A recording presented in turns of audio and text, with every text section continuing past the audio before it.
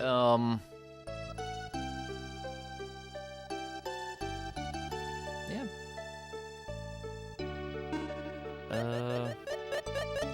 Let's just do this. Alright. Let's give it a go.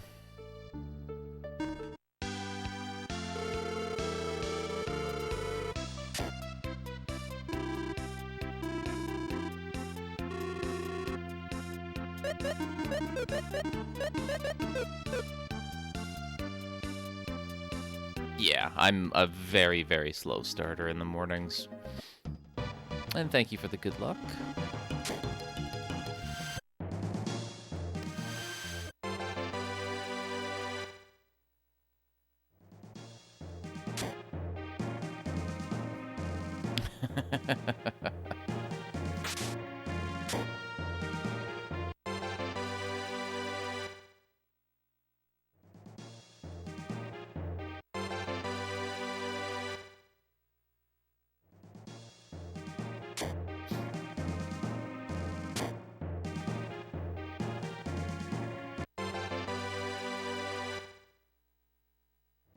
Well, that was most likely...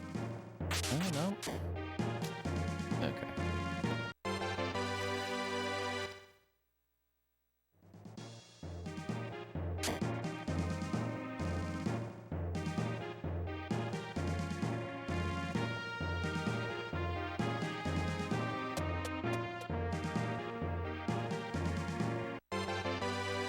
This is why it's important to check.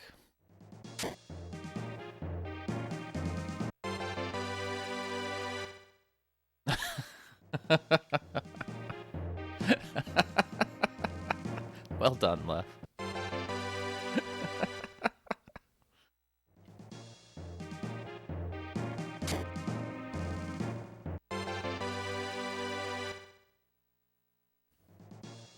Ooh.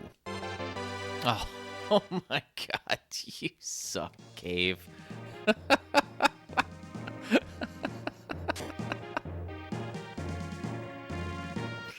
Literally the worst blue chest item.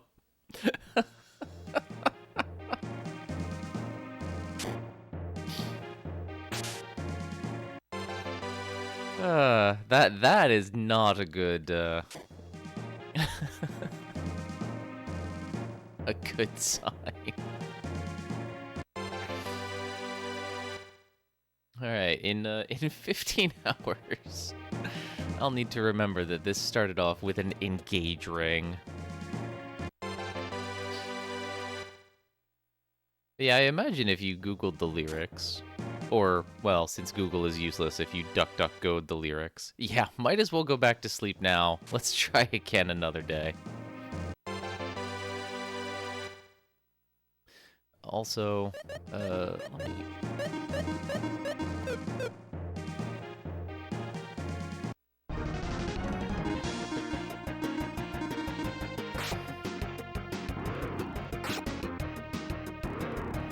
I do want to play this a little defensively. To start, only get aggressive when we have a jelly kill, or are going for the jelly kill.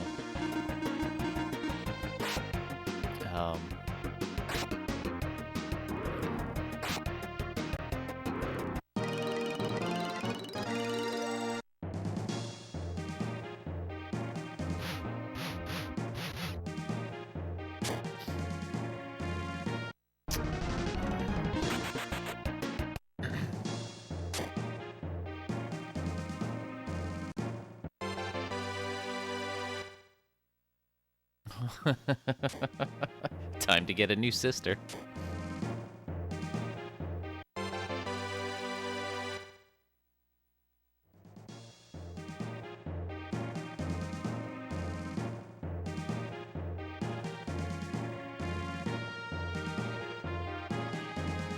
I'm gonna venture a guess that you just really don't like drinking black coffee, then.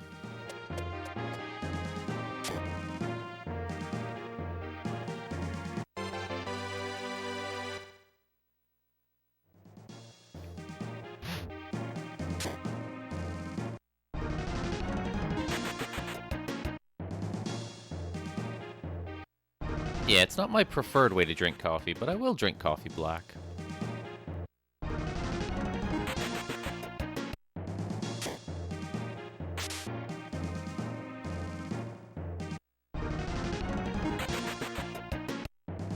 That is a lot of blue slimy slimes.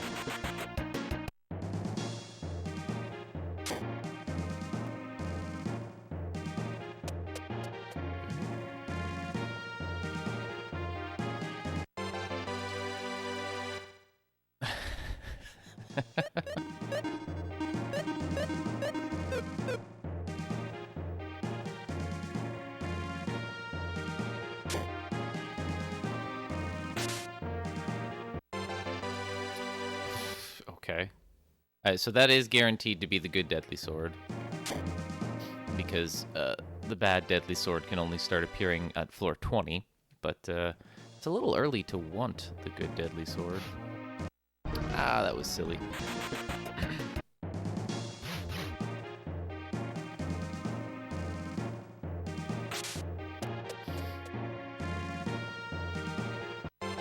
I should at least try to play smart.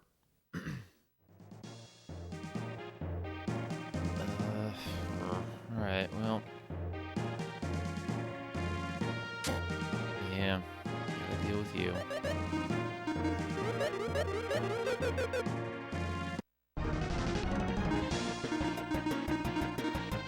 I wish I had Zap this early. That'd be fun.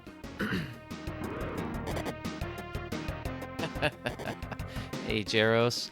Yeah, every 200 sub points, new Iris % attempt.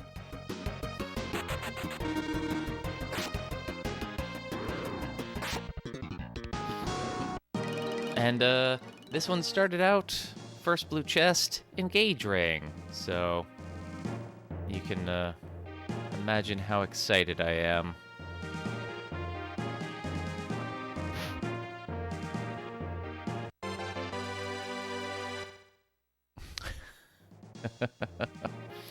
I appreciate that. I don't know about deserved, but I will take it because I do need the money.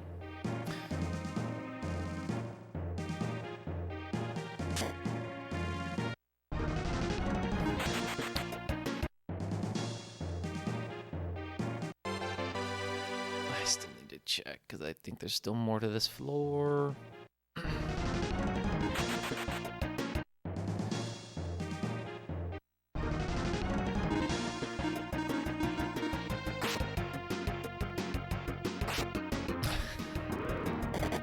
I appreciate that, Franz. Thank you. I definitely deserve having to... Yeah, I must have offended Buddha in a past life to be to be condemned to do this many Iris %.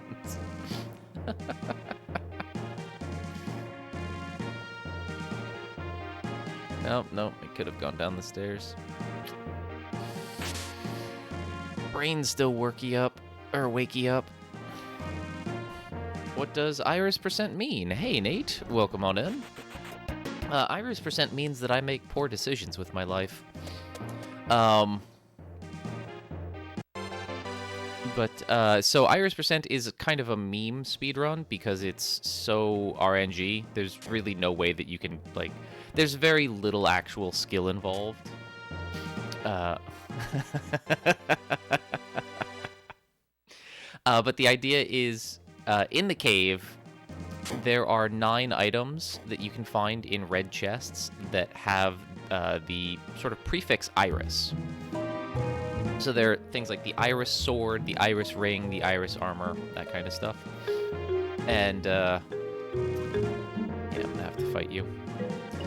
And I've got to find those 9 items in red chests. I also need to get to the bottom of the cave at some point and defeat the Master Jelly of the cave, the boss. Just like in an any %, because the Master Jelly's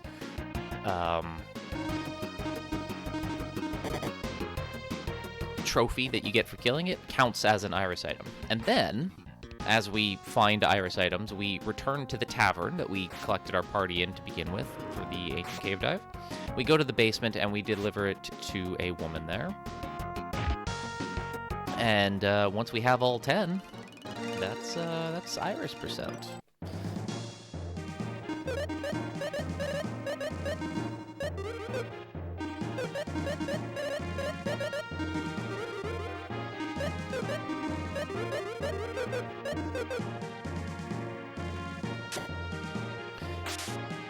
Now, there's, like I said, there's very little skill involved in this because it is just opening red chests and hoping that you get lucky. There is a little bit of... I don't actually want to deal with you.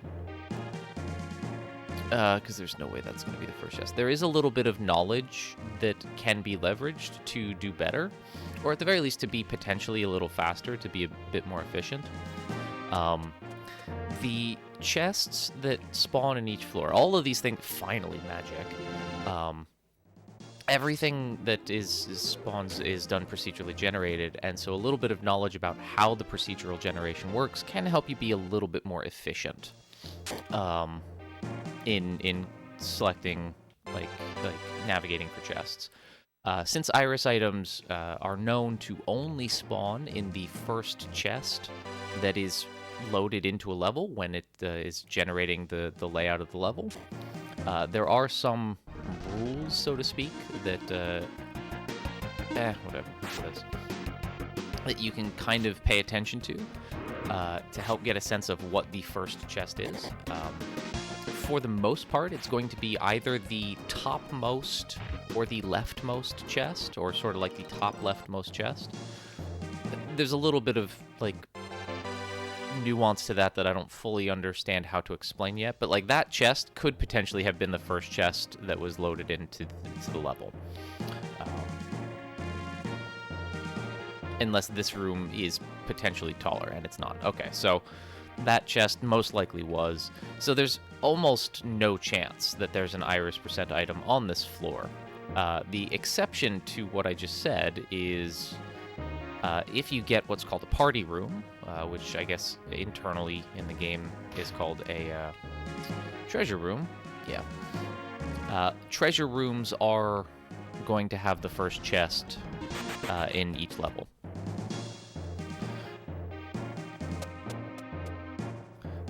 And there are even some rules about treasure room chest spawn generation so that you could help identify, even within a treasure room, which chest is potentially... Like, you can rule out some chests. Now, ultimately, if you're getting a treasure room, you don't care. You're going to try to just open all the chests anyways, because they're all conveniently located in a 7x8 tile set. So they're all close by, and whatever, you can get them all. But outside of that, there isn't really much more you can do. I'm gonna get rid of that, but this time we're gonna feed that.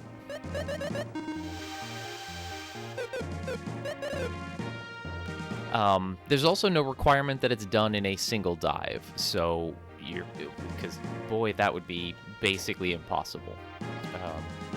Short of legitimately RNG manipulation, it is basically impossible to get all this done in one dive. The odds are so heavily stacked against, because there are only 9 items, and each time you find one of them, that means that there's fewer of them to find, so it is actually less likely to find one later and later and later. Most iris percent runs just don't finish. You can see in my little tracker there, my live split, that I have completed 2 out of... This is approximately my 12th attempt. There's actually, you know, an tallied attempt that I did after an any percent run, because I had found 4 iris items in that dive. And this was before I really was taking seriously the idea of, like, doing an iris percent. It was just sort of, like, on a lark, and I thought that's, like, a good start. And it is a good start, but I, you know, kept going for, like, another 8 hours or 6 hours or something like that, and only, I think, found 7 or 8 total items. So, yeah. This is the thing, though, where it's like, it's not like my Shantae runs, where I've only completed a few hundred out of a few thousand attempts, where I'm just resetting all the time. This is just, the runs die because it's been 15 hours, or 13 hours, or, you know, however many hours, and I just haven't found enough, and I'm tired, and I go to bed. So, this is how it is. Hey, Jedi, welcome on in.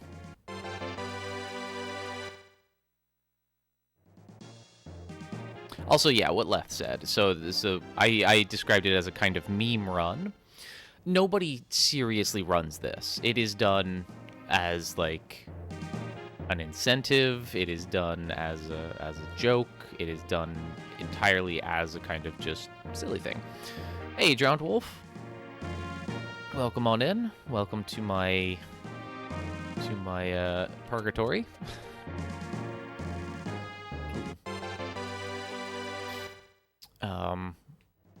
Okay.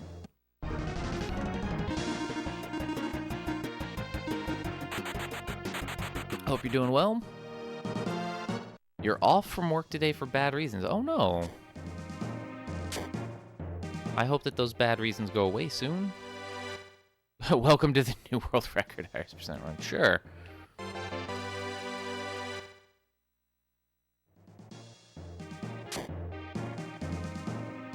So this is most likely the first chest in this floor unless there's a party room. So I would really, really like it if there's an iris item, but it's not. Oh god.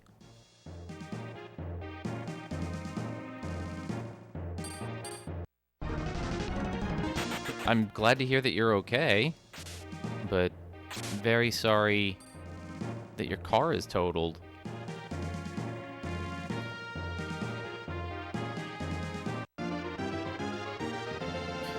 Okay, and we've got healing magic now, so that's kind of nice. So you may be asking yourself, you know, if I'm looking for iris items, why am I opening other chests that are not potentially iris items? It's a very good question.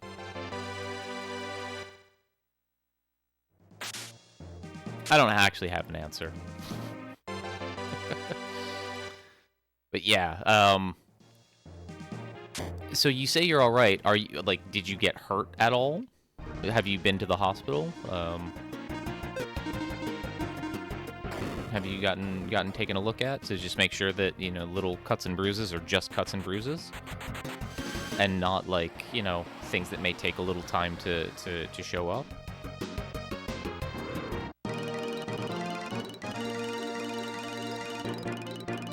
Some bruising on your knuckles where you hit the wheel. Ooh, God. See chest, open chest. Yeah. See, so this is a party room. This is apparently a really bad party room, too, because I do not see that many. I see one chest and 2, 4, 6, 8 enemies. Okay, a second chest, a third chest. This is a garbage party room.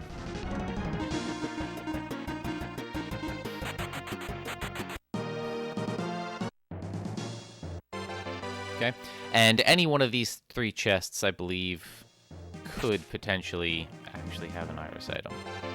Or, well, could potentially be the first chest that spawns in the area.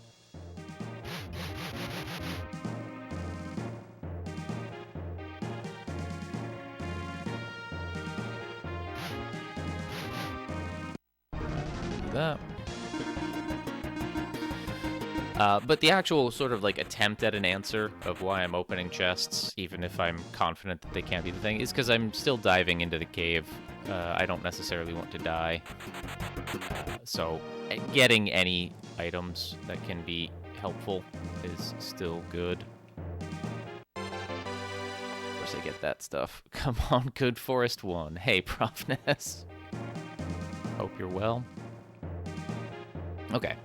But since that was the party room, I don't like if I was at the point where I'm just looking for iris items and I'm still not potentially looking to have to kill the jelly, I would just stop opening chests and go straight for the stairs. But there we go. This is also a very, very not fun start. What do we got there?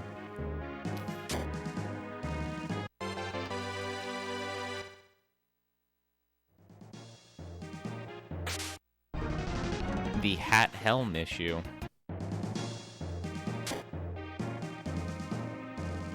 You just mean how, like, certain pieces of gear don't spawn after floor 9, like hats and shields and rocks and all that? There is. Not using that for the run.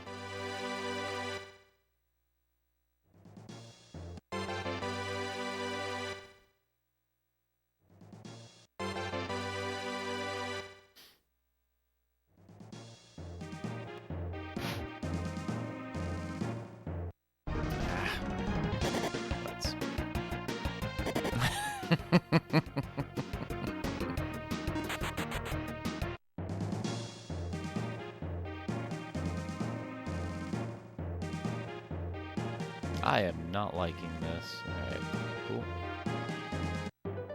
Alright, actually.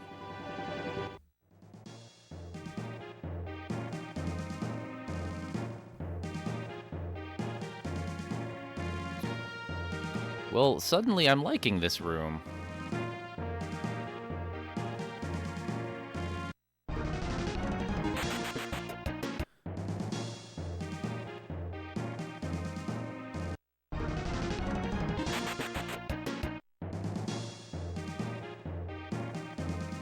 Alright, we are not good on blue chests, but we have our first iris item. Which means, yeah, there are the stairs.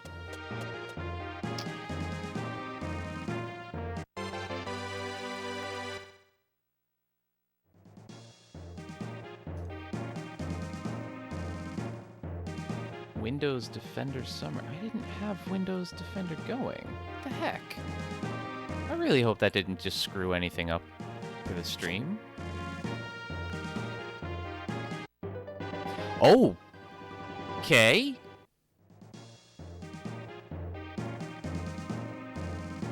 Windows Defender Summary. Do you want to do that again? Oh, okay. What?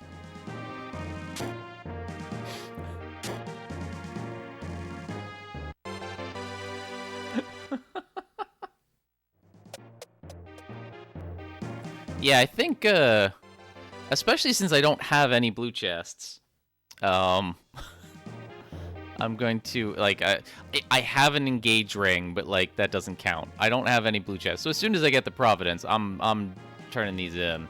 We're not sitting out with that. I need you to go away. There we go.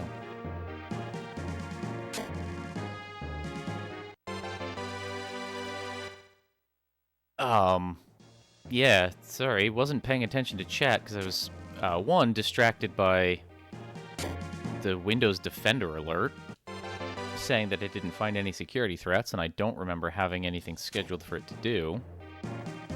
But then getting Iris Armor.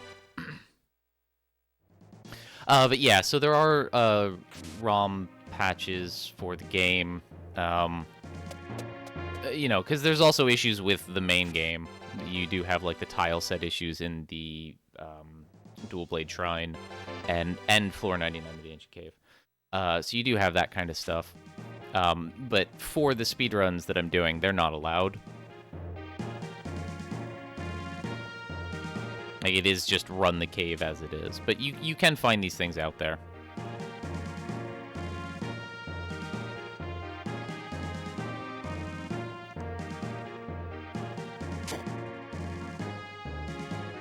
Alright, well, that's basically that.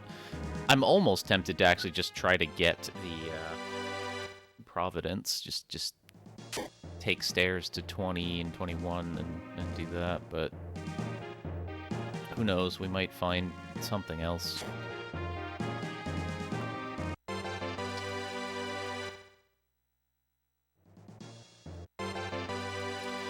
You're at the end party, enter level 90 plus.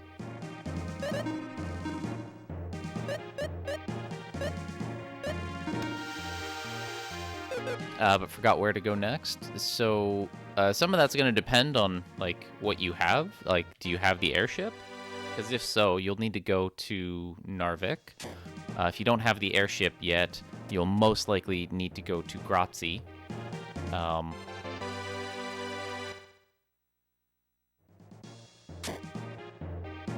which you need. I mean, you have you will have the submarine for. You'll just do that.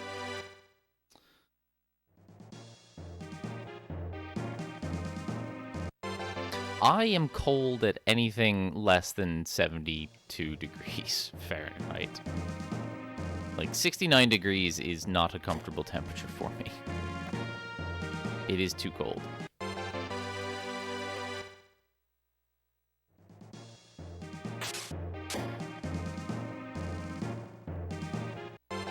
I also don't entirely get the appeal of, like, wearing heavy clothes. Like hoodies and things like that, and even sweatpants. I prefer lighter clothes, airier clothes, or even just no clothes. Like just sitting around in my undies.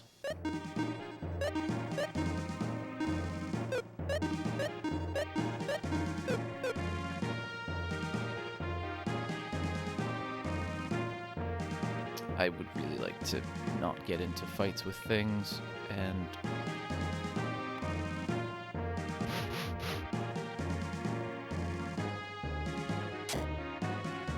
get the Providence and get out. We're just doing that. I'm not exploring the rest of the floor. I like heavy blankets.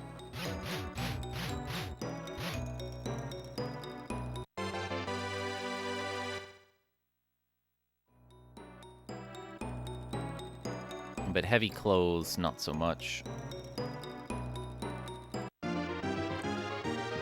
I really need these enemies to stop being so bad. Go away.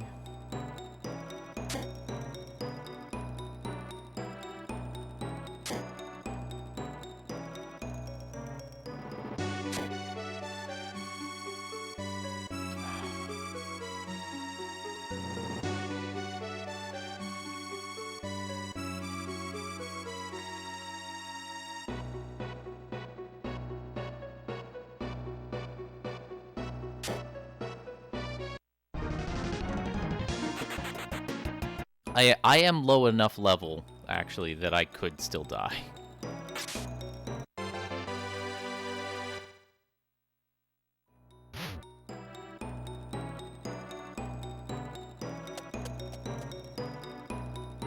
So I need that Providence, and I need to get out of here.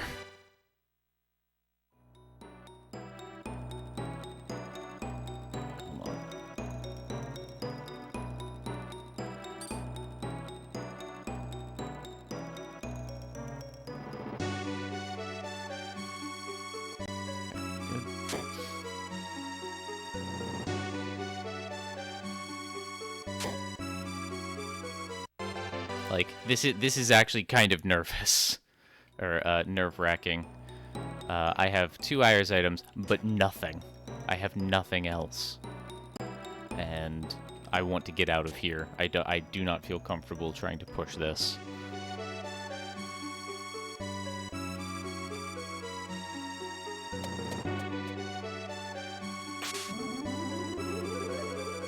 Please be a Providence. No. Also, swear to God, if I die, I'm gonna have to cry for a little bit. Okay, good, very good. Let's get out of here. I'm not in the mood for this. That was not a good, like, sorry, that was not a comfortable first dive. So, yeah, so this is when we turn in the Iris items, and so this is more or less when I do my silly little splits. Not that they matter.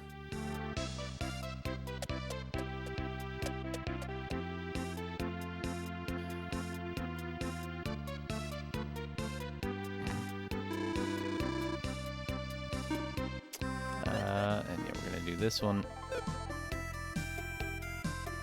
But yeah, pressure's gone from that one. So yeah, if anybody who still needed the explanation is there, that's where we go turn in the Iris items, and then we just dive back into the cave and try to find more. The all the items that we found before, they're gone, except for the items that we found in blue chests. Those are the only ones that you can take out of the cave with you and then bring back into the cave with you. So, I mean, technically I do have a water jewel that I could equip on somebody, but who cares? I mean, a little bit of extra defense early is kind of nice. Also, what's its, Oh, yeah. Alright, sure. I guess in a pinch, if we get IP, we can do Frost. Oh, go away. Bad moth. Bad moth.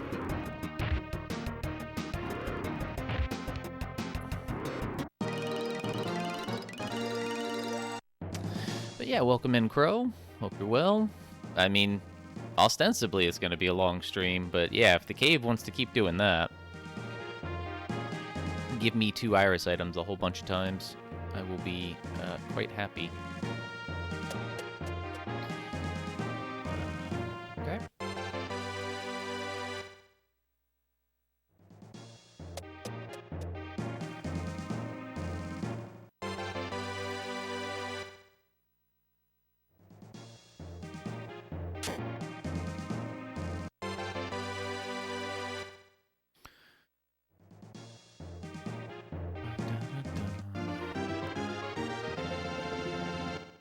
So, okay. Ah, another water jewel.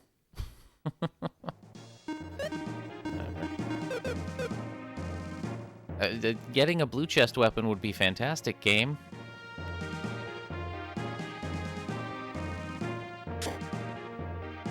That would be preferable.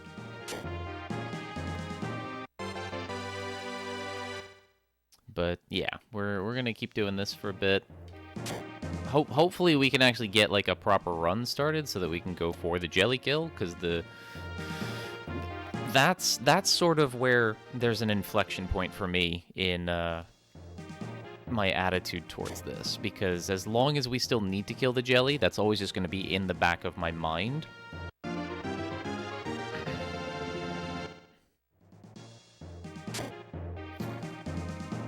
Taking Decker instead of another caster. He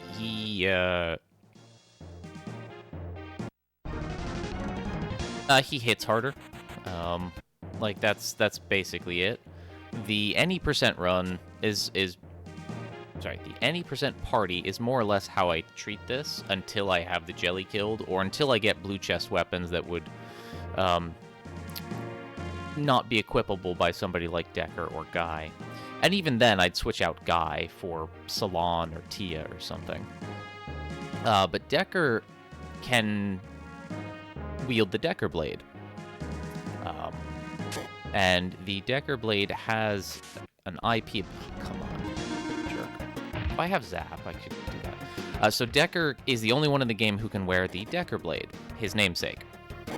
And the IP ability for the Decker Blade, Fatal Blow, does minimum 50% of the target's current hit points in damage.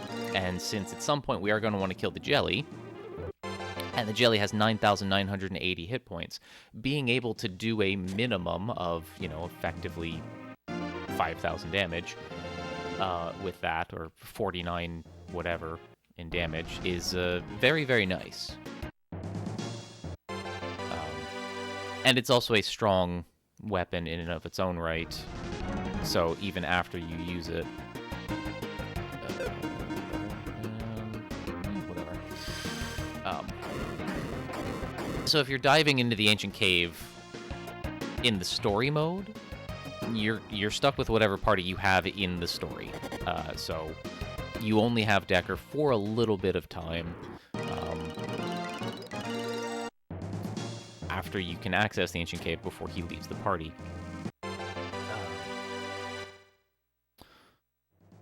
But if you are doing the gift mode, which is what I'm doing, which is what we do for the speedrun, you can choose your party. So Decker is a mainstay for any percent parties because of the Decker Blade.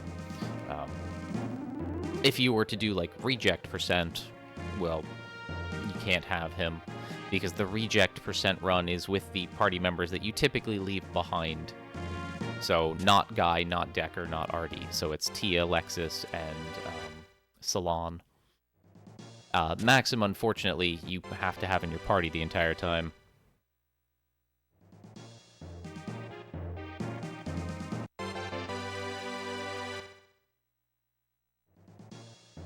Yeah, let's do this.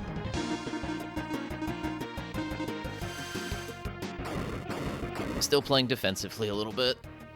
We're just gonna try to kill things. The Eagles are kind of worthwhile to kill. Because they have a slight % chance to drop an Eagle Rock, which boosts our agility. Agility is probably, until you get to the jelly, agility is probably the most important stat for your characters. So anything you can do to boost that is kind of huge.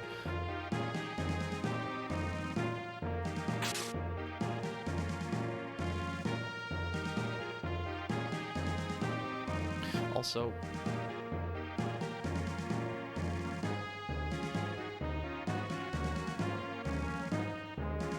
I had my cup of coffee sitting here the entire time, and I haven't had a single sip of it until now.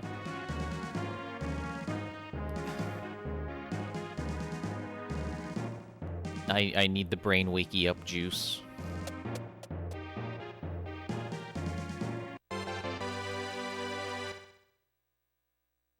Yeah, the agility is key for running away, which is going to matter after we kill the jelly. After we kill the jelly, my party's probably actually just going to be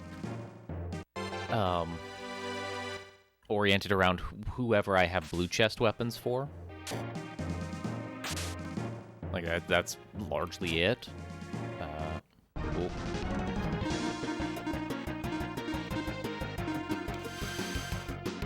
But beforehand, until I kill the jelly, the party that I bring into the cave, I'm very much focusing on, like, what party do I have that can kill the jelly? And right now, since I don't have, like, a snow sword for Salon or air whip for Tia or something like that, my best bet is still the any % party. Hey, Chuck. Welcome on in. Hope you're doing well.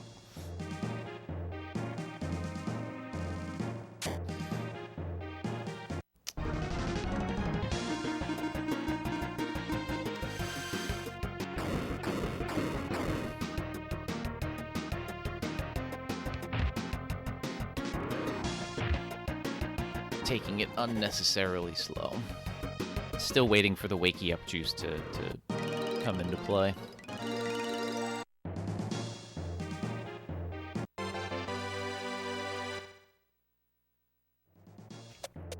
And yeah, for basically any of the speedruns, the jelly kills have to be legit jelly kills, which means you have to do damage to it. There are, like, the game is buggy and weird and coded strangely. All it registers is that the fight with the jelly ends in a way that the jelly has not run away, and you win, essentially. So you can go into the jelly fight and kill your party members in, you know, the first 3 turns before the jelly runs away, and you win the fight as far as the game is concerned. Oh boy. All right, come here.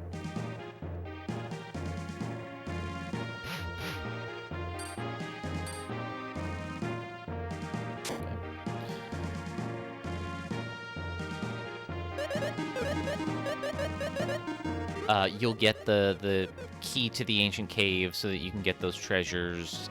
Come on, get out of there. And you'll get the Master Jelly trophy that you can turn into the basement. But that is considered verboten for these rule sets.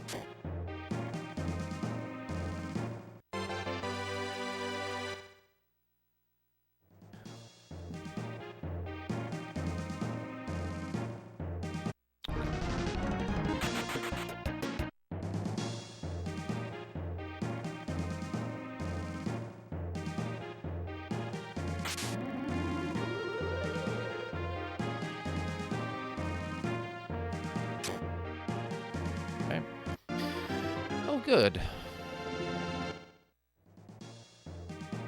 I actually do like seeing that.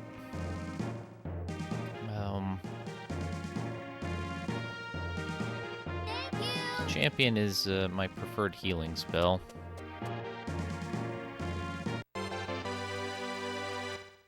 little expensive, but gets the job done until you have an excess of like 400 hit points. Which very, very rarely happens in the Ancient Cave speedruns, although it does actually happen from time to time in Iris percent runs, because you're taking it slow. And it definitely... Jesus Christ. Okay.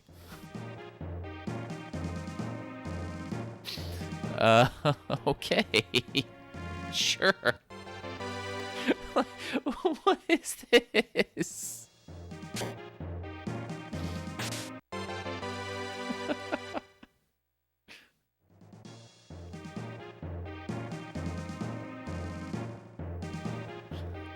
Okay.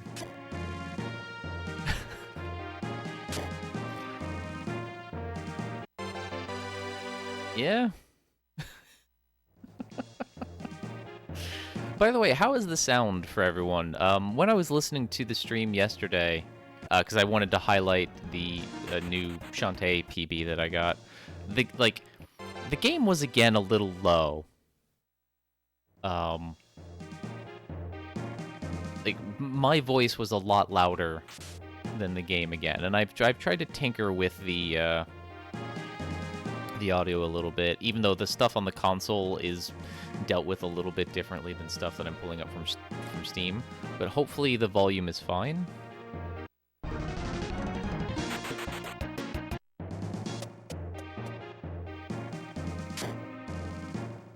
Balance is fine for you? Okay, cool.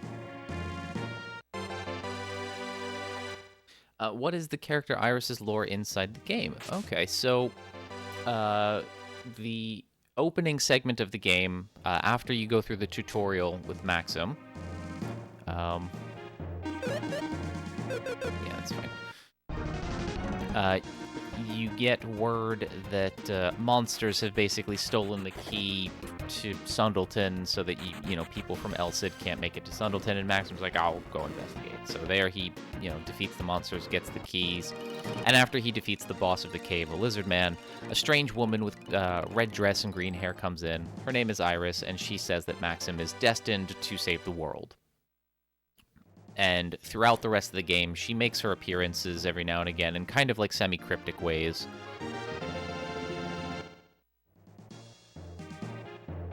To help not just spur Maxim on, but eventually to connect his destiny to the destiny of the other main characters, particularly Salon.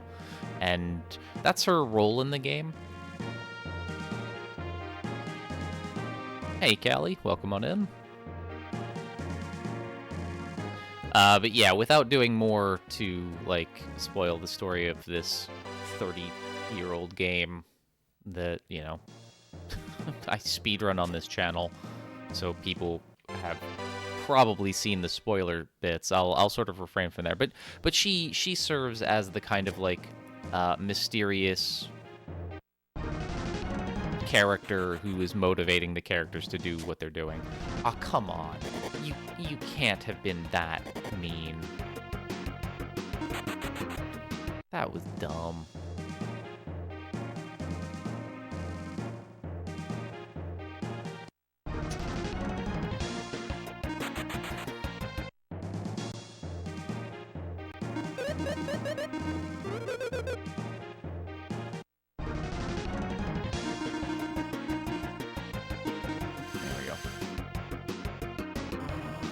And thank you, Chuck.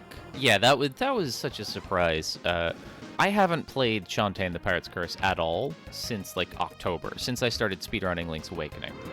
And just because I put Link's Awakening down on Sunday and didn't really have anything planned for yesterday, or for Tuesday, I thought, okay, well, I'll just actually pick Shantae up again, because it's my favorite speed game. Love doing it.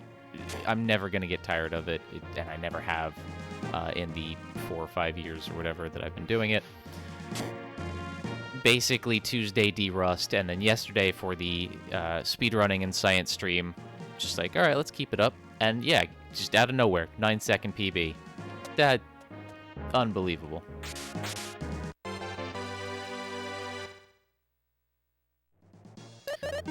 Also, let's start putting equipment on people, because I realized I haven't done that yet.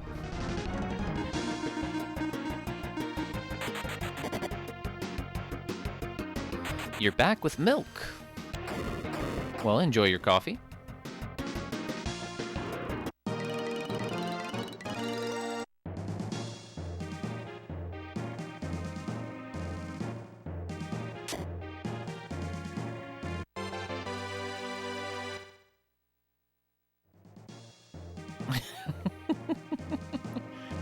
Yeah. Oh, Moni, did you miss all of the Iris items?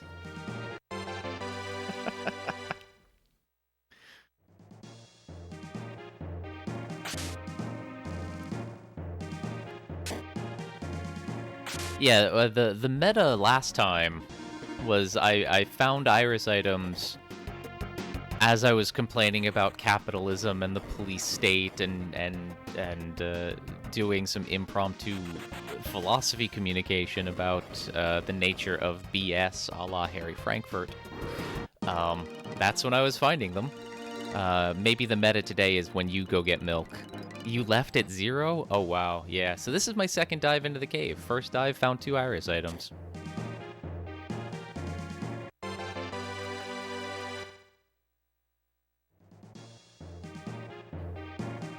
So yeah, maybe the meta is is people leaving. Maybe the meta is I'm just here lonely.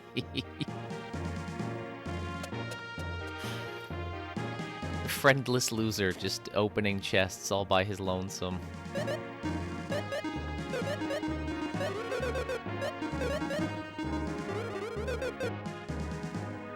Alright, we're gonna have to... You suck.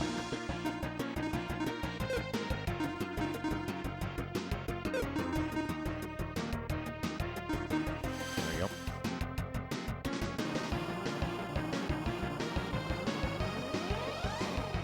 Big yawn and stretch.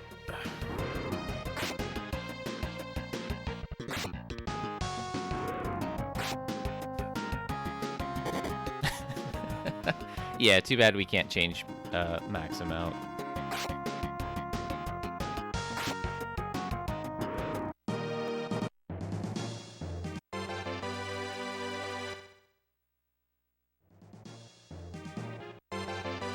Alright.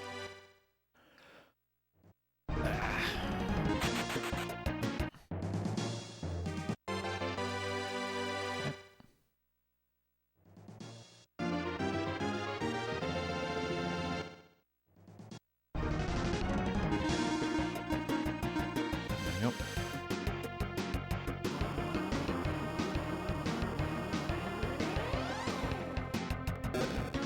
Oh god, lovely icy rain out there. Yeah, actually, please don't go get more milk if you gotta go out into the icy rain.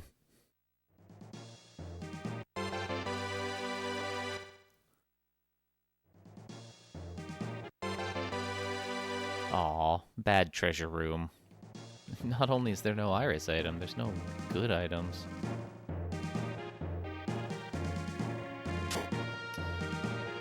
Alright, so since I'm probably not going to bother...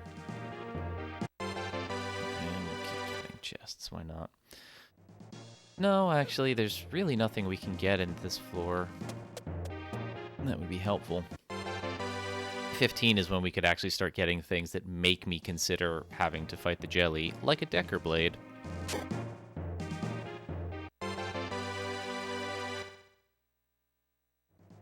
Have Iris and friends.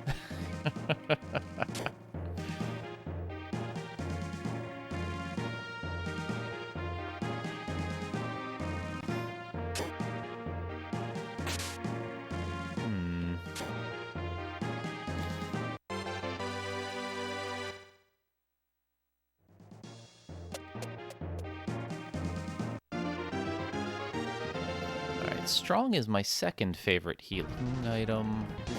Who did that? Who walked directly into the combat with the mushrooms? What foolish fool would do that?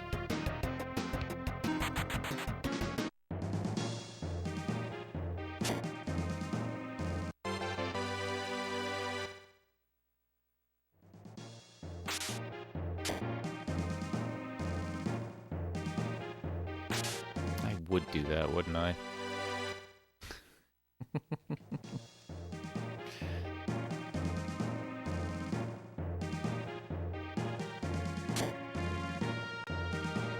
I mean, honestly, with movement that I put on display in this game, it is a surprise that, one, I have a decent time in the Ancient Cave, period, in any percent runs, and two, that I have even completed an Iris percent, much less completed two.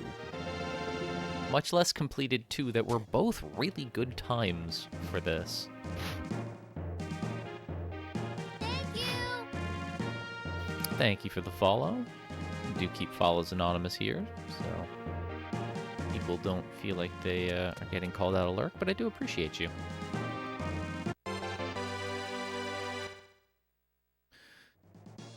Yeah, actually, at this point, unless I get a Decker Blade, I'm gonna Providence out as soon as we can. Deposit that third one.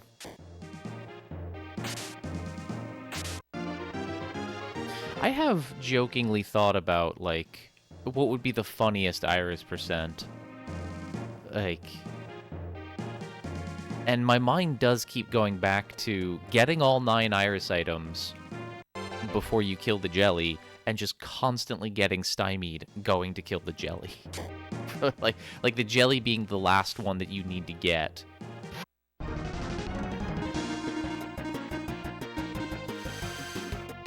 And you just never get the things you need to get the kill. Like, that's just what my mind keeps going back to as sort of the funniest potential outcome.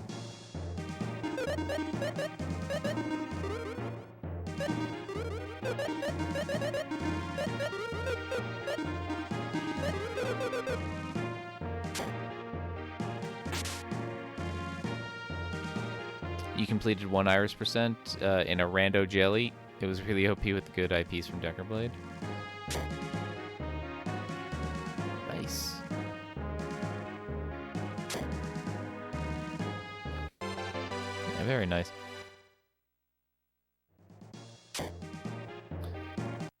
Oh yeah, getting all 9 in a single dive would be the funniest if you couldn't kill the jelly at that point for one reason or another. But I was thinking just get all 9 at some point. But you never actually make it to the jelly, or you never make it a jelly kill, because in my first Iris percent that was completed, for those who remember that lovely Christmas miracle that was that, I did attempt a jelly kill and failed. And it was the second jelly attempt that I finally...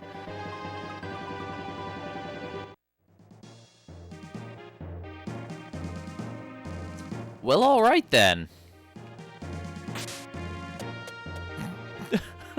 What is this?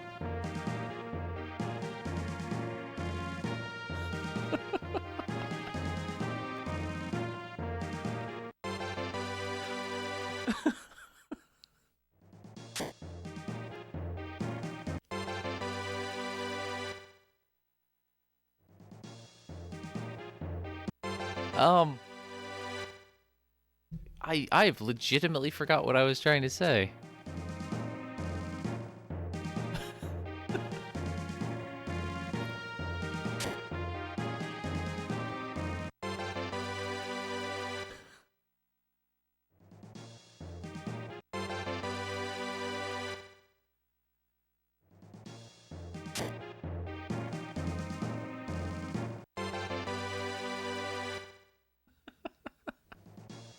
This is dumb.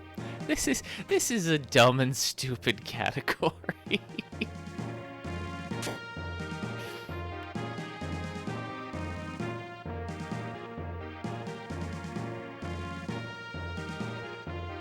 I need that deadly sword to get away from the door. Okay, there we go.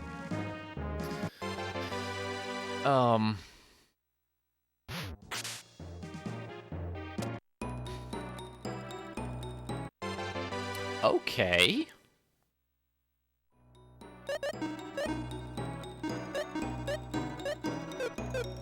We got a good weapon.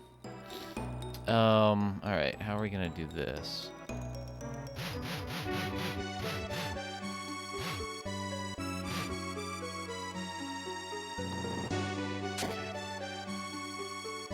Yeah, desperately hope.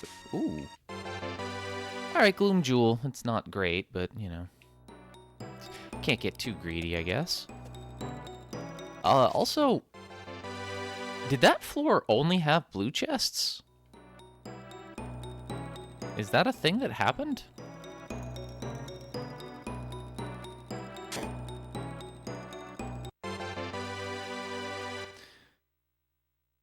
Yeah, I think it's 21.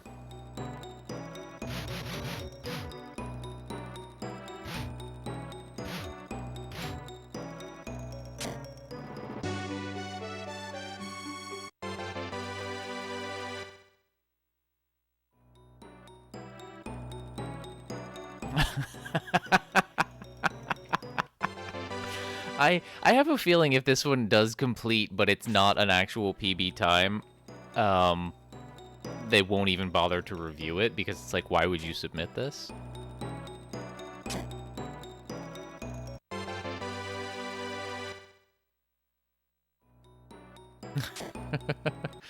Yeah, Gloom Jewel's not really that impressive,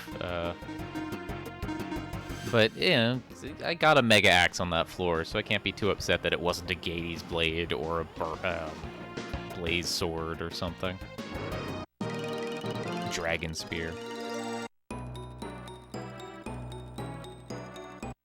Oh yeah, I'll share it in the Discord that I, you know, Iris % finding 4 items in the first hour.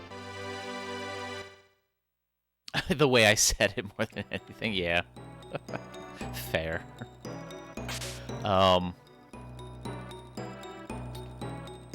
But you know, that's not entirely uncommon. It's not like super common, but I've had any % dives that found 4 Iris items in the way to, or on the way to the jelly. Hey, Clane, welcome on in. Thank you for the good luck. As you can see, I've had good luck. And I believe Magus has even had runs where he's had 5 or 6 Iris items, in just like any % runs. So it's not entirely uncommon. It's just rare. Yeah.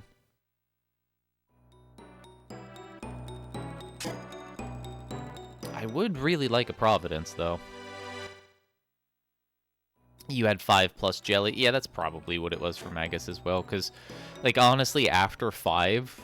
like, while the % chance to find an item goes down at a linear rate, like, it does really start to get super low when you're looking for those last, well, really the last 2 especially, but, oh, where are the stairs?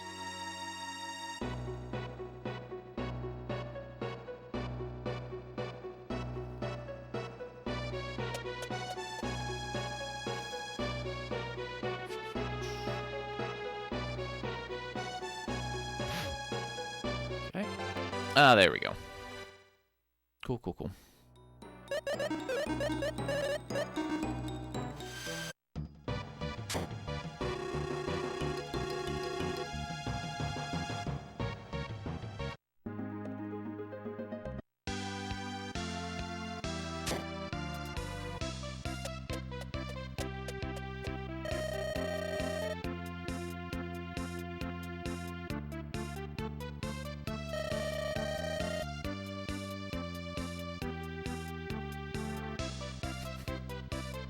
This is dumb and stupid.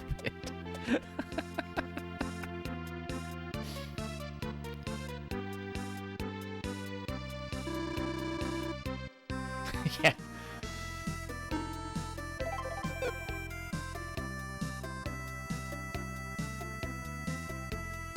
Also, hold on a sec. The sun's coming in through the blinds.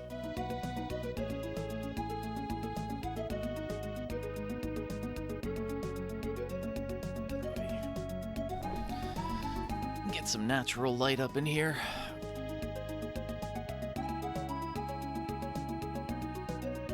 Oh, yeah, I guess the yellow is on top of the yellow. Let me fix that.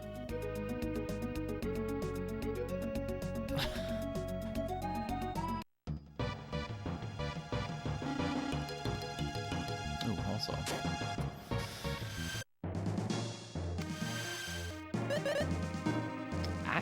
Good God. All right. Apparently, I can't even have morning light.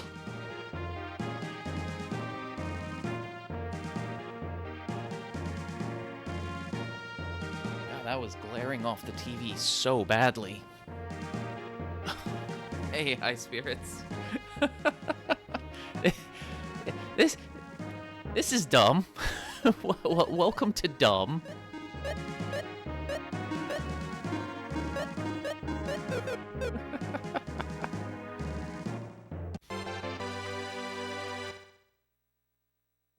Wait, what? How is there still glare?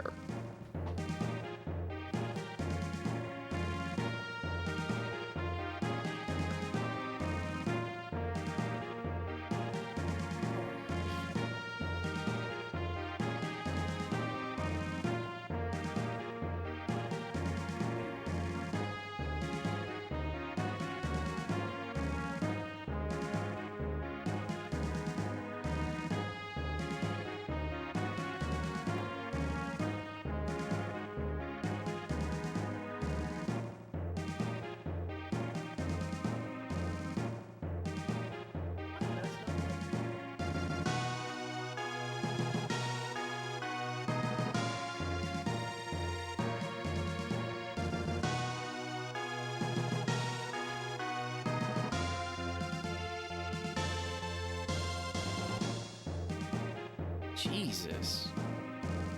Apparently the sun was just shining so bright that even with the curtains drawn, it was just glaring through the Venetians. So I needed to close them too.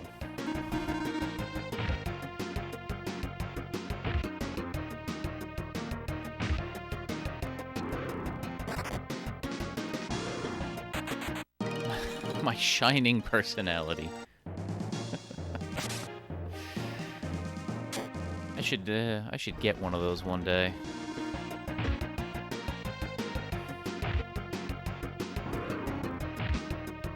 Move the item tracker to the left a bit. See the item number.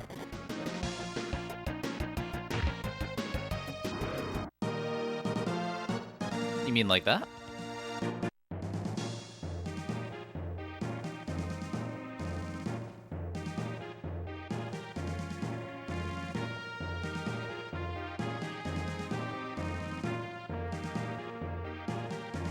Aha, okay.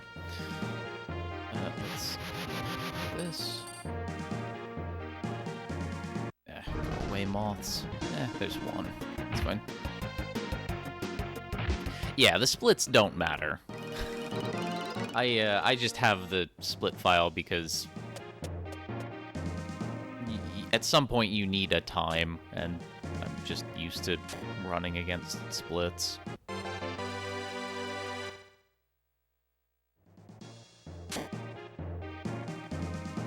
But yeah, for those who aren't familiar with Iris percents, High Spirits is the current world record holder of it. So he is undoubtedly here to throw me off my game for the next 8 hours so that he can maintain being the king of the meme run.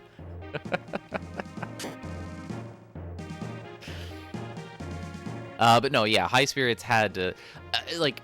I love that run so much because it was a collab stream with Magus and Yagamoth, but because of the time zone difference, like you joined late, but you were not only the first to finish, but I think you were the only one to finish.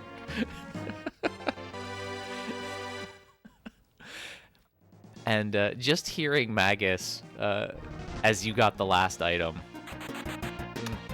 perfect way to end that one.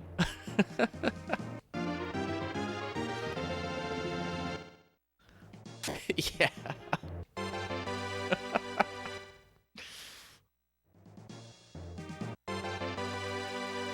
Oh, I found that ring. Which ring? Yes.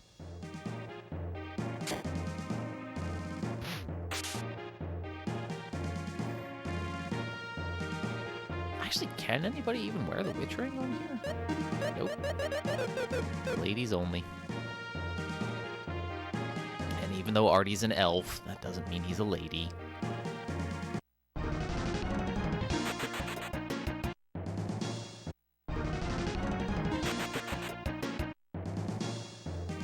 I mean, if High Spirits is manipulating the RNG, he's done a fantastic job for me. So far. But yeah, this is, just, you know, this is the meme run. And, I will continue to do these every 200 sub points.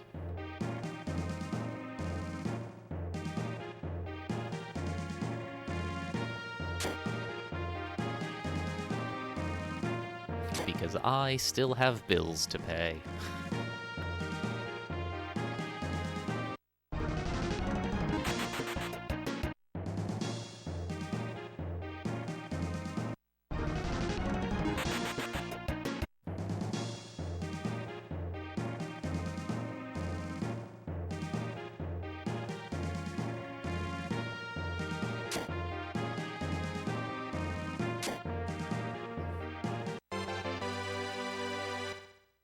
Yes, I frequently pay electric bill, gas bill, phone bill. Just a lot of bills.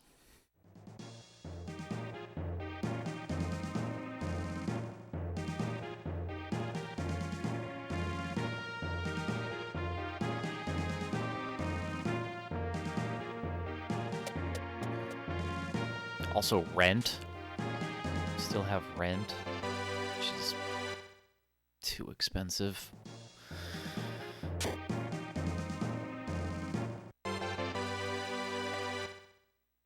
No, these bills didn't invent a PC that I can store my Pokemon in.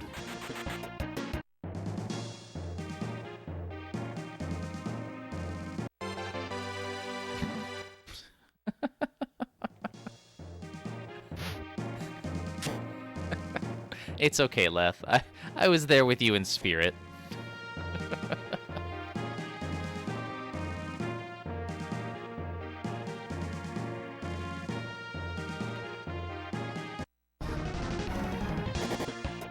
I really don't like these enemies that move so infrequently, because they will just stay still forever.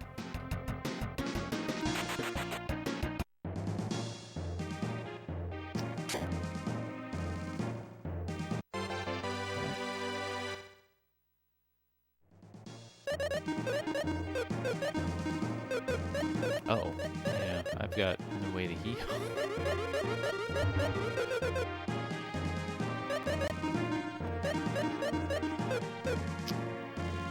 I might actually need to kill things for levels.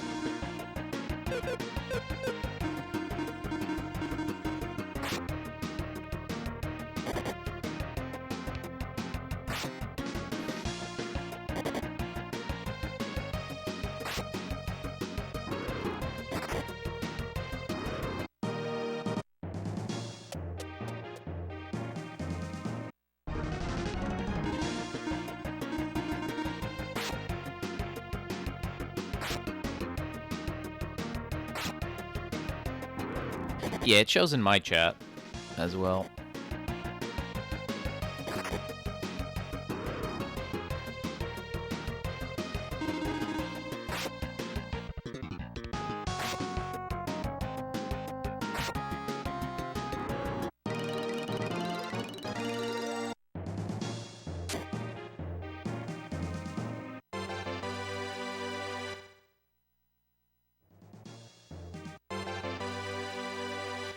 Actually, that's what I should be doing, because I find myself drinking coffee during combats, because that's when things are happening. You'd be getting in more fights.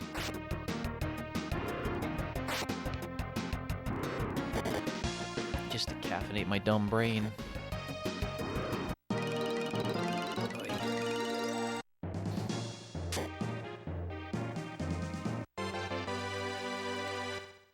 Caffeine, the best and most addictive cognitive enhancer on the planet.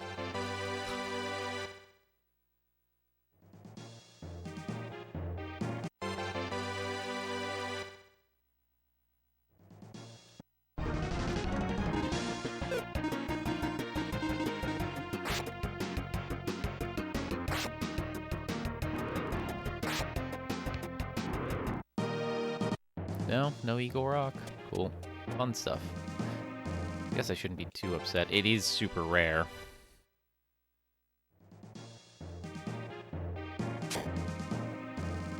Or not super rare, it's like a 1% chance to drop, something like that. Erdosh would like to have a word with me. Well, as somebody who has an Erdosh number of, I think, 4...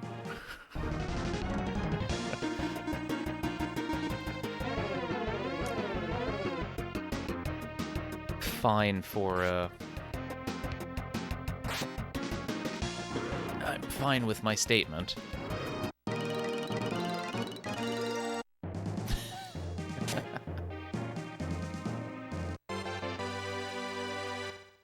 This isn't Magus's channel. I allow math on here.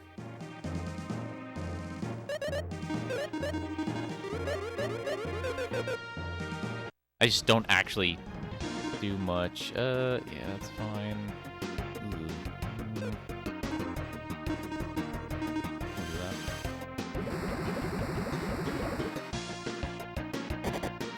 Though when I do go over papers, empirical papers, I usually skip a lot of the details on the stat stuff just because I do know that most people are not actually that interested in learning the math, and also, you know, things like math anxiety and all that. People, you know, they're not doing the SciComm stuff to get the math. Like, people who want the math stuff will go get the math stuff. People who want the SciComm usually want the not math and statistics-y side of things. Which is kind of a shame, because I really like talking about the math and stats stuff, because that's actually a really good way to tell if your colleagues are BSing you, or if they actually know what they're talking about.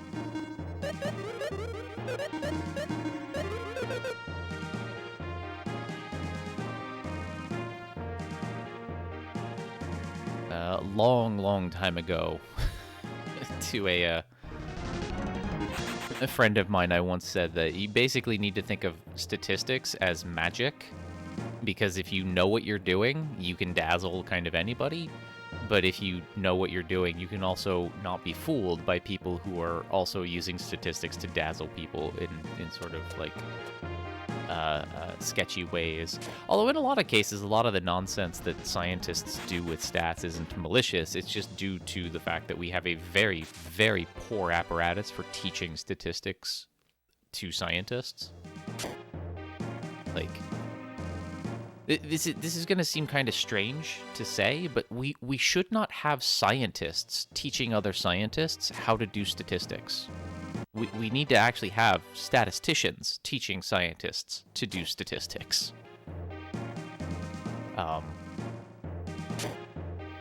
And this is because scientists, the long history of this is most scientists were trained on statistics by scientists who themselves were not trained on how to do stats by statisticians.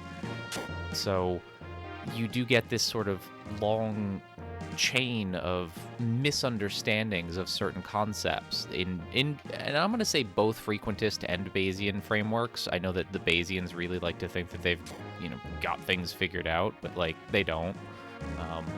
I see a lot of Bayesian statisticians make this, a lot of Bayesian scientists make the same kinds of mistakes that frequentists are accused of making, correctly accused of making. They're just doing it in a Bayesian framework because they lack the sort of statistics mindset that you need, because we just don't teach that. Hey, Sai, welcome on in. Yeah, somebody who, oh, Valor, okay.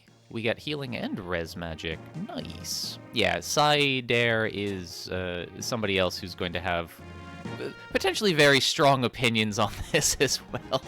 Given that she's also a PhD in psychology who studies meta-science issues, among other things, and is a SciComm streamer and YouTuber, so you should absolutely go give her a follow. If you're at all interested in the SciComm stuff that I do here, I can promise you that SciDare does it better.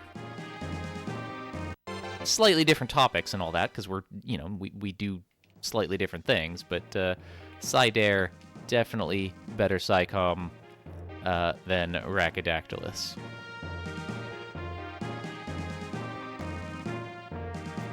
Where are les stairs? There are les stairs. There we go. You know what?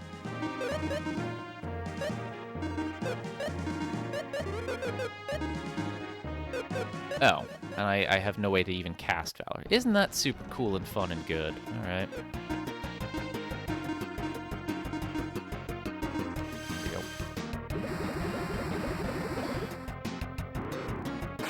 Nice. There we go. What's 8 plus 6? It's approximately 15.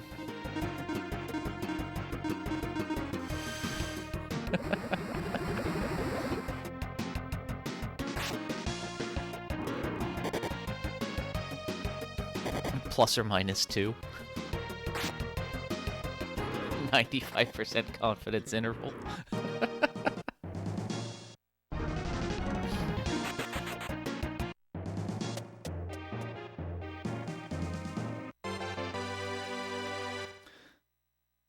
And I will not have that, Sidair. You absolutely do it better than I do. You have, first of all, please just take this for what. Ooh, blue chest. You've been doing it longer than I have. You know, I may have been. Ooh, fry sword. Yes, please, and thank you.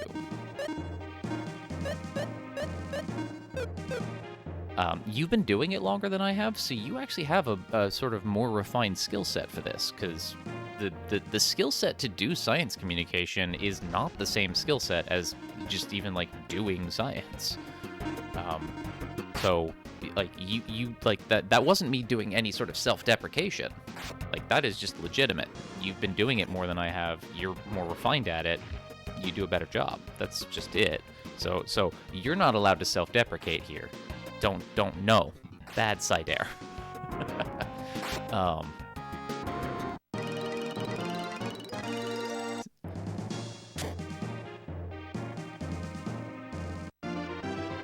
Okay, and again, I don't have the MP to even cast this healing. That's fun. But at least I've got weapons for a couple of people now. That's cool. Your PhD is basically a progression of, yeah, pretty good at stats, to I don't know what I'm doing and need to relearn everything.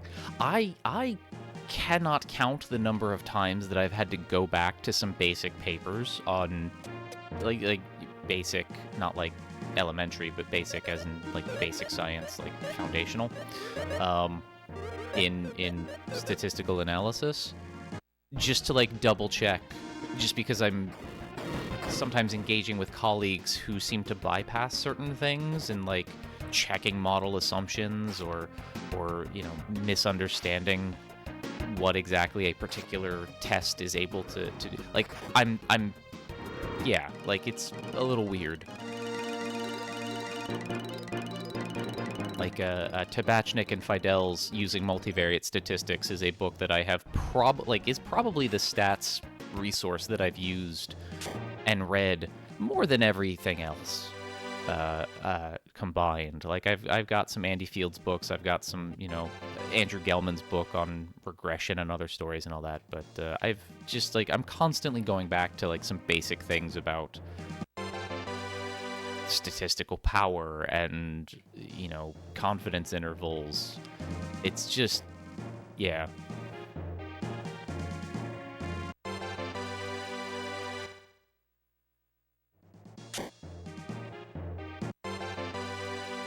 Because then sometimes the field does stupid things. Now, thankfully, I was baby scientist when this happened, but in the 2000s to like the mid to late 2000s, none of this is gonna make sense to anybody except a couple of wonky psychology nerds. But the journals that are published by the the Association for Psychological Science, journals like Psych Science and Perspectives in Psych Science and Clinical Directions in Psych Science, they moved from like letting researchers report p-values to mandating that you have to report a p-replication value, and this was their lame attempt to kind of pseudo-address the burgeoning recognition of what's called the replication crisis, which itself is kind of a mess of things at this point.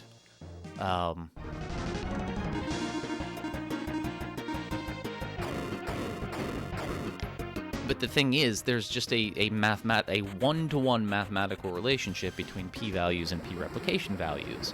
So it's just the same thing with extra steps. It didn't really solve anything, but they kept that up for like 3 years.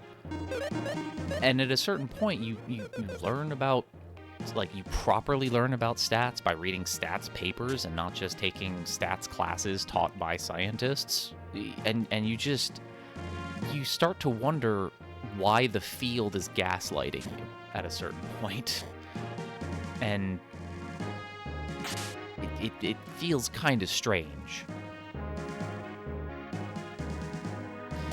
And when you're doing all of this as a student, to then also have, say, like, an advisor or two or a faculty collaborator on a project who themselves isn't actually that statistically literate, you just feel awful, because it's like, I actually kind of know more than you about this topic, but you have power to make decisions about how party room, how the research goes, and I have to tread very carefully here. And guess what I don't do, chat? I have never tread carefully in my life.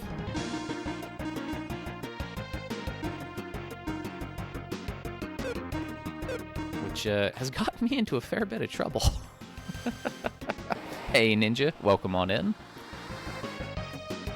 Yeah, the RNG's been interesting, that's for sure. Oh yeah, Fry Sword is Holy Elemental. Decker's crit for 1200 damage was funny, actually.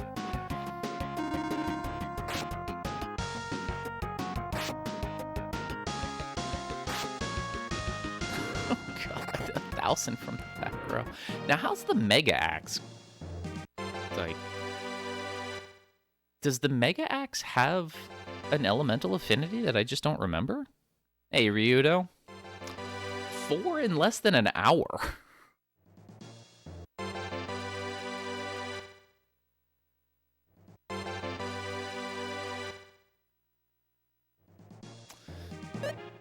Okay. Okay, we have an X magic, that's fine.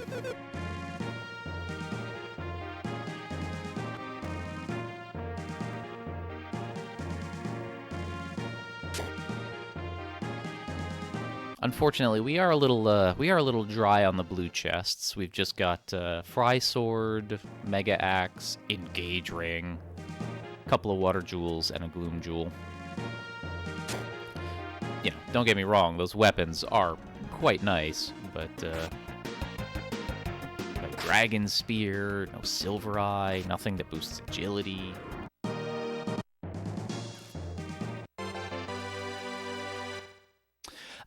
Two were on the first dive, 2 were on the second dive. This is the third dive.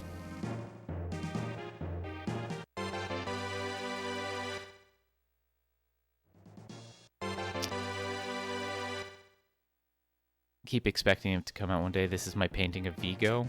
Who, me? Wait, did I miss something? You failed your first stats class, but the guy talked and looked like the dude from... Oh, okay. Yeah, the Engage Ring was the first blue chest I found, which, if that's not an ominous sign of things to come. Hey, Rex. Yeah. I see what you're seeing. How dumb is this?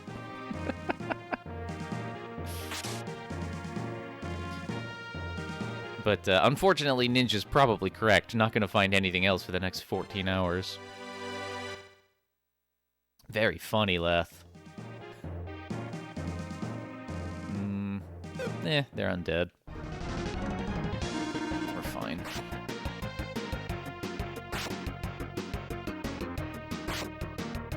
You let someone else use your calculator because even if you got 100... Oh.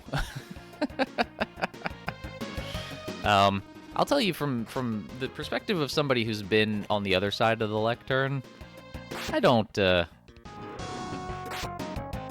I don't think that, he thought that.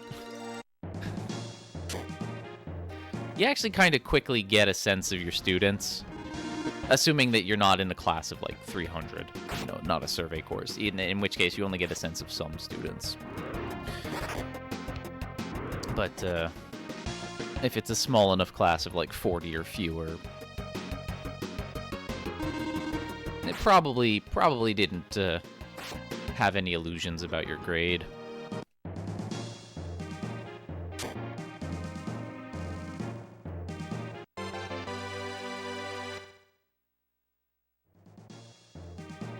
PB by 1 second and then have to... Well, so the thing is, this is a category in which the splits matter less than they matter for any other game and category. Because everything is so random, these splits just don't matter. The item tracker and a timer is basically all you really need.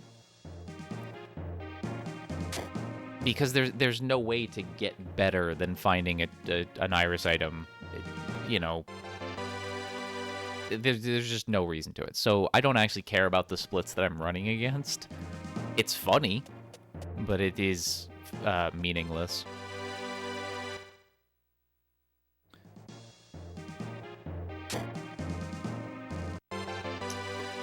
The guy was teaching stuff for the next test before you took the test on the last material. Yeah, so that's a challenging thing that I also learned as, you know, somebody being the instructor of record, is you do have to balance giving students enough time to learn material and study material for when they're going to be tested on it. And, like, it's a hard thing to balance. Which is ultimately why I decided when I was when I was an instructor of a class, my exams were all take-home, and, like, they had a week to do it. So we were learning material, but, like, you know, I would assign it on the last day of class for the week, and then say they had until the end of the next week to turn it in. So they basically had the weekend to learn the material, percolate on it, or cheat. I didn't really care which. To just do it and turn it in. I mean, I say I didn't care if they cheated. Like, I did say, like, look, this is take-home, so this is basically open notes, open book. You can collaborate, you can take the tests with, you know, other classmates and so on. Which I found out nobody did. Like, none of the students in class that I taught bothered to get together to do the exams themselves, like, together as a group. Because the only exception to that was the final exam, which I administered on the last day of class, and it was in the class, and they all just quietly adopted the mentality of just like, well, I just gotta do this on my own, and I was just like, no, like, you can, like, after about 5 or 6 minutes of them just quietly sitting in their desks looking, you know, at their computer screens, because it was administered, you know, online on Canvas. I said, you know, you all can work on this together, right? And then only about half the class bothered to, like, actually do it with other students. And it's just like, oh, like, did you all not think that you could do this? It was very weird.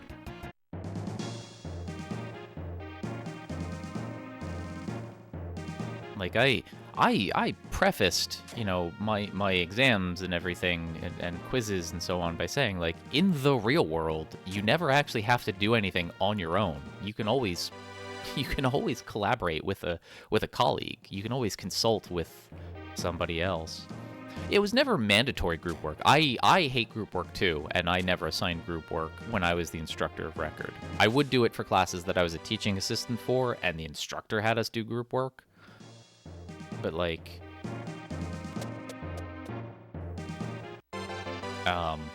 no, when I was the instructor, no group work.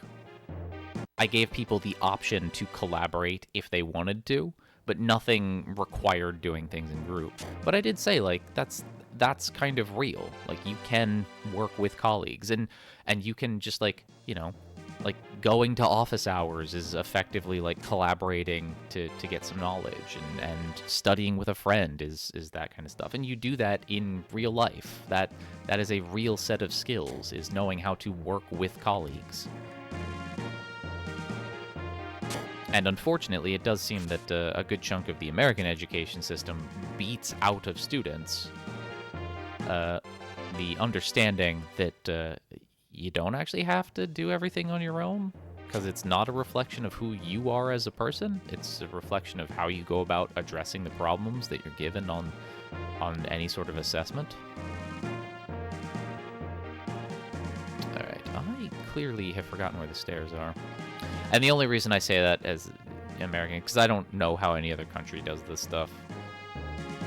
So I'm not going to slag off any other country's education system. Oh, there are the stairs. Wow, I made it to floor 20 and I don't have 2 iris items.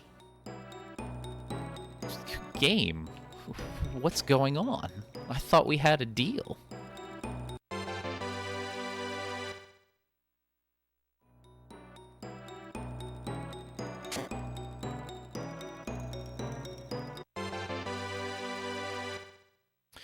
Yeah, oral exams, not great, but, like, pen and paper or pencil and paper exams, I've definitely seen that.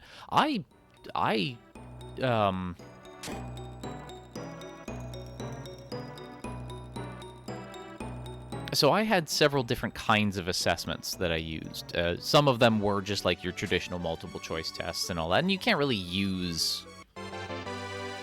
Like, you can't properly use... Like, if you know how to make a test, which not everybody knows how to make a test. I was very fortunate that I've had some advisors who, like, actually did work as test creators, and, like, they do, like, test theory and things like that. So I was fortunate that I was able to get some, you know... informal learning on how to create a test.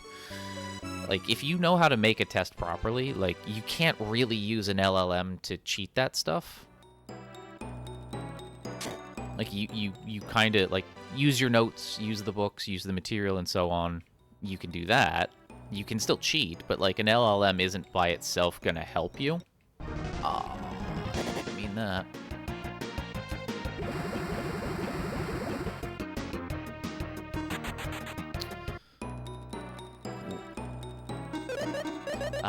But those were only some of the things I did. I did other things like essays. And if you know how to give instructions on an essay properly, on what you expect, you also, well, you can't stop them from using, like, ChatGPT, but you can catch them very easily. So, for example, in a class, you know, I had a module on cognitive biases and logical fallacies and so on. So, like, that kind of stuff. And I did strategically only teach some of them, first of all, because there's like a bajillion of them, but I did teach certain ones, and deliberately also didn't teach certain others, because there was an essay that I assigned to students, which is a very fun essay. If you're an educator out there, and you teach anything about, you know, misinformation or logical fallacies or anything like that, this is a good essay to assign to students. The essay was, write a paper that uses these logical fallacies and cognitive biases. Like, I want you to write a bad paper. Like, a logically bad paper. You have to use a minimum of, I think, 3 fallacies is what I put in the instructions, that we learned about in class. And then, after you've written it, you know, a page, 2 pages, something like that, you have to identify... Like cut and paste out the snippets from your text, identify them somehow, and then label them appropriately with what logical fallacy or cognitive bias is being expressed. And I definitely had a student who used ChatGPT because his exam used not just mislabeled certain types of things that are syntactically very close, but these things do have formal names, so like you kind of tell. But also did use ones that we didn't teach in class. And I called him out on it.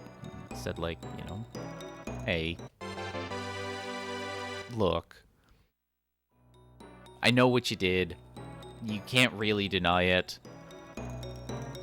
But I also did say, like, in the instructions, if you use a large language model like ChatGPT or Bard or anything, please just include the prompts that you used and the exact text that was provided as, like, an additional page at the end. And I said, you didn't even bother to do that, so do the paper again, and this time follow the instructions. And if you do use ChatGPT, just include the stuff at the end, so that I know what is your work and what is, like, I want to know what work you put into it. But it was actually a very fun paper to read the students' writing.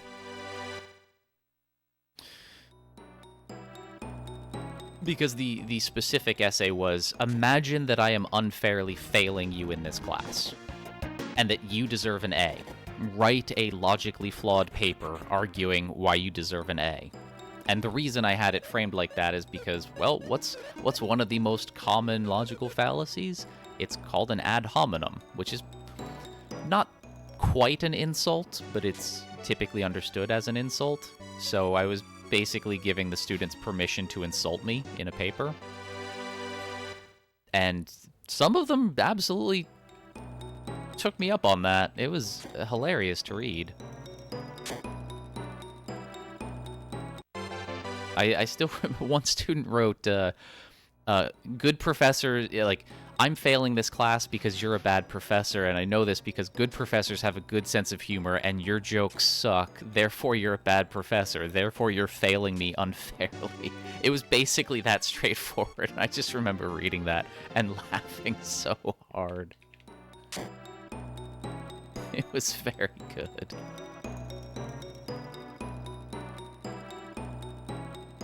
Alright, I've already forgotten where the stairs are again. Yeah, no, it was great.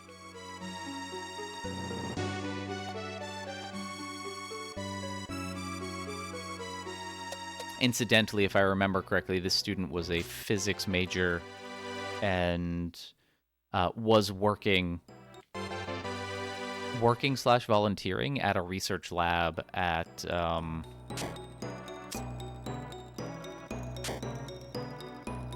Berkeley, even though, we're out in Merced, so quite a few hours away.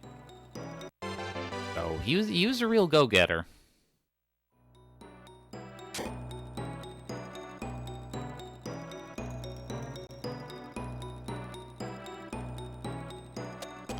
I also had a student who not only, did do an ad hominem, insulted me and so on, but also specifically at the end of her paper, all right, we might want to bring in Salon.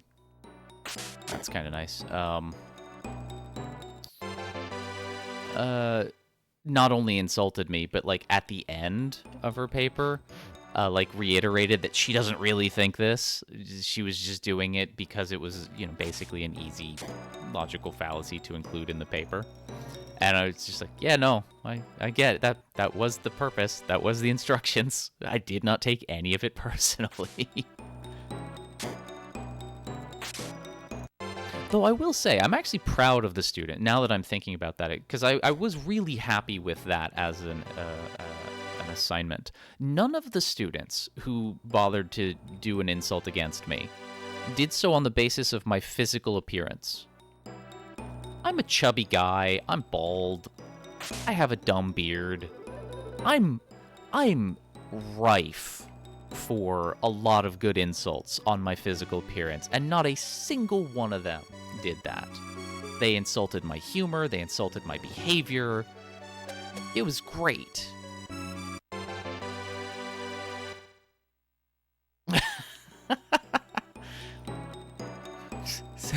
I was talking about me, Leth, I promise.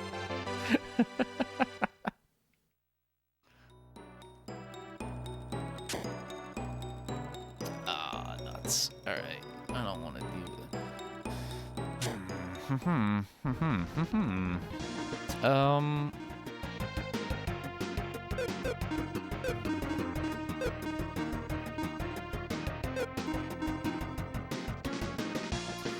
I can't remember. Do the Hellhounds count as undead?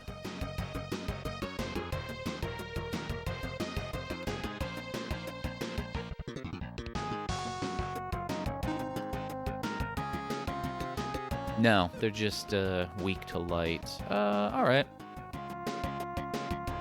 Do that.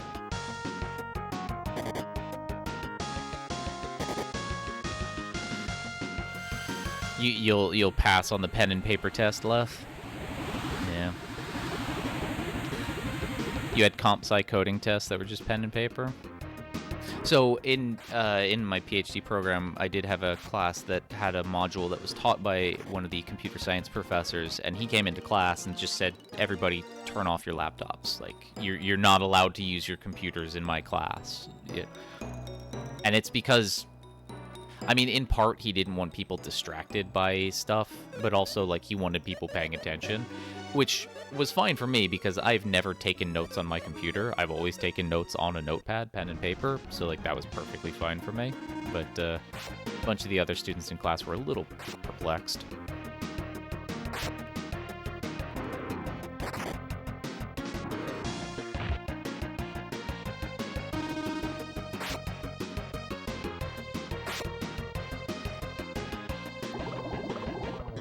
But yeah, I do know a few professors over the last few years who've still used Blue Book exams. Philosophy professors that I know have typically used Blue Book exams.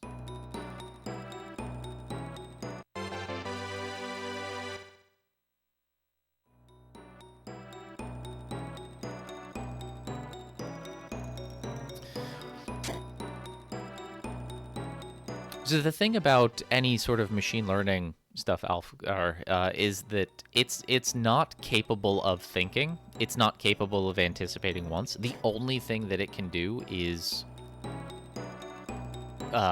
provide output on the basis of the instructions of how it processes inputs and like how it's trained and so on. So if you train a machine learning algorithm, a transformer model or something, to generate text on the basis of statistical associations between words, no matter what you put it in as a prompt, the only thing that it's ever going to give you as output is text based on the statistical association of words in a sequence. That's it. That's all it can do. It's not about giving you answers. It's not about giving you answers that are correct or even incorrect or that you want. It is just about statistical likelihoods. In order to do anything more, you do need to input some top-down additional instructions into it. Like, for example, large language models that are trained on, like, the corpora of internet data. These chatbots very quickly become Nazis because the data that they're trained on is the internet, which is just a super-duper haven for Nazi stuff.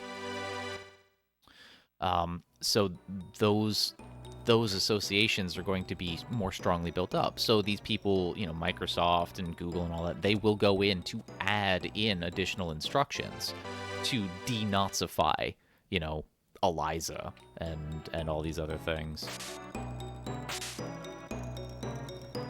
But it's also just like, you could have just been better about training your stupid plagiarism machine by being a little bit more mindful of the inputs. The same thing is true with visual generator stuff, so like picture ones, like DALL-E, Midjourney, and so on. These things are also just trained on data taken from the internet. And sure enough, in the first few years that these things were out in the wild, you would see certain biases in the data set, in the training data, emerge in what's put in the output. So, for instance, if you put in, for instance, the prompt, you know, draw me a picture of a European woman, it would just be a picture of a woman. It's just like nothing particularly special about it.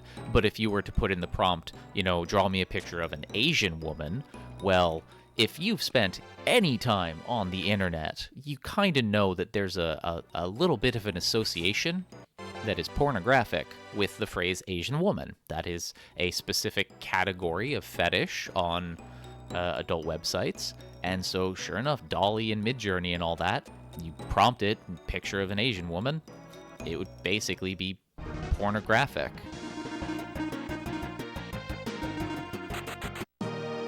Likewise,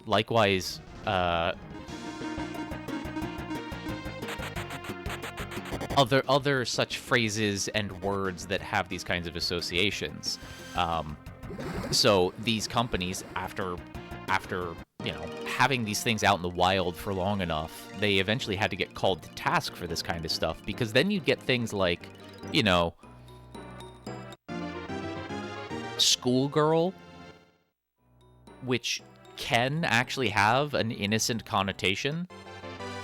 If you paint me a picture of a school with a bunch of schoolboys and schoolgirls playing in the playground, something innocent like that. But the internet being the internet, schoolgirl actually has its own sort of connotation and fetish associations. So these things were basically freely accessible in the wild CSAM production materials algorithms, and they had to go in and top down add some additional instructions in order to limit that. And I only say limit because in actual fact they can't really prevent that stuff. Part of the big problem of these transformer models that are trained on the open internet data is that in the words of the philosopher Damian Williams, these are bias optimizers. They're not capable of being anything else. That's what they are designed to be. Can we get away from these things? Can this get away from the door?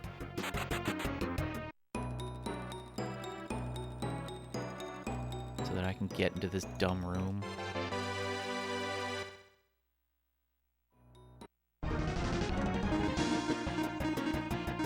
we go. Alright, we're getting lucky with the blue cores. That's nice. But the thing is, the people who create these algorithms also just they're the beneficiaries of these biases.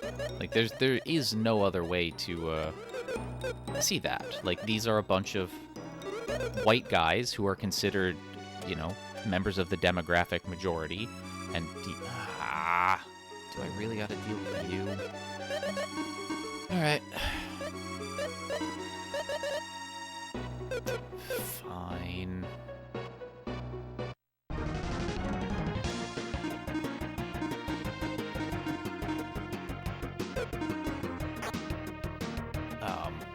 So they don't put any thought into curating the data that they use to train these models, because they're never going to be negatively portrayed as a consequence of these things. The Nazi chatbots, these are not things that are made by, Jewish scholars, Jewish engineers, Jewish comp sci majors, and so on, because, well, academia has done a really good job over many, many centuries now of keeping Jewish people out of academia. Stereotypes notwithstanding, that's actually just true. There are not a lot of Jewish scholars in STEM fields, because the scientific community is pretty anti-Semitic. Likewise with black scholars, black engineers, black comp sci majors, because academia pretty racist.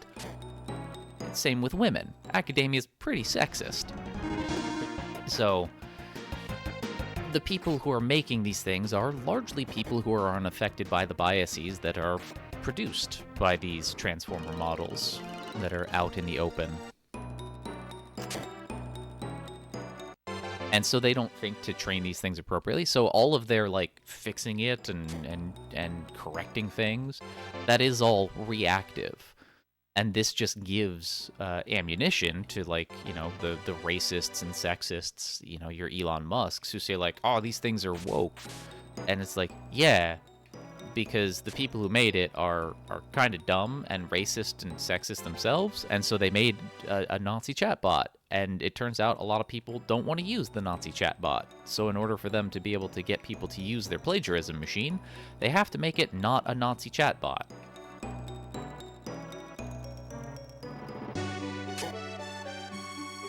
Transformer models in disguise. Yeah, they are disguised at... Oh, boy. All right, how are we going to do this? I'm going to do that, that. The thing that's bothering me most is that ninja.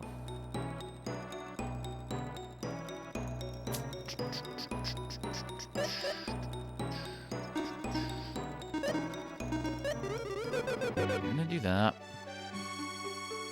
I'm going to do that.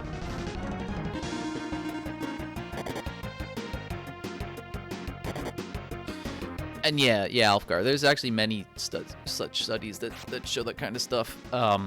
Incidentally, to sort of further reflect on how racist and sexist the institution is, a lot of changes were made after there was a big study, quote-unquote, a big sort of research report that was put out by, I want to say Stanford, on this issue. But all of the things that were... Ah, boy. All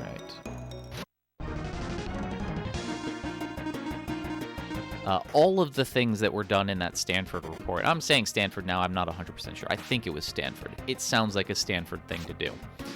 Put out this report elucidating a lot of the dangers of these LLMs in terms of being basically bias optimizers, producing, revenge porn and CSAM material and so on, reflecting the biases of the training data.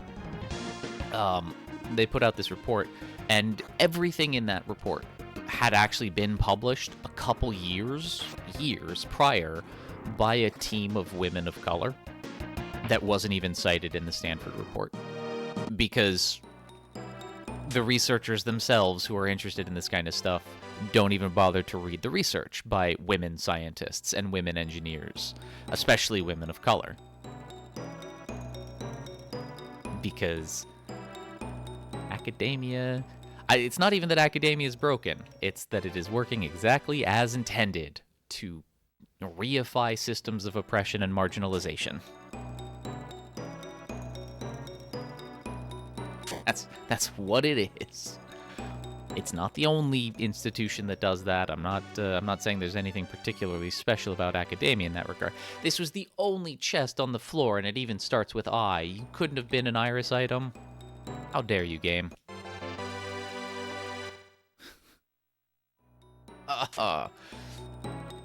Visually, I process that I.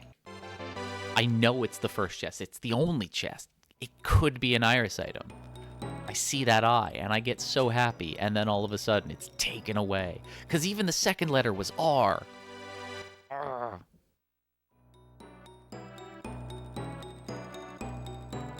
Very rude game. Very, very rude game. Ooh, blue chest. Don't need a second fry sword, because... Oh, actually it is better than the Mega Axe. Alright, cool. Take that then. I do need to be mindful of it, though, because it is light elemental, and there are some things in the game that are resistant to light element. Can you go away? There we go. Yeah.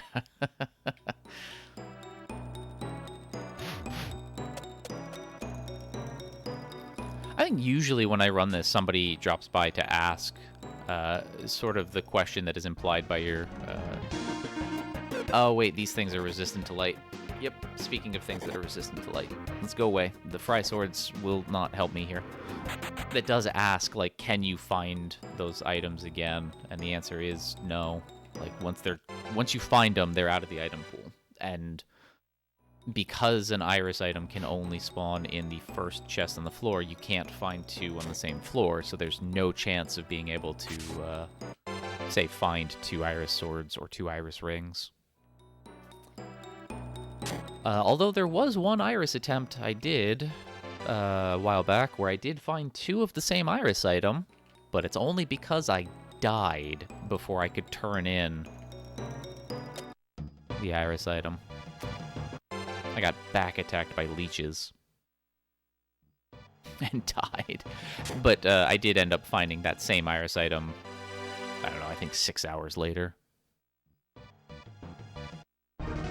I want to say it was the Iris ring, too. They're just collectible items without any effect. Correct.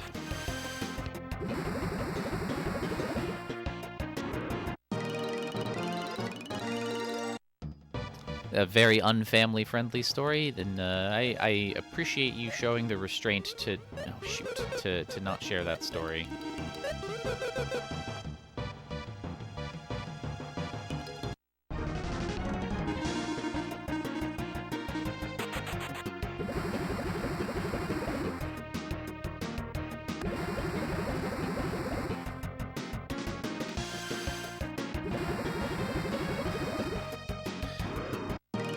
But yeah, I was kind of amused, because one of the authors of the original study did sort of, like, posted something that made its way around social media that was like, hey, we showed all of these exact same things 2 years ago, and you couldn't even cite our work in this paper. And it's like, yeah, of course they didn't, because, alright. I believe these things are undead, so the Fry Sword should be super helpful. Yeah, Silver Sword also holy elemental, so that's good.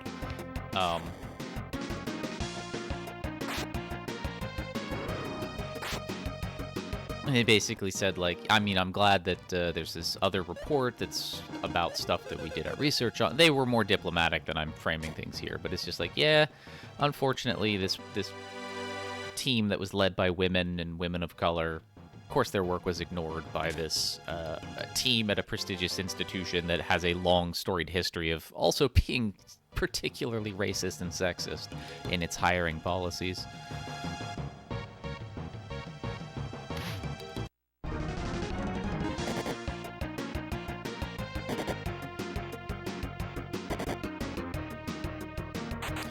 You never knew that, Ryudo? Yeah, that I only learned recently, like within the last, I don't know, 8 months or so.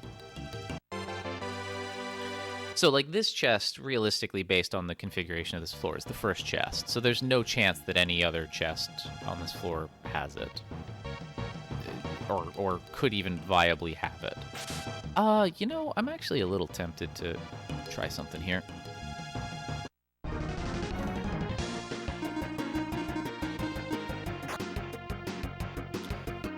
A Gorgan rock is not particularly useful or interesting, but it is a blue chest item. Which does mean I could then have a rock for everybody in the party.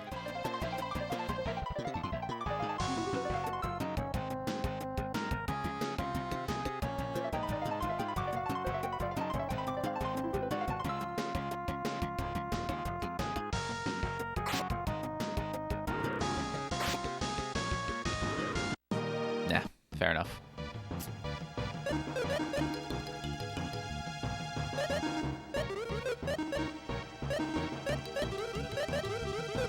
There we go.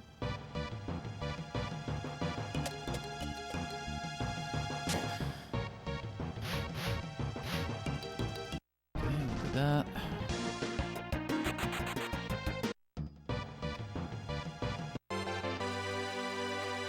And yeah, it's not the first chest you open, it's the first chest that is generated for the floor. Which is usually going to be the topmost / leftmost chest, or it's going to be a chest in a treasure room. Yeah, exactly what Leth says. I mean, there's some nuance there that I'm failing to properly explain. I understand it, but okay, yeah, might actually be a very good idea to bring Salon in.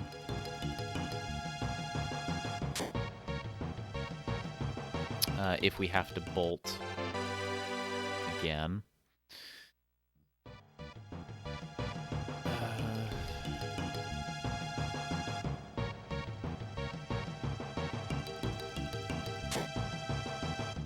Okay.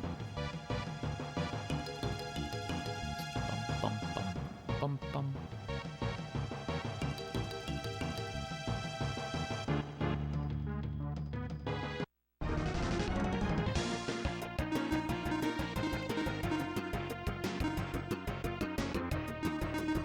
I don't know. Yes, but you're being a very good parrot. You're saying exactly the same things that I've said.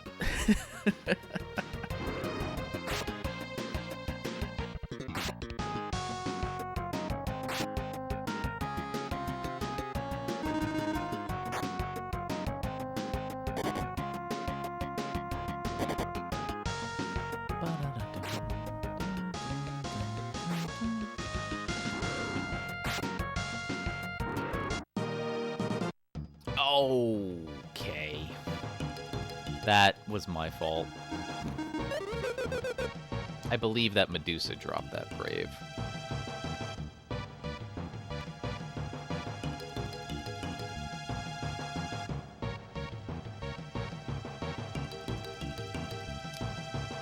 Possibly. So I should have run away after killing that. Cool.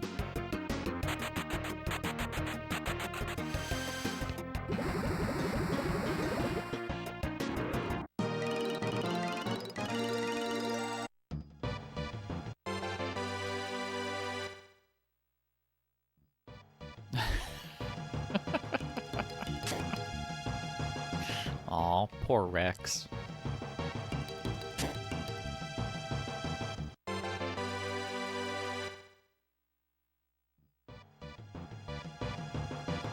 So this chest, again, unless there's a treasure room on the floor, this chest is the first chest that's spawned on the floor. So none of the other chests on this floor are going to have an iris item.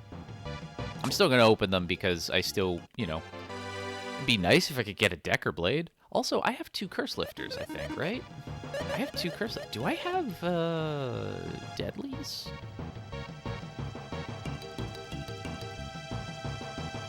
No.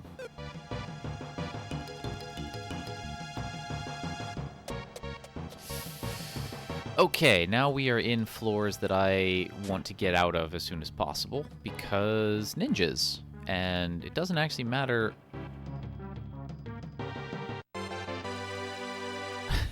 It doesn't matter too much. Ninjas can always ruin a run. So I'm going to be very, very ginger here about this.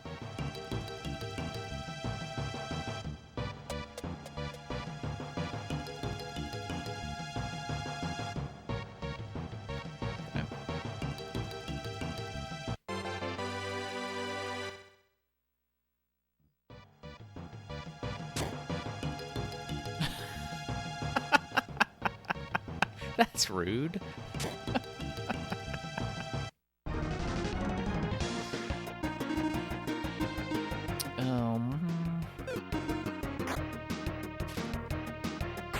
You know, we're 2 hours in, and I've only found Zap once and Dragon once. Those are the only tier 3 spells that I've found.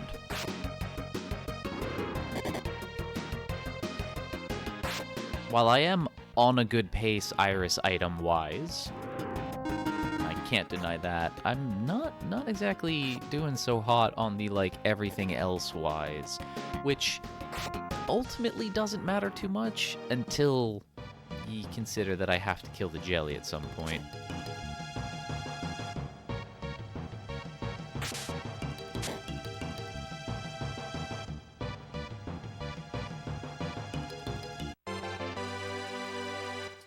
You never looked for studies and research directly other than brief time at school. You've seen interpretation articles of studies. Do I have any recommendations on where you can start looking? For what?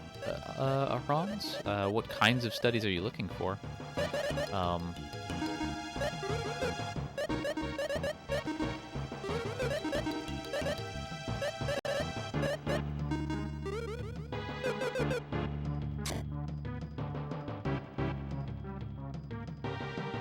Oh, I mean, if you're, alright, you need to go away.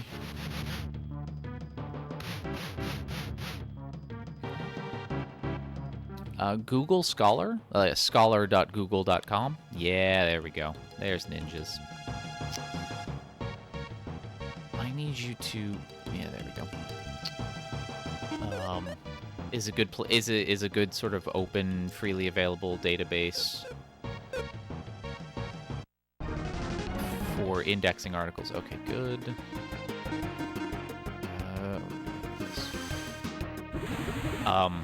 that's what I typically use to just search for articles when I'm not going directly to journals' websites. You know, I'll look, you know, topics in cognitive science and psych science and things like that. But then when I'm looking for, like, not just what's the newest stuff that's out in the journals, I will just go to Google Scholar and I'll just type in, I don't know, conspiracy theories, and I'll just take a look at what research is out there on that. It does take a little bit of, like, there are there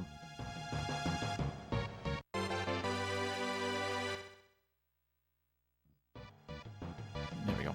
There are better ways that you can use Google Scholar than that, but, like, you can just treat it as a search engine. Okay. Now, I do want to try to kill that for a Twist Jewel. I'm gonna put you on.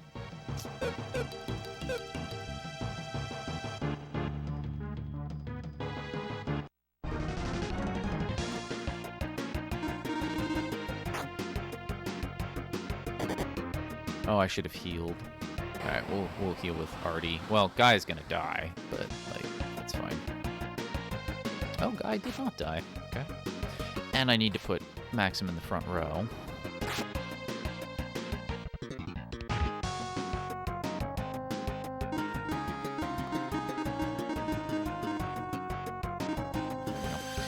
But yeah, I'll go to Google Scholar and I'll look stuff up. You can all, you know, it's a search engine, essentially, so you can do things like search for authors by just putting in, like, an author name, or search for a journal if you're looking for things that are published in a particular journal. And we got a Twist Jewel. All right. Good stuff. We have a rock for everybody. And a Twist Jewel does count as a blue chest item because you can find it in blue chests. So we get to keep that Twist Jewel.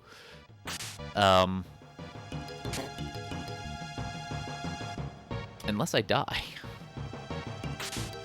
Which would be super duper sad. I don't like this. I want to get away from these floors so badly. So badly.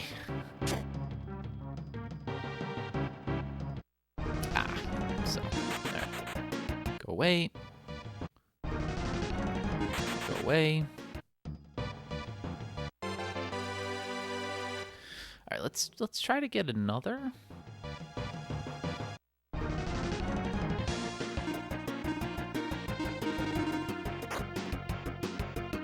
Probably not going to get it. It is a 7.5% chance to get it. But, you know, if we get it, we can throw it on Decker, which is useful because the game does... Oh,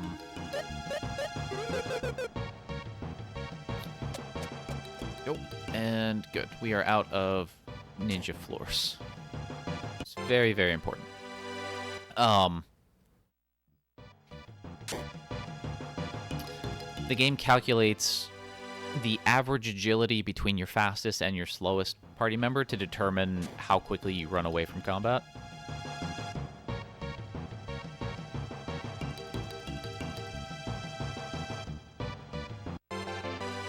So having one on Artie and one on Decker, who is the slowest character, really useful. Yeah,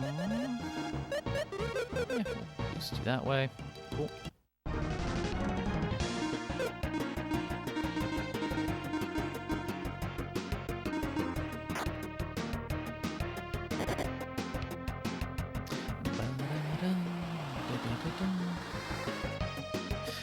But yeah, scholar.google.com is a good accessible place. You know, obviously when you start to want to look a little bit more deeply in things, you'll hopefully have found articles that are, you know, maybe freely available.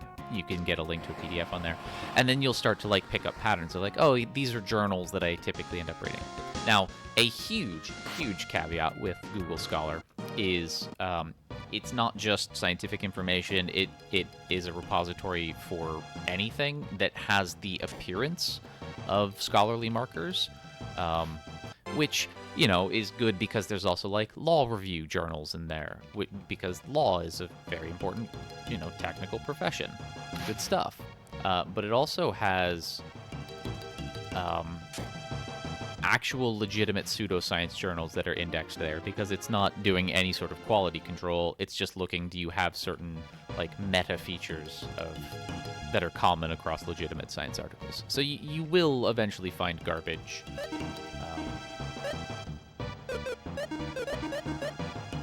And you need to be mindful of that.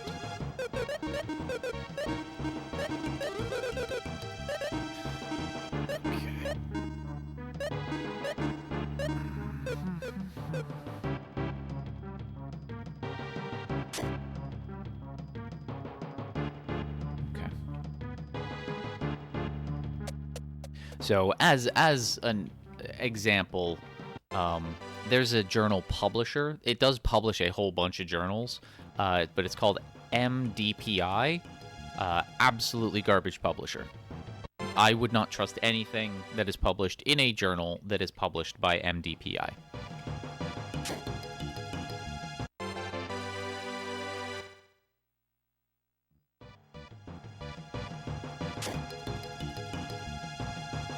Yeah, if you're just getting started out, it's really hard to know what kinds of things you can use, like what kinds of heuristics you can use for determining garbage. Now, in a lot of ways, there are some default settings in Google Scholar that kind of help. Sure, we'll do this. They typically, whatever their search results are, there's typically a pattern of things that are cited more often are listed earlier in the search results. And things that are cited more often tend to come from more reputable sources because they tend to be more reputable. Yeah, basically. But it's not always the case.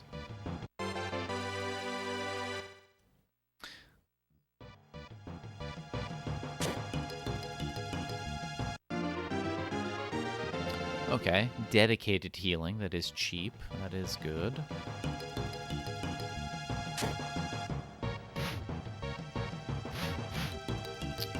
Oh, no. Okay. See, we're in a not good territory for monsters. We're now far enough into the cave that everything kind of sucks. And aside from having Dragon, and Silver Sword, I don't have anything. Okay, Fatal Pick, because I've got Curse Lifters, I can use that in a pinch. That doesn't do anything for the jelly, but it does help general survivability. Alright, you're gonna be that way? No, go away.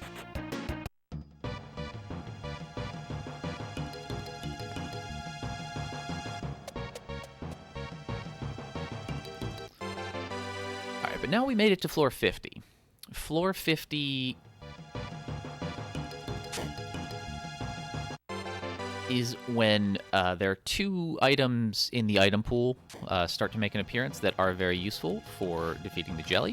One is the Old Sword, which can be worn by Decker, Guy, and Maxim. It does fractional damage as an IP ability. I think it's 1/6 current health.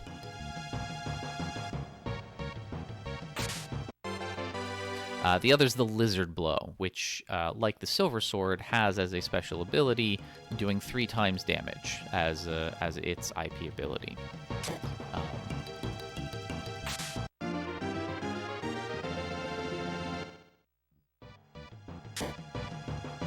I'd really like to find both, either, something like that.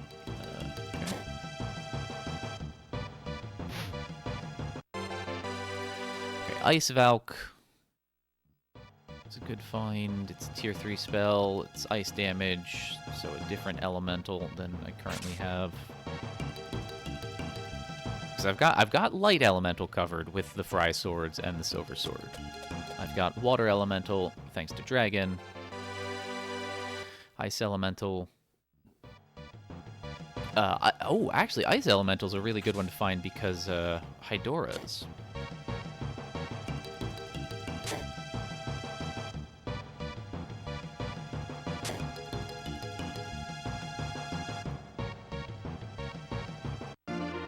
kill Hydoras with Ice Valk to try to get Hydora rocks, which, in a pinch... Oh, no. Okay. Alright, how are we going to do this? First of all, we're going to put the Mega Axe on you. It's only a little decrease.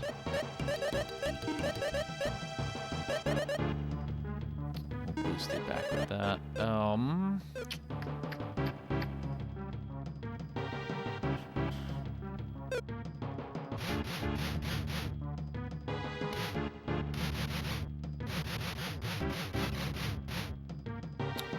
Actually, do you have something that's not Fry Sword?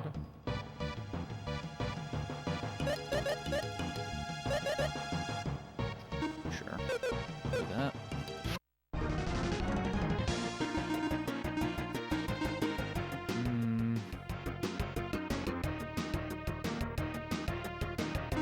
Sure. We got in first, that's fine. Oh, I should have put the red zebra on Maxim. Yeah, these things resist the light elemental damage, so...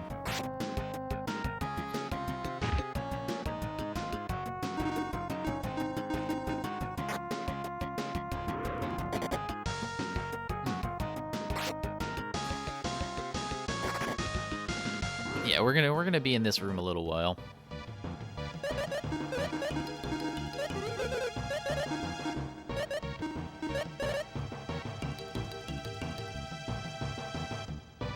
Where are you? There you are.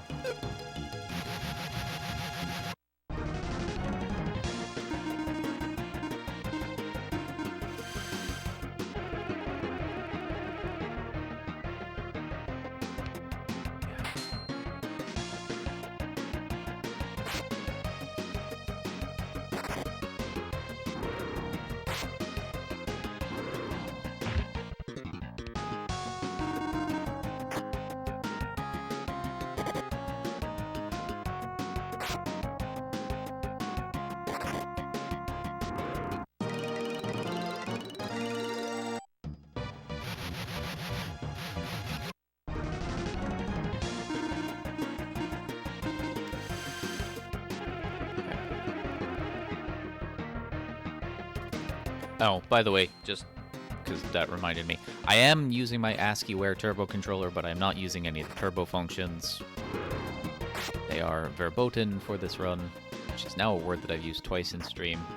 Not meaning to, but I do know that when I'm running Iris Percent, I do have a little bit more attention from the Germans.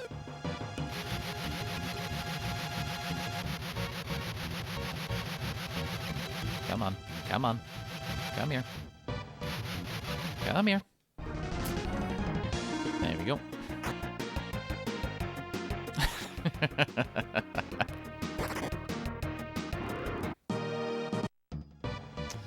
Alright, and I do believe that last one's gonna take a while to get. So, let's do this, and...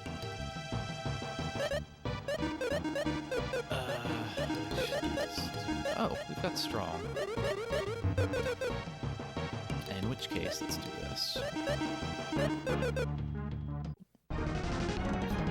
Alright.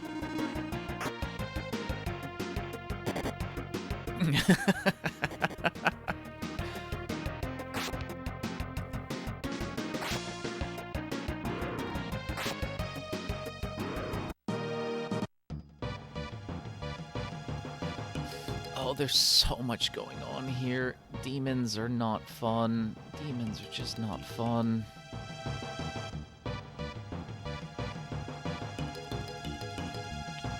Alright, what are they weak to?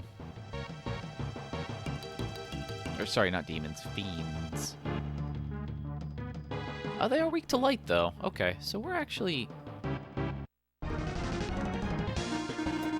surprisingly geared up for this area.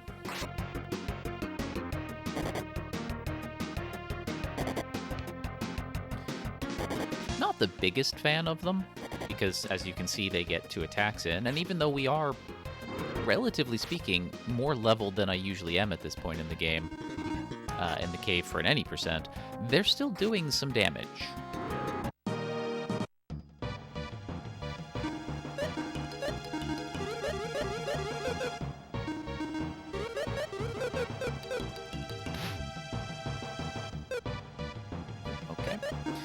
Back to...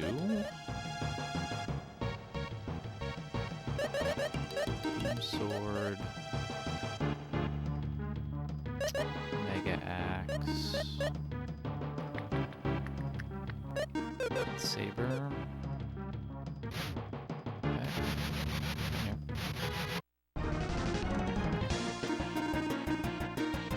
There we go.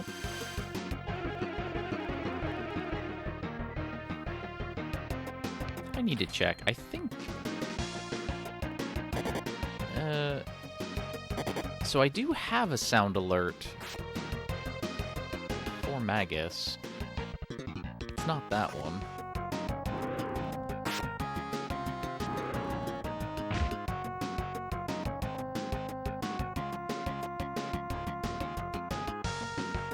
That would be a funny one to have.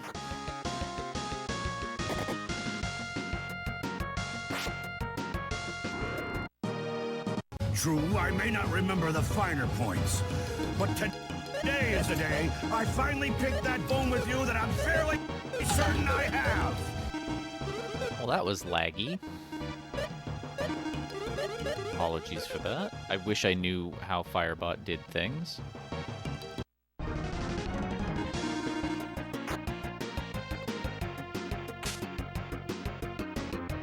That Lance was evil.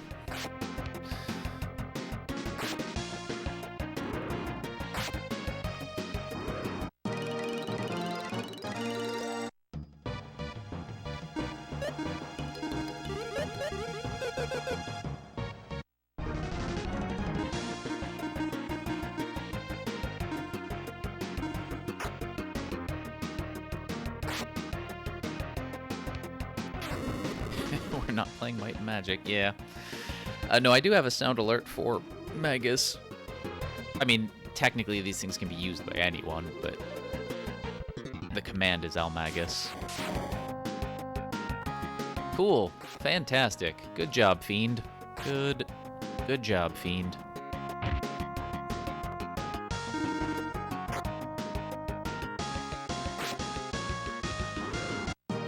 Egg. Game. There we go.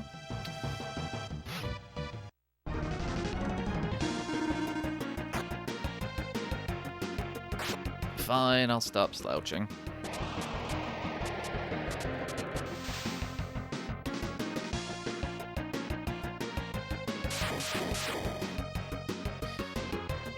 Man, you know what'd be really cool here?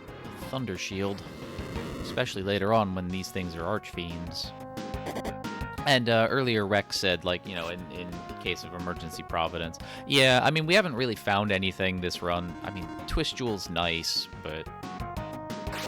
Oh no, we also found the Fry Swords. So, yeah, actually, Providence... I should be willing to do that at a moment's notice. Okay. Let's also do this. Let's just kill this, I guess.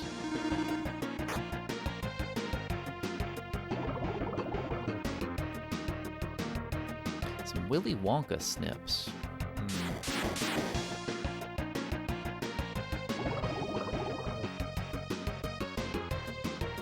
I'll actually have to consider that one.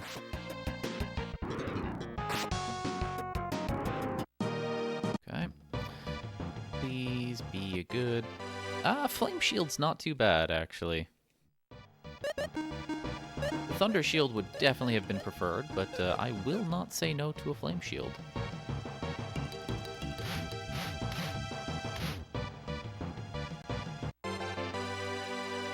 Okay.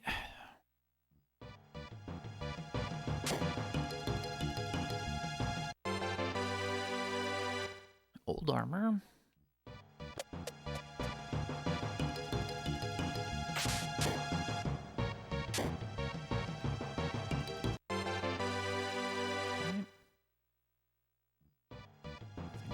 Room. I'm gonna have to fight you when I come back, aren't I? I should have just killed you then.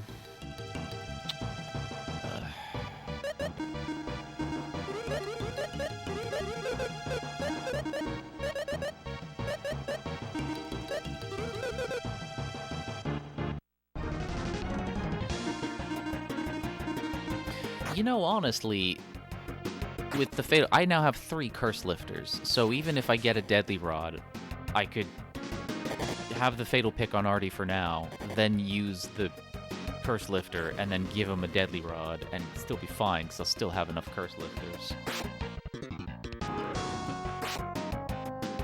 Like, he's clearly not doing anything with the pounder rod, so I should just,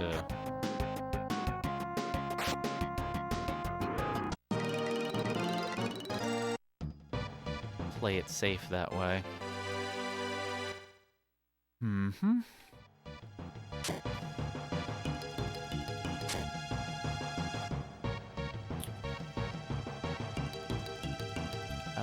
What is left, though, that we can't insta-kill? Just undead things. But we have Valor for that. So you know what? Yeah. I don't want to be caught unawares by something stupid, so we're gonna do that.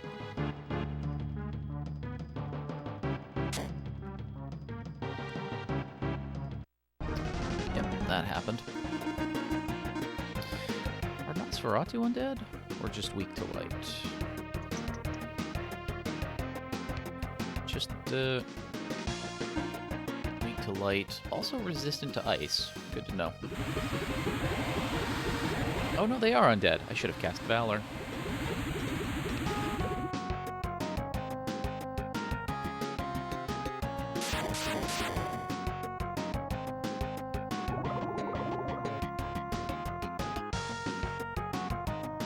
No, once you uncurse the item is uncursed.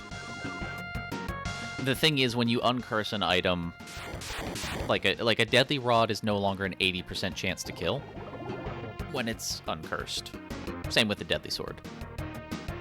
I'm not sure about a fatal pick, but I don't want to chance it just yet.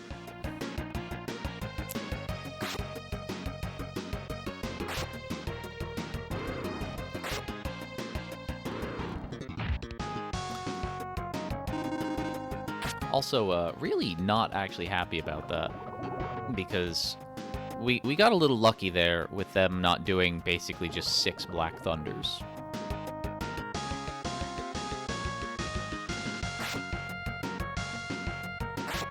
Which, might have killed me. Oh, you're here too. I don't like that. Go away. And I have no MP anymore. Oh, that's... I've got miracles. Why not? I've got lots of miracles.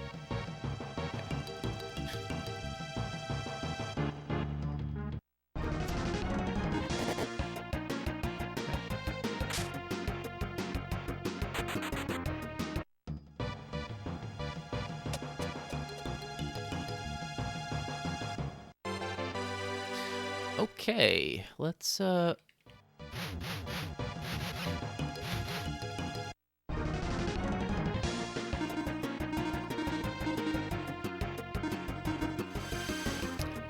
not going to chance it with the fatal pick. Ice Valk is actually probably just enough damage to kill it by itself. Almost.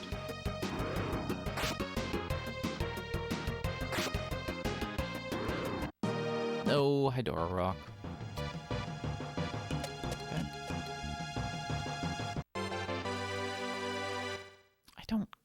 Oh, you know what else I can do? We can start feeding the idiot some trash. So let's do some of this. Do I have a long knife? Do.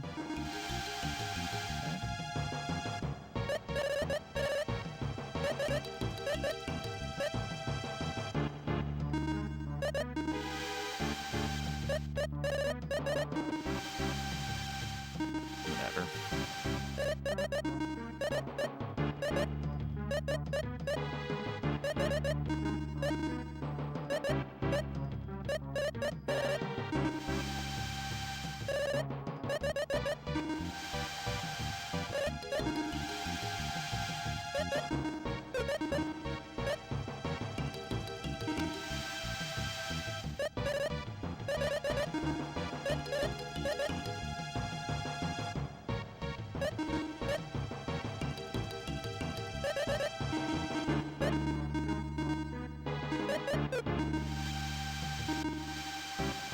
Okay, at the very least, getting this guy up to level 2 is kind of nice. Level 2 Sully has a chance to use the Perish Punch ability, which has a chance to insta-kill an enemy. It's rare. I've had it come in handy a little bit.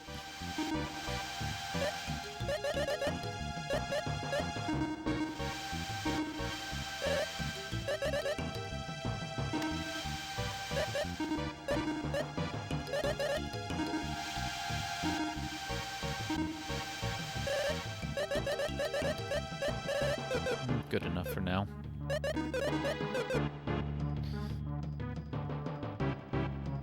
Bum, bum, bum, bum, bum. I'm also, just because we don't have a Decker Blade or really anything, if I get an Iris item, I'll be a lot more willing to just leave at this point. Bank it, the Fry Swords, the Twist Jewel, and we go again.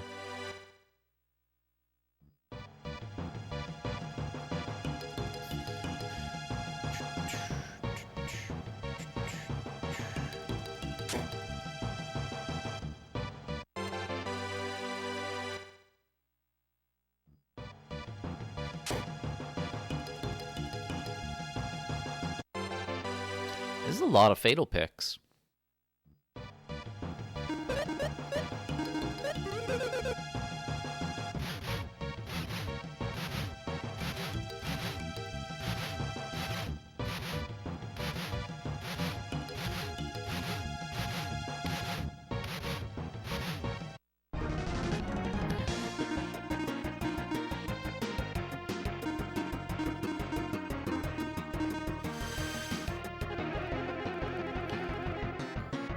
So there is a little bit of an art to killing enemies with the intention of getting drops, because combat's only one item can drop per combat, so you want to kill the things that you want to drop first.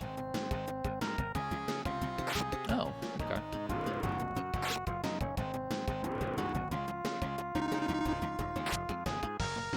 Good job, Artie. 80% chance. Your very first attack against something you can kill, and you miss. Okay.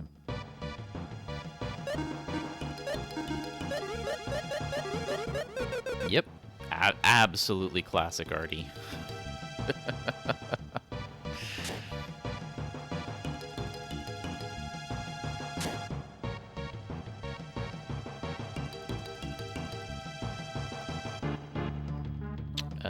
Stairs? Stairs.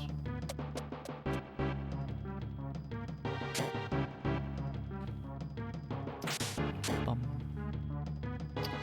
Bum bum.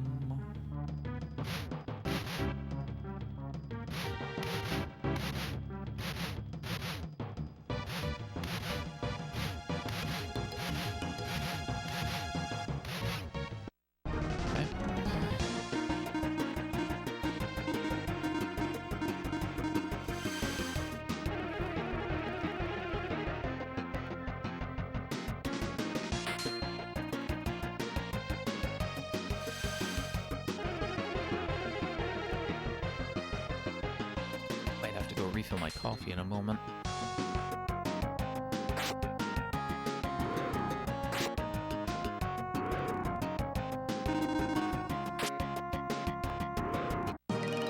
And we get a Hydora Rock. Nice. Okay, so what do we have for the jelly? We have Silver Sword, Hydora Rock, and Ice Valk. That is not impressive.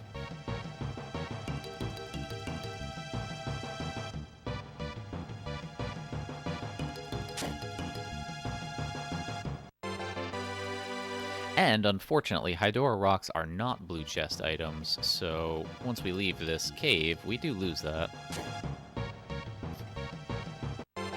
So I'd really, really like Decker Blade and Old Sword to show up here.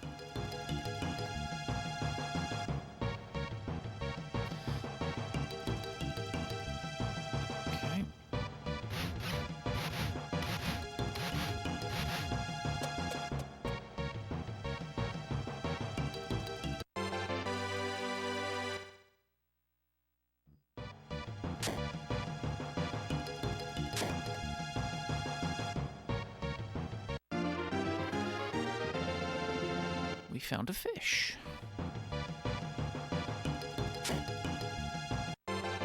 Oh no, that's poison, not poisson.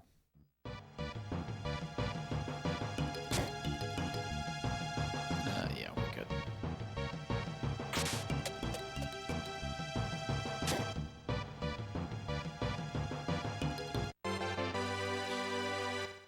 Okay. I mean, I want to be upset.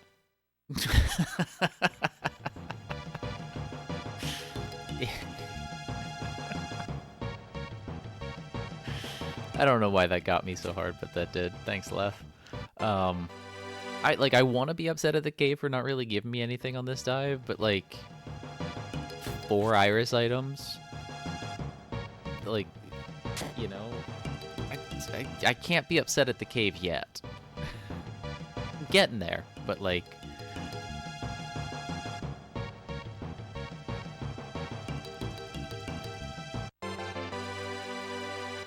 Come on, come on.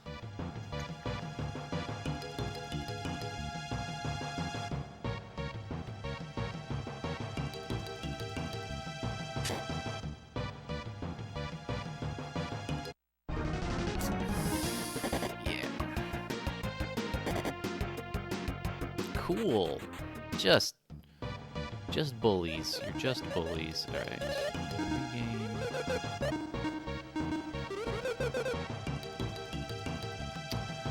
Ah, you suck.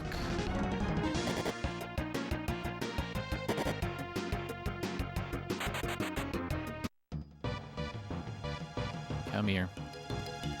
And see, now it's going to take forever to move to get out of the way. There we go. You stupid controller. I mean, that was my fault, but I'm going to blame the controller.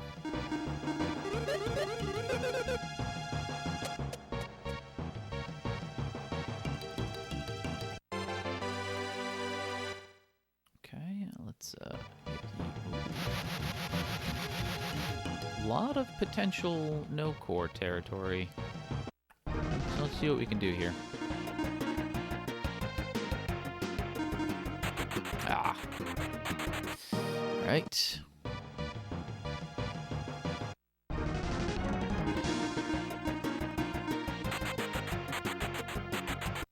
Nuts.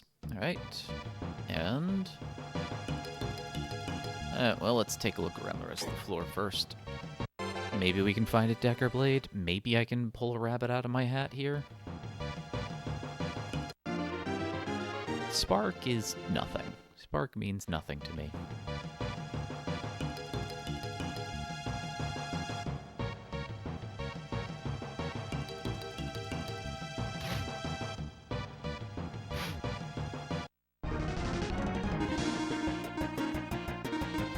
Stay. Stay. Okay.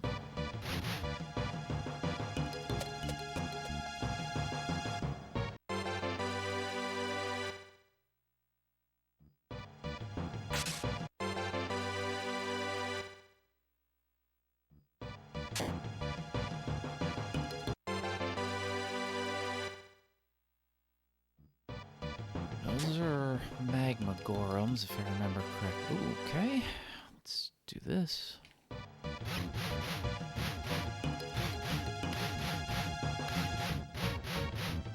There we go.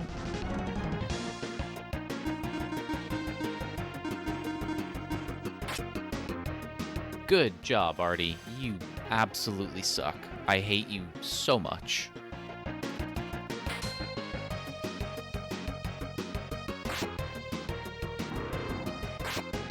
Guy has crit more than Artie has hit.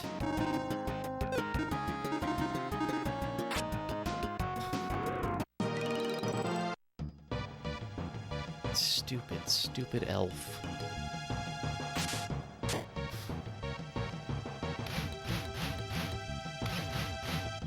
Wait.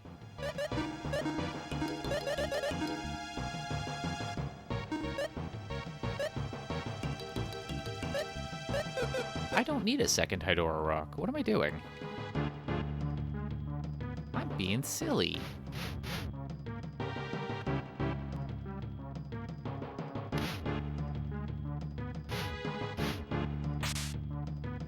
I need to stop being silly.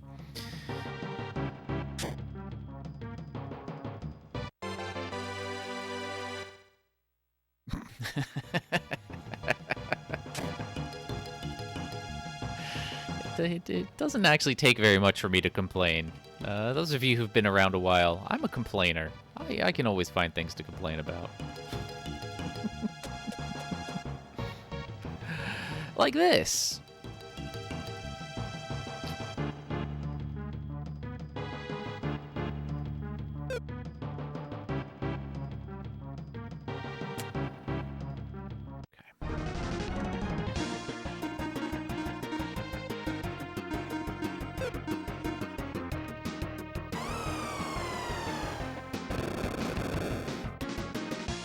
I mean, I do have the flame shield, so I'm a little less concerned about this than otherwise.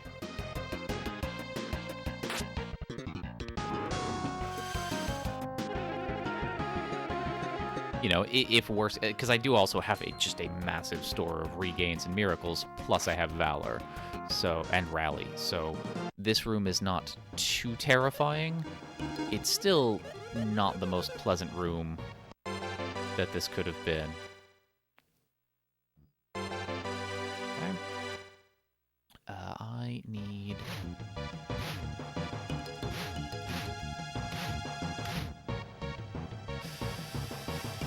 I need to kill this. I need to run now, because that one is good. Deadly armor doesn't really do much until you uncurse it. I mean, it's decent defense. Oh, I'm dumb. I should have actually killed this.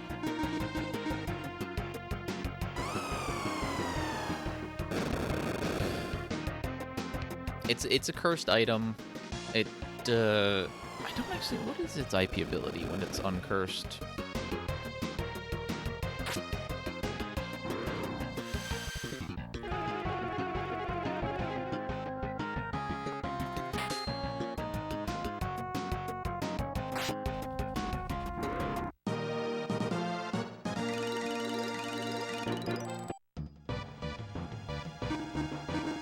I wasn't paying attention. I might have gotten it. No, I didn't.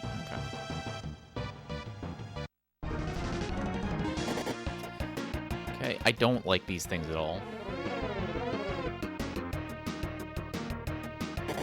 But yeah, I don't know what Deadly Armor does as a special ability, if it does anything.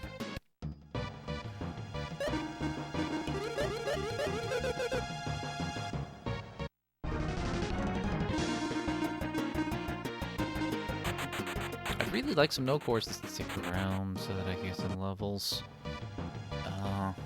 Yeah, this is actually kind of bad and dumb. Alright. There's still that one chest.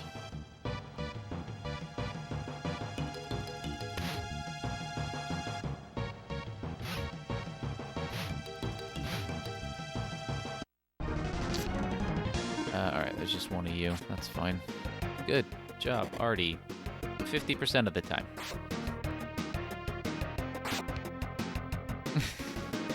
So in a treasure room, any of the... there are rules for for chest generation.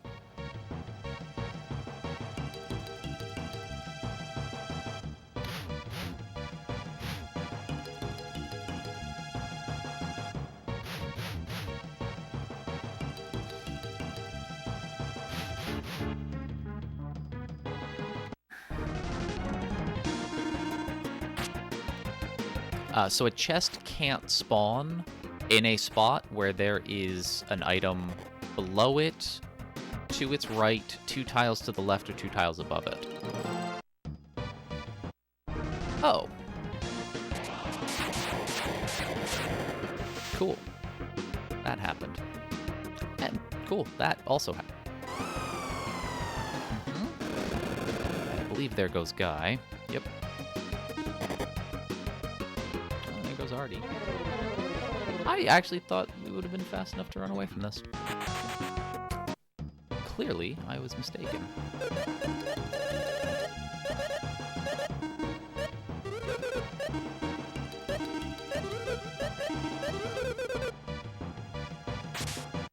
There we go.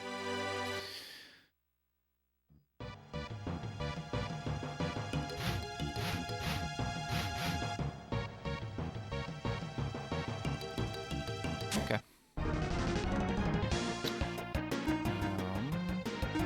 That. You're going to do this, and then you're going to do that.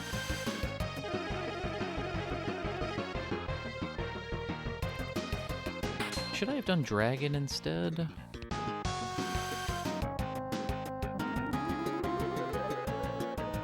No, ice and water.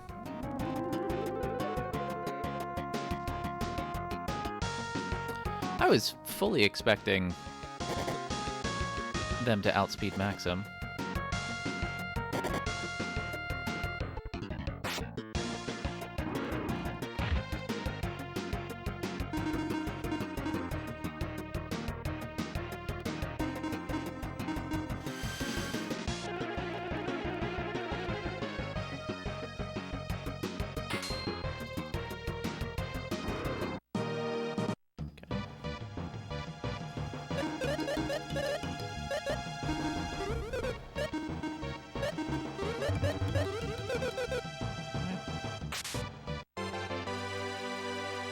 A lot of miracles.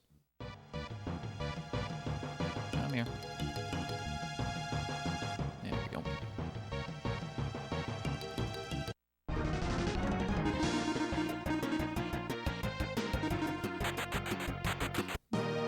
I've actually been very lucky with no cores being on all these floors. I've gotten like what, six encounters with cores here, but not a single one has stuck around. So because that was a party room, there's no way we can find an iris item here, but I can still maybe find something.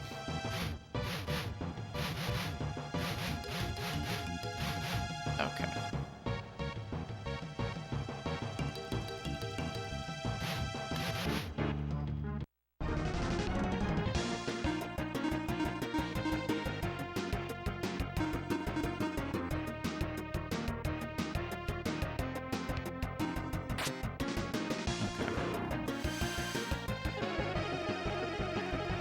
I really had to hesitate to ask myself if I wanted to rely so much on already hitting with a fatal pick.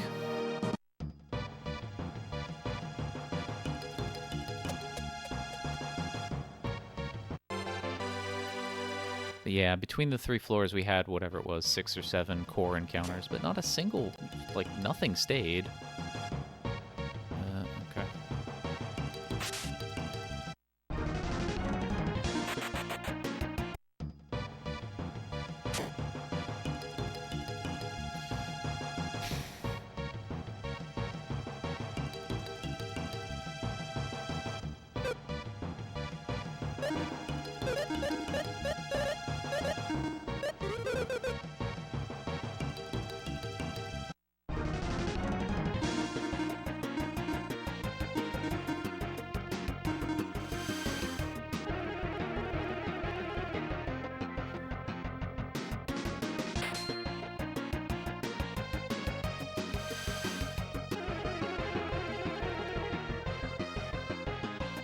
Come on, Decker Blade. Somewhere, anywhere.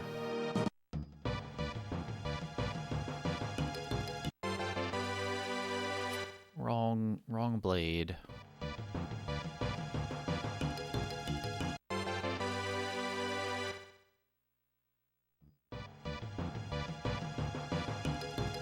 I mean, or iris item. That's ultimately what I'm here for, is iris items. But I will... Again, starts with IR. You're just trolling me, Cave. That's fine. Although there's no way that could have been an iris item, so who cares? But,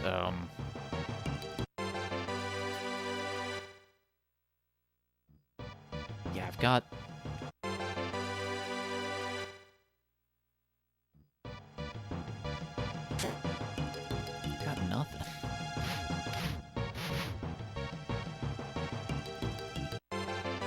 I have 4 curse lifters, and I think 4 fatal picks. This is... Could you give me a deadly rod? And a deadly sword? Okay, I don't like that.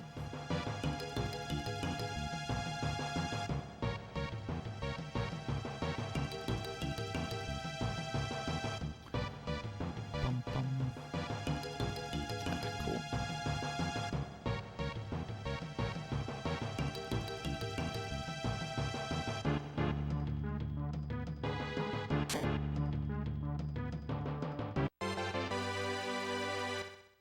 Yeah. Yeah. Iris item would be great. I mean, at some point I do need to kill that stupid jelly, but clearly not finding much of anything here. That said, in this dive, we did find a blaze sword and a crystal shield, as well as those 2 fry swords, so maybe I want to consider bringing Salon in instead of Guy.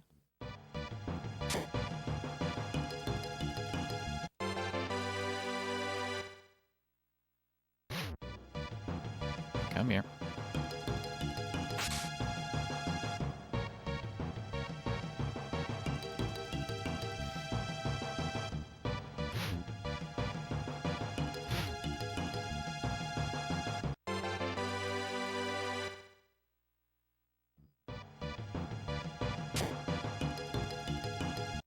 I mean, at a certain point, you may change up, the party based on what. I mean, you can always do it. There's no like permission structure that you need to wait for or anything, but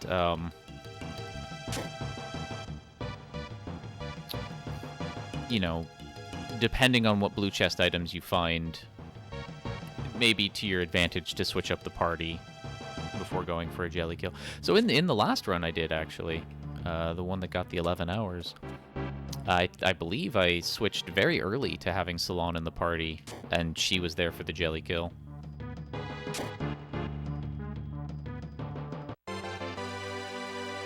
And then after you beat the jelly, it really doesn't matter, because you're only going for the first 20-ish floors, and then providencing out, and then doing it again. So, you could have Lexus in your party if you want, and it's not going to matter too much.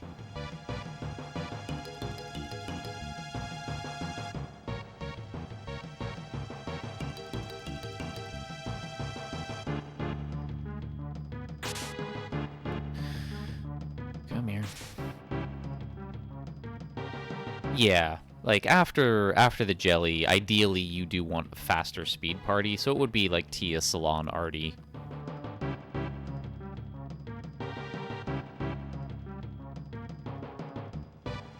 You gonna do anything? You gonna...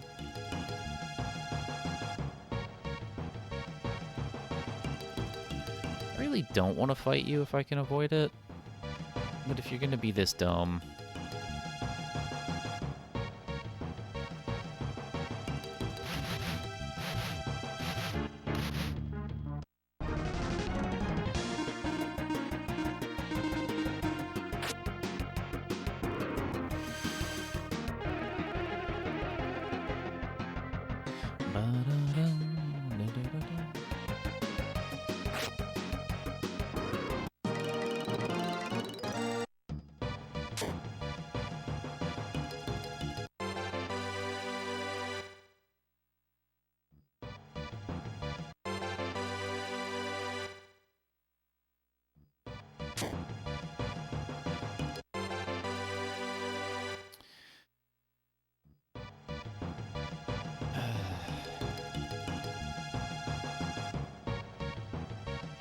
It's a very, very exciting first hour, and it's been very, very boring since.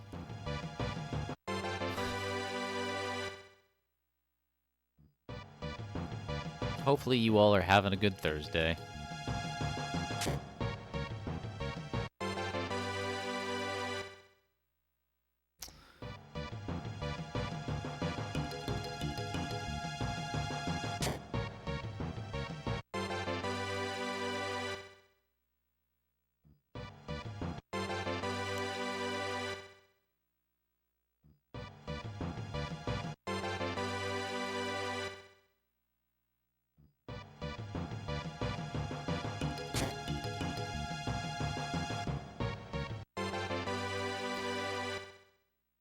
Found Frockall.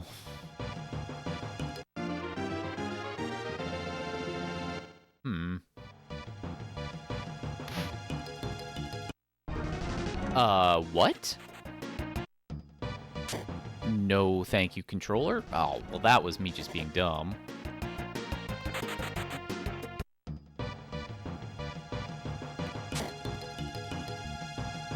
And that's gonna be that. Yep, okay. Cool. Lovely fat finger on the controller there.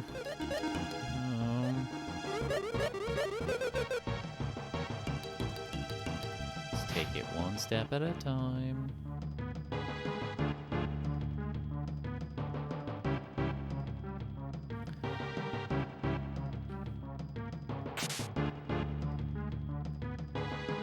God, I am so bad at this game. How do I have anything on the leaderboards for the Ancient Cave? Any percent, Iris percent. I'm just bad at everything.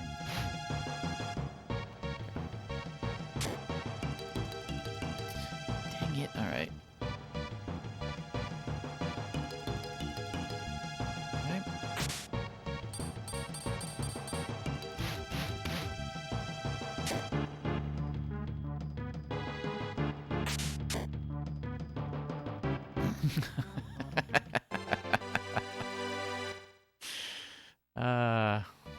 Like I said, I can always complain.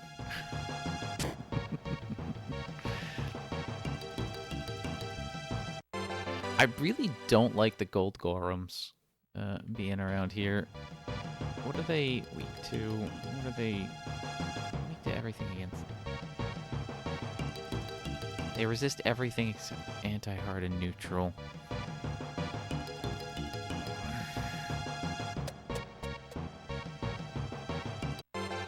Okay, Mythblade. We're finally picking some stuff up. Give me Decker Blade and we are golden, pony boy.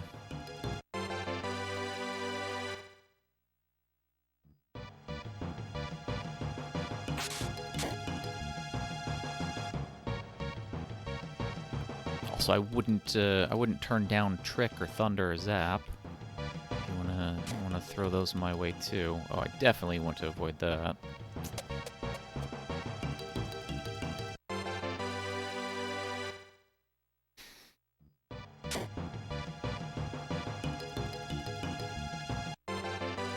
Just finding a lot of pot with an extra hydrogen ion. Or a extra... Ah, dang it. Completely screwed up my own joke. Extra... electron. Nope. Go away.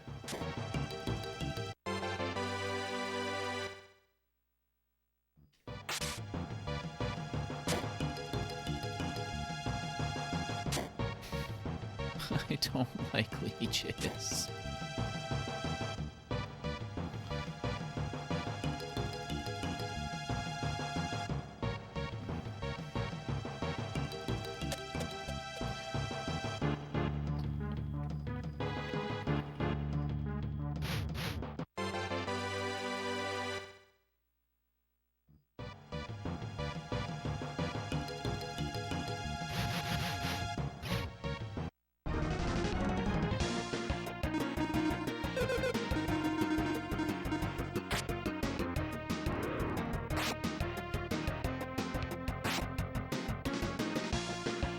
These things have a ton of hit points, but we also do have some decent weapons. So, if Artie misses like that, not completely up the creek.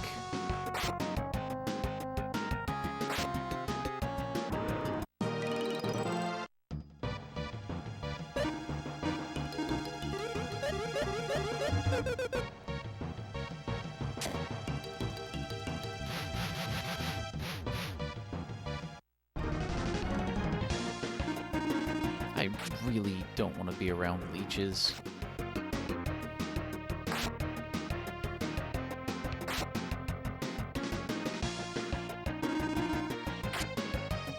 "50% of the time."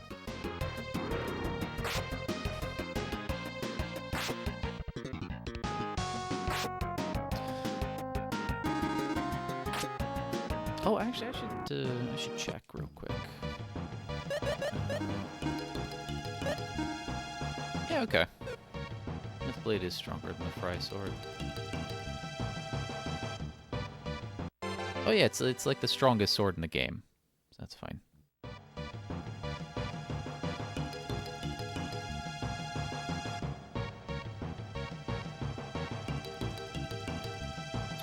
Oh, and now he teleported into the other room. Alright.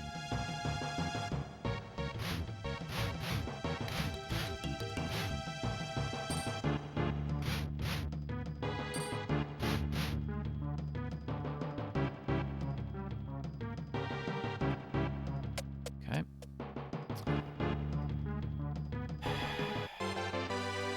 When do leeches go away?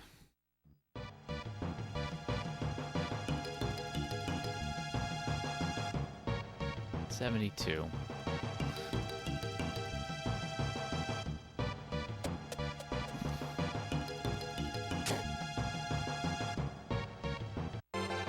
I just want to be away from teleporty enemies.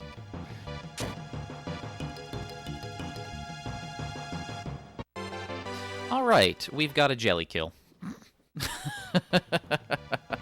We're good. We are good.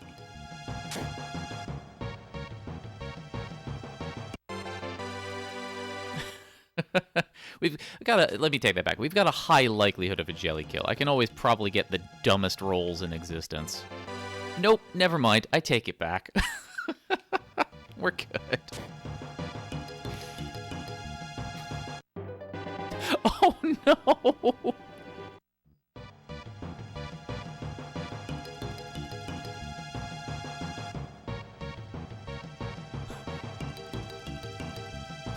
No. This is scary. This is now super scary.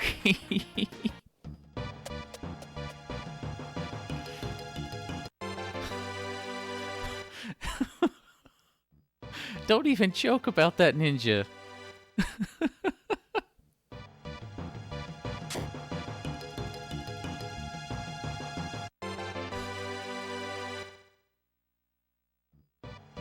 Alright, so here's what we're gonna do.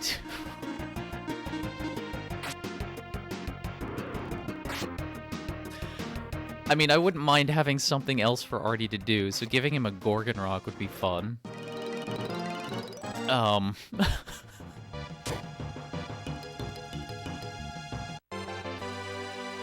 Morning, Alethea. I'm not. I'm going for the jelly. I'm just we're doing that.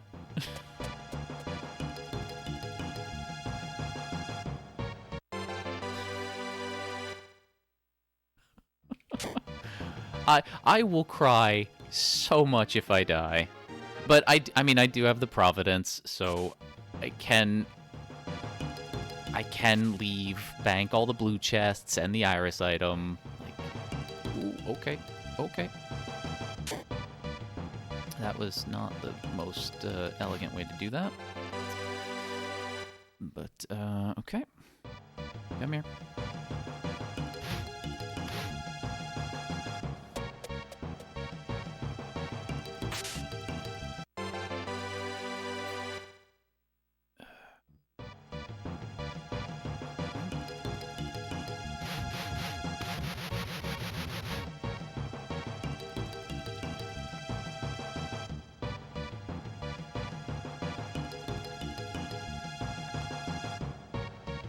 How are you, able to see me that far? Okay. That was actually very scary. Because I clearly don't have memorized the line of sight for those enemies. Clearly.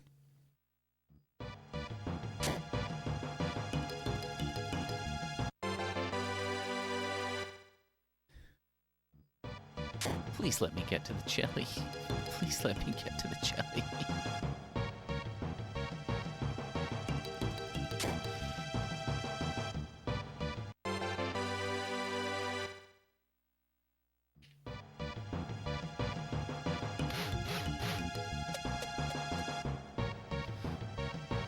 Oh boy.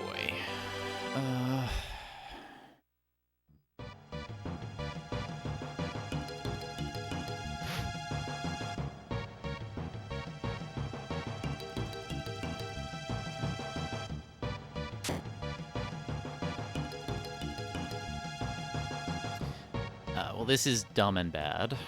Alright, let's throw the Myth Blade on you, though. Oh, the Fry Sword gives agility. I didn't know that. We'll put that on you, then.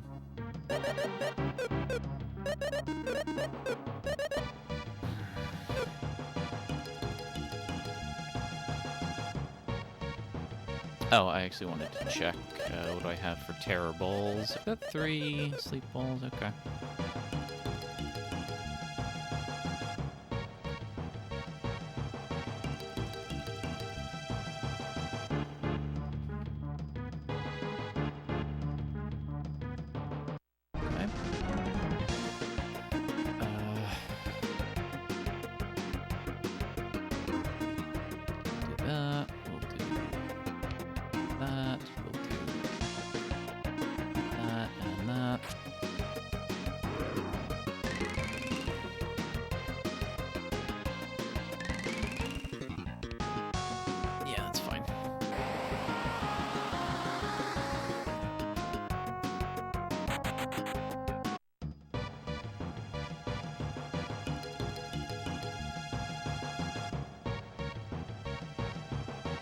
Actually, how horrible are Orkies? Pretty horrible.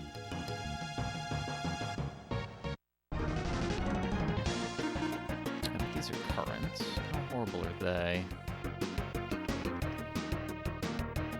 Oh, actually, not that bad.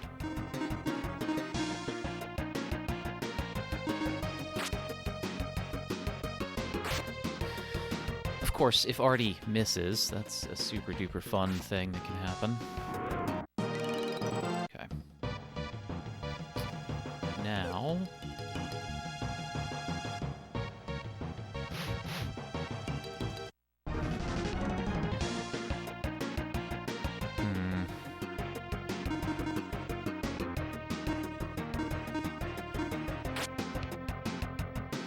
I need a new elf. Does anybody have a new elf? Can I trade elves with anybody?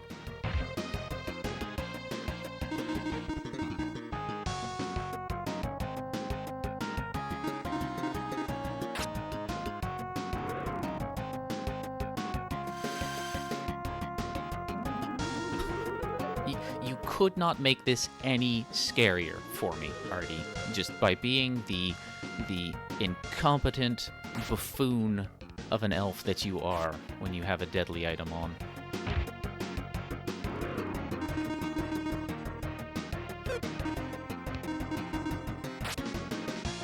There we go.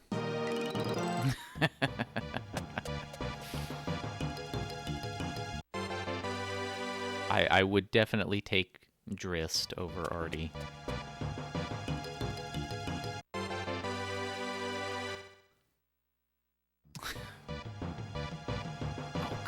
Away.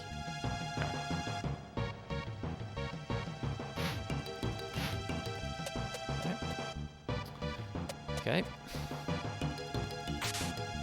Okay.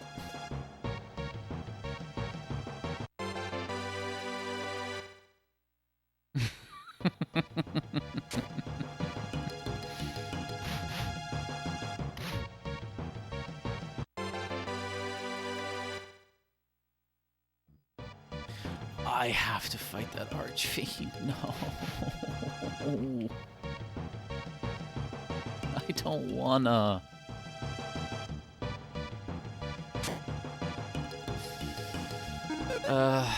Now I'm feeling bad about using those Terror Balls earlier. Alright, well.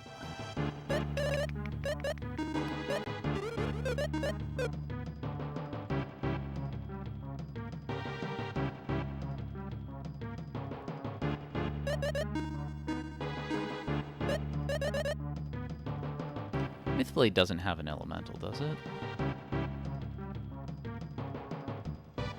No, it's just super strong. Alright, so we will go with...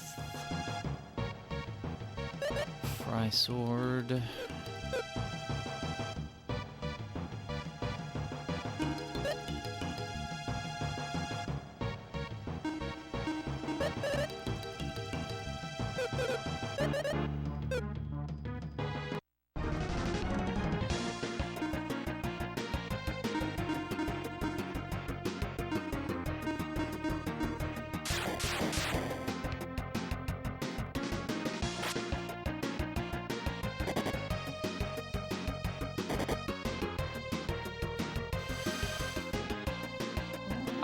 I hate Artie so much. I really do. I can always Providence out, but I'm close. I'm so close.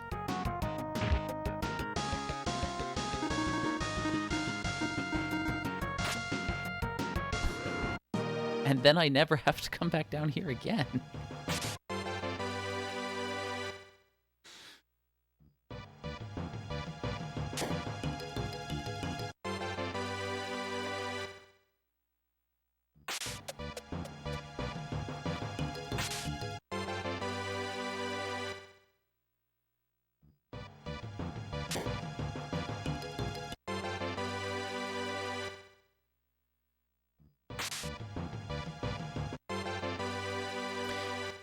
You know, that's a little bit more.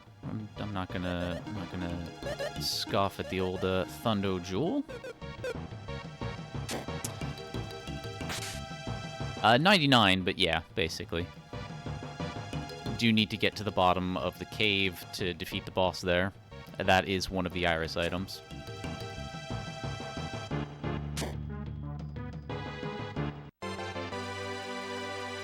All right. Nope. Oh, I'm gonna have to... it's so much dumb stuff everywhere. Okay. Let's get dumb thing out of the way here.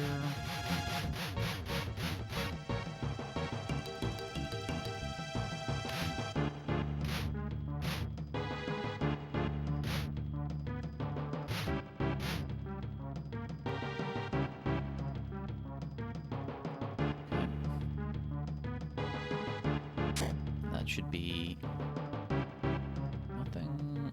Okay. Yeah, I'm not looking. We're not looking. We're not looking. We're just going. No look, just go.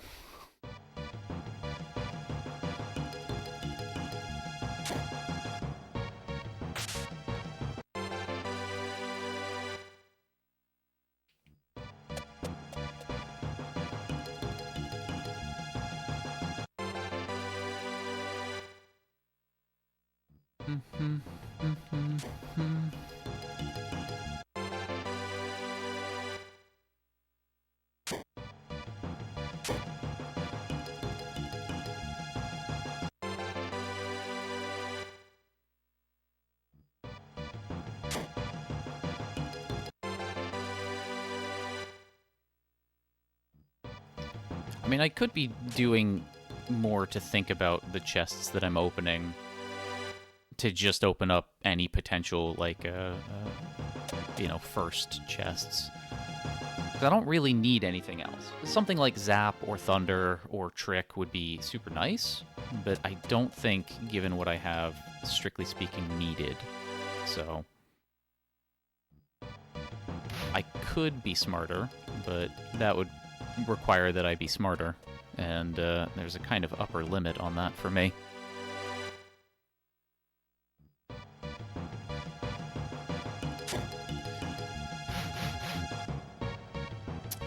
Also, while I'm here, 100, what's the Silver Sword IP?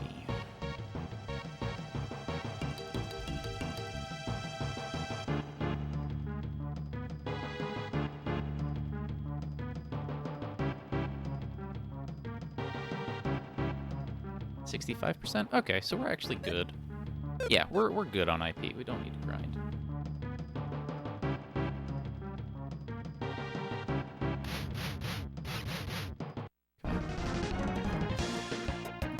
Oh. Okay. I want to check before I commit to that, because I had already forgotten. Okay.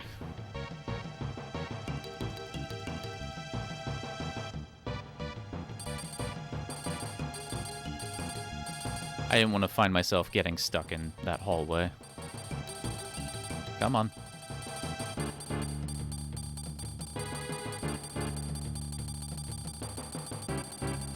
Come on.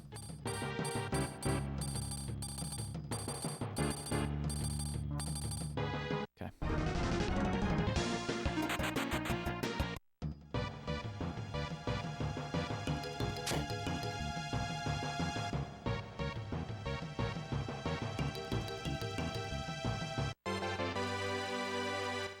All 3 times are... Cool. Well, let's go ahead and feed you, I guess.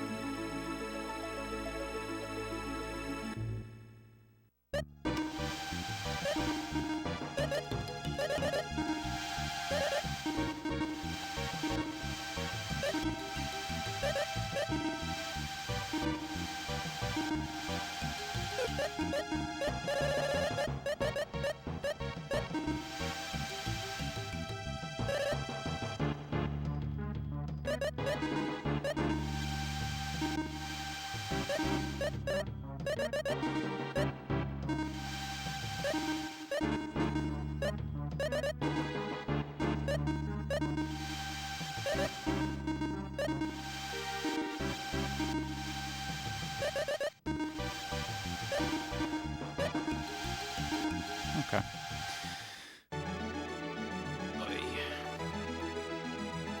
A Dragon Con's gonna kill me, I just know it. I can feel it in my bones. And my bones have never lied to me. They've lied to other people, but they've never lied to me. Keep you on for now.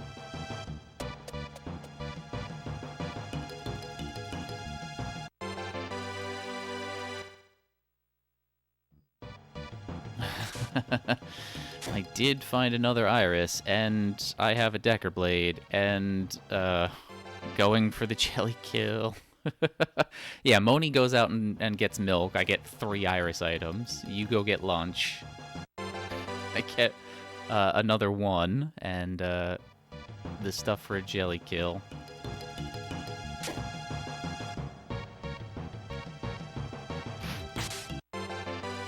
Ah, 2 Myth Blades and a Decker Blade. If you weren't here for that. Okay. That is a Dragon Con. So, we got to be careful, because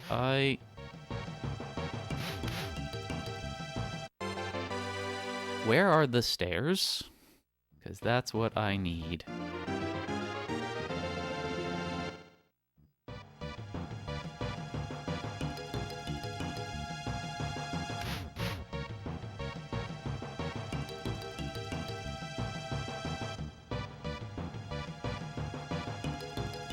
I'm not going to risk being an idiot and stepping at the wrong point. I'm just not. I am not a good enough player to pull that off.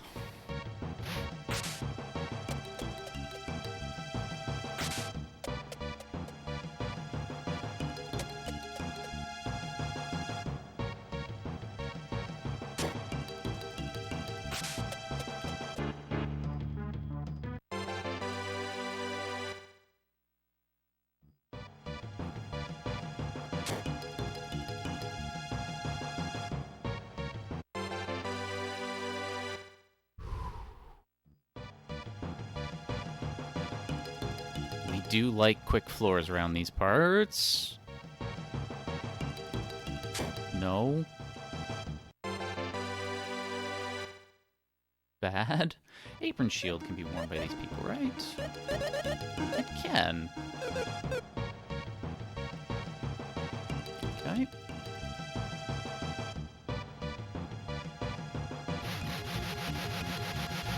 Kinda needs you far away from that door.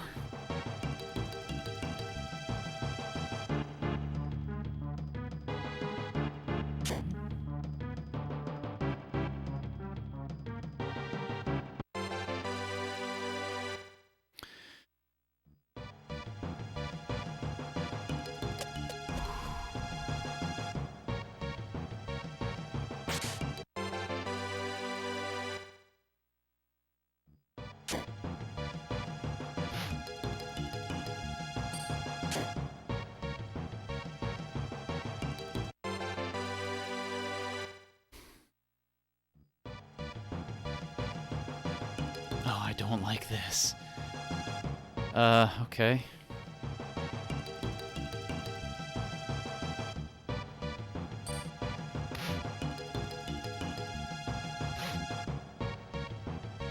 Okay.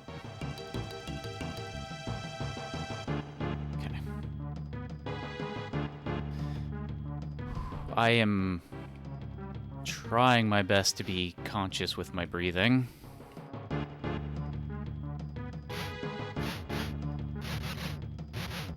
I need you to get away. Because you're undoubtedly like 6 gold dragons, and I need you to, go away. I need you to actually just come all the way back here.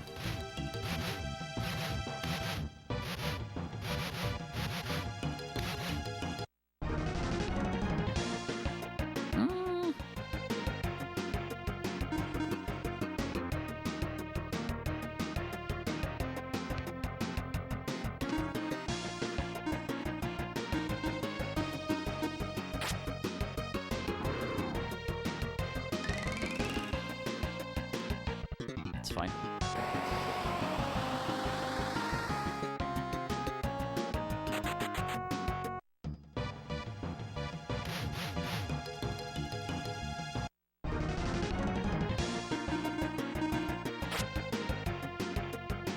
Artie, you kinda suck, if I'm honest.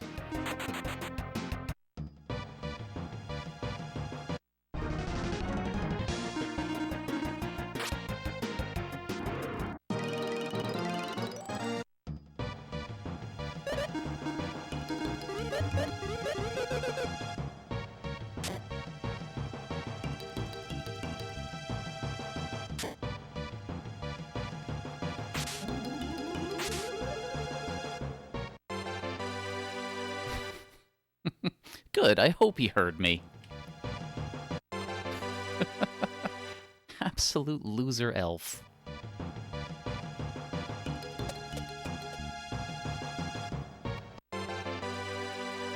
Come on, one final iris item for the road. I would actually like you to be a little further away from there. There we go. Alright, cool.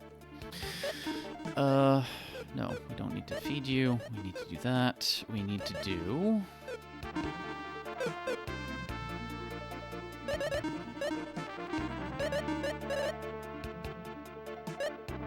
that.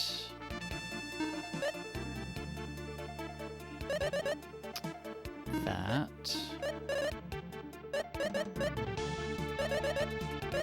That.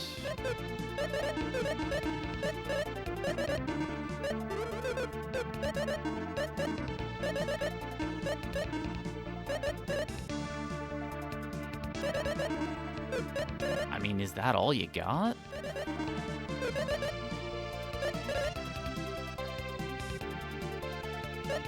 Oh, Hydora Rock. Yeah, no, we're good. We're good. We're good. Alright, what do you have that's the biggest?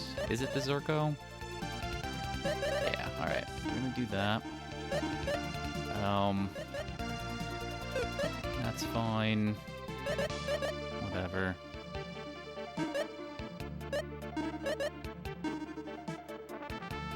Rune Rapier?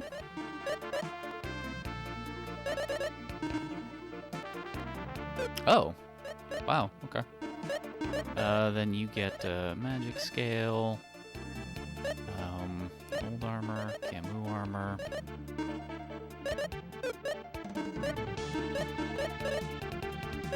Oh. Okay. Guess you don't get any. Anything else?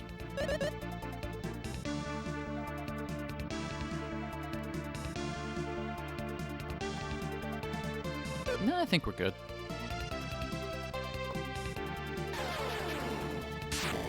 If I mess this up somehow...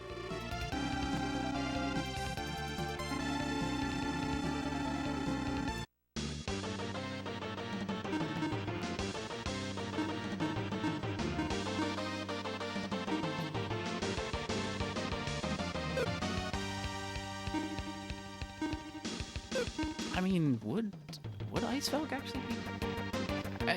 in the end of the day, it's not gonna matter. This is gonna be fine.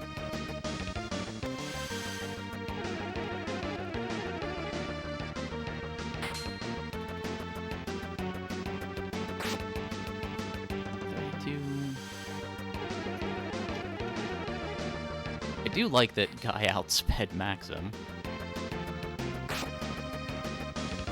So we've done about 6,500.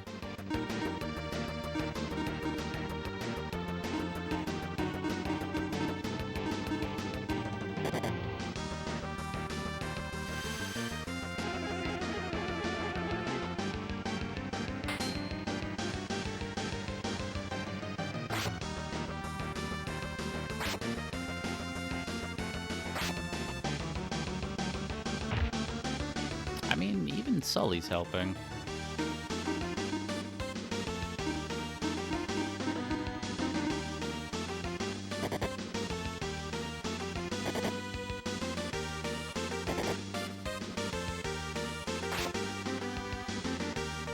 There we go. Oh, I was doing even more than I was mentally calculating. Thank you, Clayton.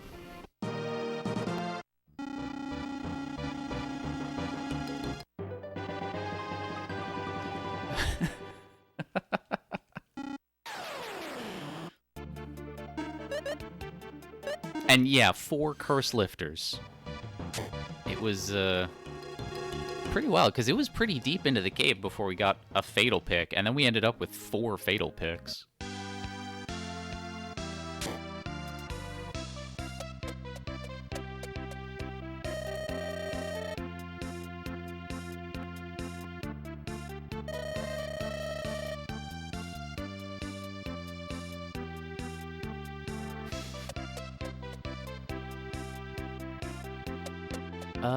Okay.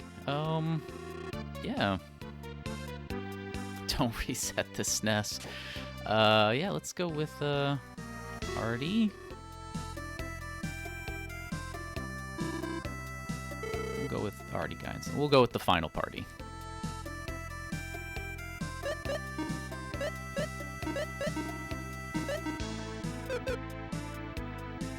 I do need to save, because that would be very, very silly.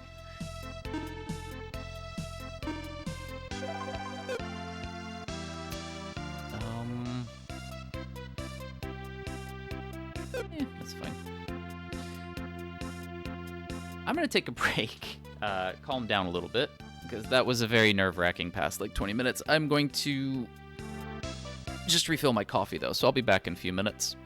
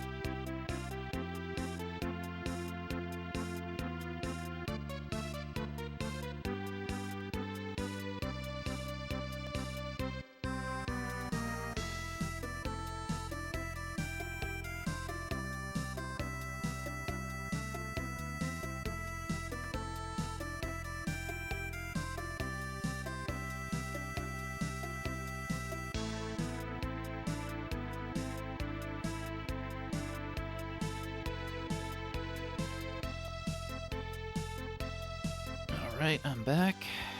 Also, went to the bathroom.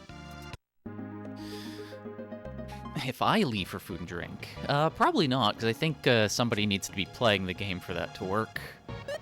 Let's see. You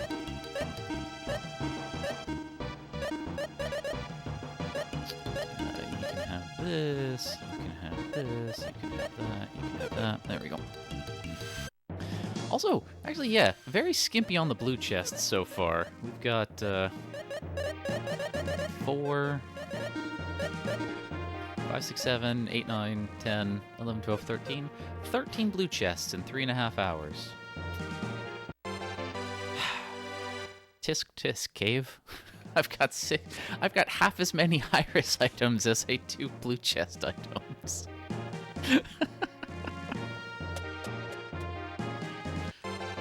Okay, see? Now we're getting somewhere. That's nice.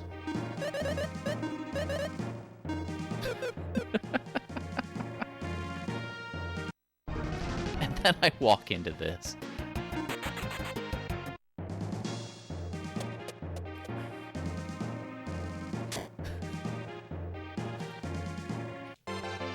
Also, no joke, as I put a half a spoonful of sugar into my coffee, my hand was shaking, actually quite a bit. So I was apparently a little nervous, even more so than I thought. But now we're at the point where, especially now that we have a weapon for Artie as well, so we've got basically a weapon for 3 people. Sure would be nice to get one for Maxim just to sort of even it out, but I really only need to be paying attention to what the potential first chest item is, or first chest is. I can try to be a little smarter about opening things. Wow, muscle ring and power ring. And I found a cowardly dog.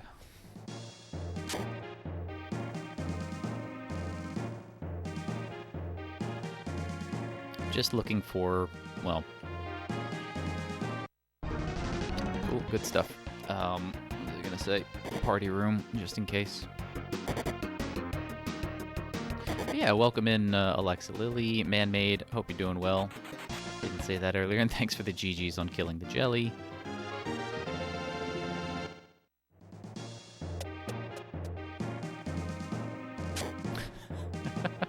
Yeah, 4 iris items in the next hour.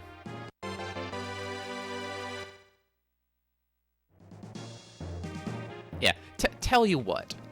I'll say this. Why not? We'll tempt fate. If this world records, I'm not gonna end stream there. I'll just start up another iris percent run.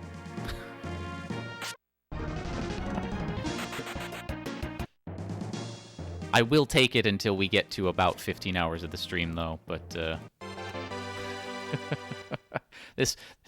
if this world records, we're just gonna do all iris all day. Come here, you dumb beetle. There we go.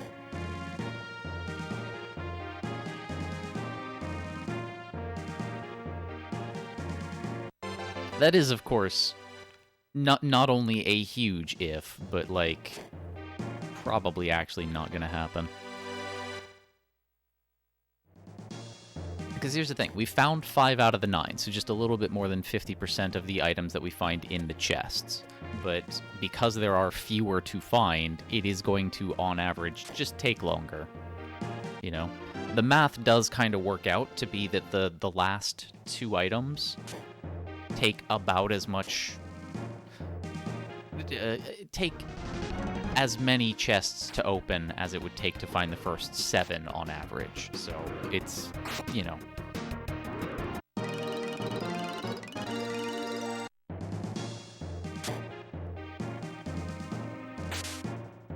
The fact that I've been supremely lucky and found 5 in the first 3 hours is just one of those things.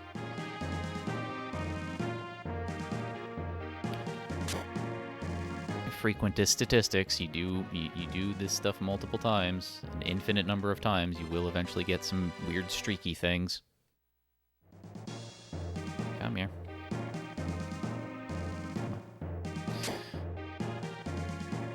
Both good streaks and bad streaks. If this world records, High Spirits will start a new Iris % world run that moment. And then he'll finish in 2 hours. 1.5 hours if he's on a voice call with Magus.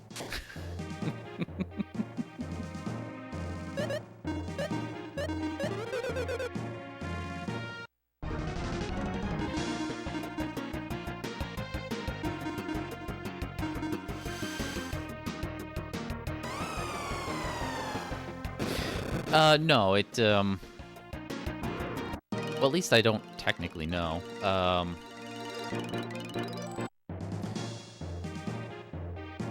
But my assumption is it rolls an item, and if you have found the Iris item, that just gets replaced with something else. So, you know, hypothetically, let's say it's a 0.2% chance for an Iris item to spawn in the chest.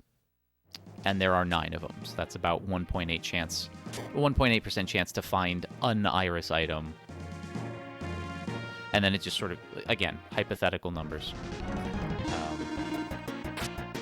Let's say you find one, so now it's a 1.6 chance to find an Iris item, but you still have a 0.2% chance to have rolled the Iris item you found, and then it's just replaced with something else. Again, I'm speculating on that. I don't exactly know.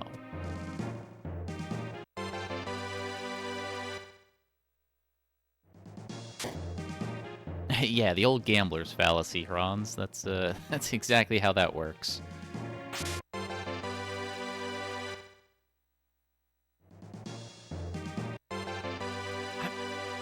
I need to think about that, actually, because I've now thought myself into a thing here.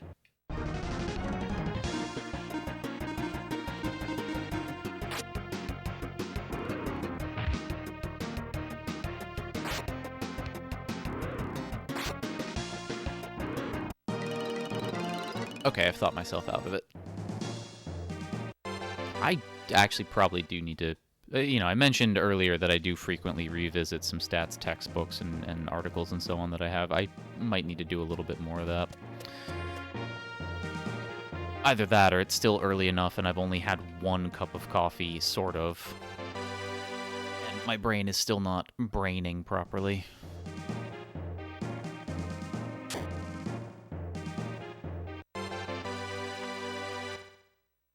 No, none of them went for the gambler's fallacy. Admittedly, I didn't teach them the gambler's fallacy.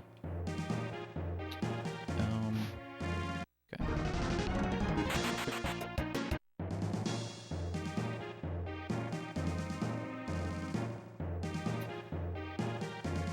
Trying to remember which are some of the common ones that I didn't teach.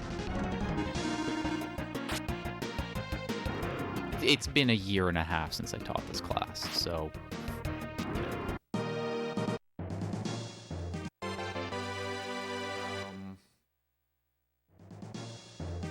I mean, I know I did teach some very common ones like ad hominem, appeal to authority.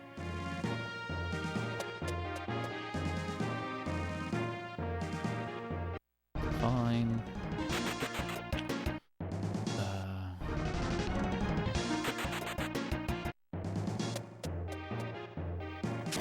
Did I teach the naturalistic fallacy? Oh, yeah, no, I would have taught both appeal to nature and naturalistic fallacy, the is-ought problem, just because that really actually would have mattered for some of the later material in the course about, like, anti-GMO pseudoscience, anti-vax pseudoscience, and homeopathy. So I would have wanted to teach those. And also because they sound very similar, people do confuse the two. Understandably so.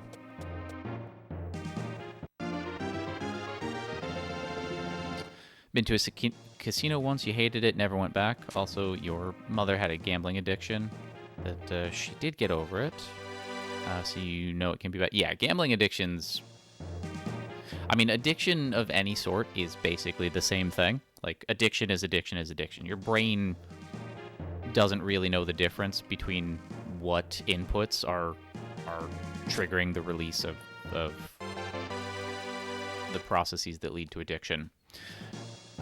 Certainly chemical-based things do have additional effects, but whatever is causing the ultimate underlying effects, whether it's gambling, whether it's sex, whether it's the thrill of stealing, i.e. kleptomania, it's all sorts of, addiction is addiction is addiction. So, yeah, it's all terrible. And boy, being on Twitch that is openly advertising, for the NFL and crypto and all the sports gambling sites, it's just wonderful that we as a country and this as a service are doing our part to facilitate more and more people getting addicted to gambling and losing all of their money as a result. You might as well admit, Ninja.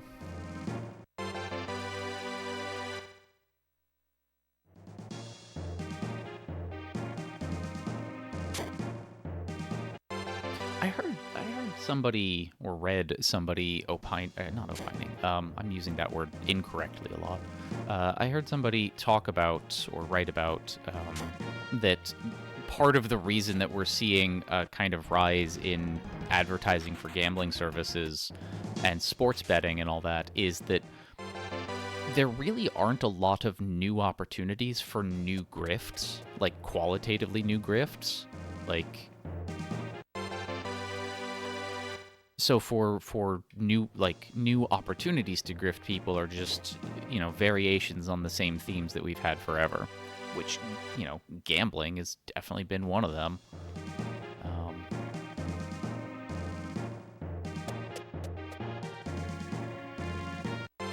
But like crypto and NFTs and all this AI marketing hype BS,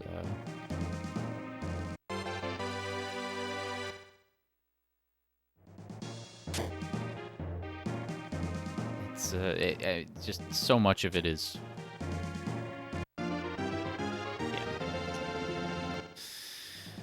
just kind of wrecking the ecosystem, and there aren't a lot of new grift potentials. Hey, Dig Dug, welcome on in. You could, in fact, lose money by gambling.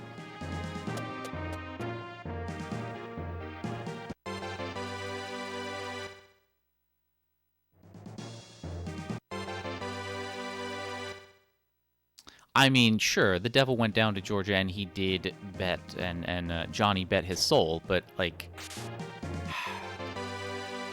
he got a fiddle of gold out of it. Now, granted, a gold fiddle would sound horrible and also be ridiculously heavy and unusable, but, like, it's probably a good showpiece.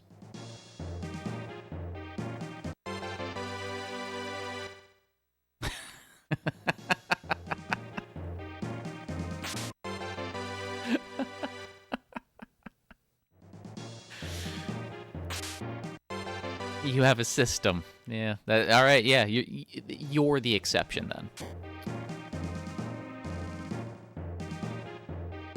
I mean, yeah, microtransactions are kind of a grift as well. But they've been around a little while now, so they're not a new grift. I mean, if anything, the new grift is what I'm sort of not affectionately calling macro transactions, which is releasing a game in episodes, but each episode costs the price of the full game. I'm looking at you, Final Fantasy VII Remake, and Dragon Quest XI S version.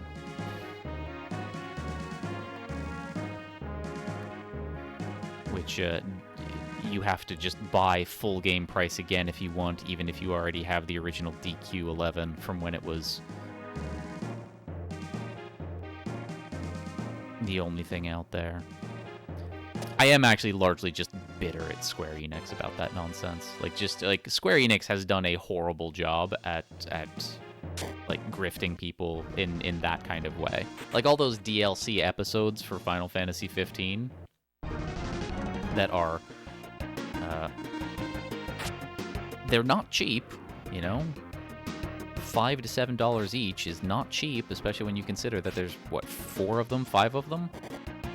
Like that's basically half a new game there, and for what? To help flesh out an incredibly incomplete story from a, you know, from the main game. Effectively turning Final Fantasy 15, if you want to play the full experience, into a $90 to $100 game. But they're not the only ones, because a lot of other companies do it in even scummier ways with, like, pre-order bonuses that are digital only and, you know, early access of, like, 2 or 3 days before original launch, which is usually when the game is the buggiest, because things are rushed out the door without proper QA testing and refinement. So you're getting 2 or 3 days of access to to the worst version of the game.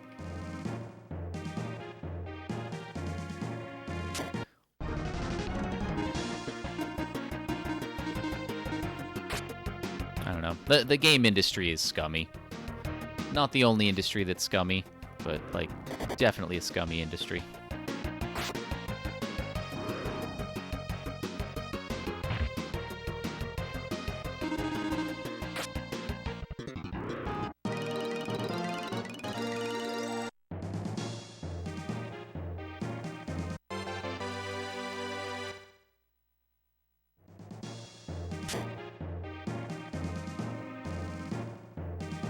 Yeah, like that's not too surprising, Rex. Like there is just an increasing number of stories of people who've lost so much money via all sorts of gambling, like gacha mechanics or casinos or sports betting.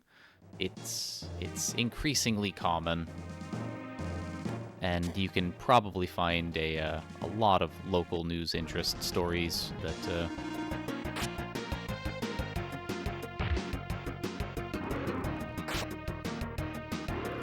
basically singing the same tune about that.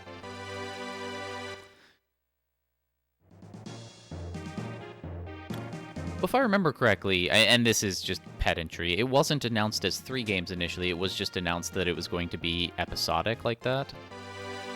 The 3 games was just assumed of what it was going to be. It wasn't until kind of much later that it was going to be that, especially since the first game only covers Midgar. Like, that's, you know, not that much of the game.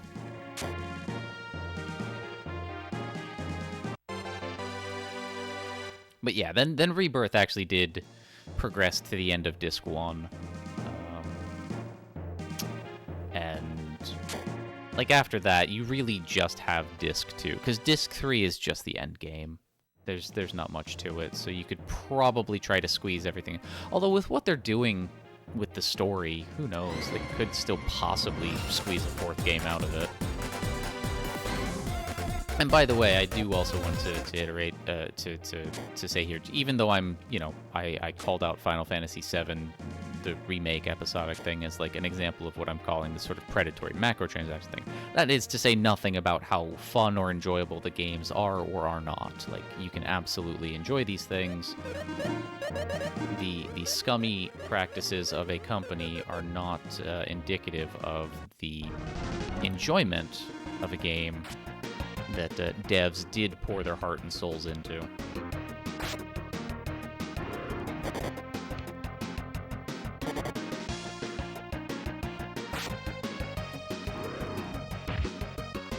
So, my own feelings of the games as games are different than my feelings of the games as commercial products. Alright, there's too much stuff here to deal with.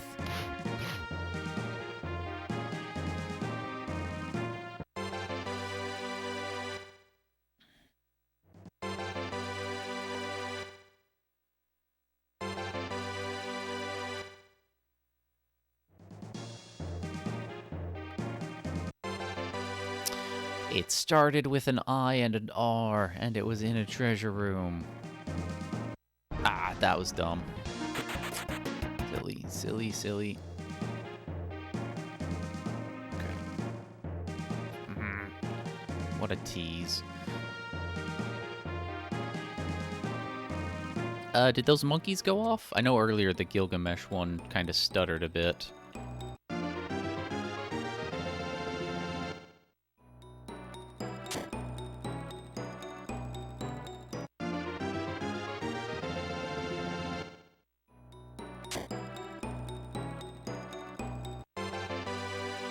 Started with I. Game is teasing. All right, well, let's just get the Providence and get out of here. Hey, a deadly sword. I haven't seen that in... No, actually, we did see one earlier today, and it was a guaranteed good one because it was in the first, like, 6 or 7 floors. I'm gonna go back and save just because we did get the water spear, so that is a weapon for Artie, and I don't want to lose it. I'm unslouched. Seriously.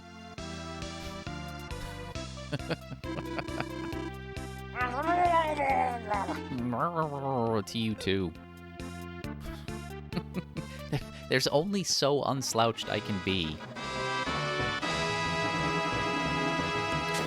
I still need to work on the piano flex things for the other characters. Because right now I just have it for Ferris.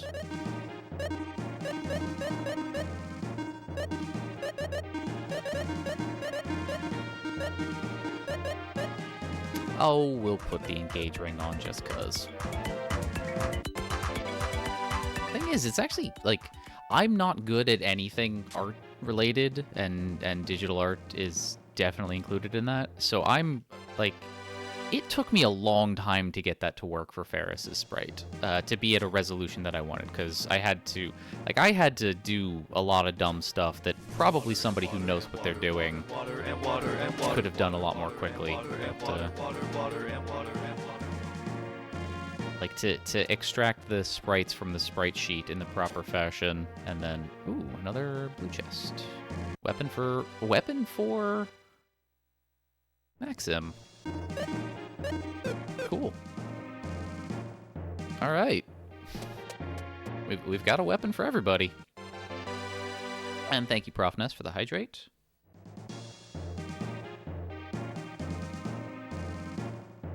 Definitely need more coffee.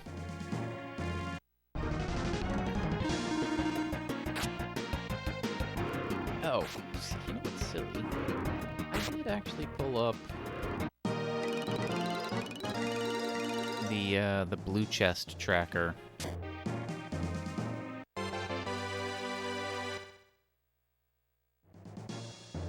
haven't used it.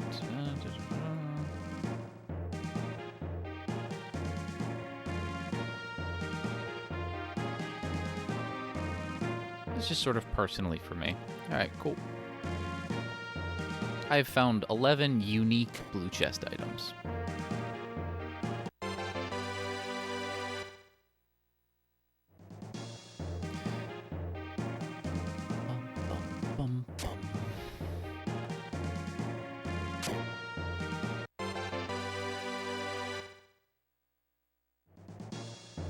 Hey, Tavon, welcome on in. Hope you're well.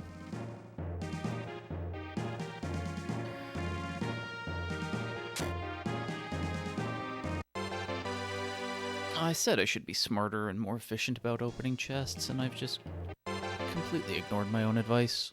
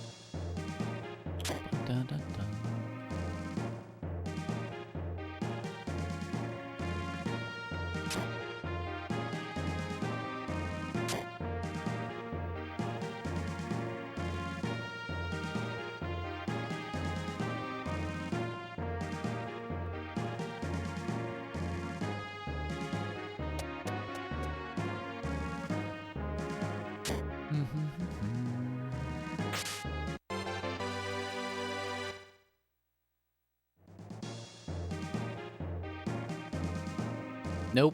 Sorry. Gotta be excellent.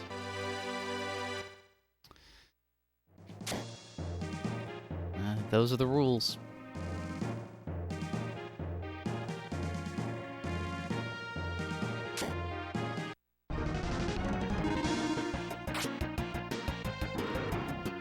And besides, Rex, it's be excellent to each other.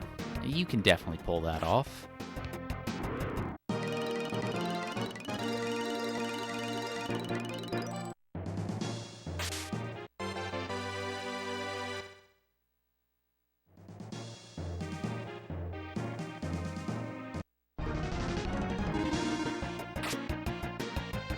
Just looking for a party room, that's all.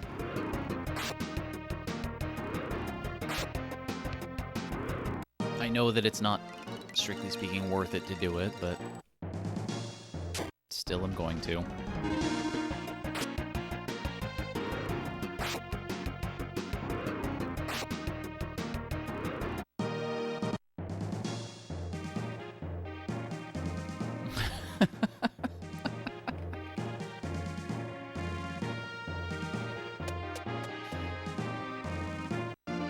Okay, so I said I was looking for a party room. Yeah, alright.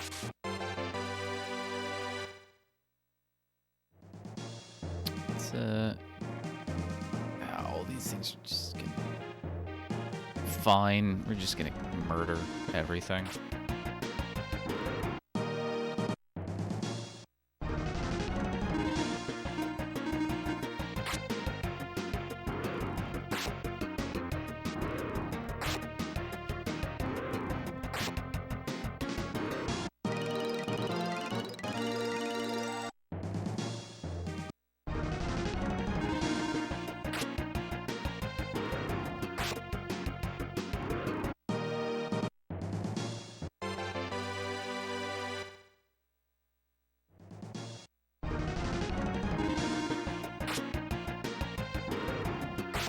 Yes, I know I can be running away from a lot of these things, but I can also just kill them easily and then not have to deal with them again.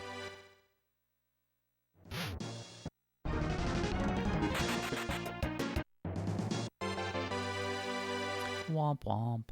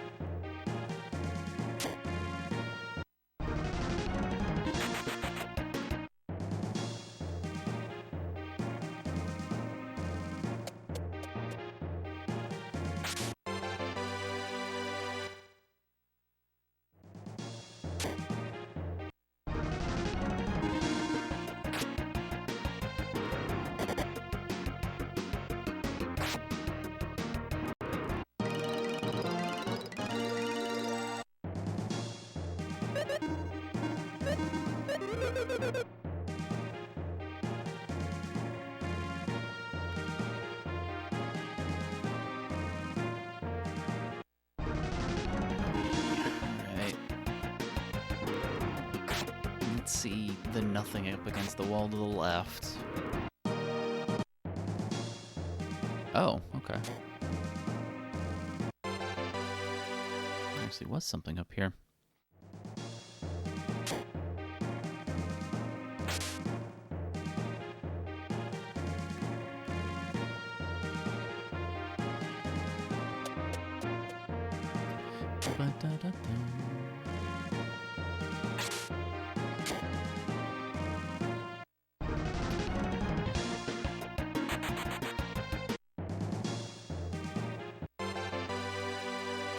Okay, so the chest...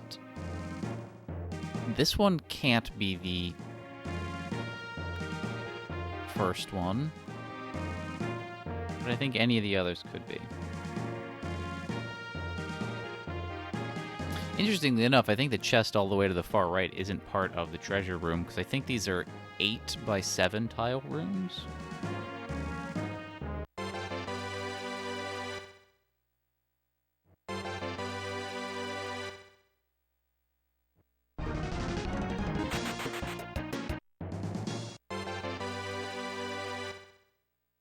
So either the one to the far left or the one to the far right aren't actually part of the treasure room.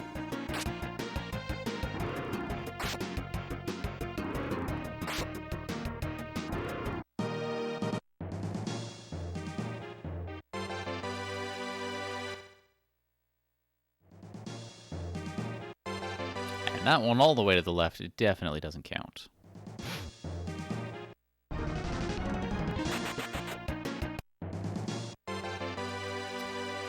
Alright, nothing. That's fine.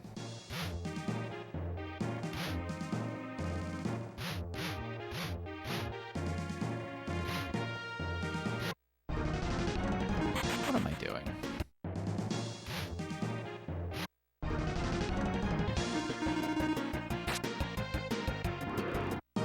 Yeah, too many things. Don't need to be clever. Just need to murder.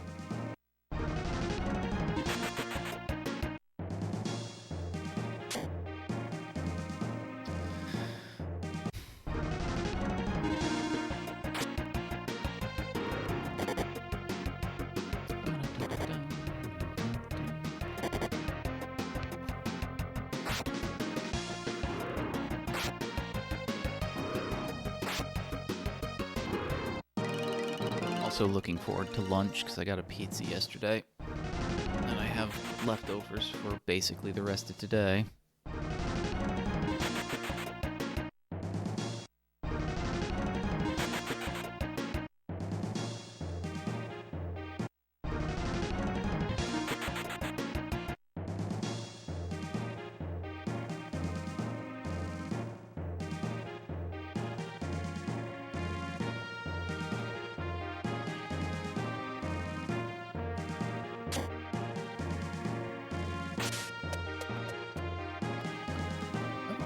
Alright, lots of party rooms. Let's see.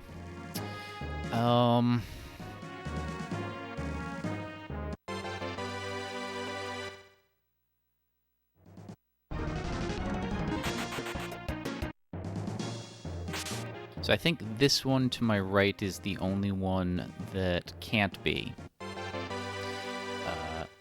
Because it's that a chest can't spawn if there would be a chest directly below it, directly to its right, 2 tiles to the left, or 2 tiles above it. So I think any of these others are fair game? If I'm remembering correctly, which, you know, might not be.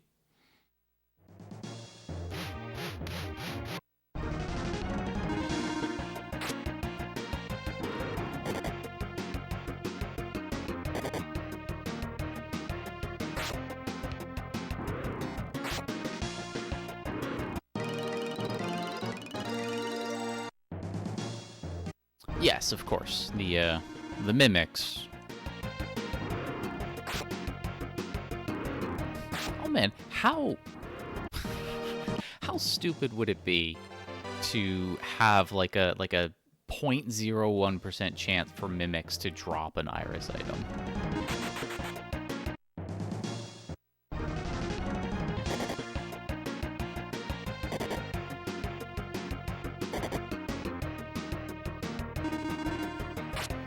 Just of all the other ways that they could have done, you know, iris items in here, I don't know, signaling them with green chests instead of red chests, because they do actually have green chest sprites in the game that are completely unused in here. It's definitely make my life simpler.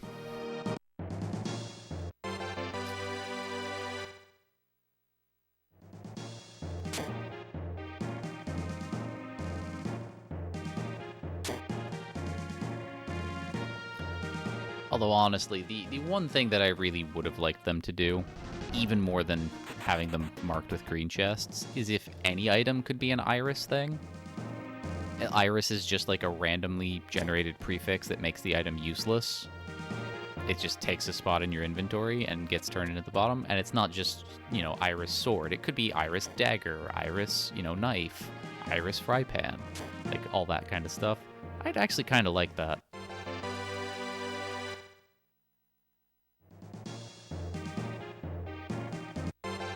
Just add a little bit of extra variability to this absolute nonsense.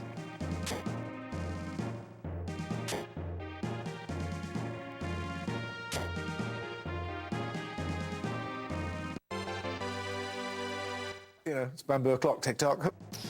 It is bamboo o'clock, TikTok. Hey, Kane. It does Hope make you're it doing really fiddly. Really, really fiddly. well. And it is also... Man, you weren't here for the really, really fiddly part. Things got really fiddly on the way to the jelly. You look like an alien.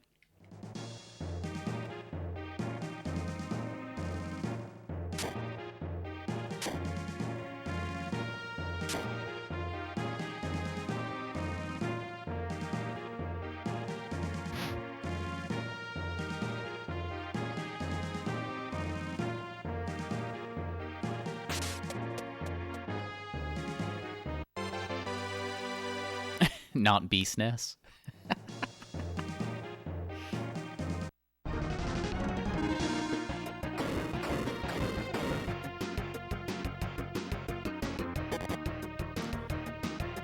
Okay, sure. Now that we don't need to worry about going down to the jelly, we're getting core encounters where all the cores stay. Good stuff. Sustem? Sustem. Super sus.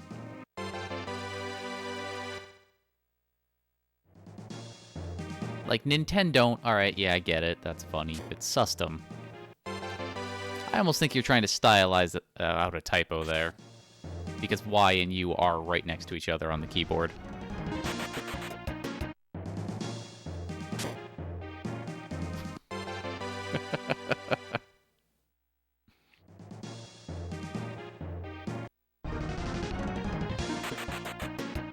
Yeah, welcome in, Kane. Hope you're well.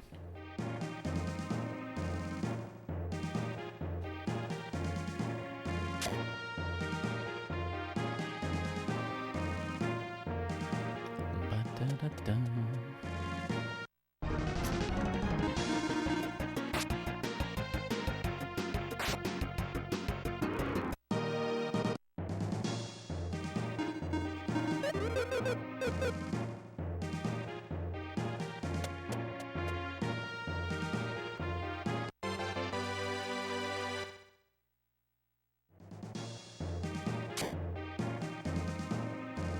Oh.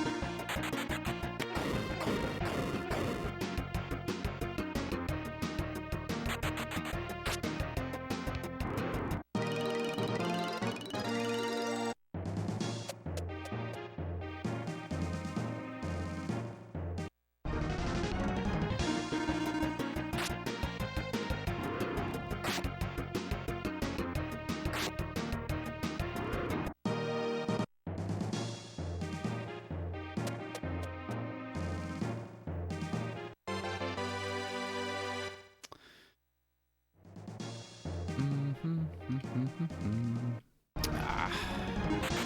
Right.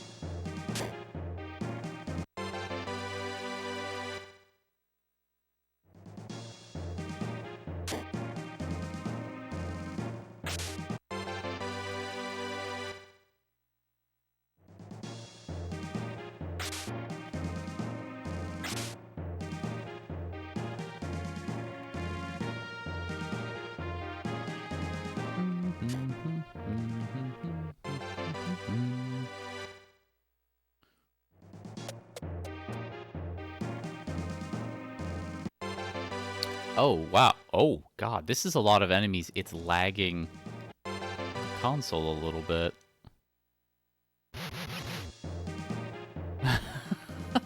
Oh, this is a lot of enemies.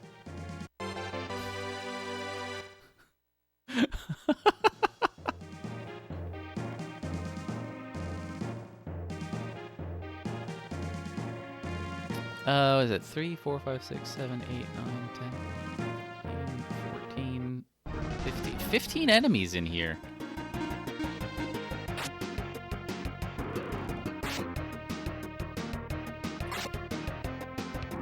What's the max you can have?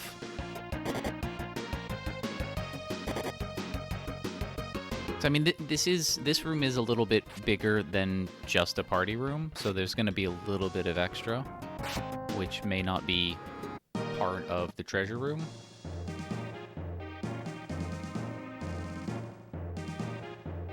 My goodness. All right.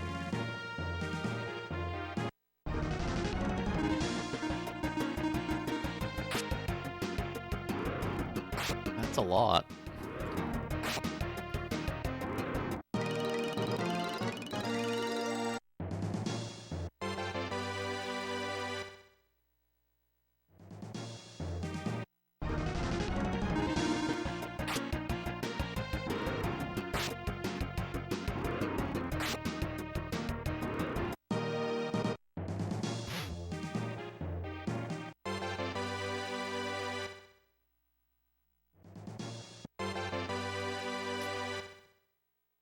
Sad.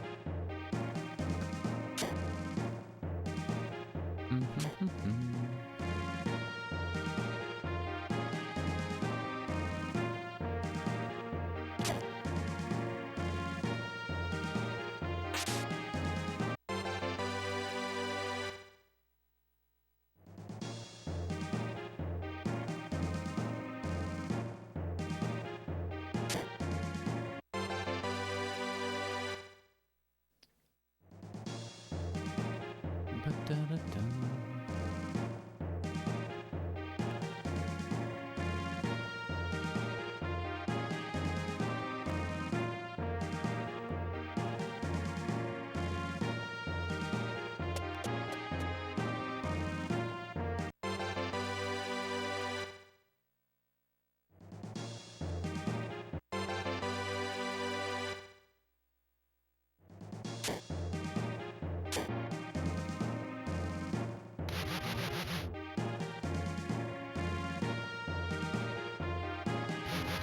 Oh, that's good.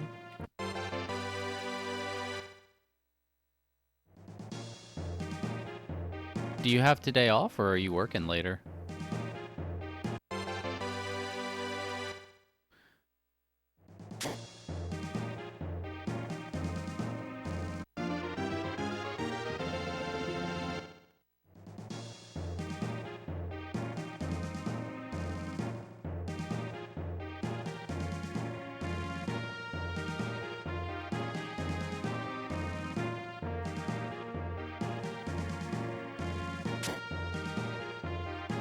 You're ultra bored? I'm sorry, Rex. I'm trying to be as exciting as possible, but right now the cave is just not dropping iris items.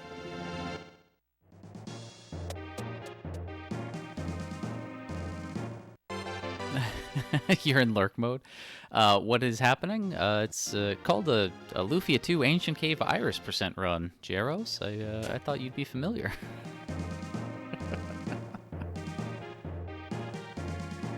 I'm going to give that comment a thumbs down.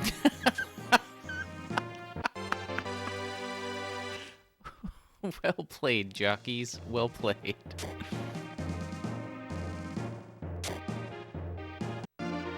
All attempts are world record attempts until they're not. That's just how the cave is.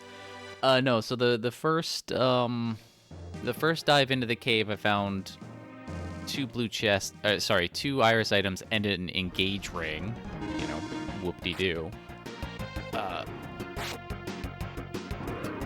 The first two iris items were in the first, like, 15 floors. And then as soon as I got the Providence, I was out. I was like, I have nothing at this point. Survivability is kind of low. We're just going to bank these two. So left. I went back in.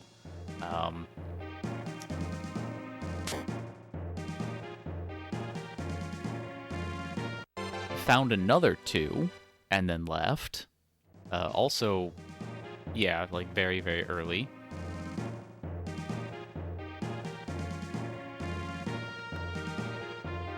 So left and deposited them. Did get a couple of blue chest items that are actually, like, worth it, though. Water Jewel is not worth it, but Fry Sword and... what was the other one? Mega Axe. That's it.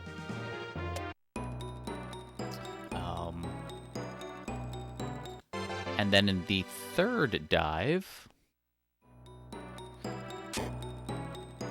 we got nothing for the longest time, so I was just keep on trucking down into the cave, and then in the span of, I think, 3 floors in the 70s, we found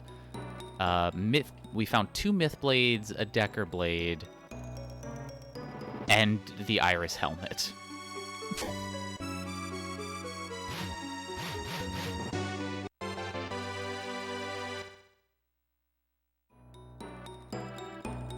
And was fortunate enough to be able to push it to the jelly. Got the jelly kill.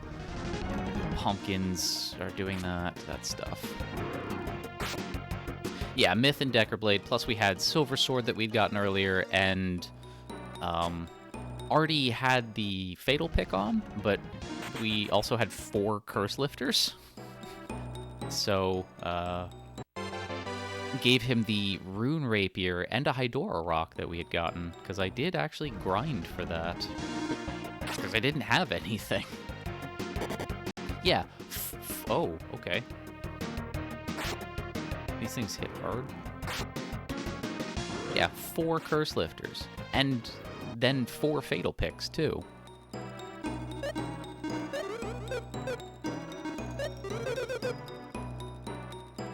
So, like, Artie was covered for that. Oh, I'm gonna have to kill this, aren't I? Yep. Don't know why I did that. I could have gone there and then ran away, but... I'm dumb. Yeah, 4 Curse Lifters. Just Fatal Picks. No Deadly Rod. No Deadly Sword. Just Fatal Picks. Wait, did I already get the Providence? I did not. Okay. Like, am I just wasting time in here? Nope, we're good. Since we did get the Sky Sword for Maxim, we're gonna go save as well, so that I have that forever.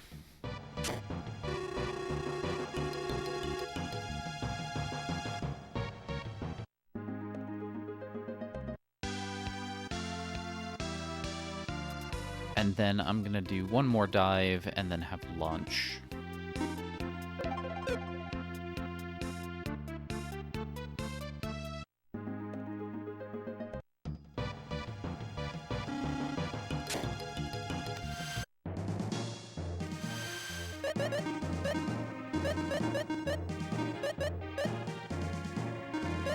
Oh. Yes. Okay. Alright, gotta start with Maxim, so we'll do that. Alright, and you get Twist Jewel. Get Thundo. And sure, why not? just to put the engage ring on you.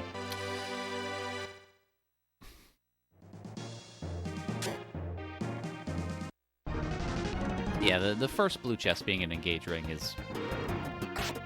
I'm still of the mindset that that is a premonition of just how useless this run is going to end up being. I think we're going to be stuck at 6 for a long time.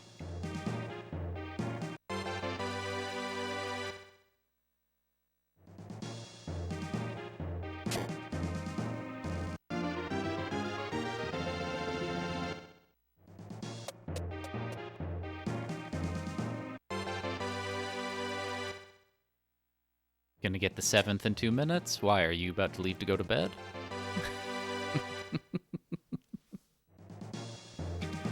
Or actually, no, the current meta is somebody leaves to go get food from somewhere. Found 3 when Moni went to go get milk, and then found another one when Prof Ness went to go get lunch.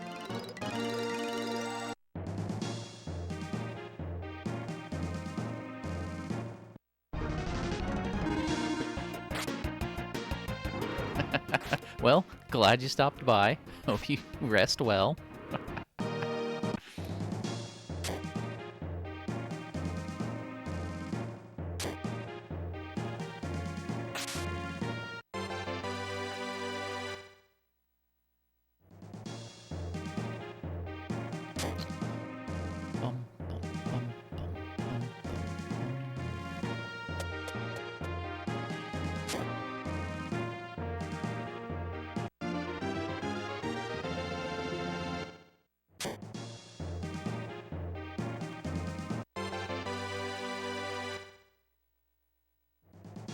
Well, that would have been the Iris item chest if I was gonna get one in the next 2 minutes. So, sadly, you lied to me, Kane.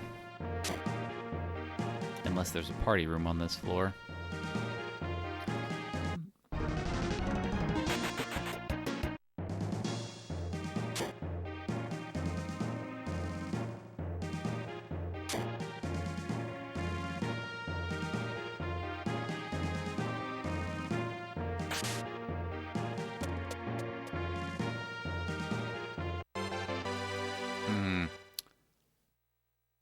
Ring. I need a ring. I need a ring that starts with I. Ice ring is not the one, game. But it does appear that that wasn't even the chest that could have been. Ooh, blue chest. Ooh, dragon spear.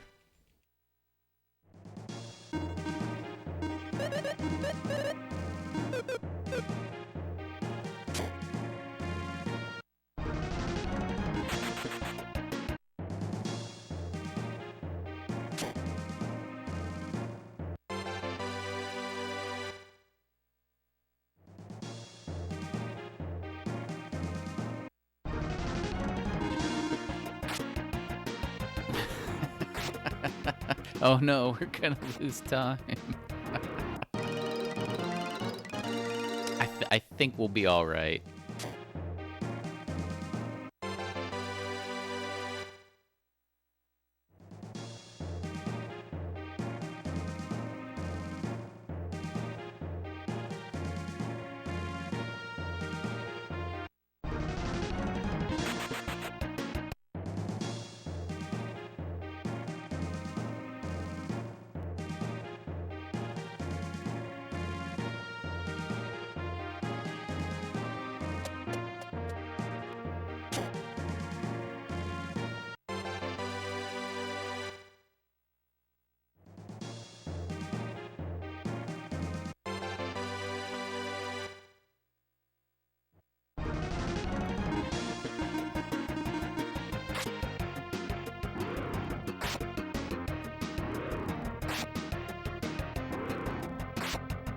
So let's see. I don't have a blue chest for Tia or Lexus, but I have for everyone else. Oh no, actually, Lexus can use the water spear, so just Tia.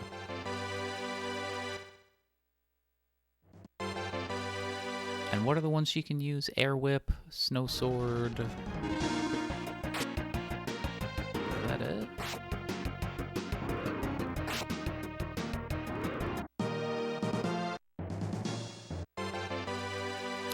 Another ice ring.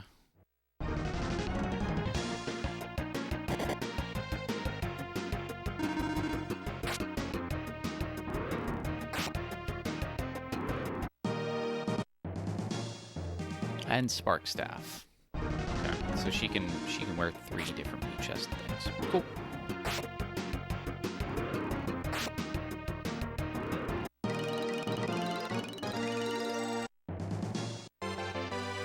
Ah, it started with an I and an R. I don't like you. Cave. Cave is giving all the I items except Iris items now. I do not approve.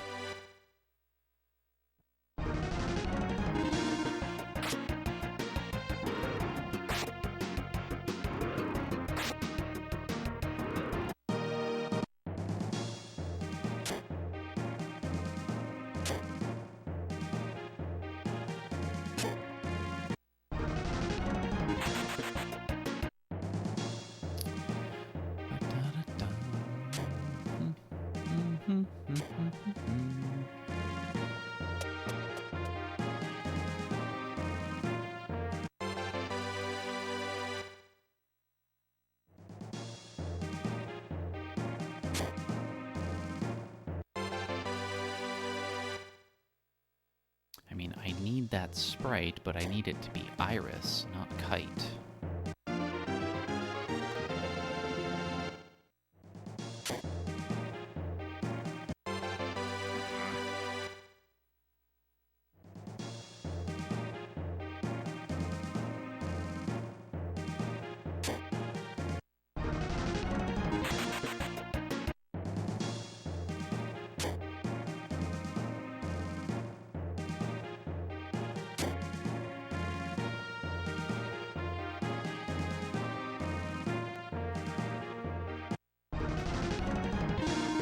Fine, if you're gonna just get in the way, you're gonna die.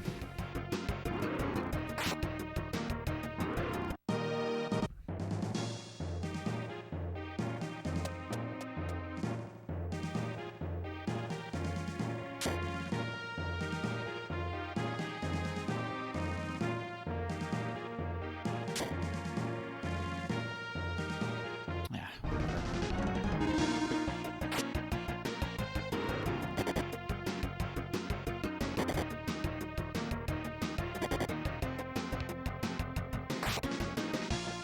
Second Dragon Spear would be fun.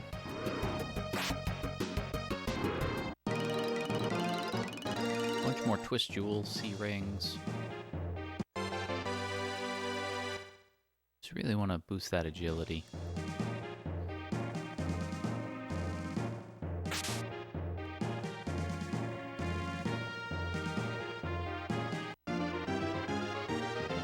All the eye things. Come on. You're running out of eye things to give me that are not Iris items.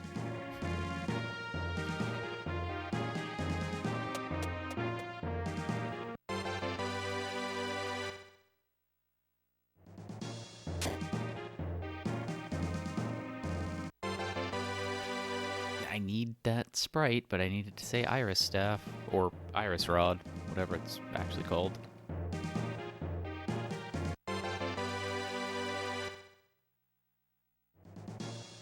Hey, Binskits, welcome on in. Party on.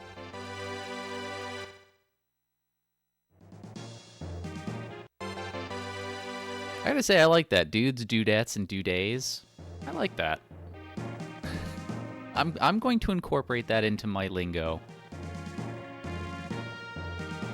In much the same way that I have previously incorporated guys, gals, and non-binary pals.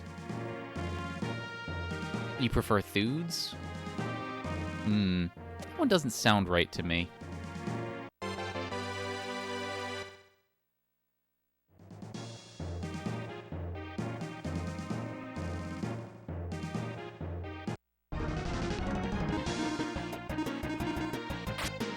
I don't know why. That one doesn't... That one just doesn't work. But that's just me. You'll show you in Discord.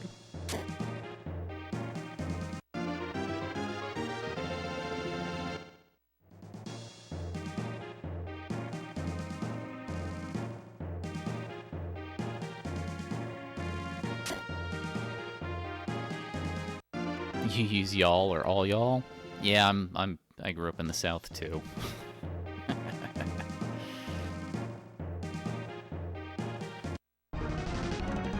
The one I don't get, and apologies to people from, you know, Pennsylvania for this, I don't get yins. I don't. That one, I got nothing. That one does not sound proper, like acceptable at all. Never apologize to. No, Philadelphians specifically don't deserve that. Philadelphians are a special breed of Pennsylvanian, but you know, people from other parts of Penn, they can pass for normal.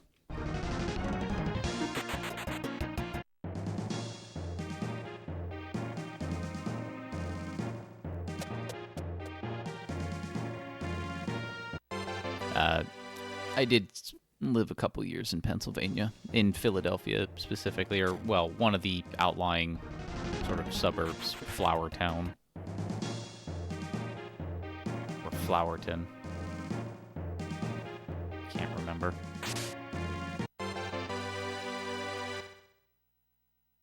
But yeah, as far as like a second person plural goes, yins, I got nothing. That one's a wrongin'.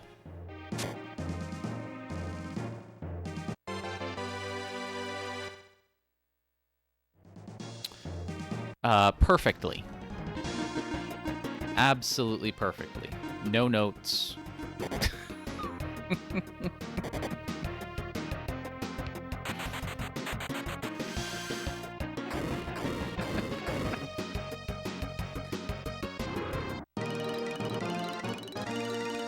Admittedly, my memory of Pennsylvania is clouded by the fact that I was 5.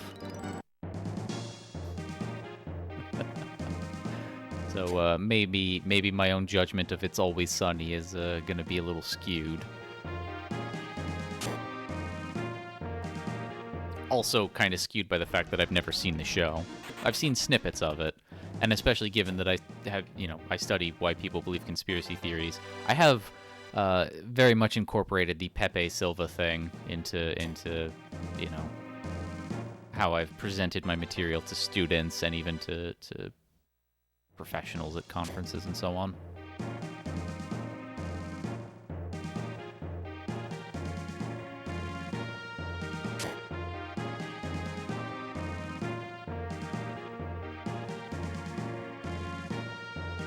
But beyond that, I think I've only ever properly seen one episode of It's Always Sunny in Philadelphia, and the episode revolved around, I think, 2 or 3 of the main cast contemplating what human flesh tastes like. And that's legitimately all I can remember about that episode. I can't remember if they succeeded in getting to taste human flesh.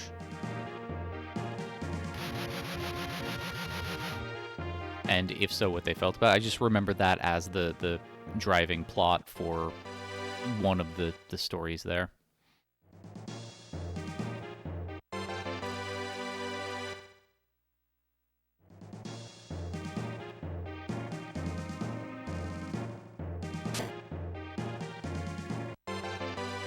Show's worth a watch once Danny DeVito joins. Yeah, fair enough.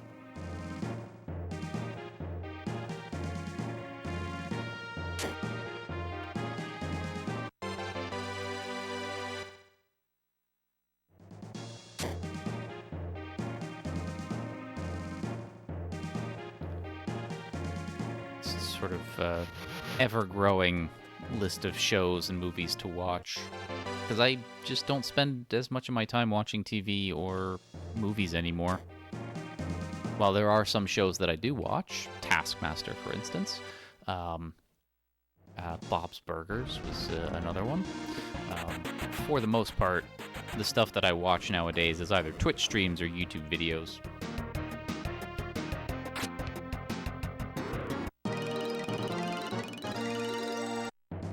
Yeah, Danny DeVito is very good.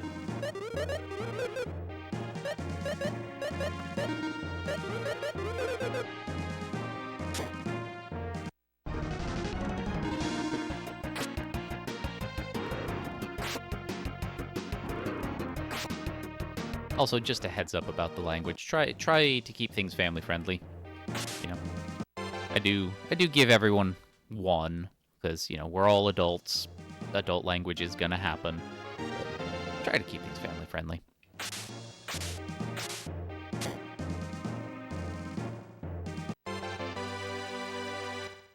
Yeah, Iris percent also cuts into things a little bit. Although I do have it so that if I were to play something on, like if I were to play something in another window, the audio wouldn't be picked up by OBS. I don't have desktop audio being captured. It's just programs directly.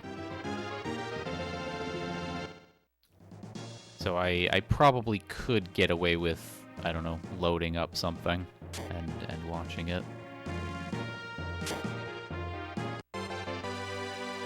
Yeah, no worries. Like I said, you know, to use Twitch, one must be an adult, essentially, like part of the terms of service. So it's not like adult language is necessarily a problem. It's just a thing. And largely the family-friendly thing I have for listeners. You know, because some of the people who watch Twitch are parents of young children, and maybe they don't want bad language around their kids. So it's really more for me. But I do ask that other people try to respect that. Because I curse like a sailor. Like, I am actually really, really, really vulgar. And if I don't actively maintain the guard against it, it comes out.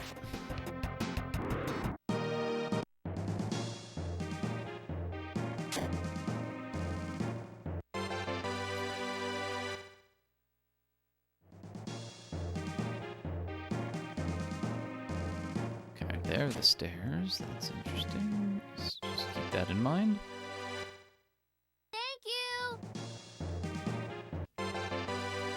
I mean, I appreciate that. Thank you so much. But I don't actually have that strong of a filter.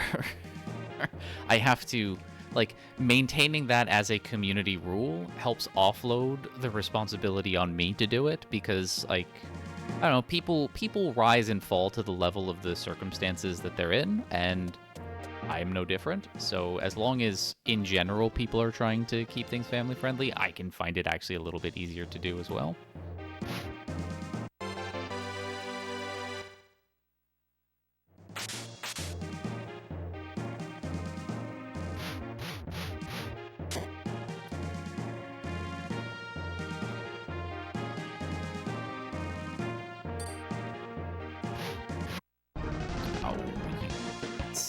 Silly zombie. Silly zomboid.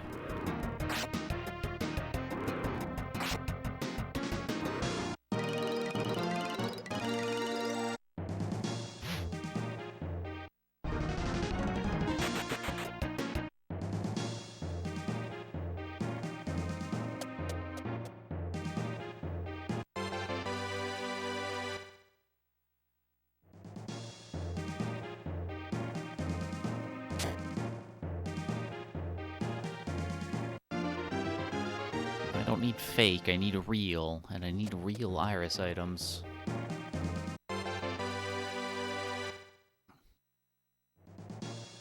Come on, game, cough it up. I know you got it in you. Iris ring. Nope.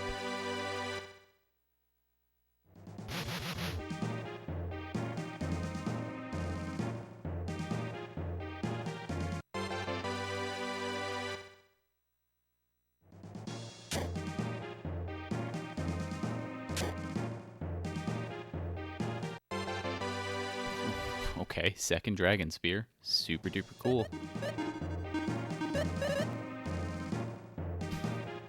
Just all the agility. Alright, now we need more Twist Jewels and Sea Rings, Water Gaunts. What's the helmet that already wears that gives that? Starts with an A. It's not Agony Helm. Aqua Helm. Yeah, because everything about Artie is kind of water-oriented.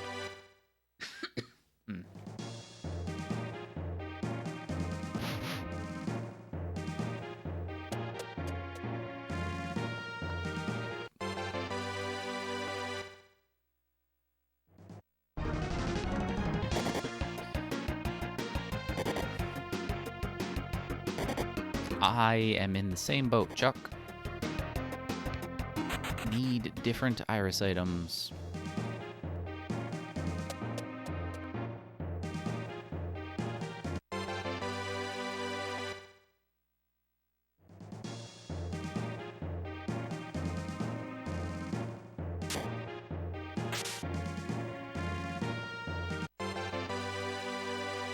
Correct. They are completely and totally unique.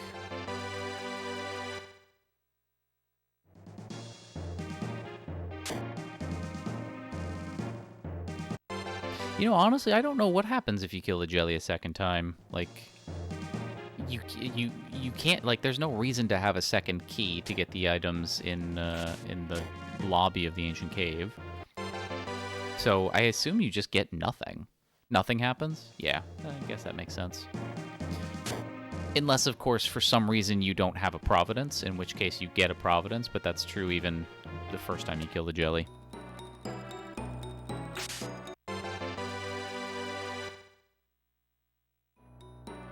Oh yeah, I would never do it unless I were I gotta kill you.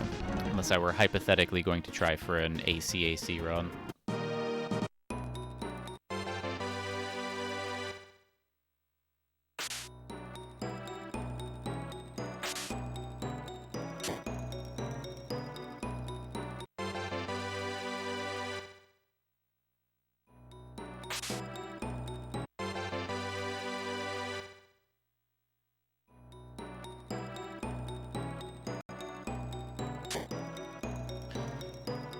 You know, you made that joke, and I immediately kept trying to think of, like, what are some AC/DC songs that I can make a pun out of, and I have completely and totally forgotten every single... Cool, C-Ring. Every single AC/DC song.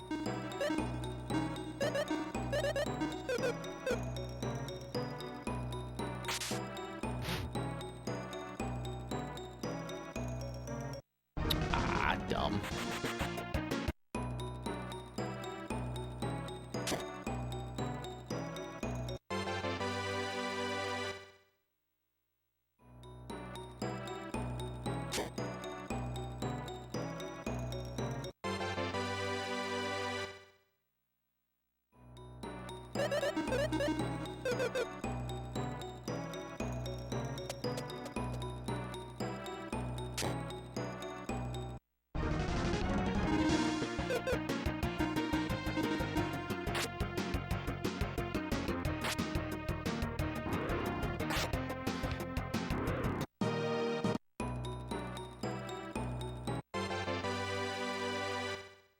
Yeah, that would be interesting if they had coded it such that there were, say, 10 Iris items, like not just the jelly trophy, but another one that was specifically Iris, and each time you killed the jelly, you got just a random Iris item from it.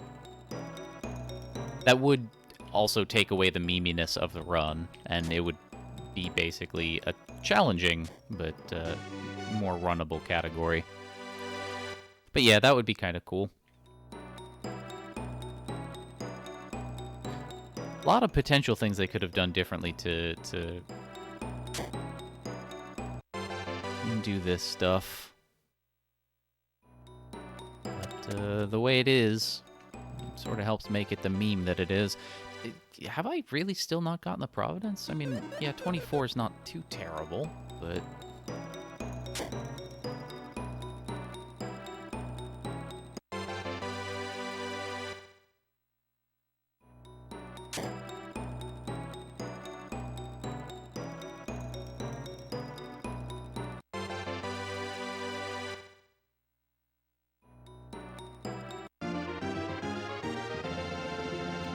found Billy West.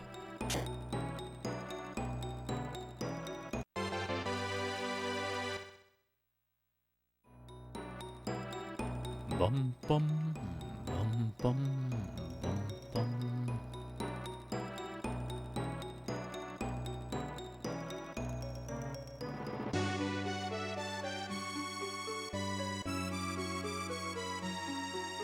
It would have been so much faster to just kill it or run away.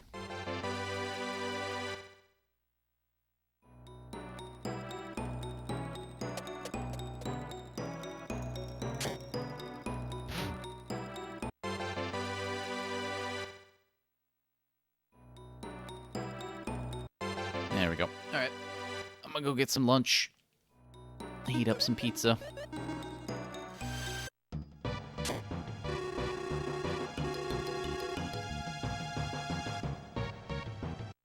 And, yeah, we found a second dragon spear and a sea ring, so even more agility, so let's definitely save.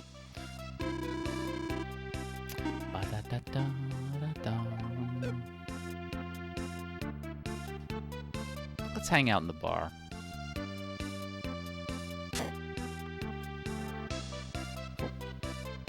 Alright. I'll be back in a few minutes.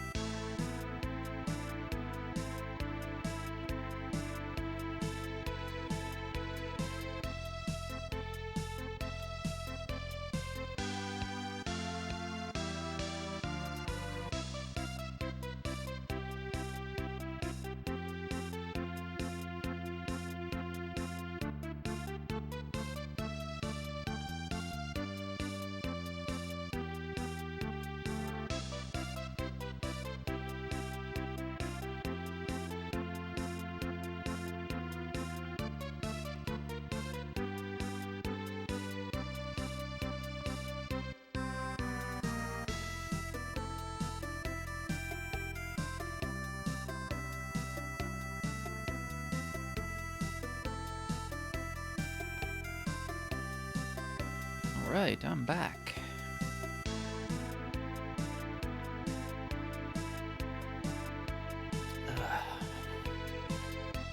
Let's go again.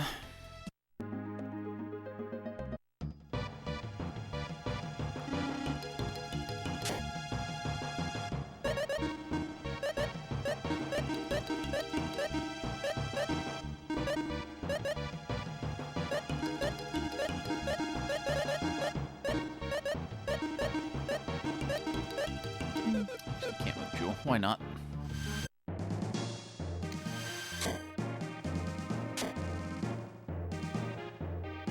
Ah, you know something? I opened the curtains in the hopes that noon sun wouldn't be glaring off the TV like this, but it's not great.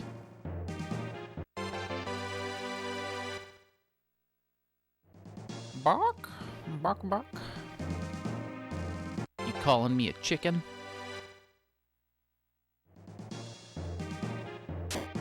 Oh my god, pizza is so good, especially when it has amazing toppings on it. Just all the peppers, except for banana peppers. I don't mind banana peppers on pizza, they're just not my favorite.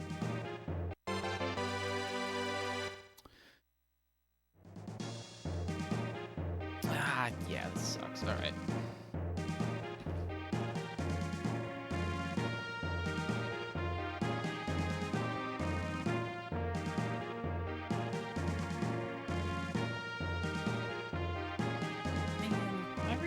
I really set up my room in a bad position to stream from the console. Can't let any natural light in. Very dumb. And I am way too lazy to rearrange things, especially now that, given my financial situation, I will effectively be homeless come March anyways. So, there's no point. Hi, Polly. Hope you're doing well, kitty. But, Moni, remember, you are a psychic, apparently. You called so much of that last run that, I am attributing a little bit more weight to you and Polly than perhaps I should.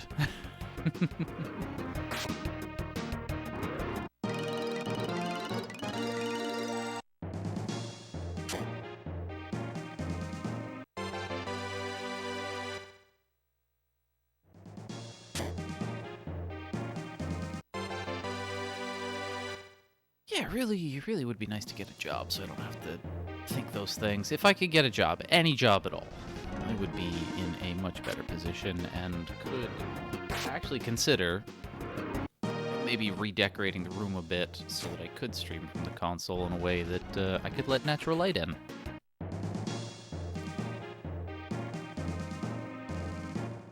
Aww. Polly doesn't like change.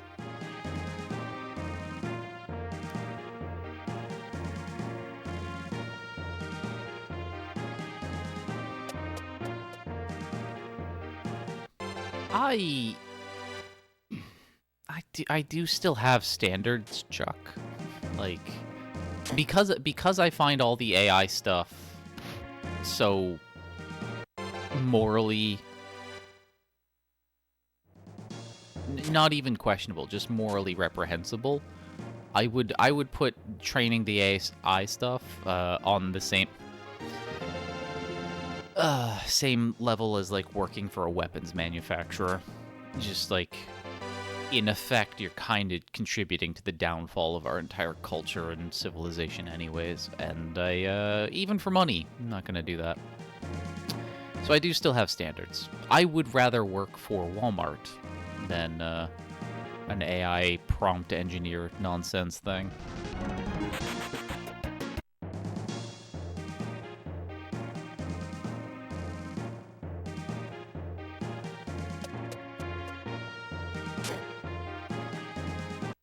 And I guess I should say I would rather work for Walmart again, because I have worked for Walmart before.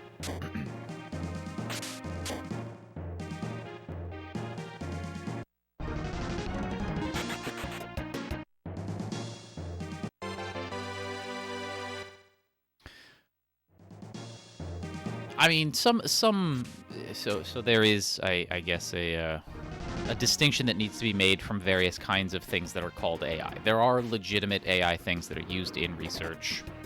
I know some people who do that kind of stuff. There's protein folding research. There's, machine learning more generally. There's a lot of stuff going on. But, like, the stuff that gets marketed and the stuff that there is so much actual job market for, like AI prompt engineers and editing output from AI, like large language models, that's just garbage. Those are scam jobs because the technologies are scams.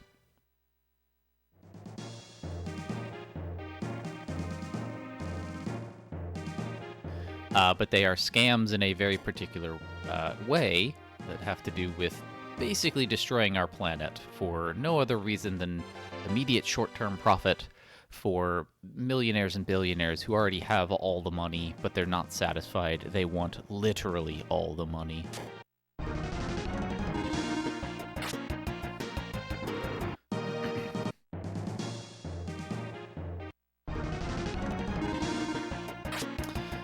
No, I get you, Chuck. I know that the sentiment was there. But there are a couple of moral lines that I won't cross.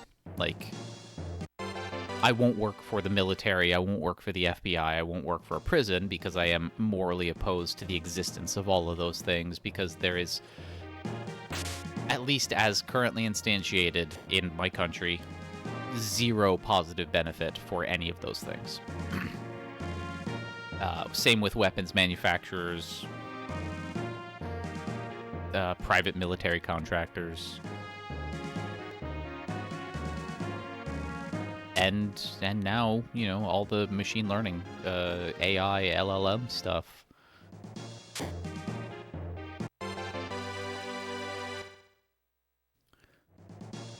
Like, I wouldn't rather be homeless, but I would still ultimately, no matter what, be able to look at myself in a reflective surface, whether it is a mirror or a puddle of rainwater, and be able to look myself in the eyes.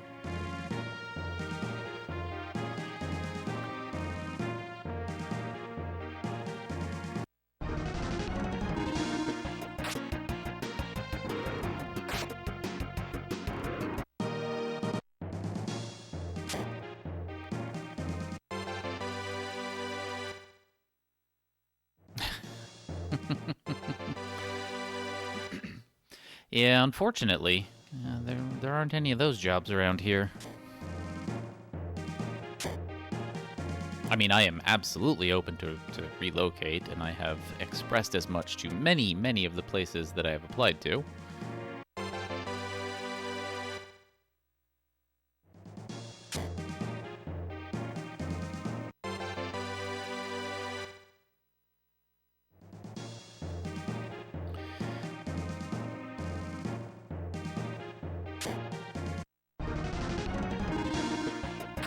Rain puddle company. Oh, man. Would I get to work in the clouds?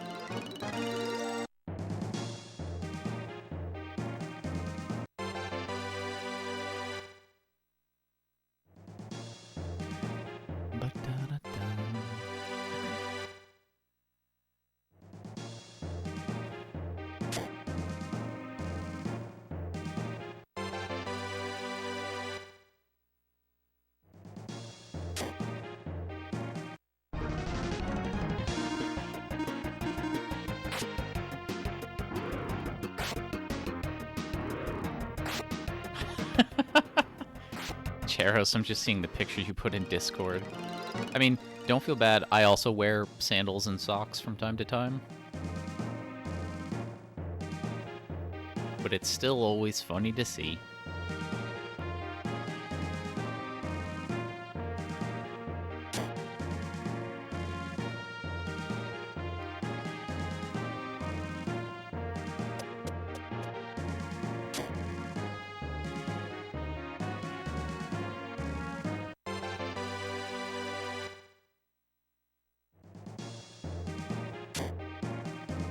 Nah, you have to provide your own. Trust me, the PhD provides nothing.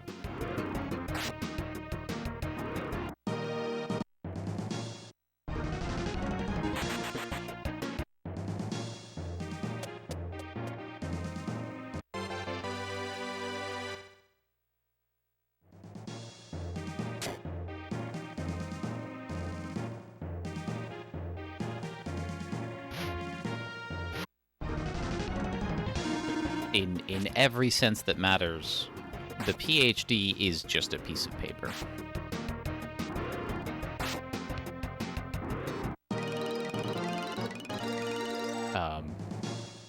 In so many senses that, well, alright, I actually kind of take that back. Because academia is so ruthlessly a gatekeeping organization that actively maintains discriminatory hiring and promotional practices that keep women and members of marginalized communities, other marginalized communities, from attaining a presence in it. Accomplishing a PhD, earning a PhD, if you are not a cisgendered, heterosexual, able-bodied white man from a middle or upper-class background, is actually an accomplishment.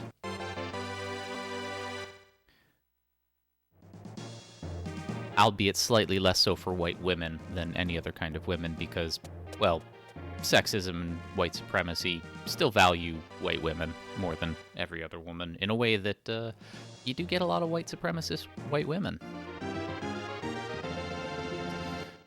who also find their way into academia in order to maintain the status quo.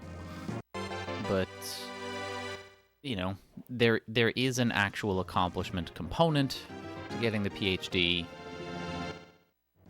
But unfortunately, at the end of the day, it still actually doesn't matter that much because of, you know, all the other things. Yeah, if the job you're looking for requires a PhD, you need a PhD, but most jobs don't require a PhD.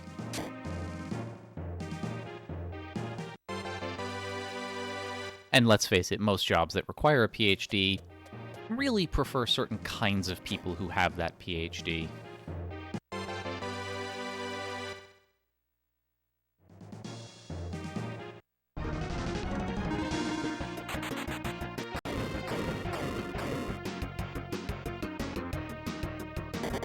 So it's not enough to have a PhD, it's to have the right letters of recommendation from the right people, to have the right research agenda, to have the right whatever.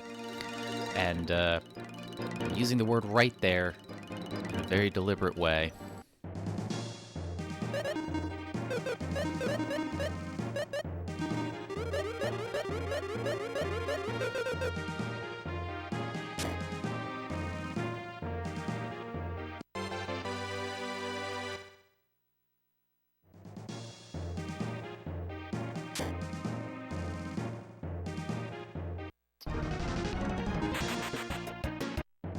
I really do not like that these hallways are long enough that I kind of need to waste time getting in those encounters to just sort of see that they're empty hallways.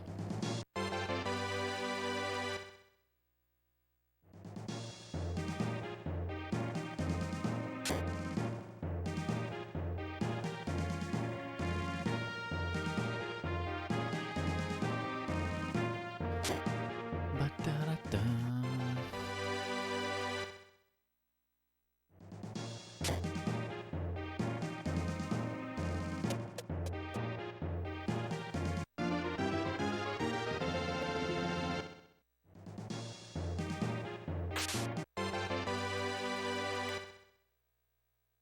We're working 4:45 to 11:15 tonight.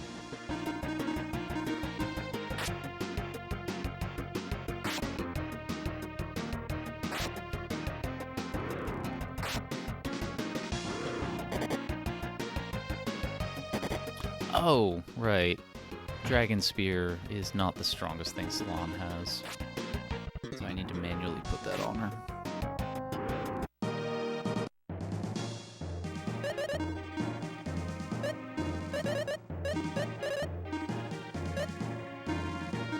Oh. Same with already in the Water Spear. Hello, Gatey's blade.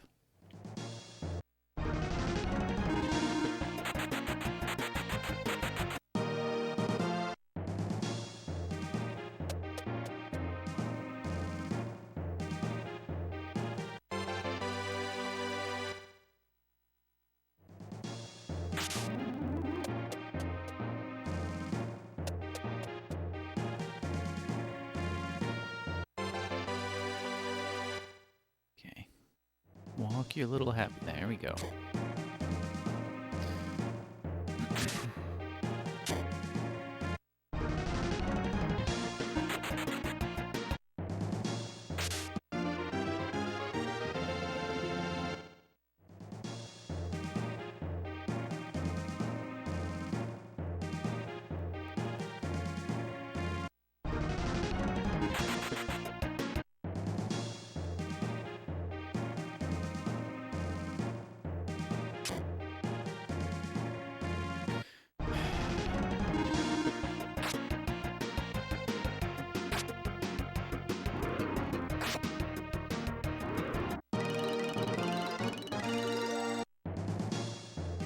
Yep.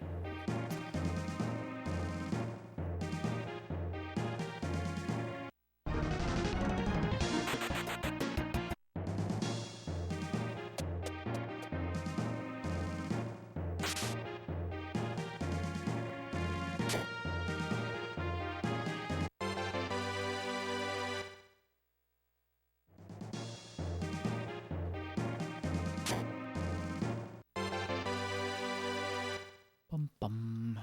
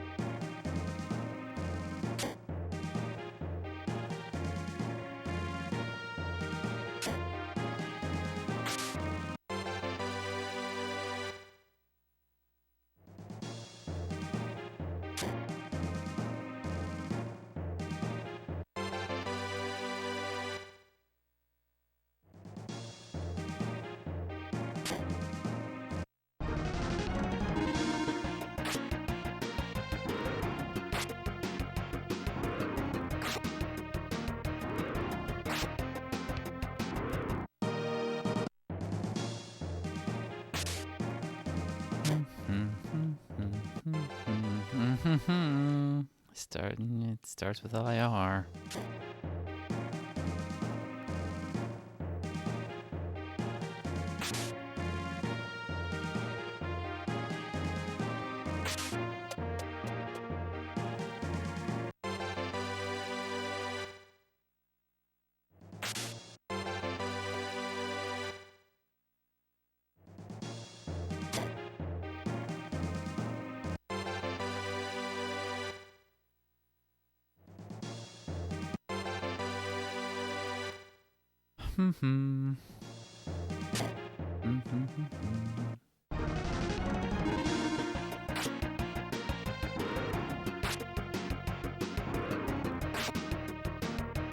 Taking this fight mostly so that I can sip some coffee.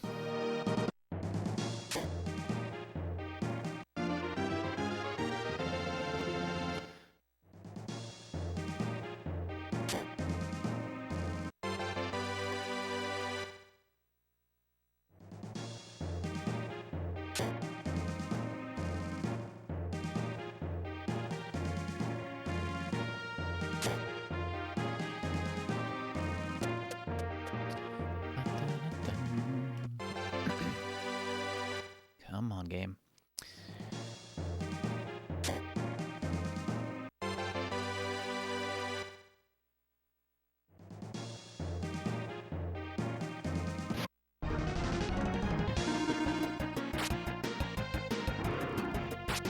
Don't tell me you've given me all you've got to give in the first 3 hours.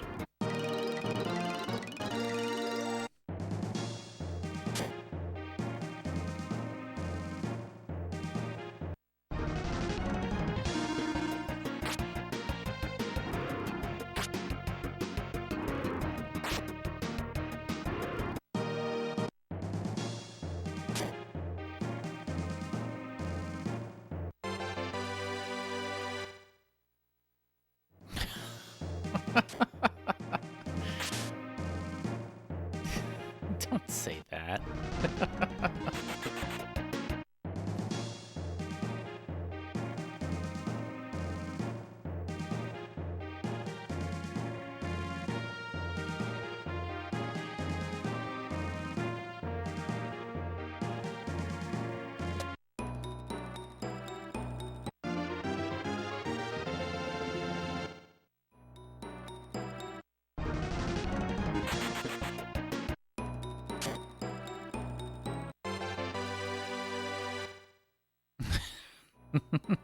You are the anti-Jenny.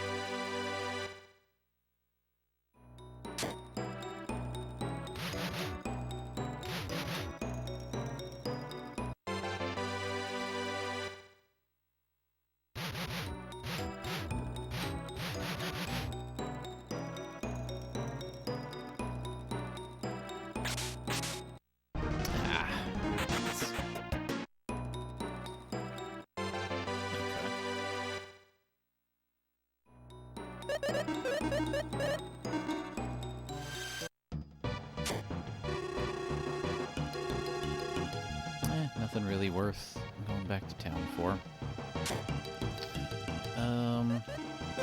We've got 3, 4, 5, 6, 7, 8, 9, 10, 11, 22 blue chest items.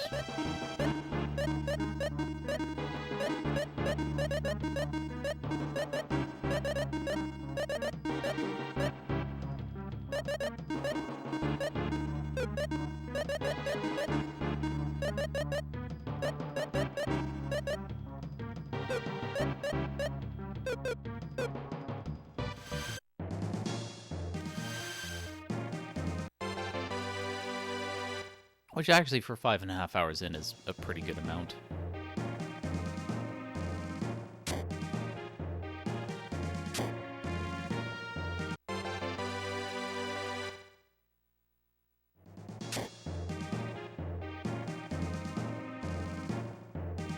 Blue chest percent? Yeah, that one seems very...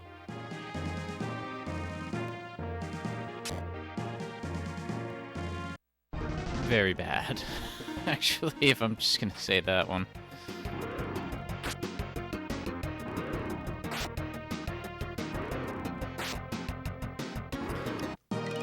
That would be a better amount for iris items. But blue chest items... 10 is not a good amount of blue chest items. Yeah, you know. I think it's a neat goal. There are some people... Because isn't that... what is it? True 100%? You know, you kill Gades in Gordovan Tower. You also get all the iris items. You had to say, and I must admit, I like it. I'm glad. Is blue chests part of true 100%? Or is it just, you know, main game plus side quests and kill Gordovan Tower Gades and iris percent?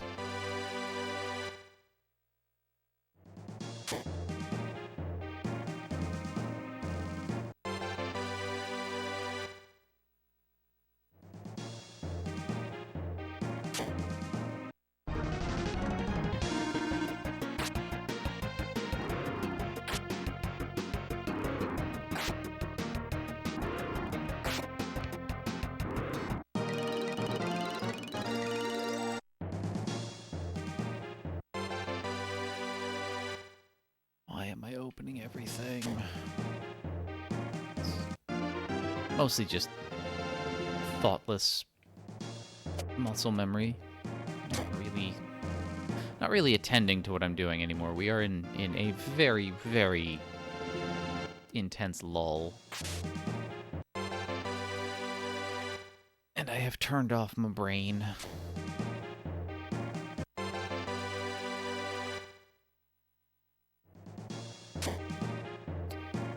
Yeah, I know you weren't talking about blue chests, but,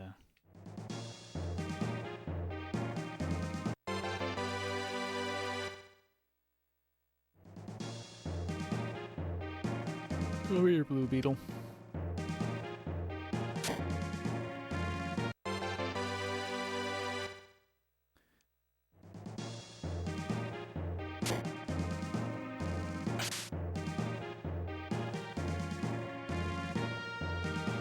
Been a while since we've had a treasure room, too.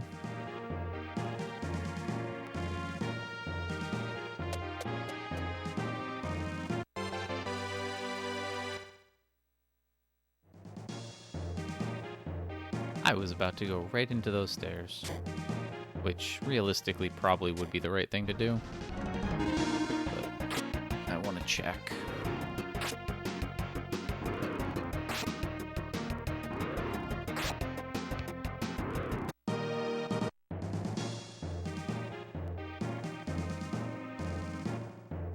Totally the right thing to do.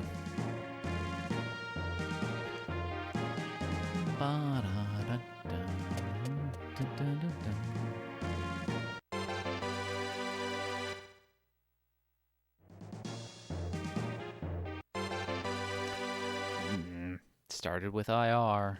I need that to be followed by another I.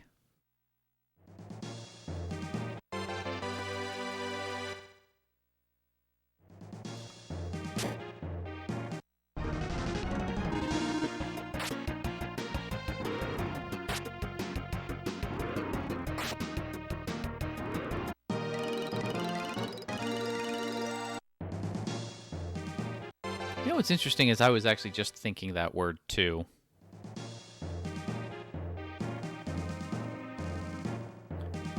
Just thinking like maybe I should also specify not iridescent something, but I thought actually what other eye items are there in the game? Do any of them actually start IRI? Nope, just iris items.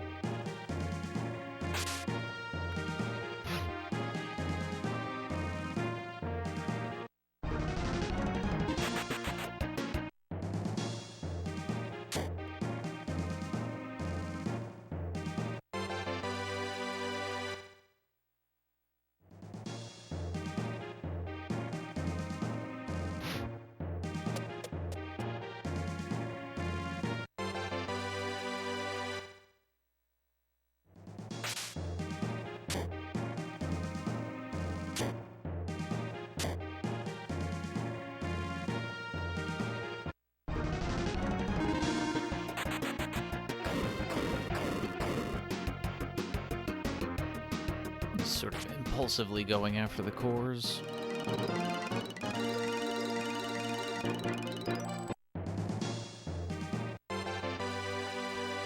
Ba-da-da-da.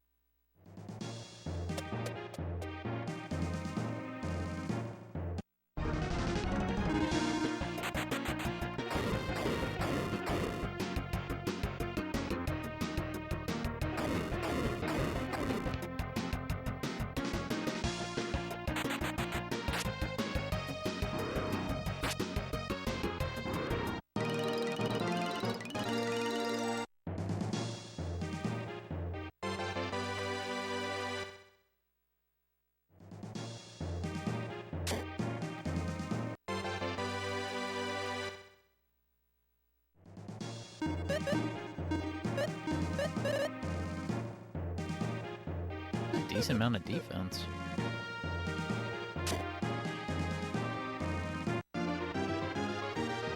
Ah, come on. A chest in a giant room all alone. Couldn't have been Iris Jewel.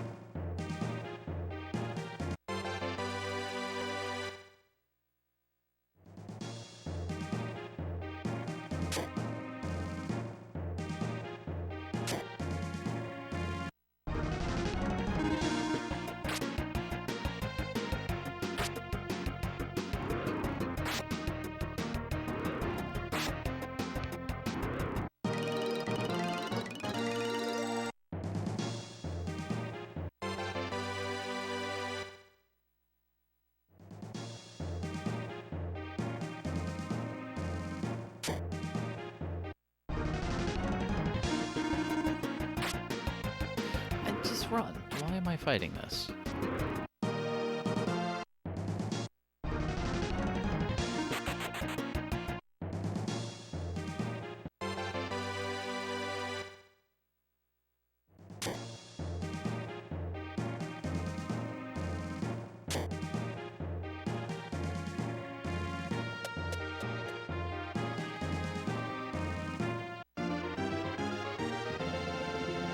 I have found a lot of droplet today.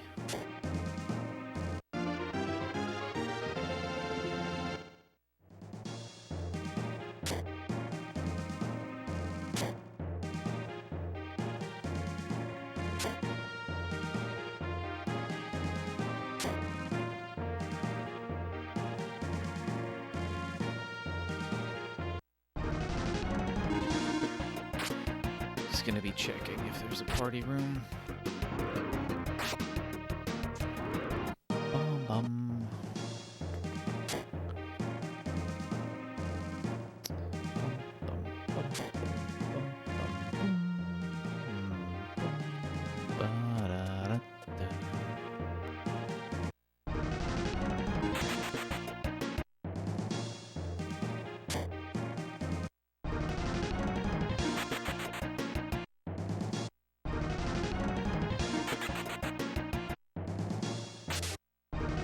The well hath indeed runneth dry.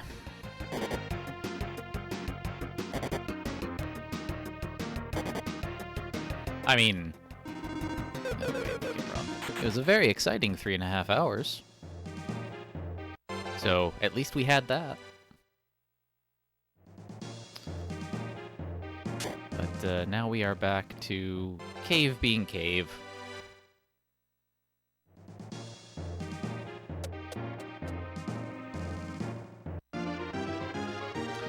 I believe this is the first time I've seen thunder today.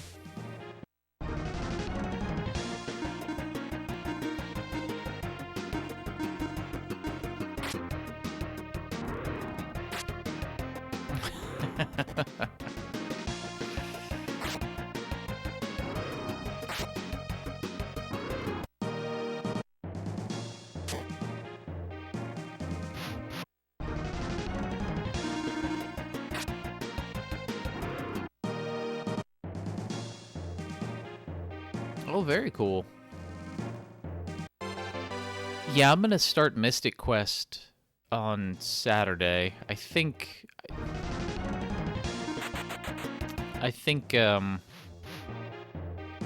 that's what I'll do. Is Saturday will be, start learning a new speed game, and then Sunday will be the casual playthrough of Dark Cloud.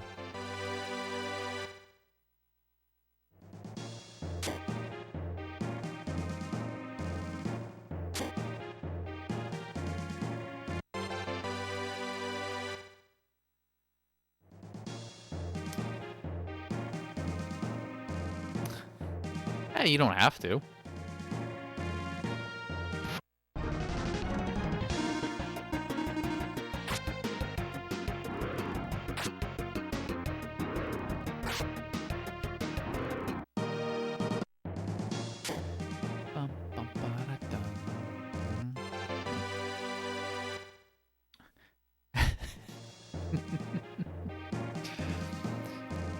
mean, it's not really. Like, you know, no actual shade is intended against Mystic Quest, but, like, it's not a super fun game.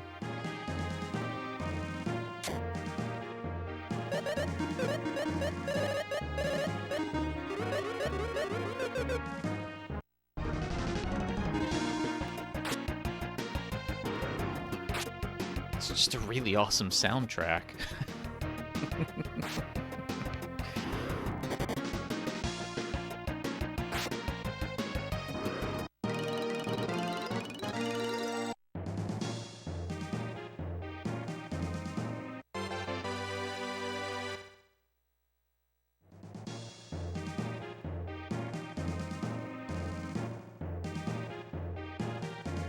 A good tolerance of RNG when it turns against you. I mean, well, I already run Lufia 2, and I was gonna say, you know, Shantae the Pirate's Curse is a good amount of RNG, but, like, even if the RNG goes against you, you can still actually overcome it to have a good time. With something like Lufia 2 or Mystic Quest, if the RNG goes against you, you either die or you just lose any ability to have a good time.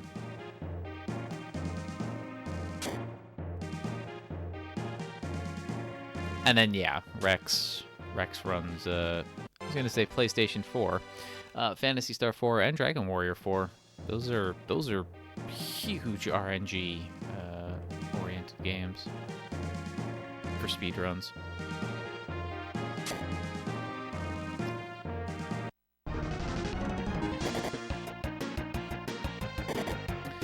Yeah, because, like, if you die in a fight, you get the ability to restart the fight. Which is very nice. Like, it's a very, very friendly game to run.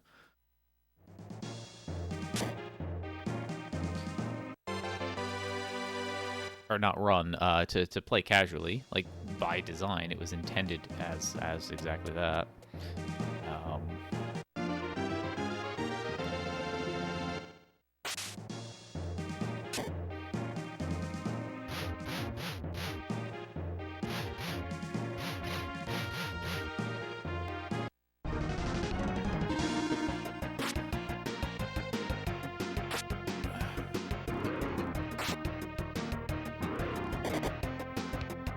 Wow, how long ago did Bowie run Phantasy Star 4? I don't know if I've watched Bowie during that period. I think I may have come to Twitch a little bit later.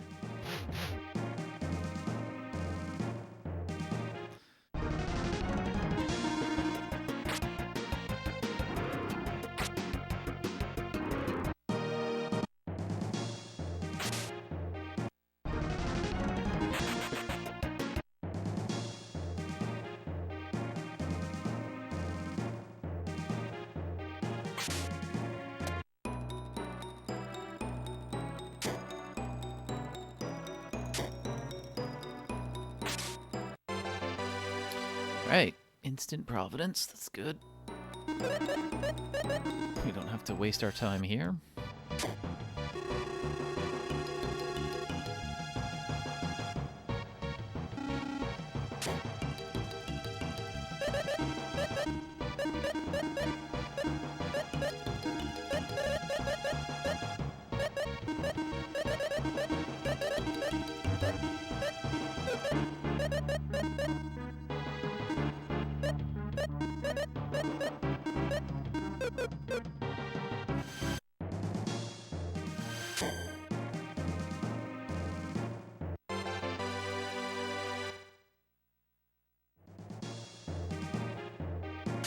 Oh yeah, Mystic Quest, despite the fact that I hadn't beaten it, was actually on my short list of RPGs to sort of start off speedrunning with. I eventually settled on Final Fantasy 1 for the PlayStation Portable.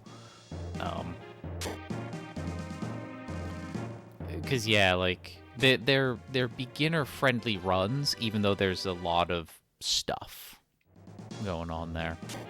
Like, there's a lot of, like, RNG, there's a lot of stuff that's just outside of your control. But in terms of, like, the route and things like that, they're very beginner-friendly. just sort of don't go into them expecting to get like super awesome times right out of the bat or anything, because there is that just RNG component to it. Yeah, Pazuzu being a big one. You know, 5 years ago, I was definitely watching Twitch. I was actually streaming 5 years ago. So, oh.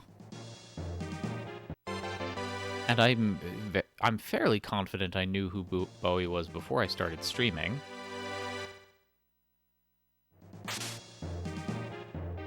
I guess I just never caught the Phantasy Star runs. Caught Shining Force 2. And Illusion of Gaia.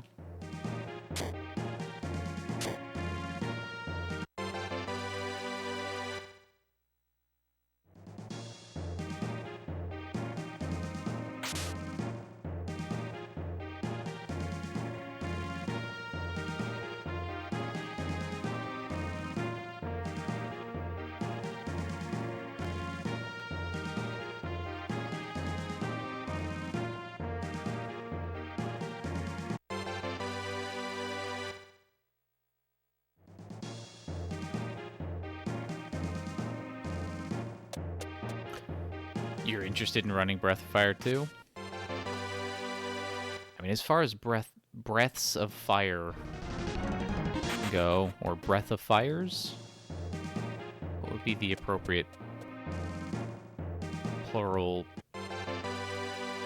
Whatever. As far as BOF games, I would only ever be, like, personally, I would only be interested in learning 3.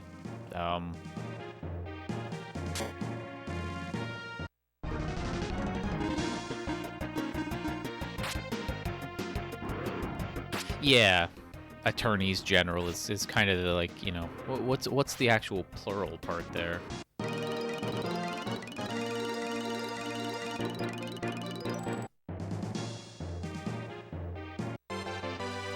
Yeah, 3 is, you know, you're looking at 8-9 hours unless you're like super good at it, like Zeal is, or come on, Neo Slash.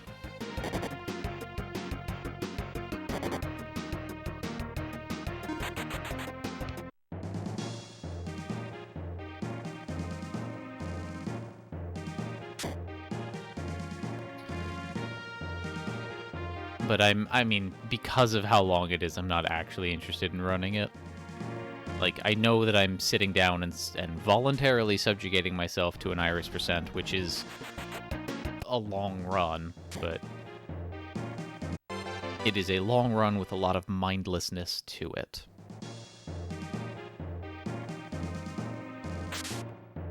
I legitimately thought that was a healing tile. But Breath of Fire 3, if I was going to run any of them, that's the one I'd want to run, because I like the soundtrack the most, and I like the gameplay the most.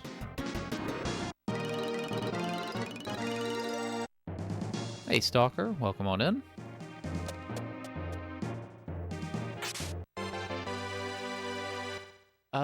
In what context? In this game, yeah, there's magic.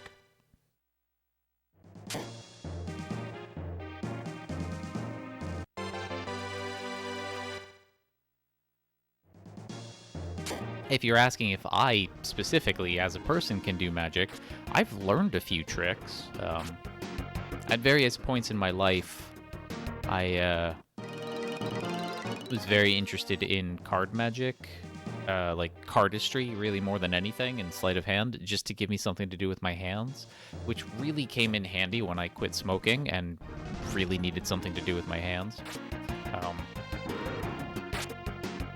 I do but nothing fancy. Like, I can do a double lift. I can deal from the bottom, which, I mean, those aren't magic tricks per se. They're just moves that you can do in an illusionary sense.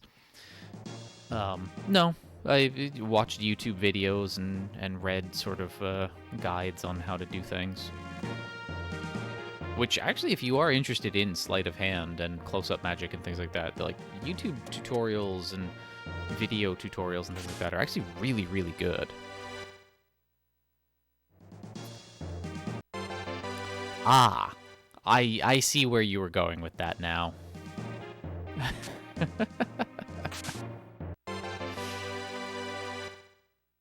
That's a good trick, Callie. Now watch as I make your text disappear. No, I'm kidding.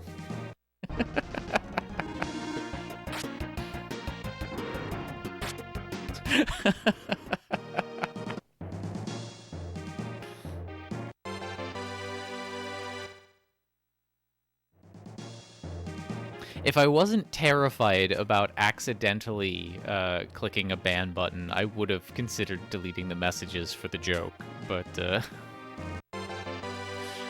I did recently accidentally ban someone from a channel that I'm a moderator for. Like, a long-standing, well-respected member of the community. And, you know, I actually... And worse yet, it's the second time that I've accidentally banned this specific user. So I'm trying not to touch any of the mod tools. Even as a joke.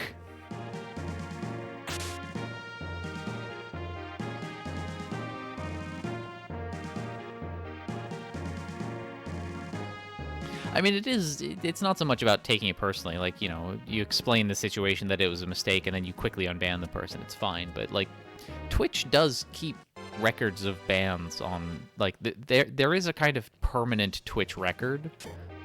And while I can't imagine, as long as there are mod notes, if you're like, hey, this was an accidental ban or something like that, I can't imagine Twitch would hold it against anybody.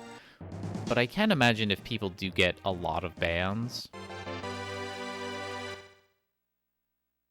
you know, it probably doesn't look good if they ever need to petition Twitch for something. You've been muted once or twice on Magus' stream. I was,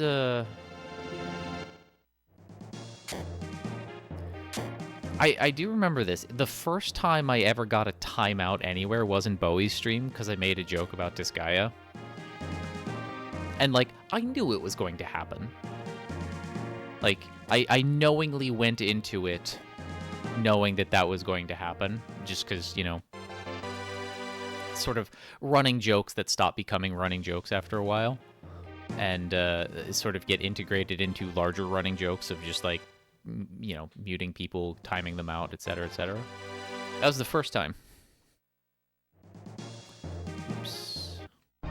Ah, come on. I didn't walk into the bush. I do remember that. And I also remember the first time I've ever been banned in a channel. Or, let me take that back. The first time that I was banned in a channel that I was currently watching was when I was over on... I'm a moderator in Phenomenon's channel, and one day, his cat accidentally hit, like, his stream deck in a way that somehow banned me. And, like, it was the weirdest thing. And I laughed my backside off. Also, the stairs are under this mimic. The stairs are under that mimic. Fun.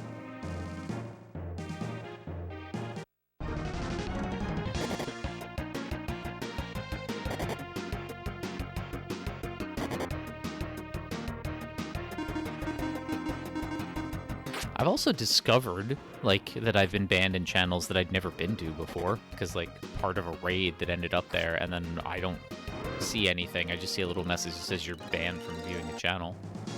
Alright, cool, whatever. But I don't know when those took place. And apparently it was deliberate, because I had put in an unban request going, I don't know what happened here, but, like, I'm banned in this channel, and I've never been here. And then they get denied.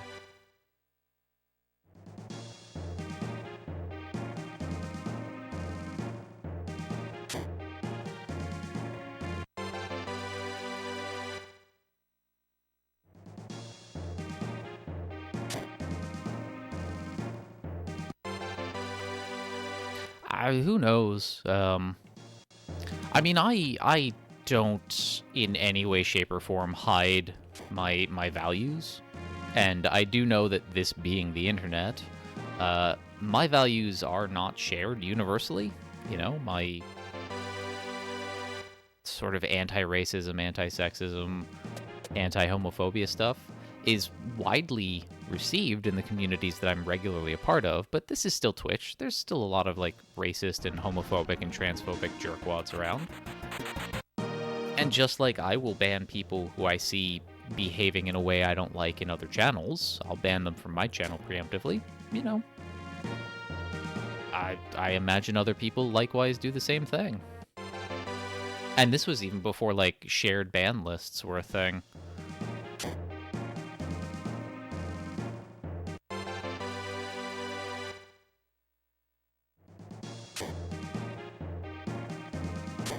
So, as far as I know, there's only one channel that I am banned in, and deliberately so, and then another channel that I have been banned in entirely by cat accident.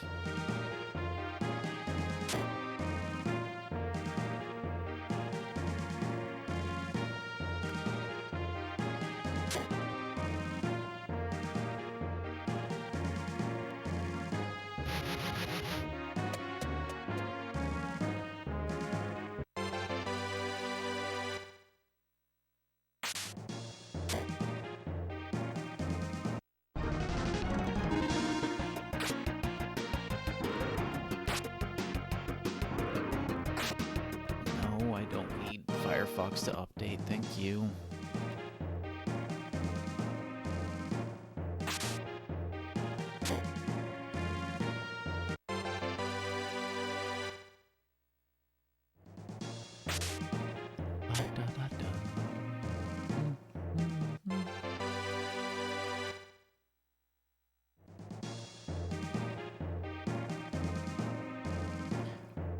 Yeah, exactly. Like, I can't actually remember a realistic number, but there's literally millions of channels on Twitch. Being banned in a few of them, I'm still going to be able to navigate this platform just fine in order to have a good time.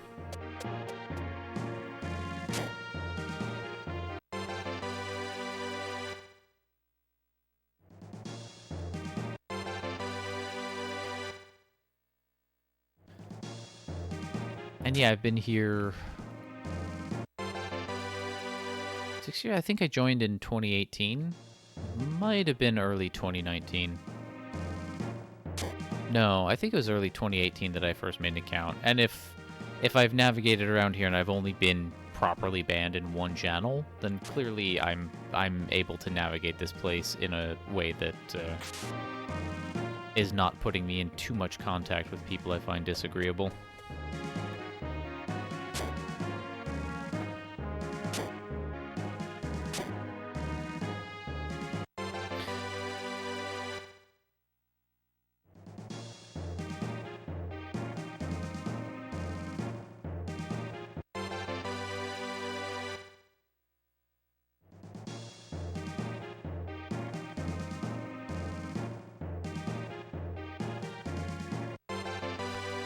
Aw, poor Rex.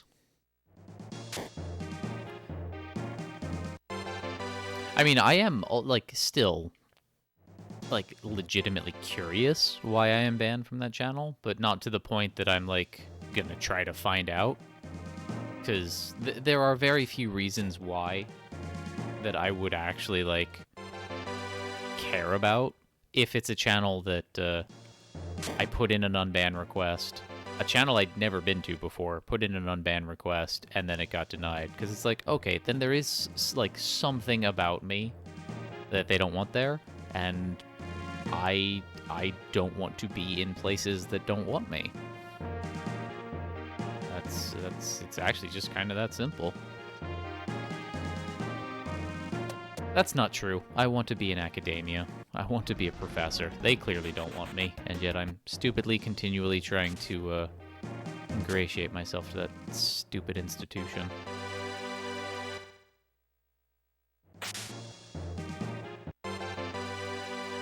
But yeah, on Twitch, no, I don't care. So, curiosity, whatever, it's never going to be satisfied. You got banned once because you entered a chat, saw that they were in the first level. Said something about how the first level is always a sad place to be. Got banned because he was restarting after a promising run. Ooh.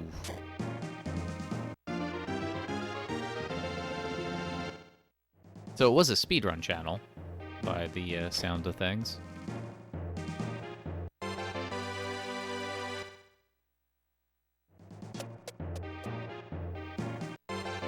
Yeah, that's just a timing thing. They were, you know, realistically just a little sour on losing a promising run.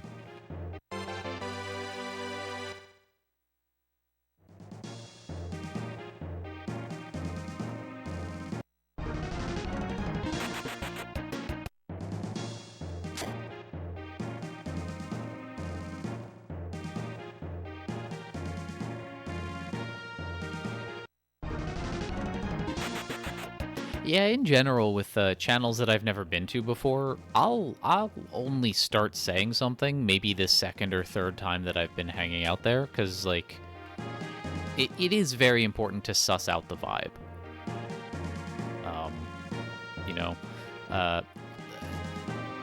because there are some times that you can just say a wrong thing in a channel, not without any intention to it. It's just sort of a lack of actually knowing what the vibe is.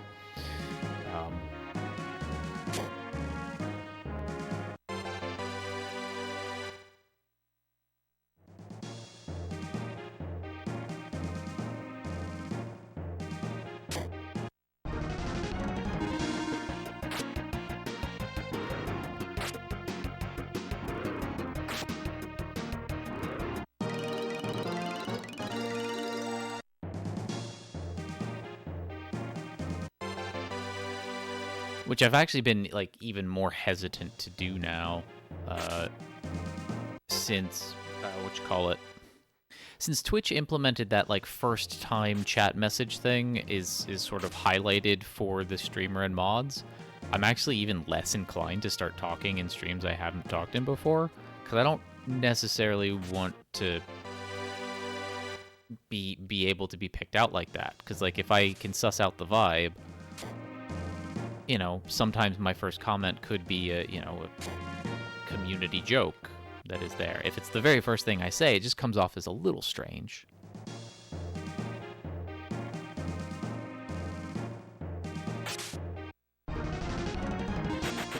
But it is what it is. A lot more frequently now in a chat, my first message will either be a raid message if it's been raided into several times before, or it'll just be like hi, which not very creative, but gets the job done.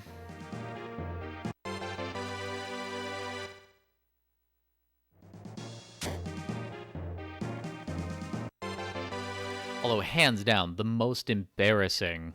I should have actually been timed out for this.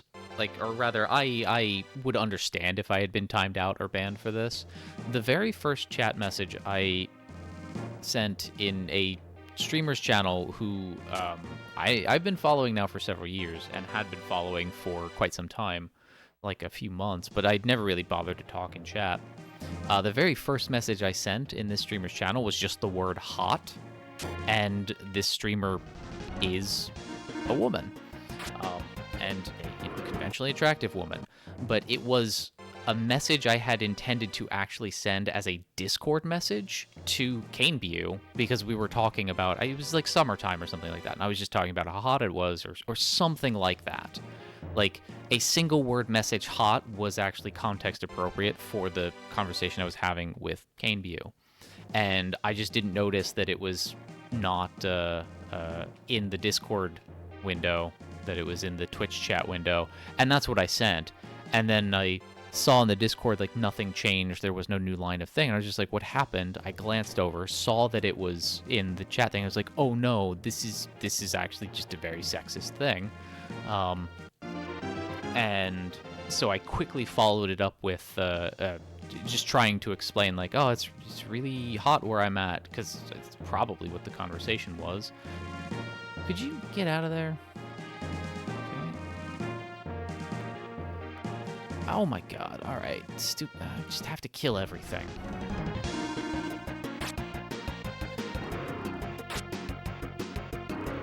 But yeah, that was actually embarrassing, and had she or her mods decided to time that out, like, I would have completely understood, or even banned me, like, I would have completely understood. Because it's like, that's, you never want to send that as a message. That's not a good message to send as a first message.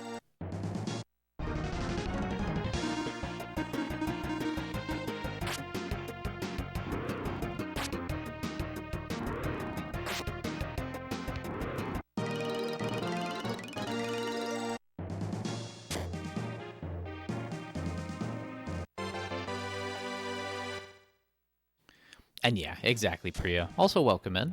Don't know if I've said that yet.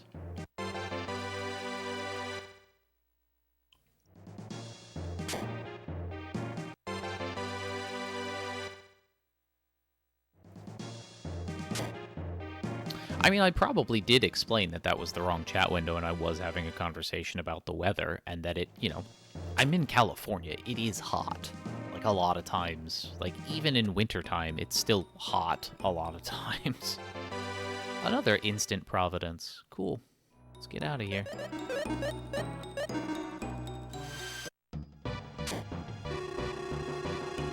But yeah, like, I was legitimately red-faced for a while, because you just don't, like...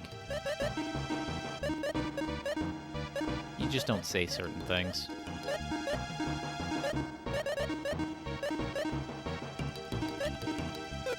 Actually, like that.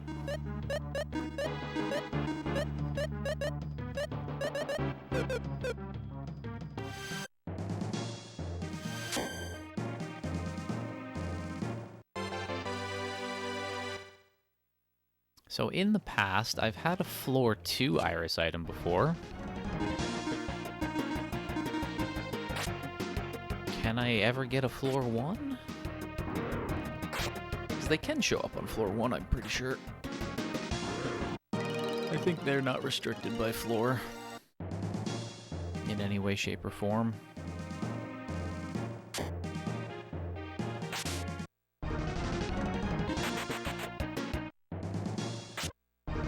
Dude.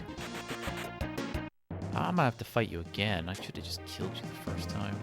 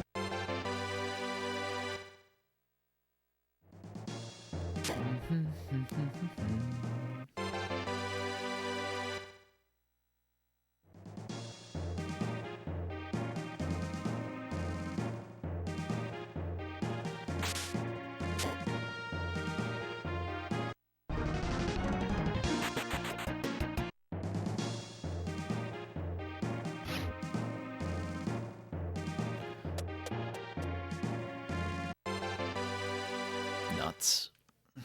There's only one chest on the floor. That could have been a nice thing. Come on, game. 3 hours. 3 hours since the last iris item. You can do better than this.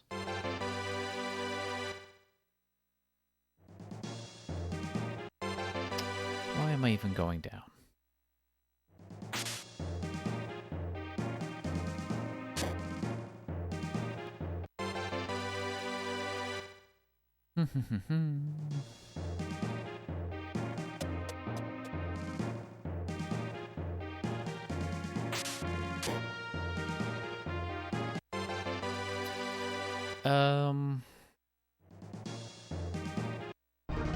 Right. So the one right below me, after we get out of this combat, can't be the first chest, because if it was, then the one to its left couldn't have spawned. Likewise with the one on the far right. So that one can't be. And that one can't be. But all of the rest could potentially be.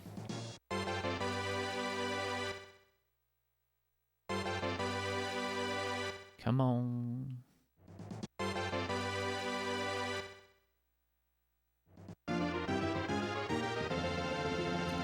swamp.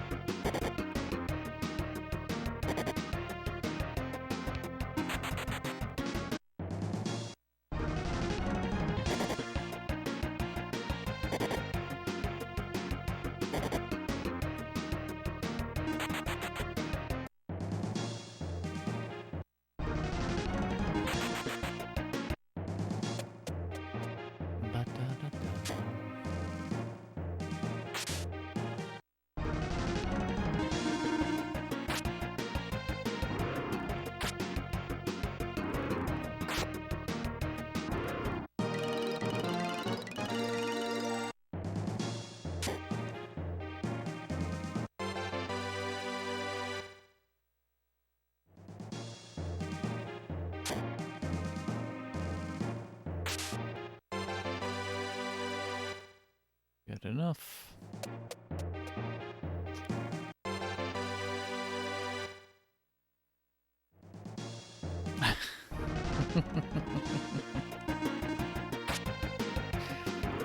Not banning you, Kane.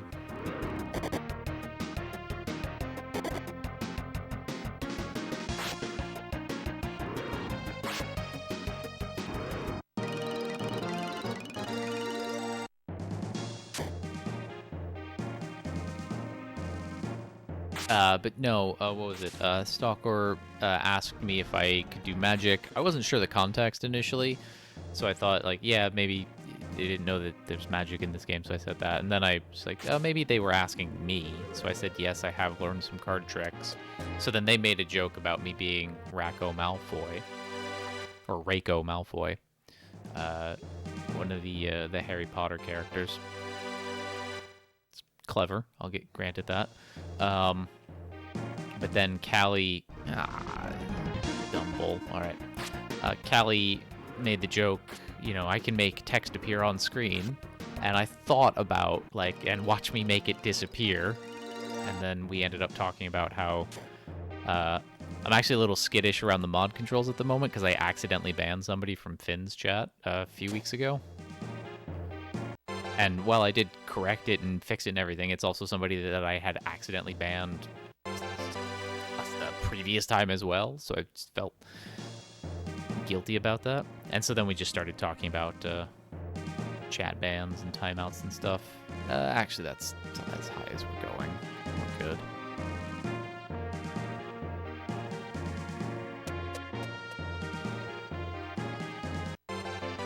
Are you a mod in 10 channels?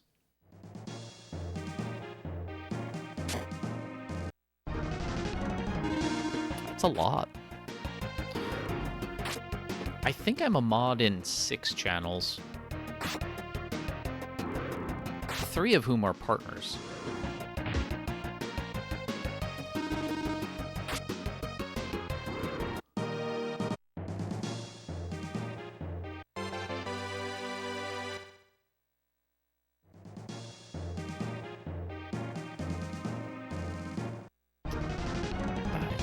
Blizzard. All right. 5 of them are sometimes live at the same time.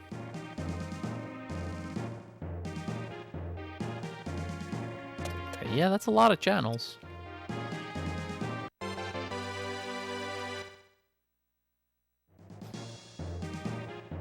Actually, I mean, I guess I'm a mod in more than 6 channels. It's just some of the people who I was a mod for, they no longer stream on Twitch. One of them streams on YouTube now. And I'm still a moderator for them on YouTube.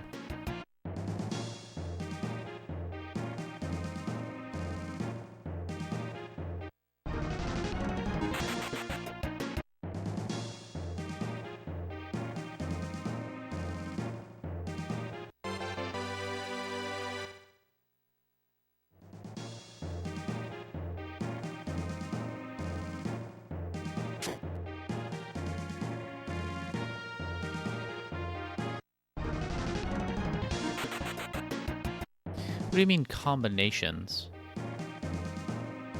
I don't know enough about Minecraft to be able to interpret that.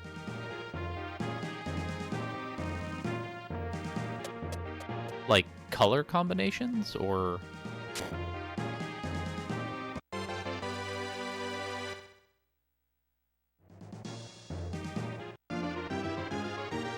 And also, naturally occurring implies some sort of artificial coloring, either through potentially, like, breeding of them.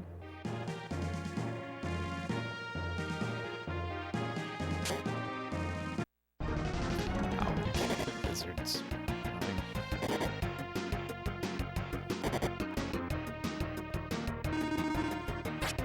Okay, yes, Kane, but, like, naturally occurring as a... Don't get paid to put the food in your mouth.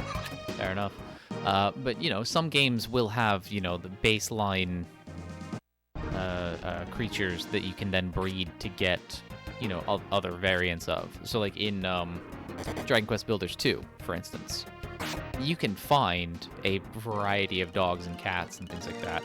But then you can also breed for rare variants of their skin patterns.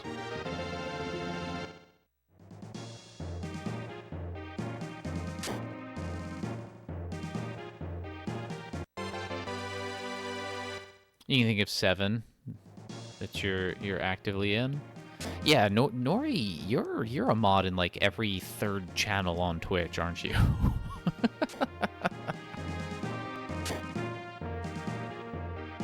Nori was just destined to have the sword.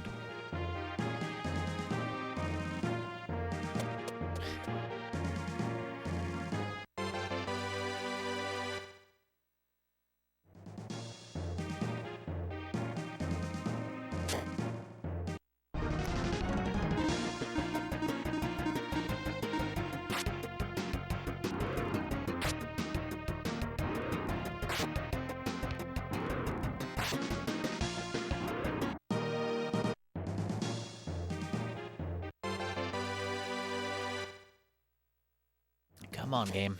Give me an iris item. We are really in a lull.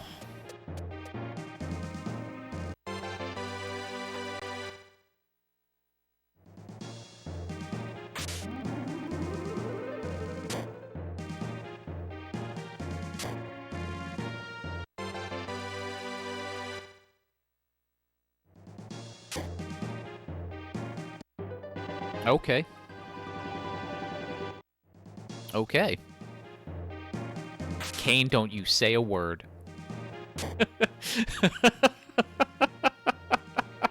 Kane, don't you say a word. Because I know you're thinking it.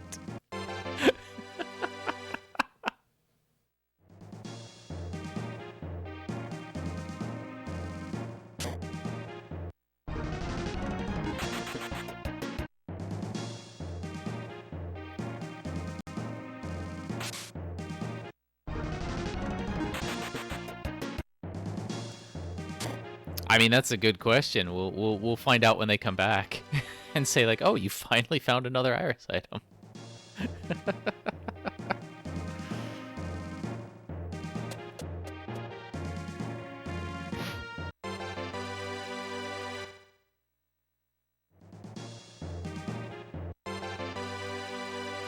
Oh, was it Moni again? Did you go get food, Moni?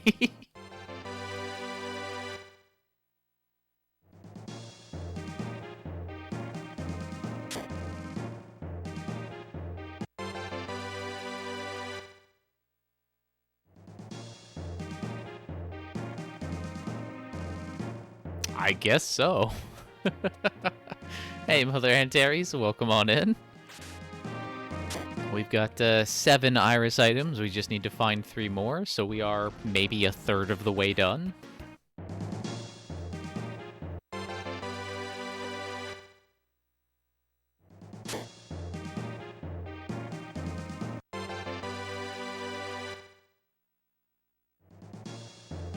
But yeah, Moni, did you like? Was it some food again? Because I just found it just a few moments ago. Like it was maybe less than a minute before you said seriously.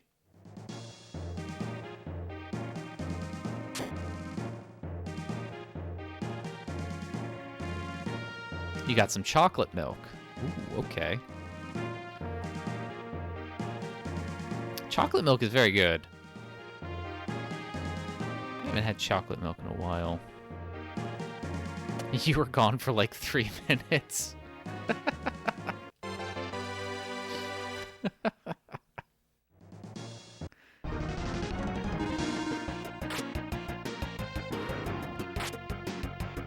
Oh, come on, let me find another one here. Let me have an iris run where every single time I'm going back to deposit iris items, I'm depositing 2. That would be super fun.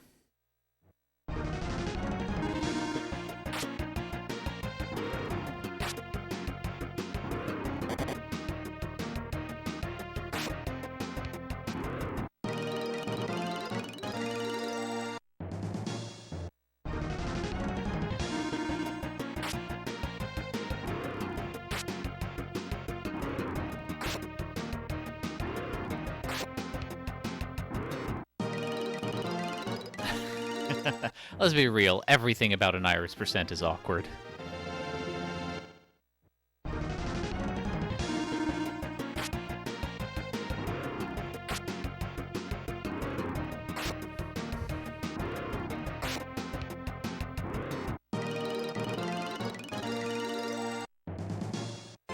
Aw, nuts.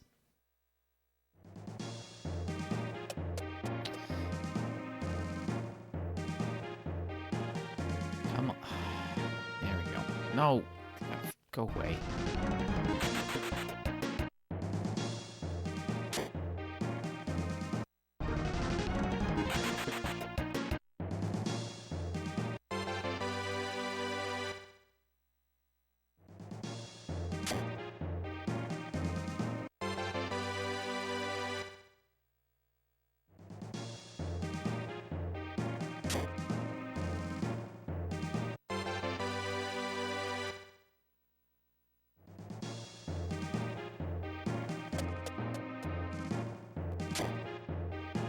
Yeah, exactly. Like, the splits don't matter. The item tracker is what matters, because then it lets people know. Like, I mean, really, it just lets people know if you've killed the jelly or not, which is usually the #1 question that gets asked of runners who are doing this without the item tracker on screen. It's just like, oh, have you killed the jelly yet?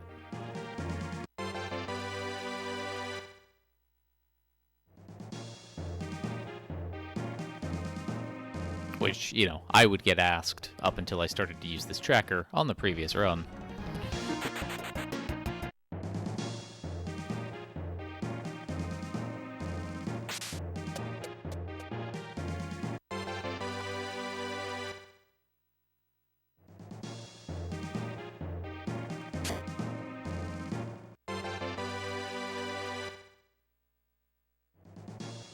Oh, really? Let's kill these.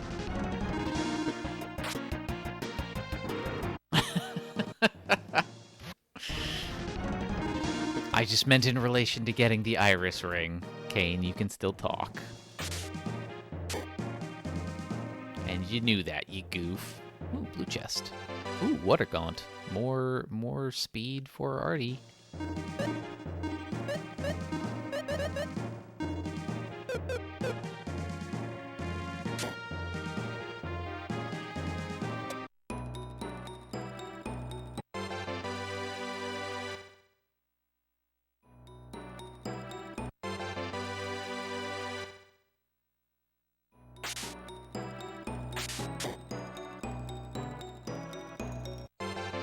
Okay.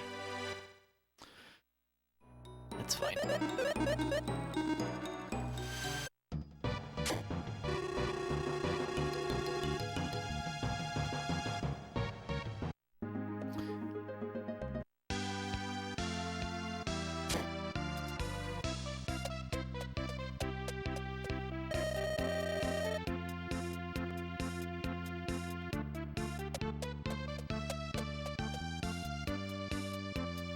I mean, I think I actually split there a fraction of a second early because it hadn't been fully put on the pedestal yet.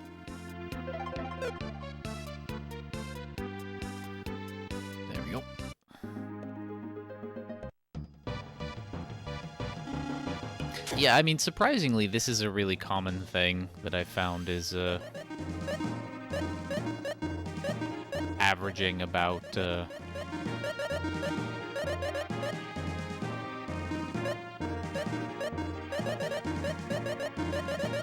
1 an hour. Up until you start getting into, like, needing to get the 9th and 10th item. And then, you know, anywhere between 15 minutes and 15 hours between items.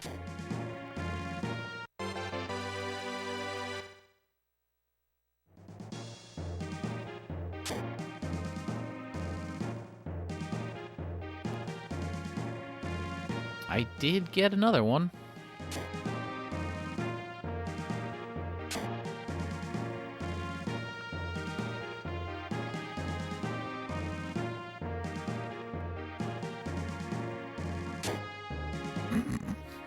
Kane.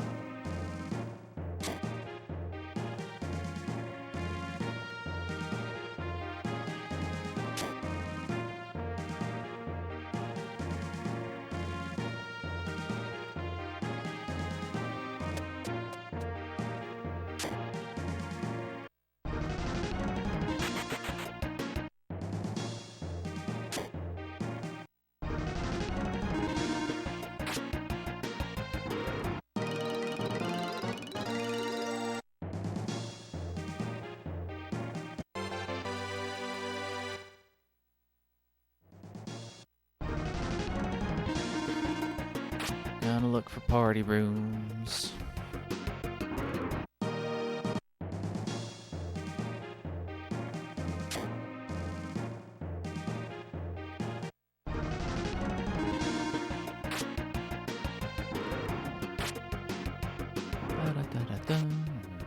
Didn't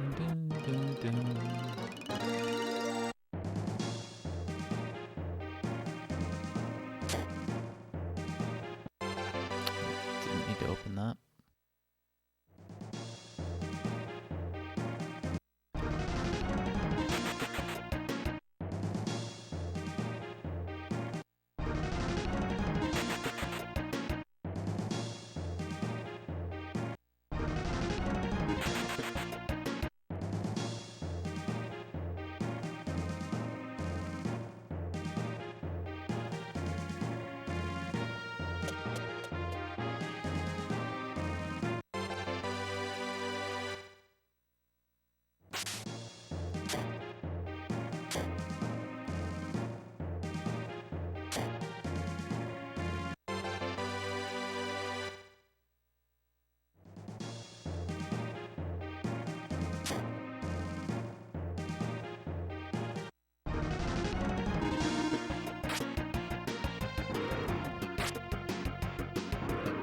Hey, my aunt's not an idiot.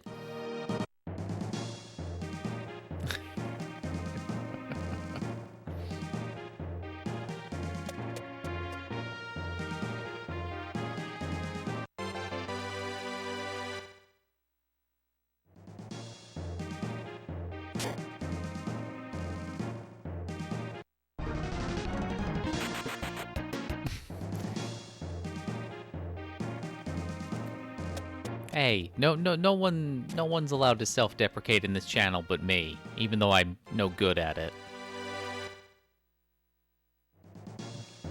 The worst at self-deprecation. So I'm the only one who can do it so that I can practice it.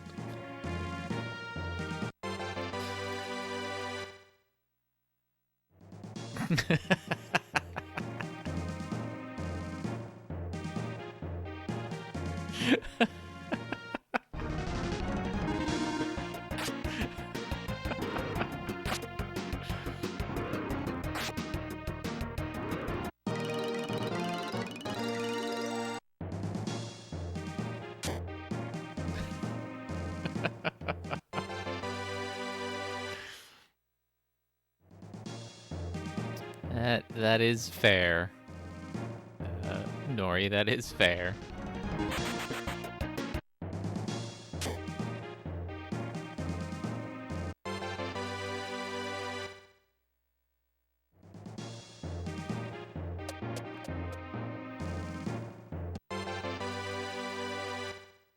Ba-da-da-da.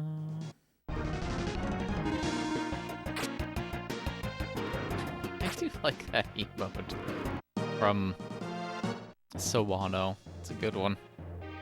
I have no idea who that character is, but they're in chains?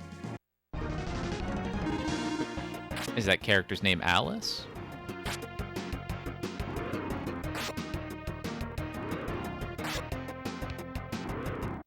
Soy Techies emote's good too.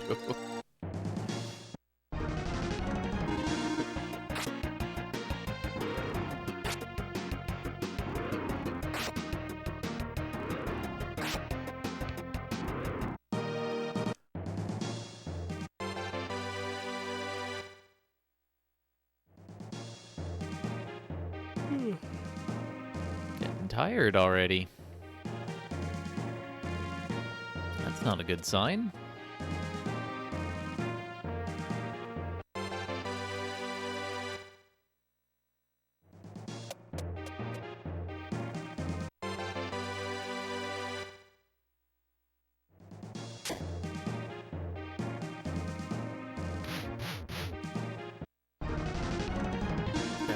This is just going to be obnoxious to deal with.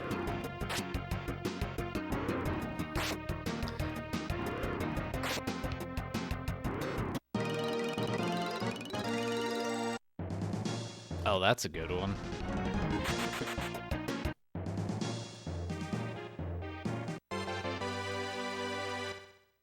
I have so many emote slots that I need to fill. Especially animated, and I would really like to be able to do that.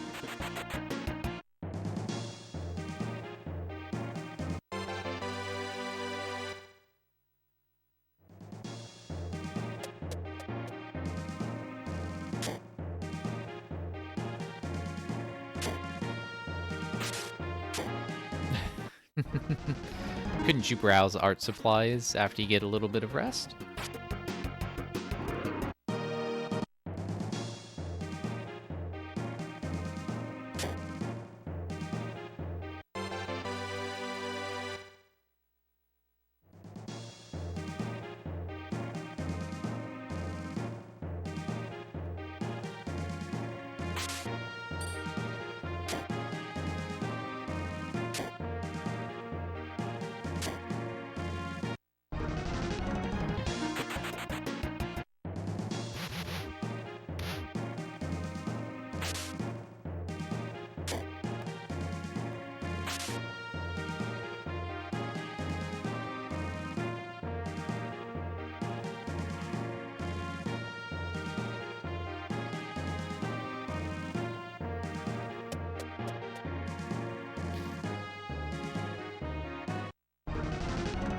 Yeah, I did not actually get a lot of good sleep last night. I did keep waking up every, like, hour and a half or so.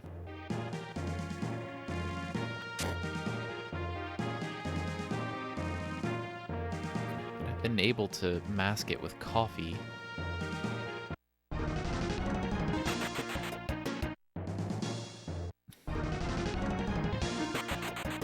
Aww.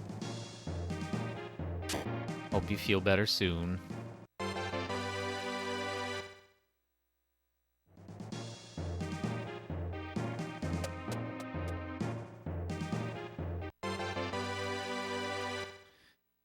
Might need to go heat up some coffee again and just chug a whole lot more.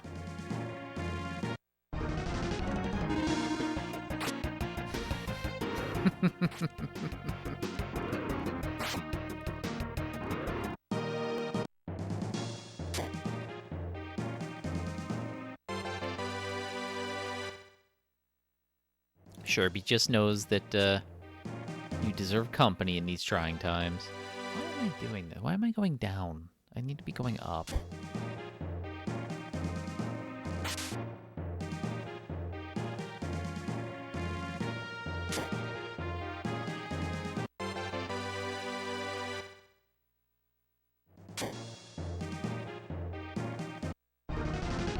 Well, by reputation, Sherby looks like the cool cat emote. So if the cool cat emote is a Maine Coon, then probably.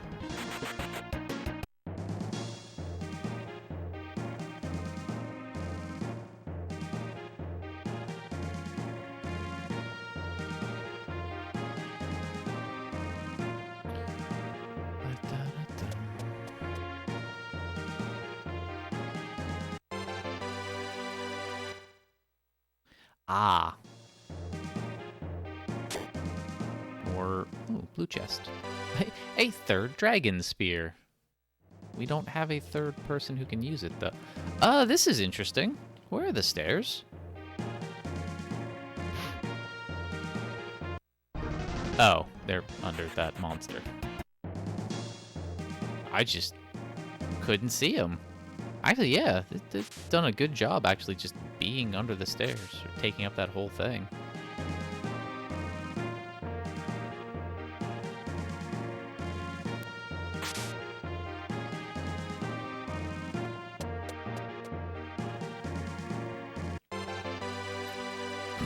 And another cage ring, sure, why not?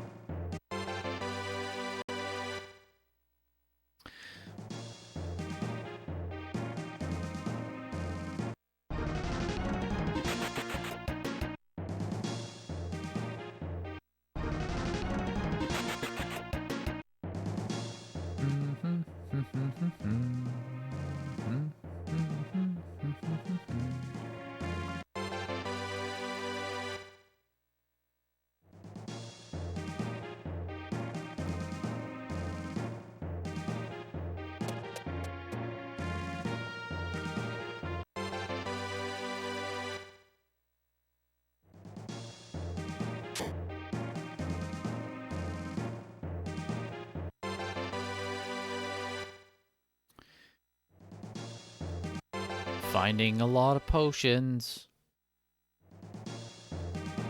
Would like to find more iris.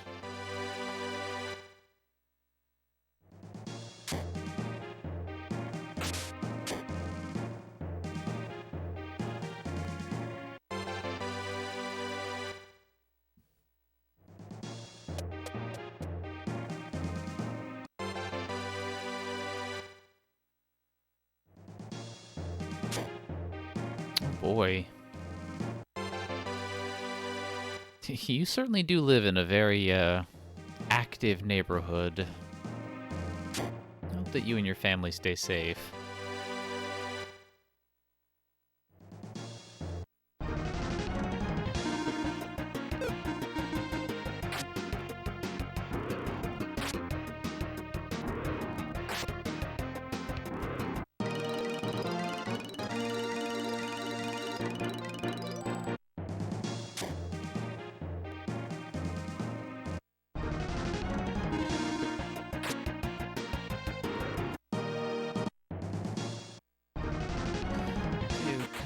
Get less stupid hallways that have lots of enemies in it.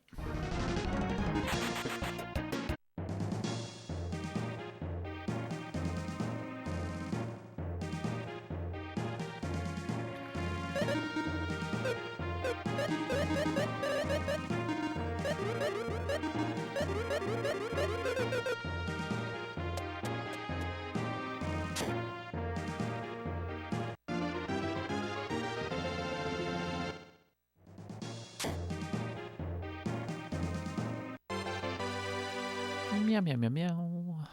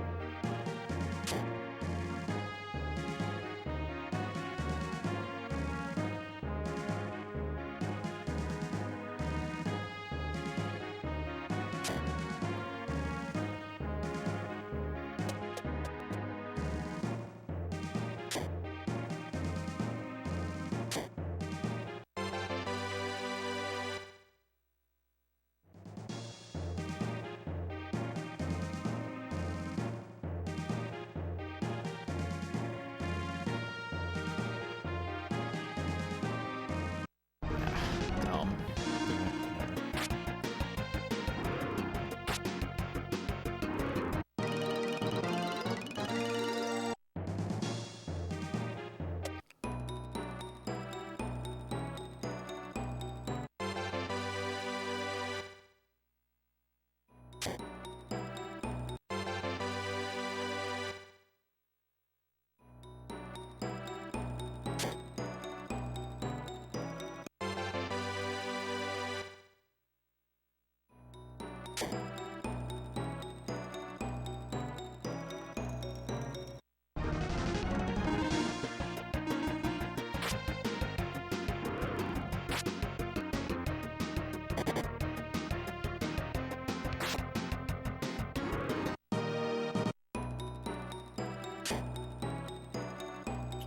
Okay.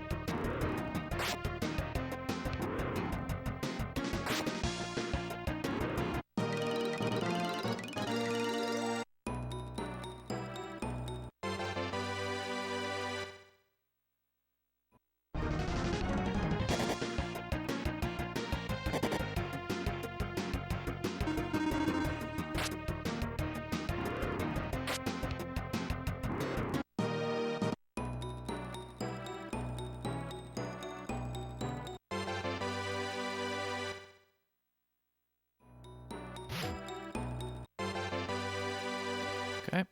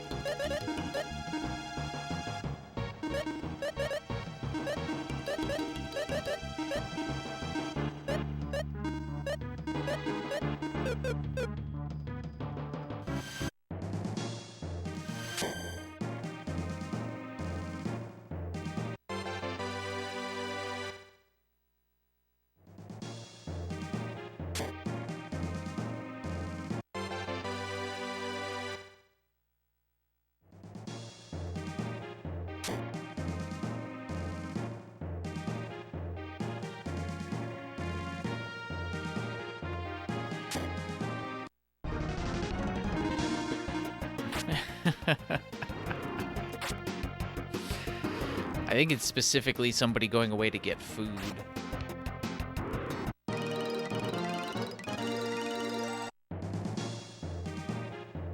But yeah, wouldn't mind getting 1 to 3 more iris items in the next few minutes. That would be fun.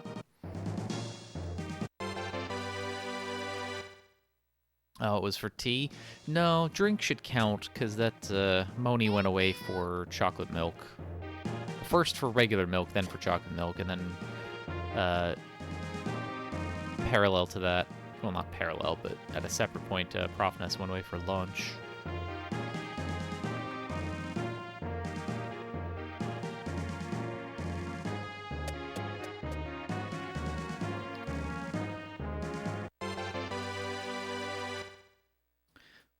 I mean, the 9-hour current world record is pretty impossible to beat. Ooh, another blue chest.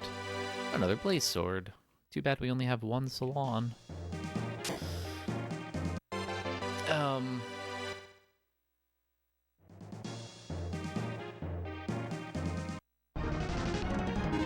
I mean, yeah, because there's very little in the way of strategy for doing this, whatever the world record ends up being is always going to be conceivably impossible to beat. Yeah. There is, what is it? There is the RNG manipulated route that shows that, you know, in an impossible universe, you could get it all in 12 minutes or 11 minutes or whatever it is. But,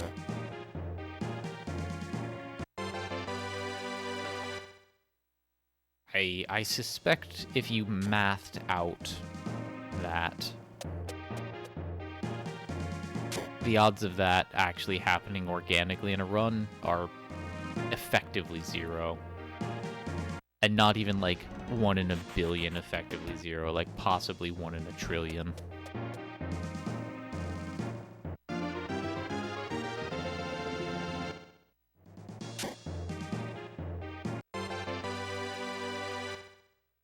I don't know about that. Like, you know, let's say hypothetically this this world record at this, you know, 6:53, so a sub 7 hour. I mean, look at how the beginning of the run went for me. 4 items in under an hour, and then defeated the jelly 3.5 hours in. There have been instances of any percent runs that have collected 4, 5, or even 6 items in an any percent, where you're not actively going around opening all the chests. And so that's, you know, potentially 4, 5, 6 items in, let's just say, hour and a half. So the category, you know, even if, let's even go even crazier, let's say 5 hours. The category's not dead. It's just it being a meme at that point. A world record is dead. But you could still actually, like, run this. You know, spend the first, you know, hour essentially just diving into the cave, getting as deep as you can, effectively running in any percent until you get that kind of luck where you're getting, you know, 4 items in a run and jelly kill items so that you can do that. It would just be like a grinded out thing. That's why like don't run Iris percent for world record. Just run it because it's just chatting with extra steps. It's a meme. Let it be a meme.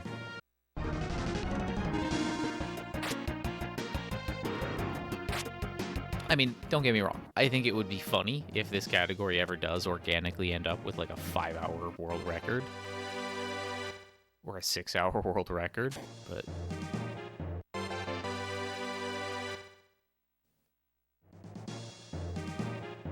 realistically, that's just not something to look forward to.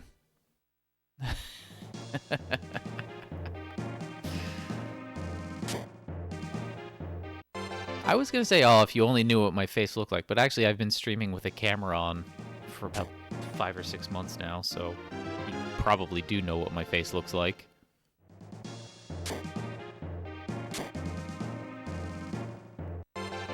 and actually it does come up in the more or less just adjacent to just chatting streams anyways. Or the Alf streams where I'm taking off the Alf mask to be able to breathe for a moment.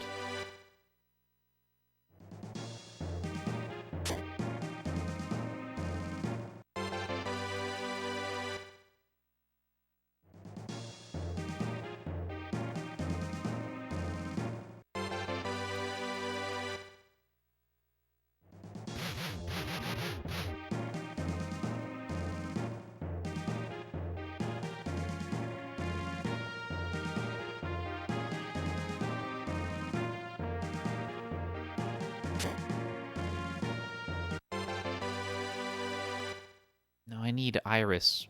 Well, not rock. Right sprite, wrong item.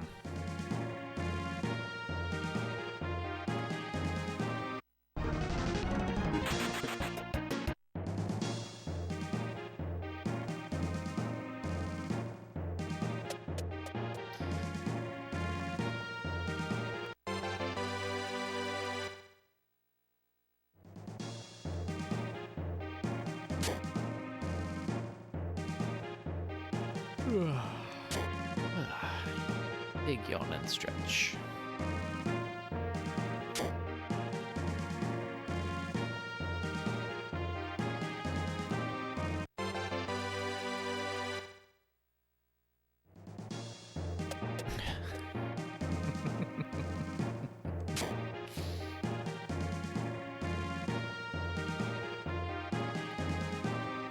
There's probably something to be said about the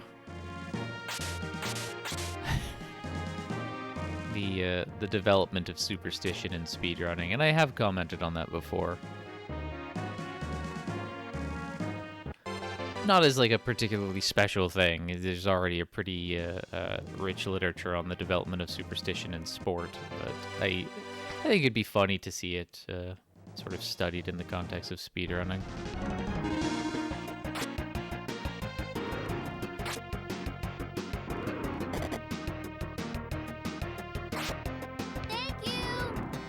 The thing is, I suspect most speedrunners are sufficiently nerdy enough to just know that superstitions aren't real, that they're just sort of like, you know, it's a thing, yeah, they're real phenomenon and so on, but like, you know, they're real things that people believe, but they're, you know, it's just a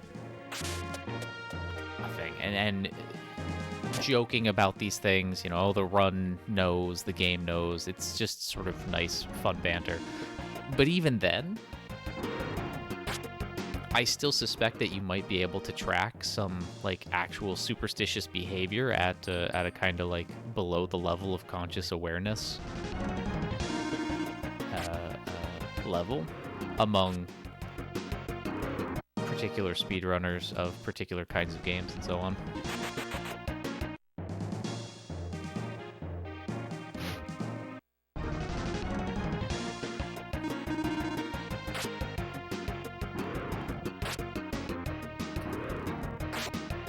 Nori, I think you're sufficiently nerdy. I don't think it's a high bar.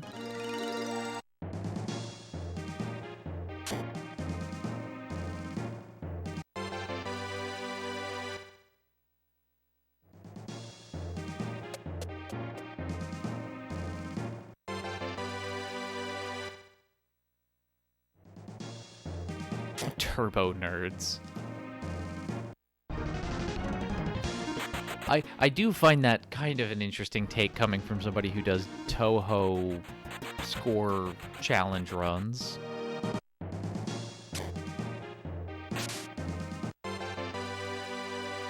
What if you want your superstitions? I mean, as long as you know they're superstitions and are not actually like, causally, you know, doing anything except providing you comfort, there's nothing intrinsically wrong with them. Which is why I think it'd be funny to do that kind of study of people, of like superstitious behaviors in speedrunners that are happening just sort of unconsciously, you know? Like they've just developed the behavior to do it and it's familiar to them and so they keep it up rather than because they think it actually does anything.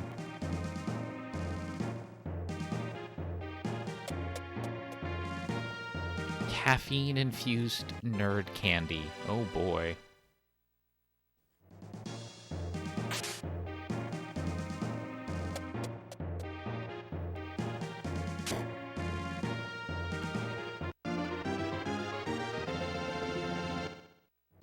Hey, Mad Owl, welcome on in. You're still holding the B button while you catch your Pokemon?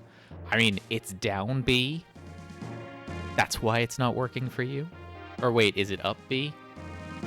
It's either up B or down B. That was the rumor.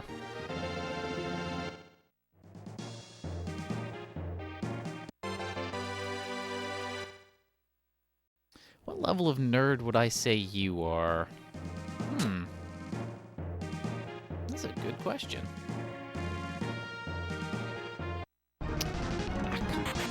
I mean, you stream... Very funny, Lef. I mean, you stream on Twitch. That's pretty nerdy. You also stream video games, as opposed to, say, like, you know, casino stuff or just chatting, just sort of like casually stuff. Oh wait, you're just gonna be there. You know, I'd say you're definitely on the high end of nerd.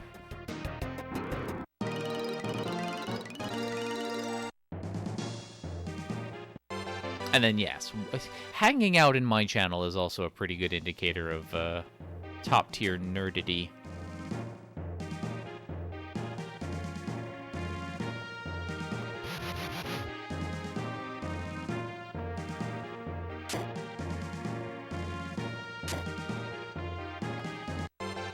Careful, Kane. You've already had your one.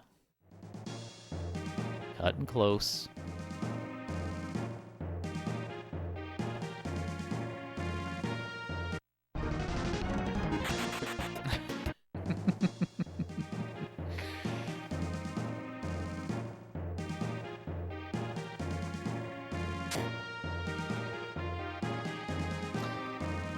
I mean, I do try to keep things family-friendly. I do recognize that sometimes for some people, things slip out because they're not used to, you know, family-friendly channels on Twitch. They are relatively rare. So even though, you know, even though you had to see the rules before you could chat because, like, it pops up, like, I know that a lot of people don't read them. So, you know, I do kind of have to assert the rules every now and again. That said, the whole idea of giving people one has certainly spun off into some people taking their one deliberately.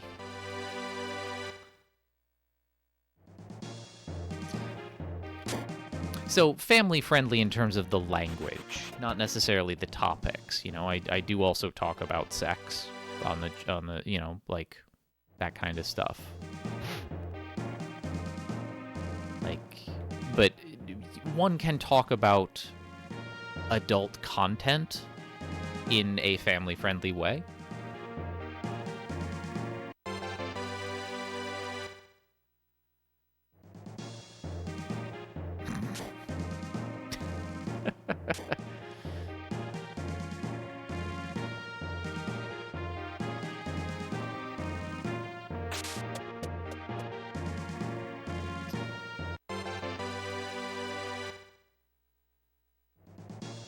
You know, during yesterday's science stream, we talked about, for a brief moment, the kind of pseudo-health misinformation that is targeted specifically at say, men versus women, and how you do have things like testicular tanning that has been marketed to men.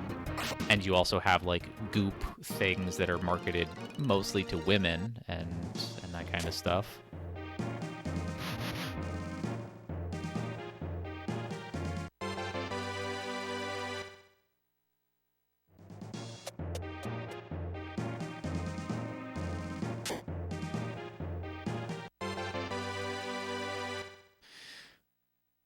Yep. I mean, that's basically what it is. So there is a sort of grift in parts of the... I mean, it's not even just the internet, because, like, Tucker Carlson gets in on this, and, like, Fox News and InfoWars, when all that... Like, targeting men about, like, what are things you can do to be more manly. And, you know, while a lot of it really is just, like, hyper-exercise, take steroids, be a goober kind of thing, like, in that, some of it does get to be, you know, like, very, very dangerous health misinformation, like eating raw organs and things like that, like eating just straight up raw meat. And even things like, here we go. Even things that we didn't talk about yesterday, but there are other things where there are recommendations among the sort of like manosphere, encouraging people to actually like physically take hammers and chisels to their body to adjust their bone structure in order to like look more attractive or whatever.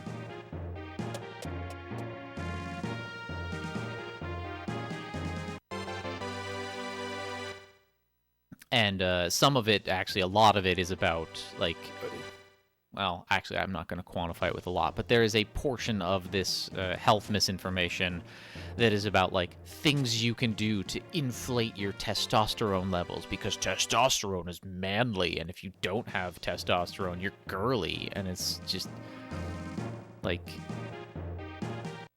it's gender-affirming care for transphobes, essentially.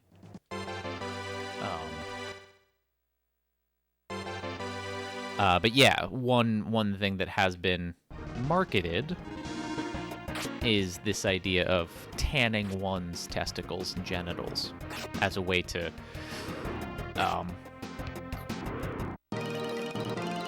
like, provoke your body into producing more testosterone naturally or whatever. It's just like, it's the dumbest stuff, but you can absolutely sell the dumbest stuff to people who define their life by, like... Okay, we can bring Tia in now. This is goodbye, Guy.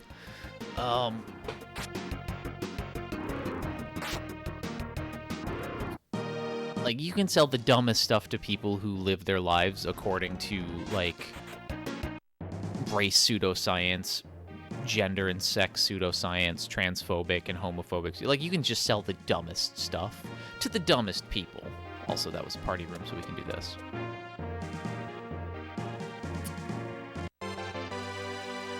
And yeah, so we talked about a little bit of that yesterday. But, you know, we also talked about how you could sell, like, there are stuff that targets women, like the jade egg goop that is instructed to be inserted into the vaginal canal. The idea being that it sucks up toxins from the vaginal canal, kind of ignoring the very real medical and gynecological research that shows that, first of all, the vaginal canal is kind of like a self-cleaning system. Like, your internals are actually rather sophisticated, evolved structures that have a lot of self-cleaning components to them. So you don't really need to inject or insert anything in order to do that. Like, there's a lot of the same garbage with, like,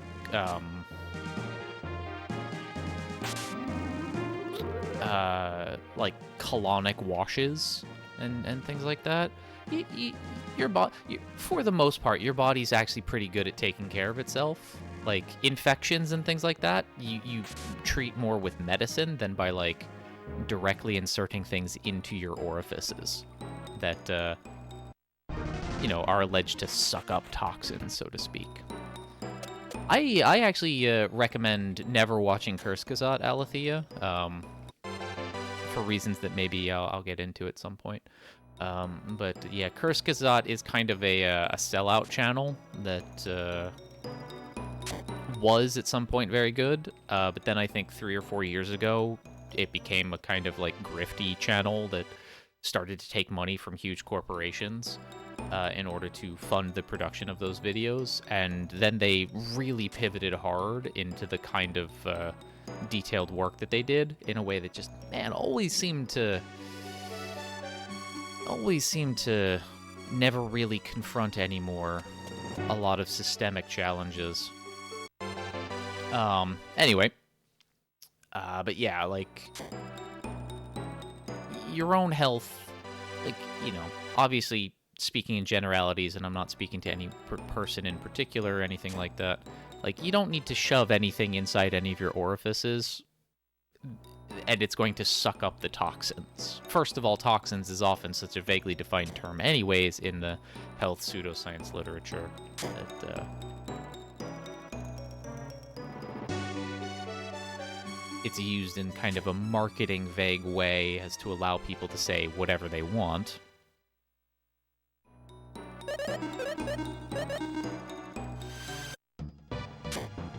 But in particular, we talked a little bit yesterday about how the jade egg specifically can actually end up causing health problems like yeast infections, because jade is a rather notoriously porous mineral, and a porous mineral is going to be a haven for bacteria that you don't want to introduce to your internal biome in any way, shape, or form.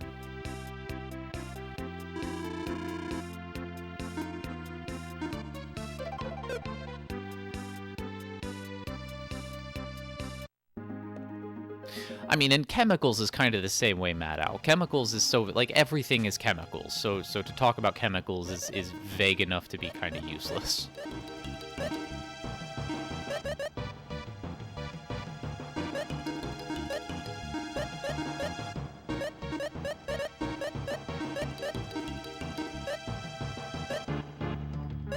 You know what? We'll give you the headband, just so everybody's got some defense.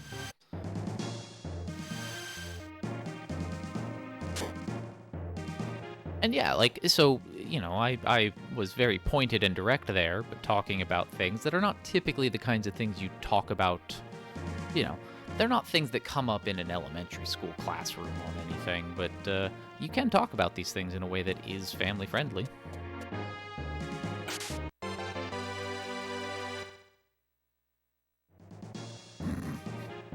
Jesus, Kane.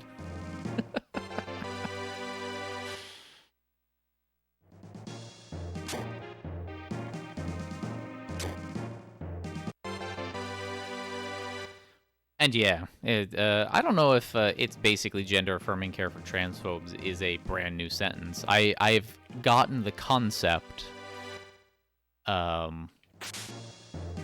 from many other cleverer, smarter people than me who have pointed out that a lot of what goes on in the manosphere that is advertised to men about how they can change their behavior, how they can, you know, change themselves, is ultimately just gender-affirming care. Like, these are people who are, for the most part, very insecure about their own sense of masculinity. And, you know, doing things like, you know, boosting their testosterone levels is, I mean, that's gender-affirming care. Like,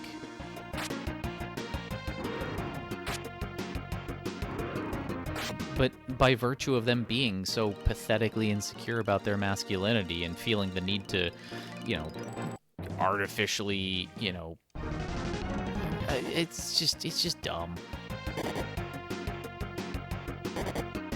So they're transphobe, and, you know, the Venn diagram of the manosphere and transphobia is basically a nested circle within, like a circle within a bigger circle. That's it. I don't think you could have the manosphere in absentia transphobia.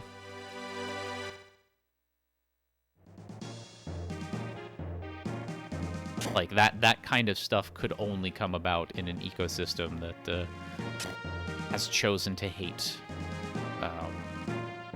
people who first of all, reject the gender binary as an essentialist categorization, but just sort of reject so much concerning what cishet people have enforced as binaries on what is effectively a non-binary system.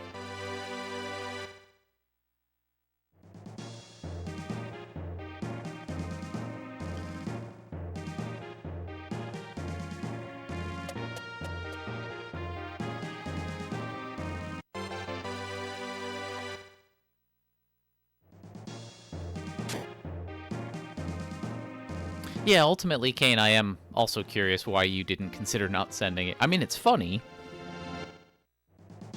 but it is a little unusual even for you. Kind of funny.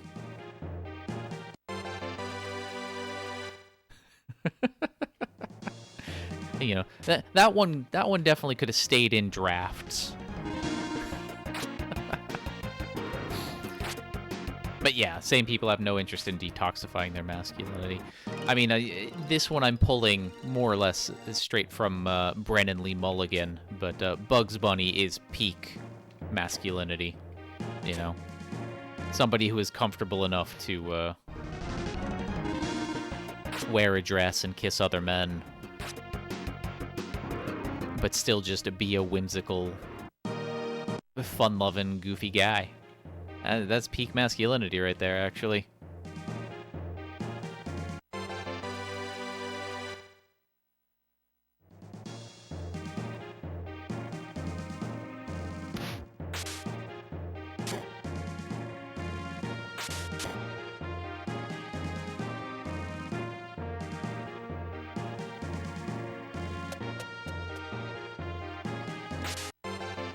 Popeye as well? I mean, Popeye... I mean, granted, it has been a long time since I've seen anything Popeye.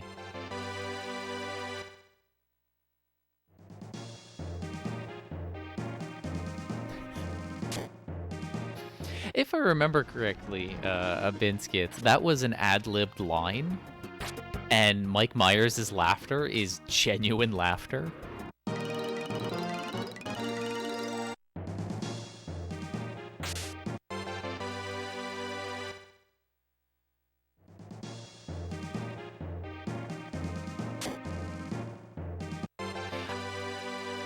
I mean, brilliant, but you know, Mike Myers and Dana Carvey are both incredibly adept comedians. You know, the Wayne's World stuff was an SNL skit series, so like they've got the chops. I have a suspicion that a fair amount of dialogue was improvised, and just maybe some of it never made it into the final reel because it caused other characters to break, and they couldn't use the footage. Whereas in a scene where it is okay for a character to laugh, you could probably have that moment.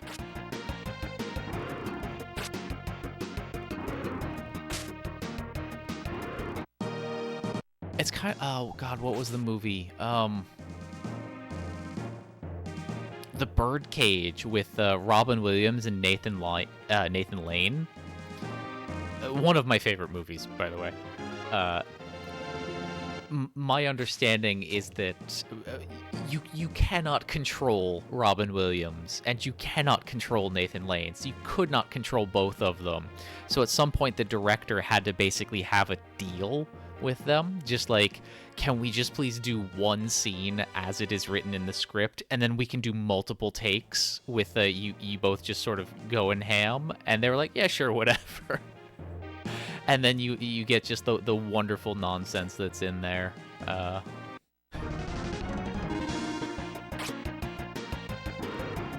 love The Birdcage so much. That movie is fantastic.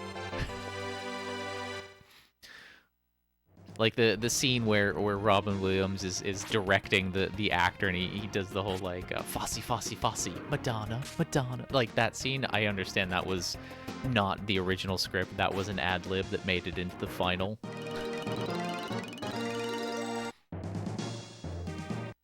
And the scene where Robin Williams and Nathan Lane are like Robin Williams' character is teaching Nathan Lane's character how to pass as a straight man. And he's, you know, smearing butter on the bread or whatever, and then Nathan Lane is trying very hard and is panicking a little bit and snaps the bread in half. Like there was an ad-libbed kind of like screech.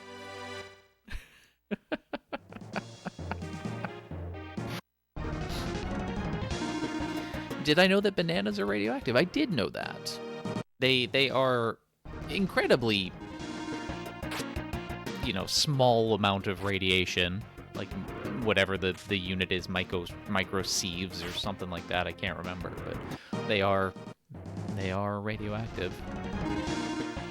I mean, a lot of things are radioactive.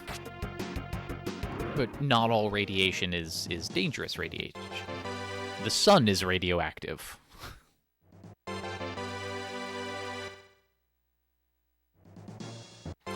Oh yeah, Good Will Hunting as well. The scene where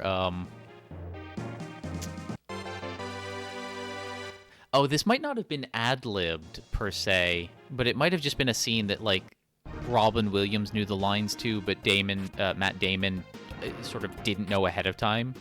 Like, because sometimes they'll just keep lines of dialogue because they want genuine reactions to it.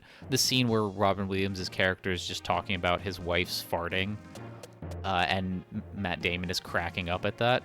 I vaguely remember hearing that was genuine laughter.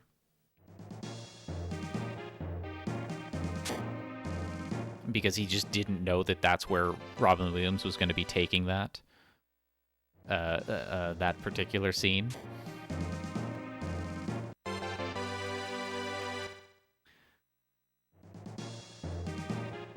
But yeah, like in the best of times, you can't exactly control Robin Williams's impulses to just like be a better clown than people whose job it is to literally write clown stuff. So I imagine a lot of movies that he was in, he probably had to be given permission to to just be himself.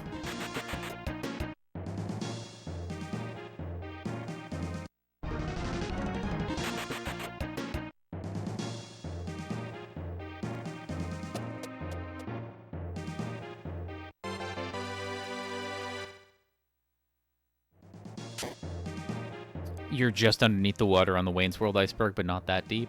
Yeah, understandable. And yeah, Bugs Bunny, like a lot of those old Looney Tunes and Merry Melody cartoons were actually really nice ways to introduce people to opera and classical music.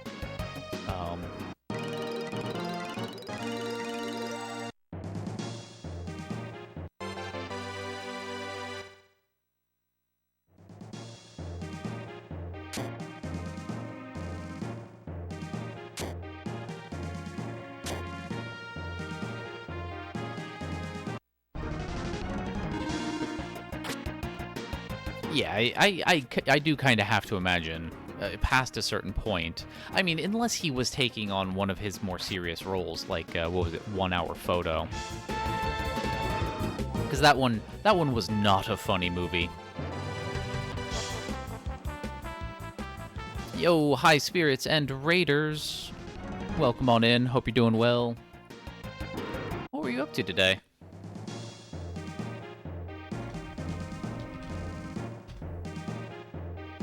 Hope the stream went very well. And thank you so much for the raid. Thank you very much. Those of you coming in from High Spirits channel who don't know me, my name is Racodactylus or Racodactylus. Either pronunciation is fine. I am primarily a speedrunner. I do various things like Lufia 2, like actually speedrunning Lufia 2 and not just this nonsense. But also games like Shantae and the Pirate's Curse, Wild Arms. I'm starting to learn Final Fantasy Mystic Quest, so a small variety of games. I'm also the occasional randomizer runner and a weekly science communication streamer where I talk about the science of why people believe weird things, because that is actually what I have my PhD in studying. So if any of that sounds interesting to you, feel free to drop a follow. Follows are anonymous. I'd love to have you come and hang out. Yeah, it would be a shame if RNG were to take a turn. And yeah, doing an Iris % run.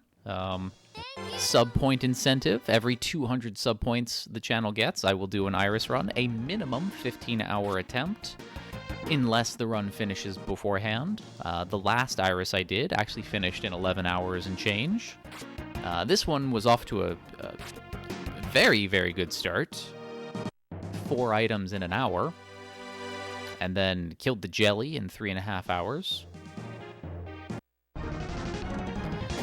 But since then, I've only gotten 1 item. So, I mean, to be fair, still an amazing pace.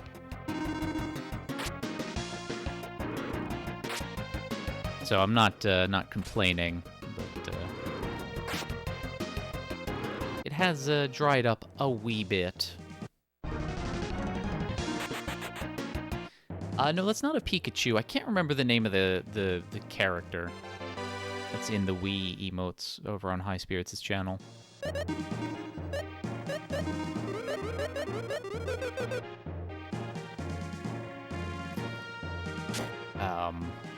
But it's definitely not a Pikachu. But yeah, welcome in Drazer, welcome in Space Cutie. Hey Diley, welcome on in as well. And yeah, feel free to just enjoy lurking in Lufia 2 channel for a while. We were currently talking about Bugs Bunny.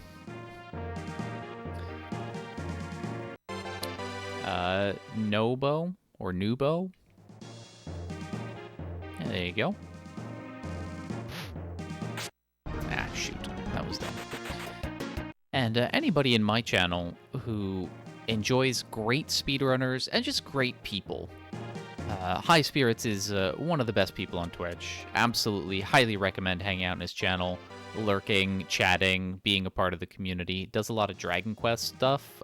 Probably the most knowledgeable person about Dragon Quest who hasn't made any of the Dragon Quest games. But also does a variety of other incredibly fun stuff, and is the current world record holder of this particular category, no less.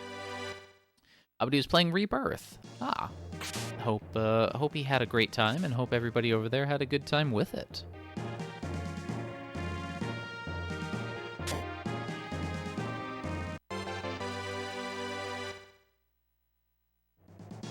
Looks a little bit like Honey from Breath of Fire 3. I guess at a glance, yeah, it kind of does.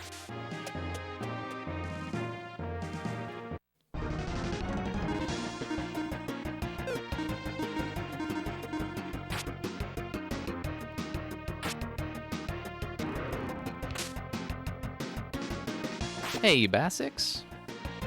Welcome on in. Hope you're doing well. Enjoy the lurk. Slow-paced puzzle platformer, potentially series, vaguely in the vein of A Boy and His Blob or Dizzy.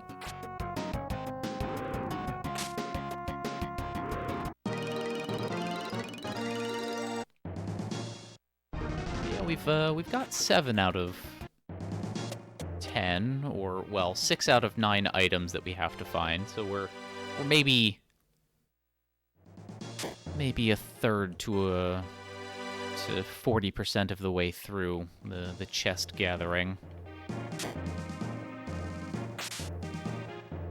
Because the more iris items we find, the fewer there are left to find, so the harder they are to find.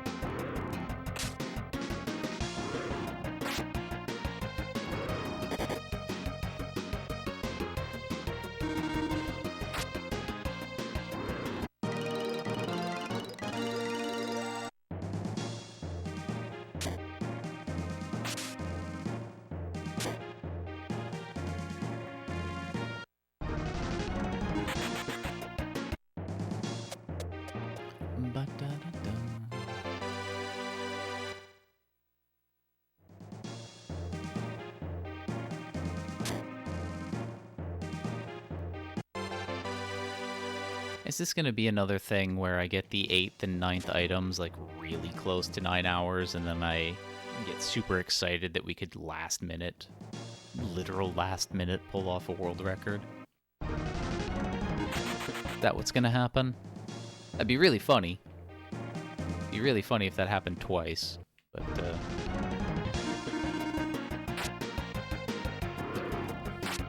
would like to know ahead of time, game, if we're gonna be entering another super duper long lull period.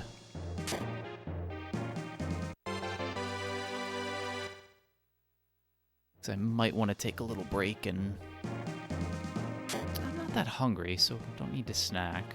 Get up and just walk around, stretch my legs. Although I did that when I got lunch too. Go to the bathroom, yeah, kind of same thing. Kind of need to wake up. I don't know, like a second wake up.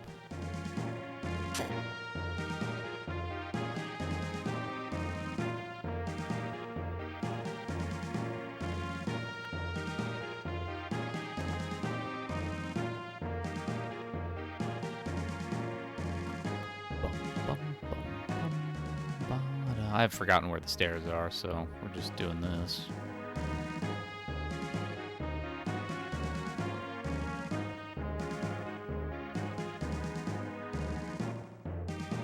There they are.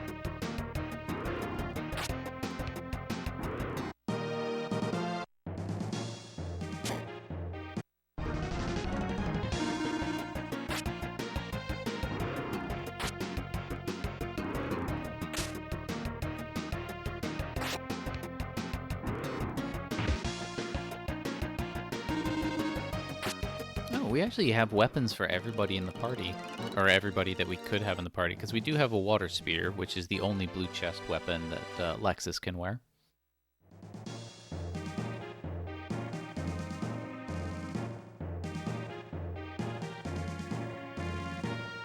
So I could conceivably start bringing in even different party combinations, although there's no reason.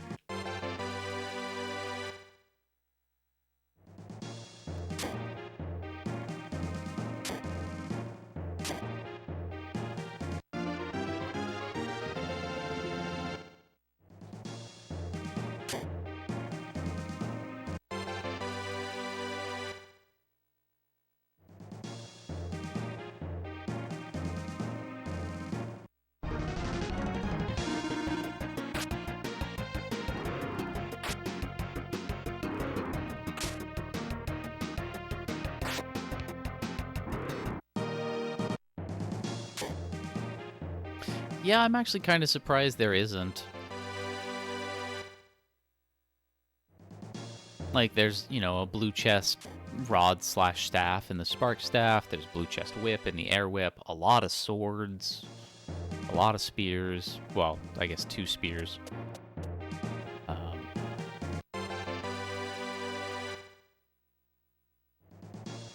But yeah, no tool.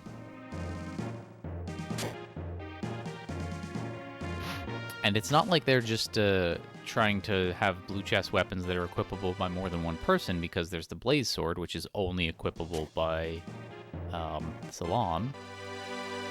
And I think there's one other one as well, one other blue chest weapon that only one person can wear.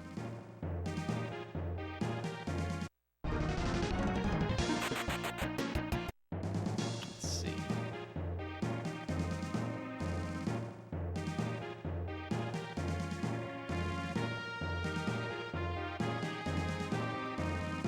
Oh no, just the blaze sword. So Salon is the only character who has like a unique blue chest weapon.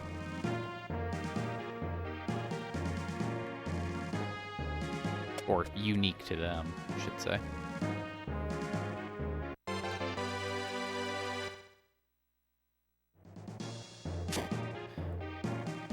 And then she also has a unique ring, blue chest ring, which is the engage ring, which is incredibly useless.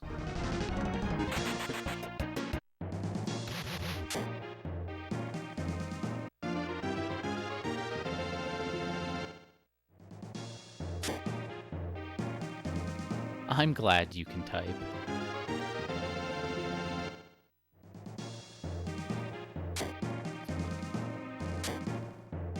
And then the items that you get the Ancient Cave key for,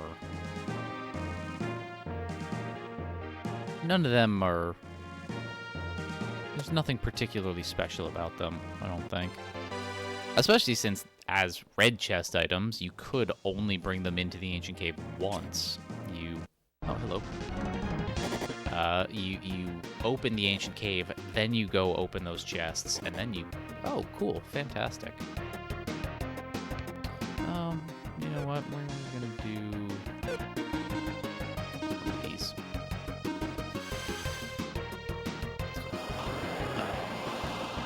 But then, the moment you Providence out, you lose them when you talk to the dude.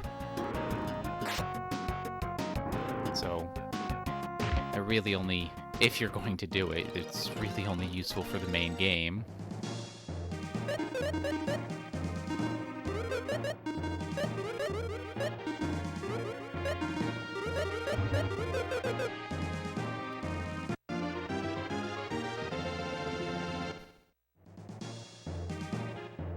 Okay, well, there's too much nonsense here. We just have to kill nonsense.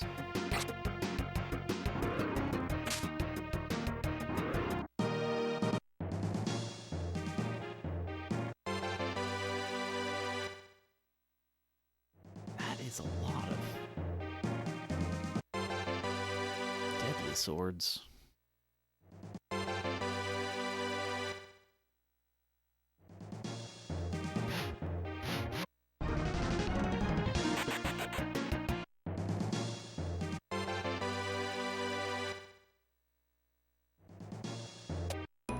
Oh no, sorry, Moni. We broke it.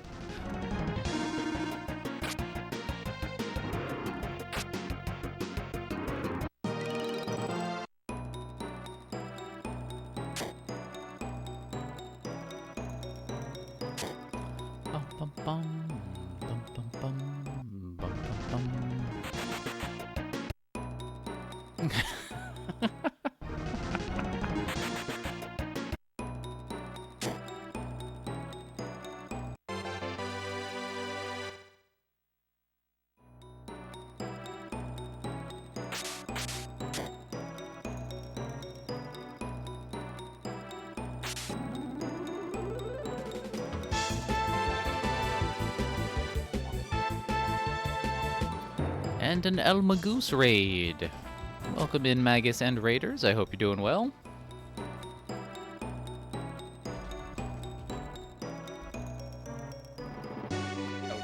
Thank you for the shout out to Magus. Welcome in, Magus and Raiders. Hope you had a fantastic stream. What were you up to today? And thanks for bringing your community over here. I do appreciate it. For those of you who don't know me, my name is Rakadactylus, or Rakodactylus. Either pronunciation is fine. I'm mostly a speedrunner, the occasional randomizer runner, and weekly science communication streamer here on twitch.tv/Rakadactylus. Right now, I am doing an Iris percent. And if you want to see more of this kind of content, every 200 sub points, new Iris percent attempt. Oh wait, Providence. We can skedaddle.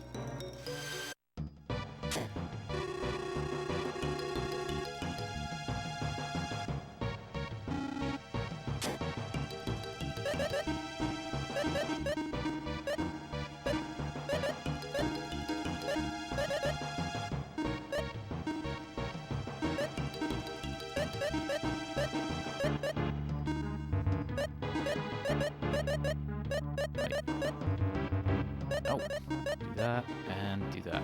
There we go. But yeah, currently doing an Iris percent. Aw, no treasures. We've got 7 out of the 10. A really, really good pace. Really, really fast early part of the game.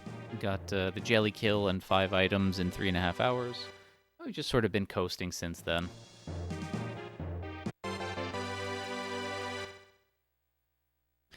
And anybody in my community who loves good speedrunning and good speedrunners and good streamers should absolutely go give Almagus a follow. Does a ton of speedrunning of, like, all the good games. Not just some of the good games, but all the good games. But also does a bunch of other stuff, too.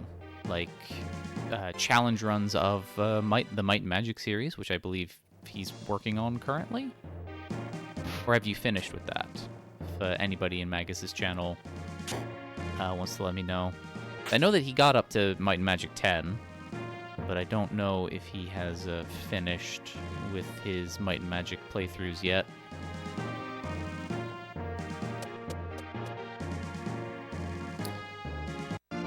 First streamer you subbed to because he was running the AC. That's, actually, no, wait. When did I... Oh, this is the first fire ring I've seen all day, but I've seen a ton of ice rings. What's the first thing I saw Magus doing? Might have actually been Chrono Trigger.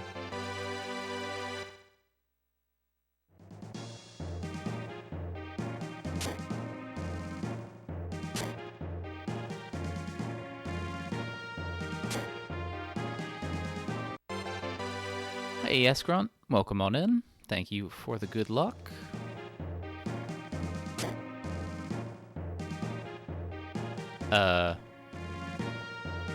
That was actually kind of weird. There was a moment where it felt like the frog stopped Maxim from moving forward. That was kind of strange.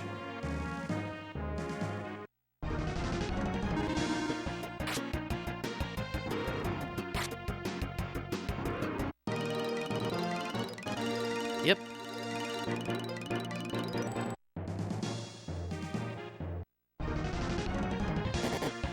You just need a few little things. Yeah, although I imagine if you're coming in from either High Spirits or Almagus' channel, you may be familiar enough with the Ancient Cave, but for those who aren't too familiar with the Ancient Cave and the Iris percent and all that other stuff, since the goal is to find these Iris items, and the more you find, the fewer there are to find, the way you can think about it in a rough approximation is that the amount of chests that you'd need to open to find the last 2 Iris items are approximately equivalent to the number of chests you'd need to open to realistically find the first 7 Iris items combined.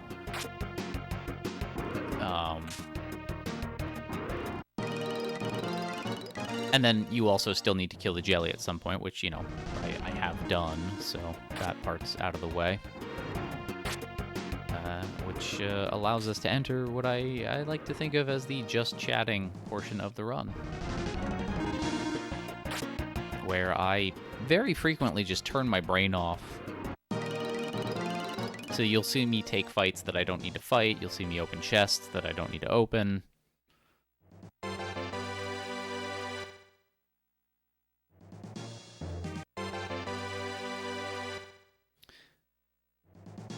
I'm largely just here for a good time, not a fast time. Because it's an Iris percent. You're never really going to be here for a fast time. That's fine. Hey, Draw. Welcome on in. Hope you're well. Good. Early stairs. Surely a fast time is considered a good time. I mean, yeah, technically. If you choose to waste your life being a speedrunner the way I do, a fast time is a good time. But I'm doing well. Despite being highly caffeinated at this point and still drinking coffee, I am tired. But I also was up super early so that I could get started on this nonsense. Yeah, we'll kill them. Why not? Hey, Ghost. Welcome on in.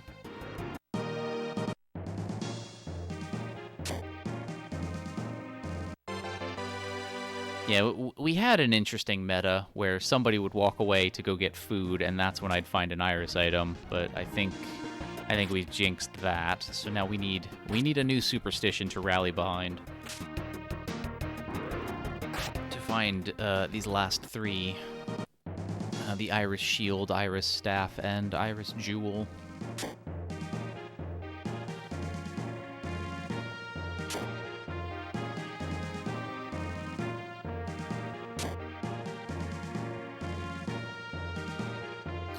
Goodness. Yeah, hope you're doing well. Hope everybody's having a good Thursday.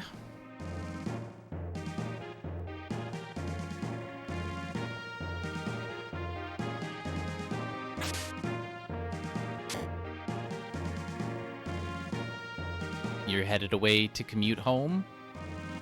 You might have grabbed dinner by the time you get back. Yes, definitely stop off for at least a snack. We still need to do more to falsify the new meta, the new superstition.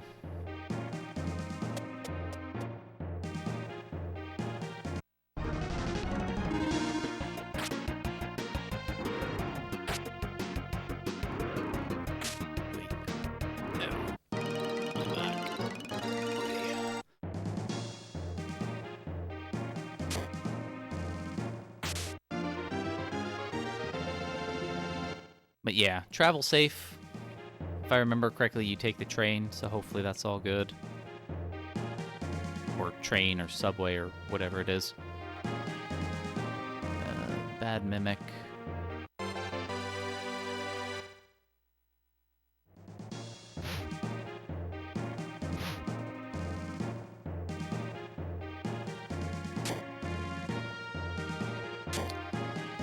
of course...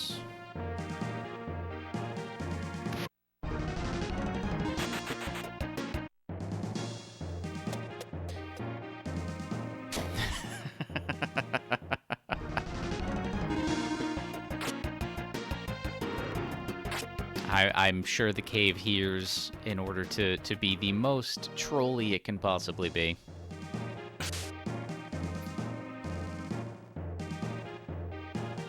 It started with I. You could have been the Iris Jewel. Why were you an ice ball instead? So rude. So rude. This game is rude. Why do I do this? I mean, aside from the fact that the community has gifted 200 subs specifically for me to do this, why do I do this to myself?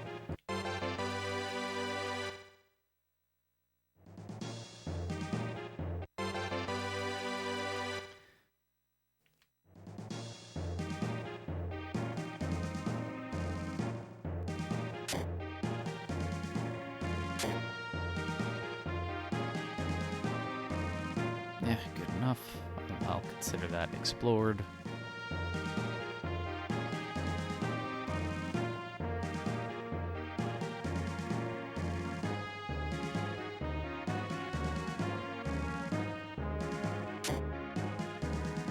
Alright.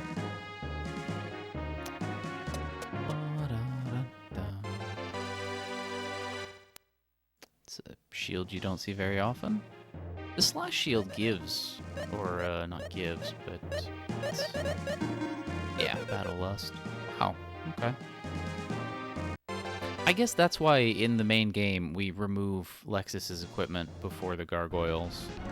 Like, in addition to selling, like, the Figaro, like, we actually do want the slash shield.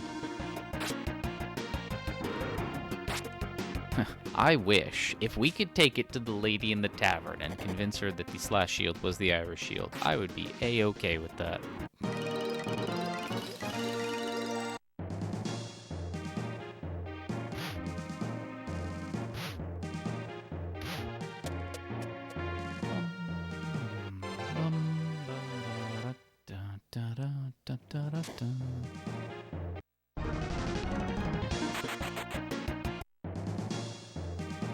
Irish shield. Nope. Alright, then up here, this is where the Iris is gonna be, right? Iris? Rude.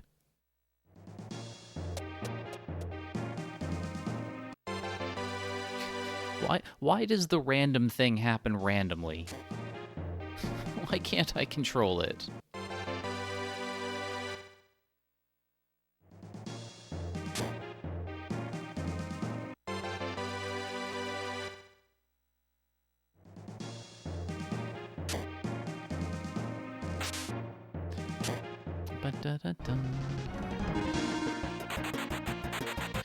So I suppose I could put the ruse armor on Tia, since she is quite vulnerable. Although actually, doesn't she also have the ice band and the crystal shield? She does. You get the ruse armor.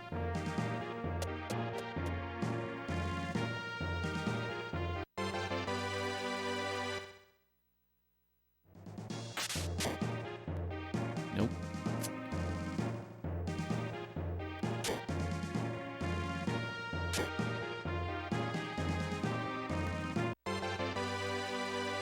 So if it looks like I'm just wandering around and opening chests and then continuing on, that is actually because that is exactly what I'm doing. This is a very interesting speedrun in that there's really no skill required. Well, I mean, I take that back. There is skill required, but, like, not much.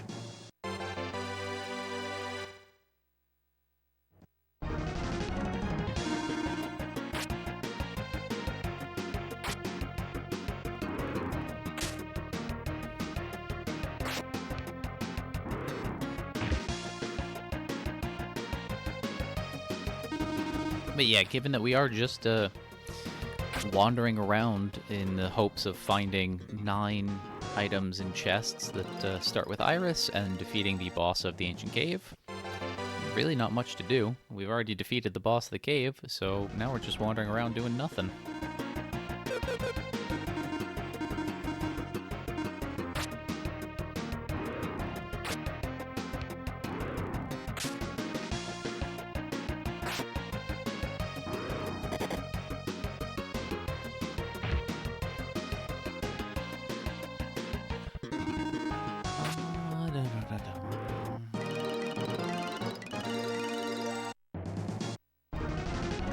Alright, yeah, there are cores here.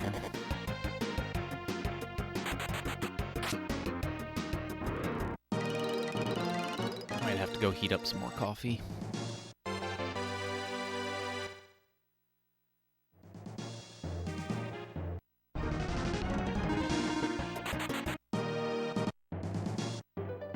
Okay.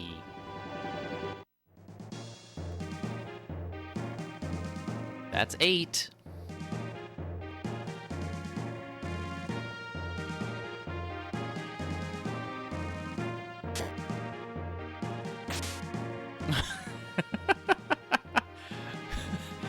I mean, we don't exactly know what it was there, Ghost, because Prof Ness is commuting home. You went and told the cave that you've got stuff to do. Oh boy, all right. God, we are actually still maintaining that average of an Iris item an hour.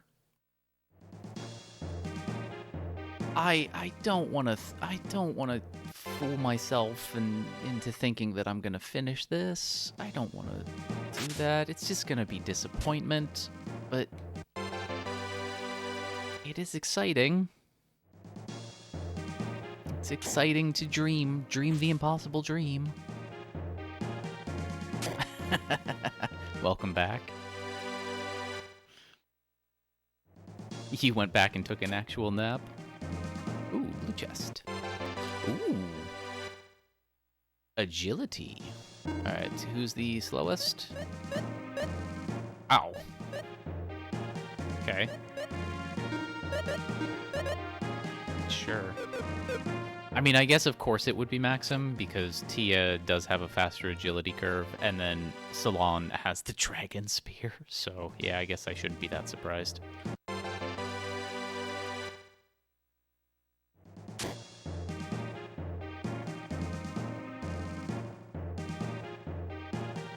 Get away from there. Where are the stairs? There are the stairs.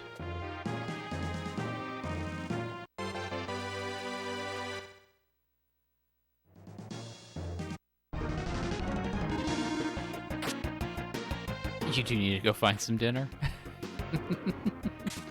Well, go get food. Don't delay taking care of yourself on my account. I mean, look, let's be real. Great pace notwithstanding, very few Iris percents ever finish. So, I'm still gonna be here when you get back.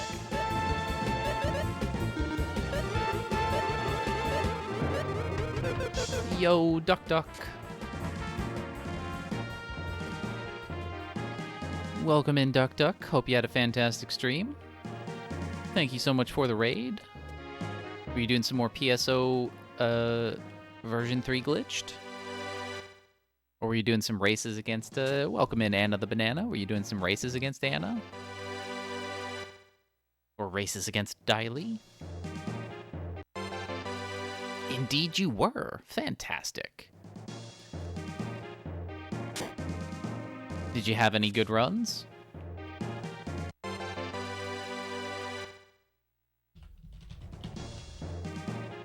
we go. And thank you so much for the raid. Anybody coming in from Duck's channel who doesn't know me, my name is Racodactylus or Racodactylus. Either pronunciation is fine.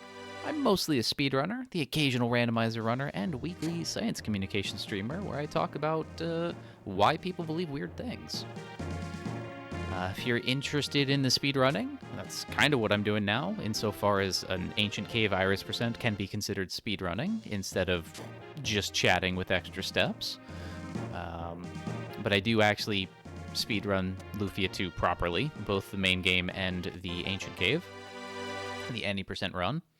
I also do platformers like Shantae and the Pirate's Curse, The Messenger, and Unsighted. I even done a Zelda game for the last 3 months. Have been working on Link's Awakening remake for the Switch. About to start Final Fantasy Mystic Quest. Have a lot of fun with that.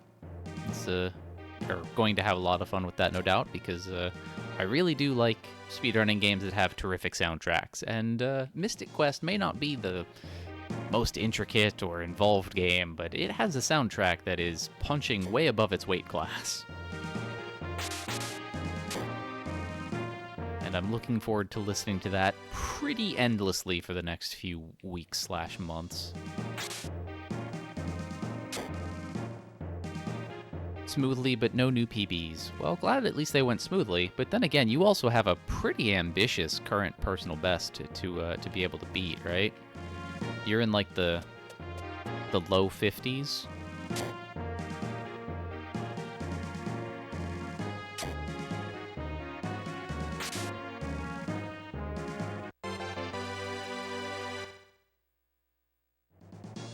Let's get a massive any percent race one day.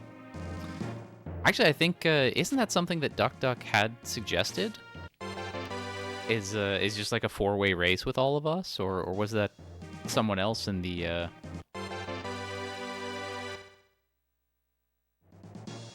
Hold on a sec. Oh, okay. So I heard dogs barking, and I don't own dogs, but they were my neighbor's dogs. And through my headphones, I couldn't tell if they were actually in my yard or not, which has happened. Because even though there's a fence blocking things, the dogs do sometimes like to actually dig under the fence. Oh, 46:10 at the moment. Okay, so yeah, you've got a good run. You've got a great time to have to run against. Why stop at 4? Be a good 25th anniversary event. Yeah, just as many people in the community as possible racing it. I really would like to. Oh, okay, party room. That I just messed up immediately. I would like to speedrun PSO again. I just do not trust my episode 1 and 2 disc. It's got a little bit of a scritchy scratch on it that has caused some disk read errors in the past.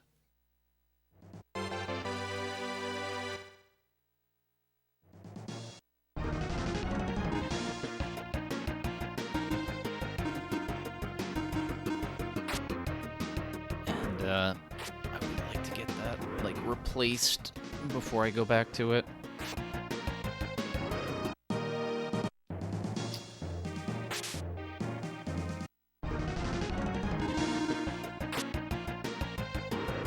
Make a backup copy. If I knew how to do these things, I'm not technologically literate anymore. My technological literacy sort of went out of fashion maybe about the time I started college and went into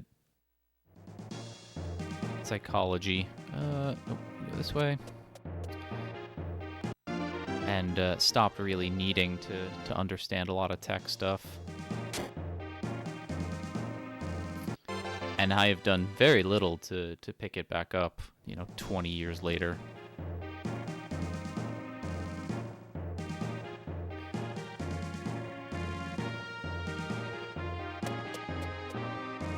If I have a Wii and certain games, it's not too bad to follow a script to do it. I mean, I do have a Wii. Depends on what these certain games are.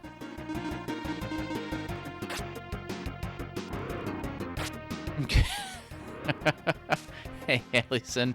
Welcome on in. It's, I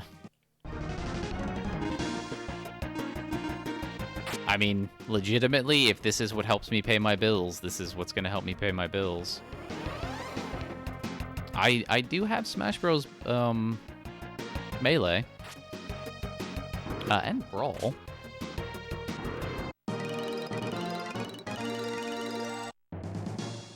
Oh, Smash Brawl is what you said.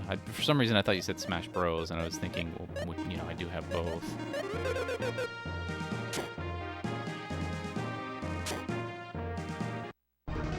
You silly pumpkin.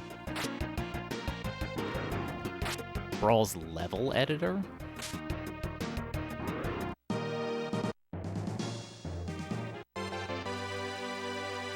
Interesting.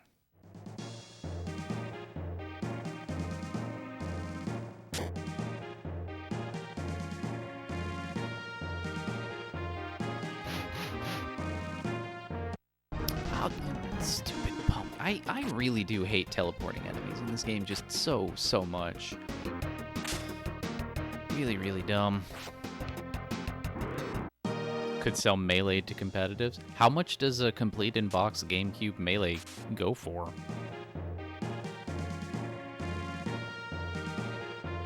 I honestly would not have imagined it'd be that much, because it was a very, very popular game. And, like, there were tons of units.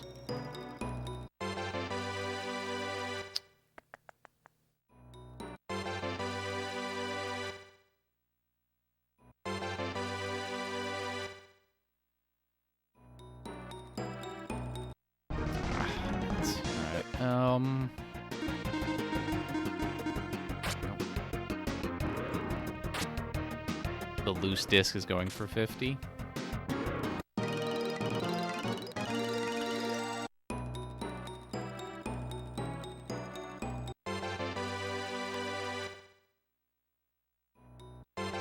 And Providence, okay. Good. Let's go deposit an Iris Shield.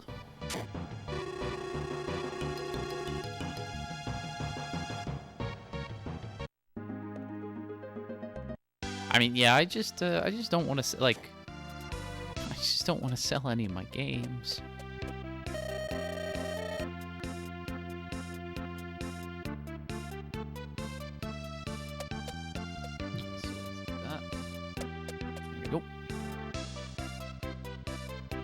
Like, I do have some games that do sell for quite a bit. I have Suikoden 2, I do have Mega Man X2.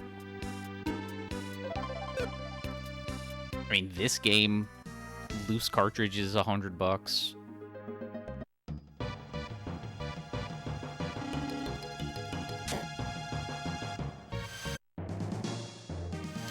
Let's see.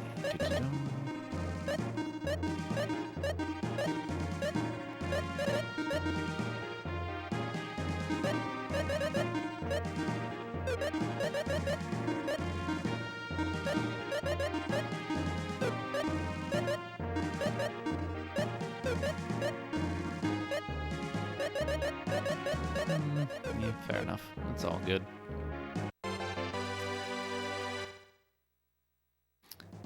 Yeah, I've got both Suikoden 1 and 2 as well. I don't have the strategy guide for either.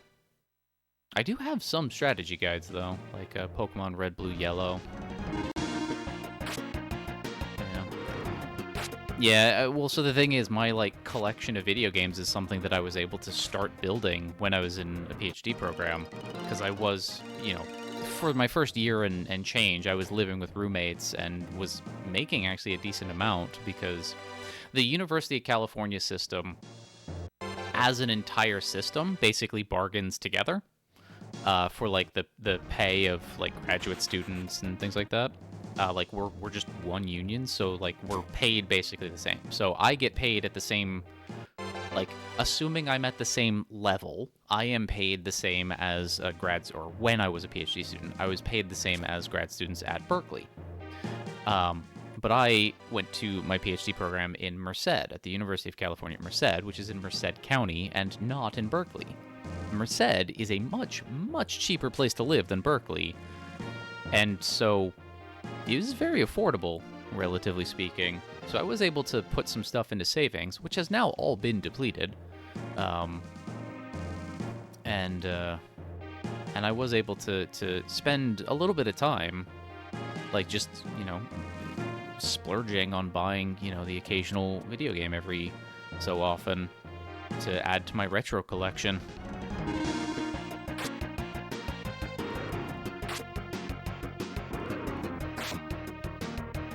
You never sold a game and never will. You don't really collect, but you don't have much other things for decorations. Yeah, I've pawned a few games over the course of my life.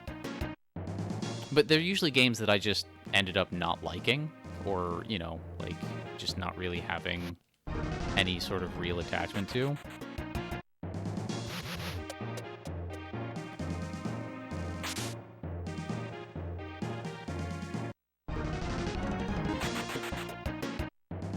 Though, in retrospect, I wish I hadn't. Like, even games that I, like, wasn't really attached to, I kind of still wish I owned for one reason or another.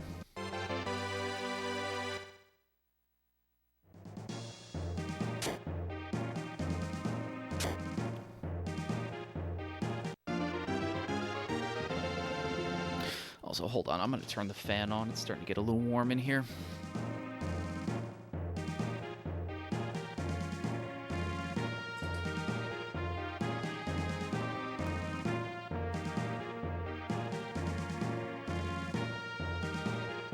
There we go. Hey, Firebird.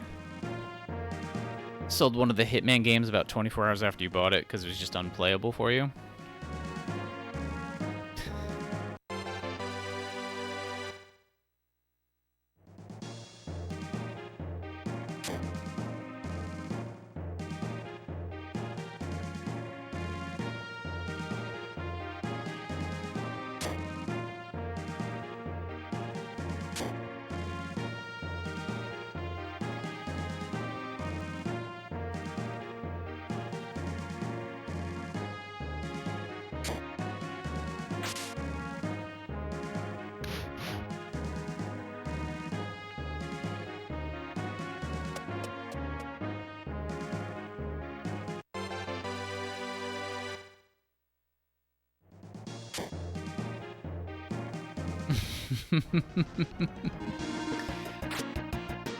Man, if we can find 2 in this dive and get world record, like I said, I wasn't joking when I said it earlier. I was just also confident that it's not true. If this world records, I will just immediately, like, I'll celebrate for a little bit, and then we'll just spend the rest of the day doing another attempt.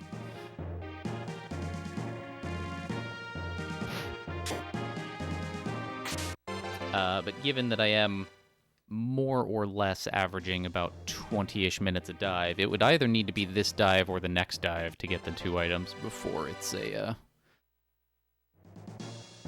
actually chance there.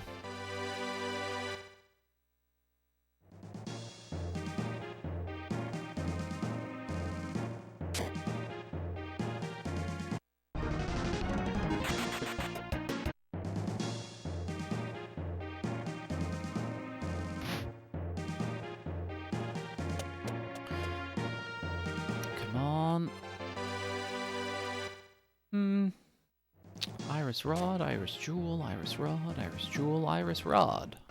Nothing. Thunder.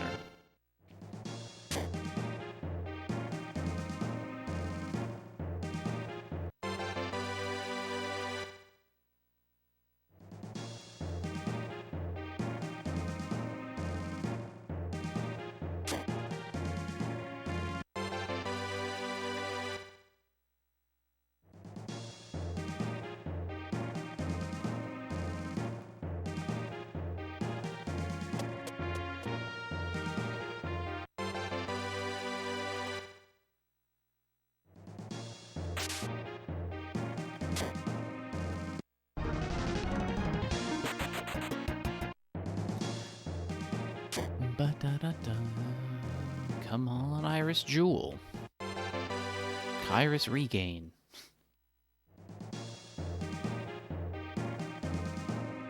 Bum, bum, bum, bum.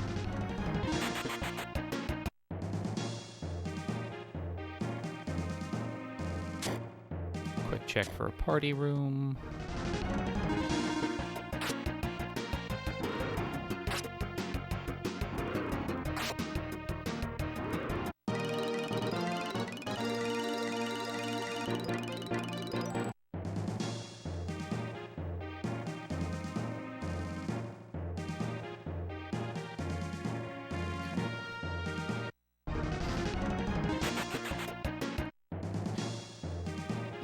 So at this point, every now and again, I remember to be a little efficient in how I'm opening chests. And for an Iris run, since what we're looking for, especially now that we have, you know, blue chest weapons for everybody and don't even really need to look for good weapons.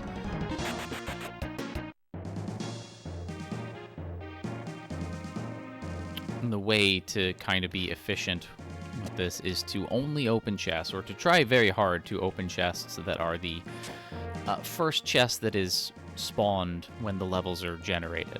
Because the levels are not predetermined, everything's random, everything's procedurally generated, and so the treasure chests that spawn on each level are also generated in a sequence as well. And the Iris...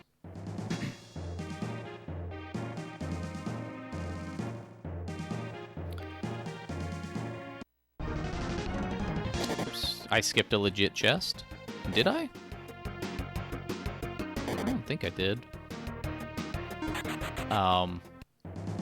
So the Iris items are only in the item pool for the first chest that is generated on the level. There are a few things that you can do to more or less kind of reasonably identify the first chest. So this one is sort of the highest and leftmost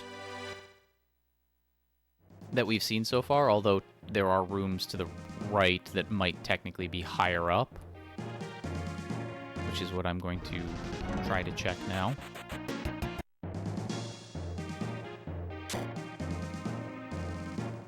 Okay, so yeah, this is the first chest on the floor, essentially, unless there's a party room, unless there's a treasure room.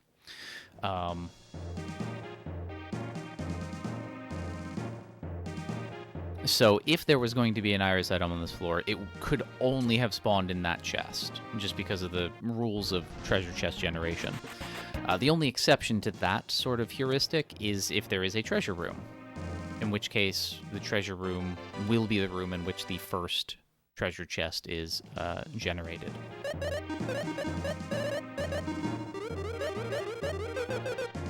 So when I remember to do so, when I haven't done completely turn brain offy moments, I will be skipping chests because I am incredibly confident that there's a 0% chance that they could contain anything that I'm interested in. But I am also going to occasionally turn my brain off and just open everything, because why not? So in those moments where I'm paying attention to what I'm doing, I'm only opening select chests, and I'm looking around for treasure rooms just in case.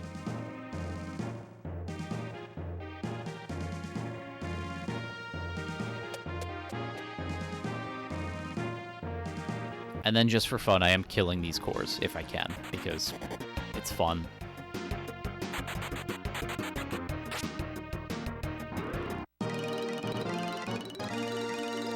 And that's like that's it. That's the run. Aside from the first, bit where you are also trying to kill the jelly, another silver eye, more agility. Let's go.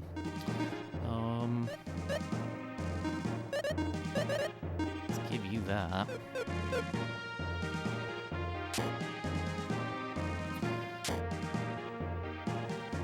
But yeah, aside from this is most likely the first chest on this floor. Aside from the first, opening bit of the game where you're also trying to kill the boss of the cave, like, this is just the run. You're just sitting around. So, anything you all want to talk about? Anything on your mind? Any good food? Any good movies?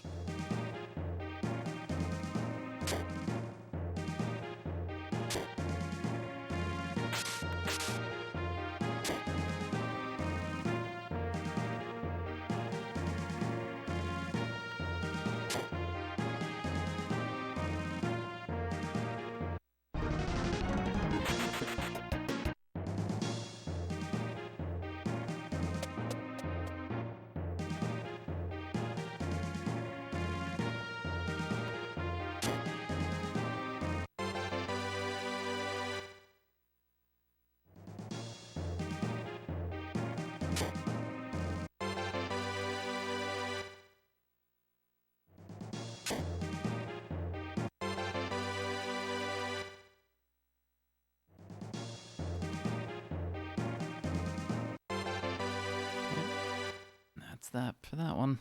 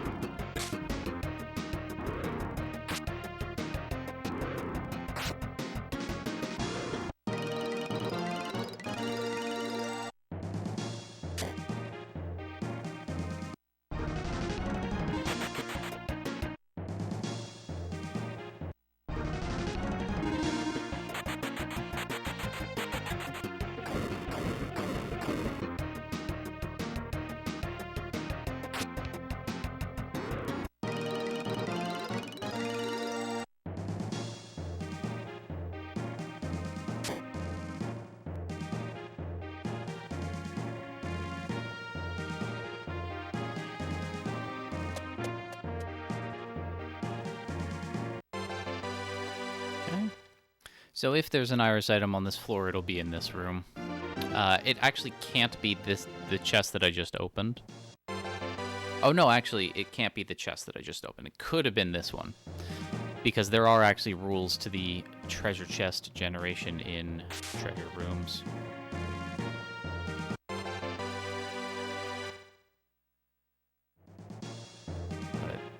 But, screw it. I just need to murder everything. Do all the murder.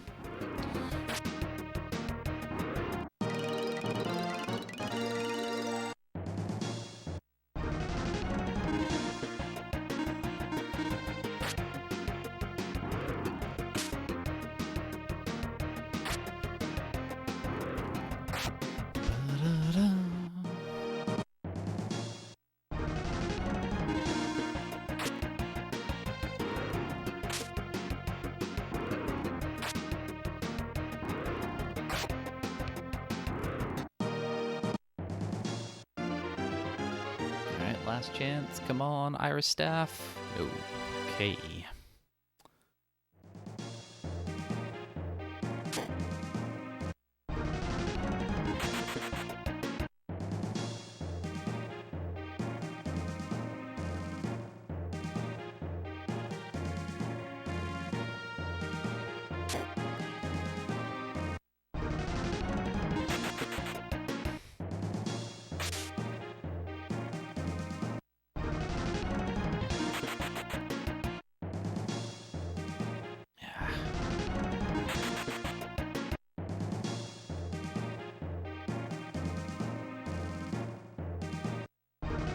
Just deal with it.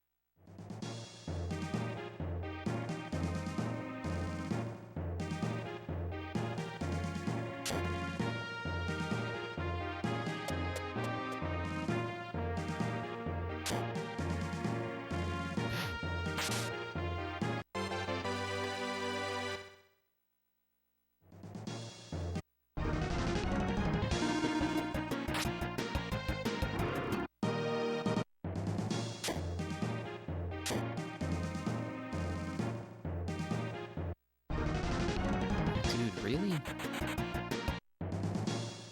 Okay.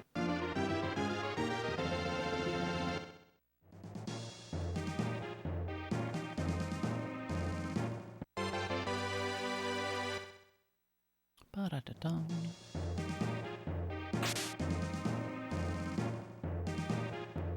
Okay, that's that. So that would be what that is. Cool. Okay.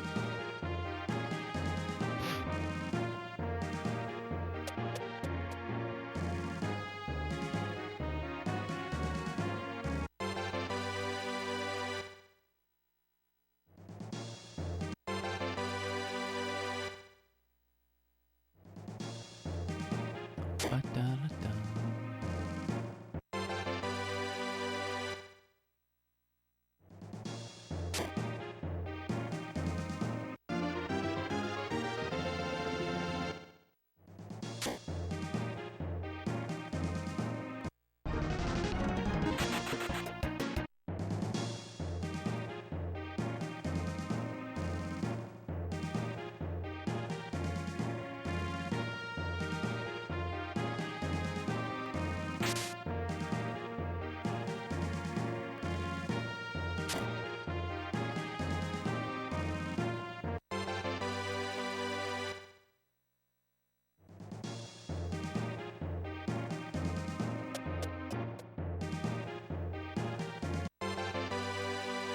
Started with an I.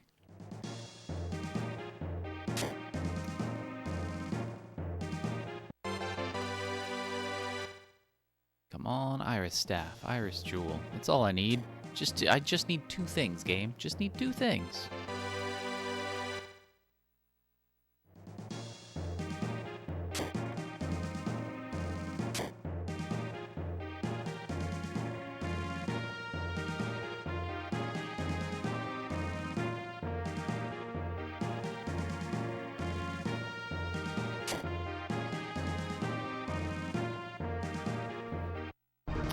Ah, you stupid orcs.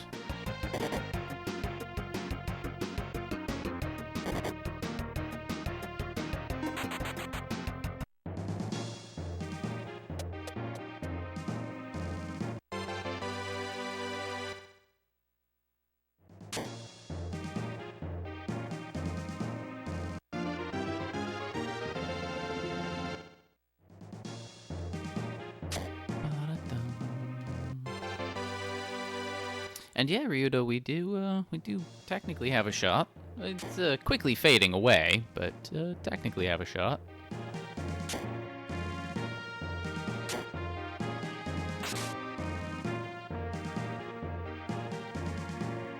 Come here.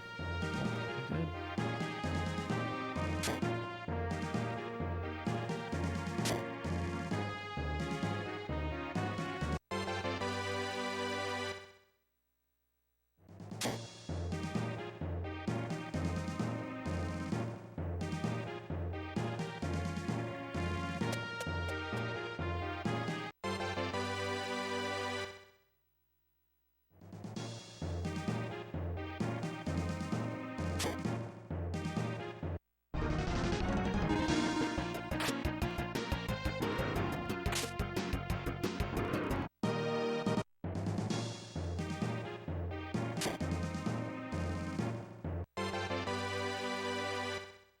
Right sprite, wrong item.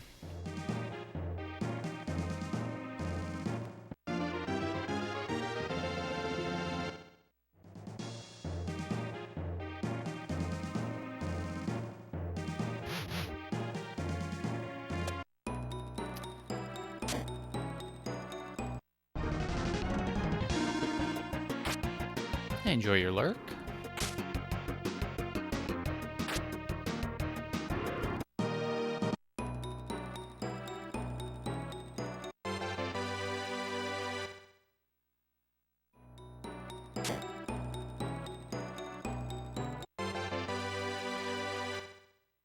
right, well, this will...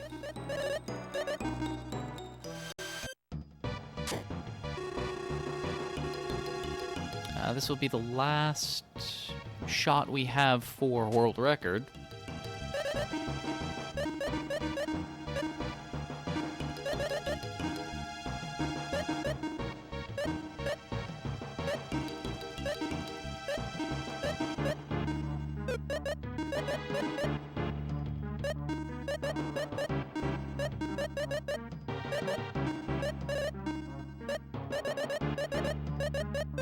go.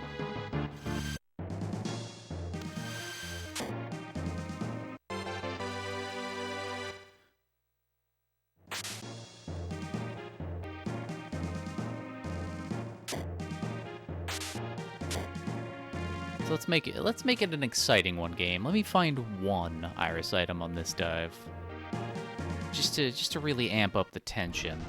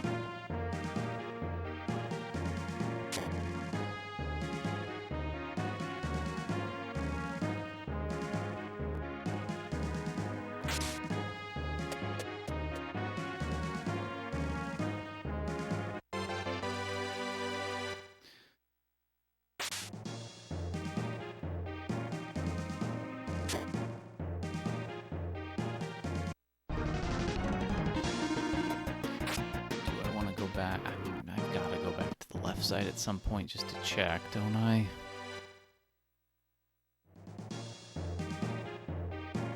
Okay, and I can actually do that kind of quickly.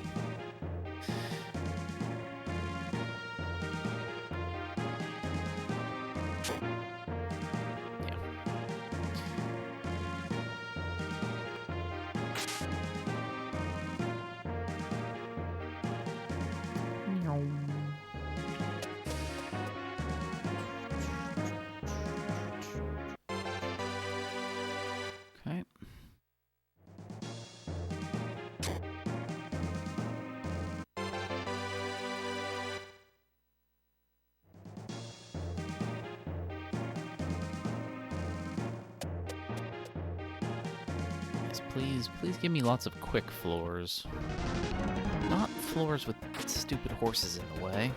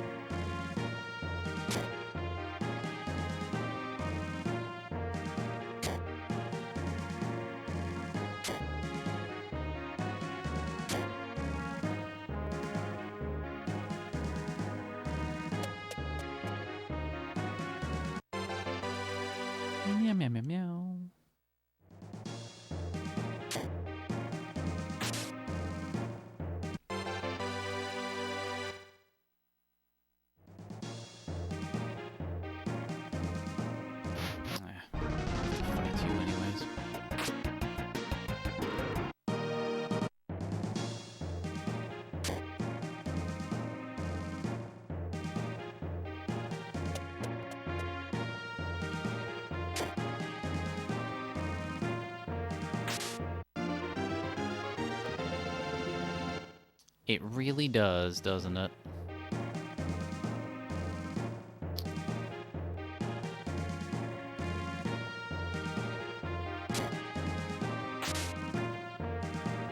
No, this shouldn't be fine.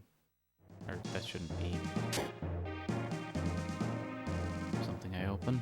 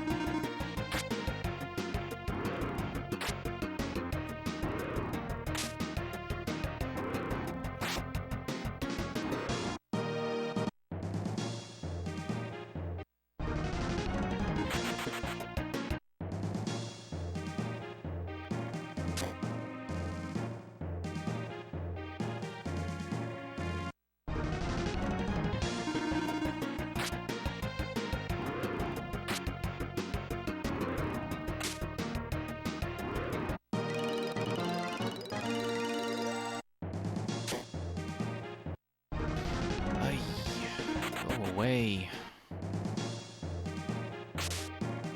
Ah, you stupid thing.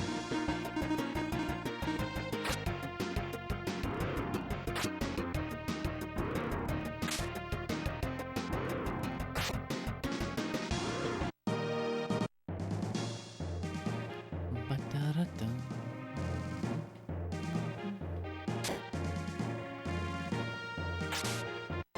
I've completely lost track of the geography of the floor.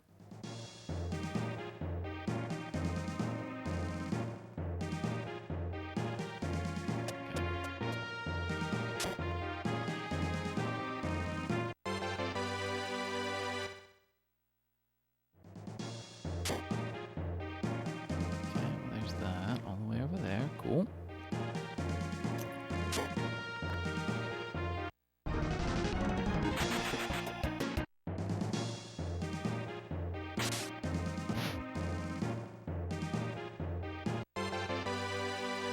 Apron, yep. Gotta have the apron.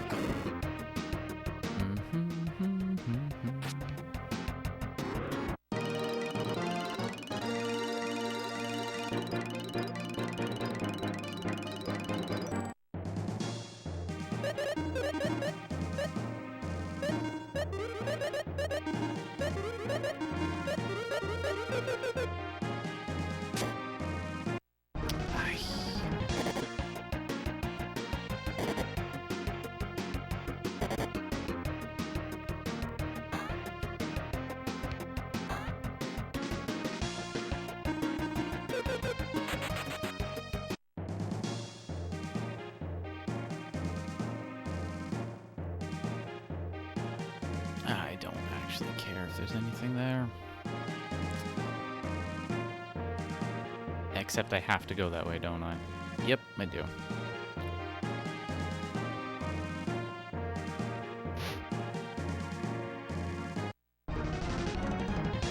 Oh, you stupid dumb hallway.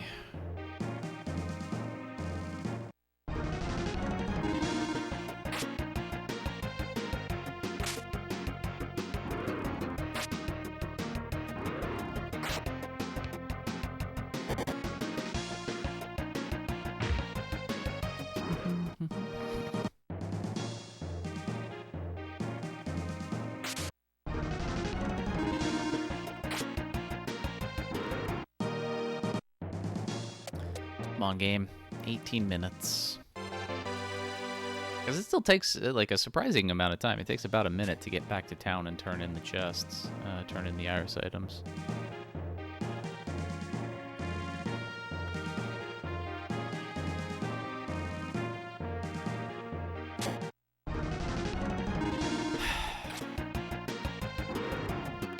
None of this matters if we're just gonna get blocked by all these dumb enemies.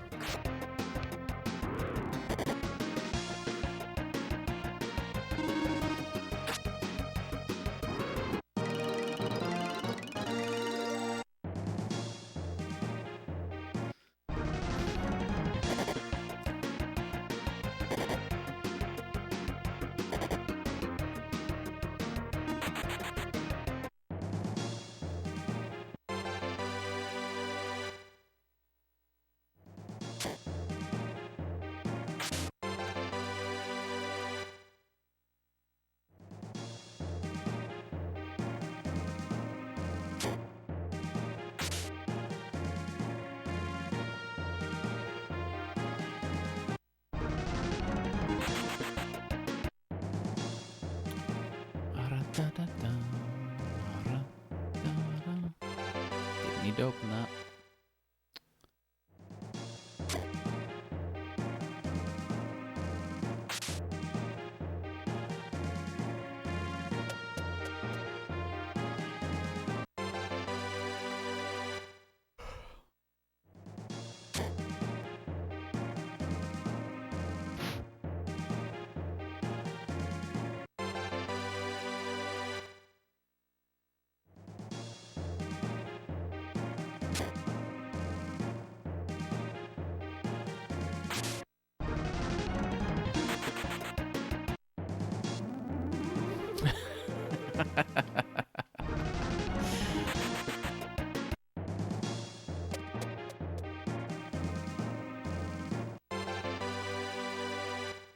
Yeah, I guess the cave is wise to our tricks.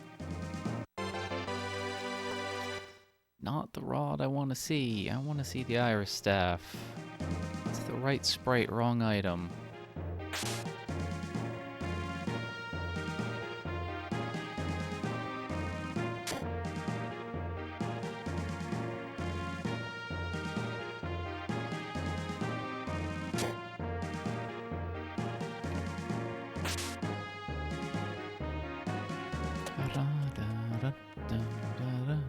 Ba-da-da.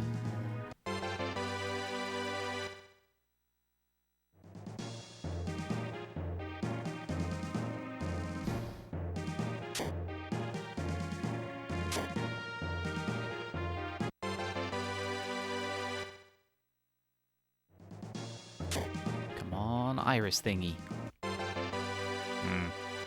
Nope. You're just gonna be annoying. Kill you.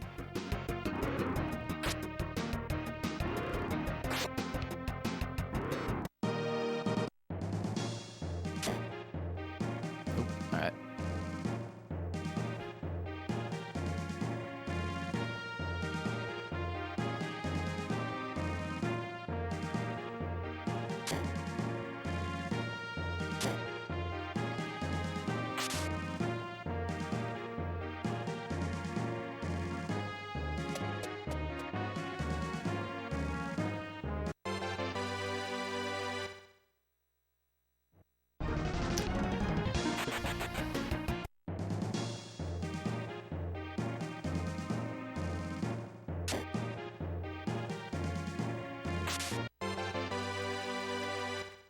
Ba-da-da-da.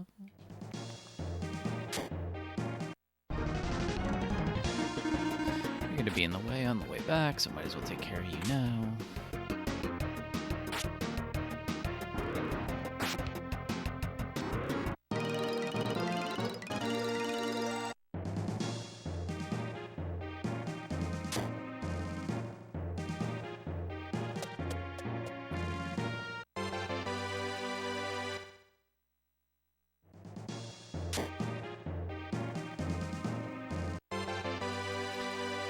Alright, well, game couldn't even make it exciting.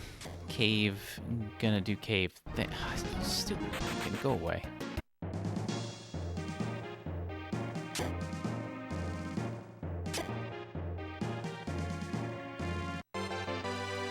And a second sky sword. That's fun.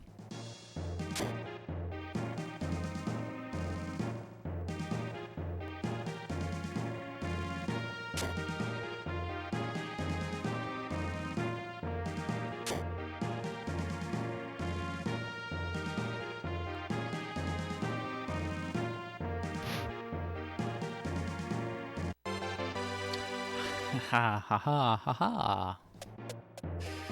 Of course you're gonna start with IR, just to tease me. Ooh, okay.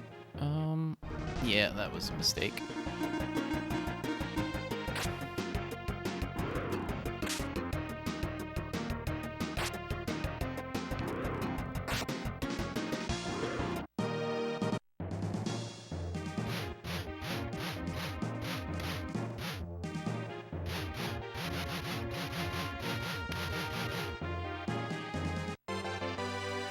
Hey, snow sword. Nice. Teleporty enemy nerds. I don't like you.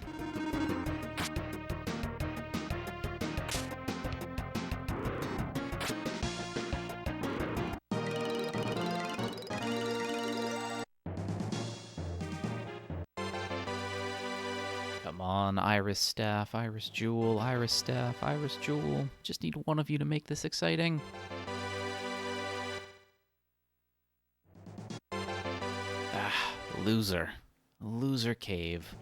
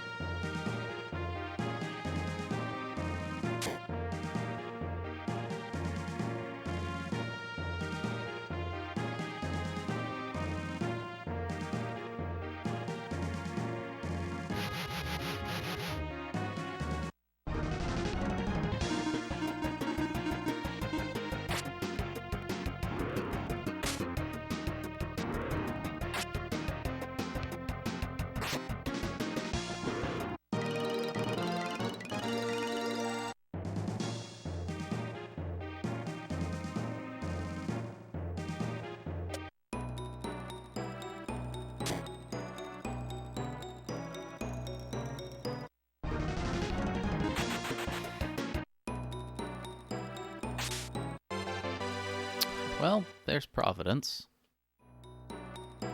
Okay.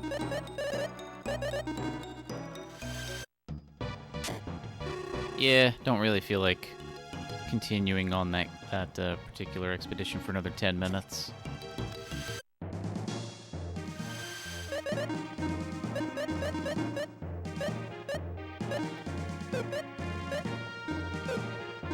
What am I doing? I want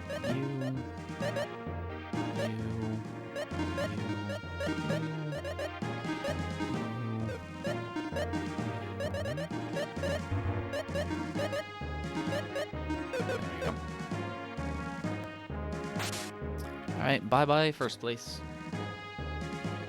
It was a fun dream while I had it.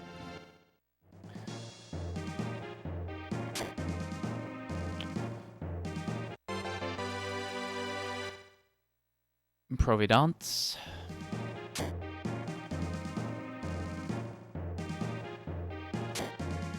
Or provide ants.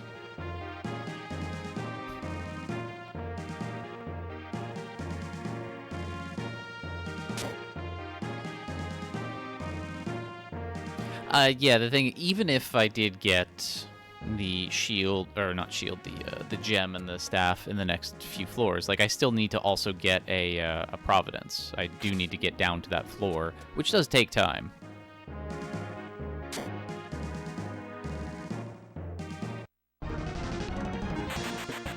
Like, just from my experience running any percent, even if you're trying to ignore floors, you can still expect to spend... Jesus Christ. Jesus Christ, game. Don't do this to me. How dare you? How dare you?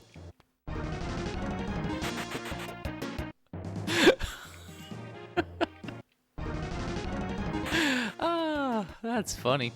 I'm not going to get the jewel and all that.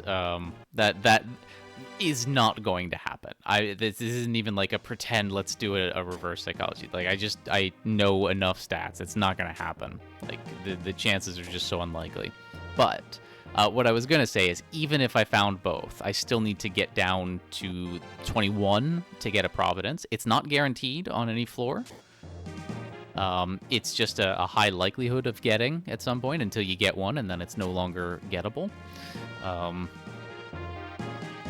And just from my experience with any percent, like, you can still reasonably expect to spend anywhere between 30 to 45 seconds on a floor, even if you're not fighting anything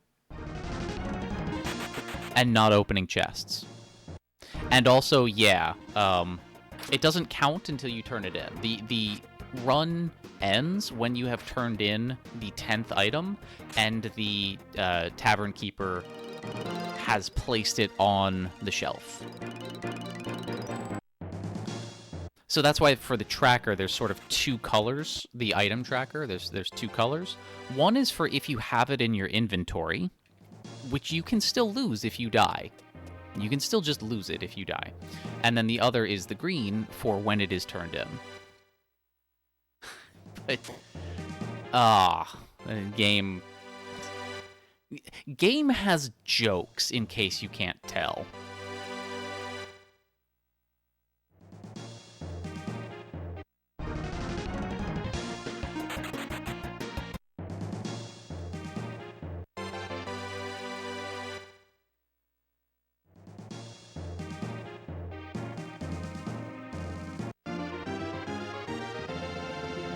Yeah, you would lose it if you die holding it, because if you die in the cave and you get kicked out of the cave, you lose all of your items, including your blue chest items.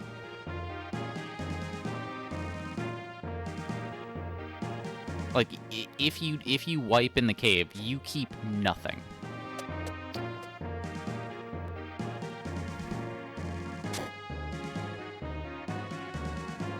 And yes, that has happened to me in a run where I had an iris item and then got back attacked by leeches deep in the cave. They killed me, and I lost that iris item. And I had to actually stop and go take a walk for a little bit. before continuing on the attempt. It was not a happy moment for me. But, you know, these things are short-lived. Like, you can't get stuck on any particular thing that happens in an Iris run. Because realistically, it could be another 5 hours before I find the next one. Like, this just is how it is. You should not have expectations of an Iris percent run. Alright, I need to... Okay.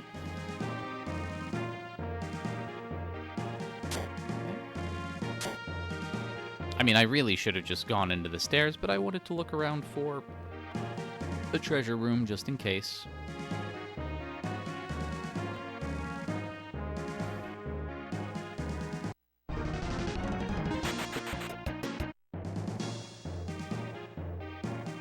But yeah, especially with how long each of these floors are taking me, because I'm getting in dumb encounters, like, I could find the Iris Jewel right here. Of course not. That would have been too funny. But I could find it on this floor and still not be able to get to town in time to get world record, because I'm... Oh, stupid enemies.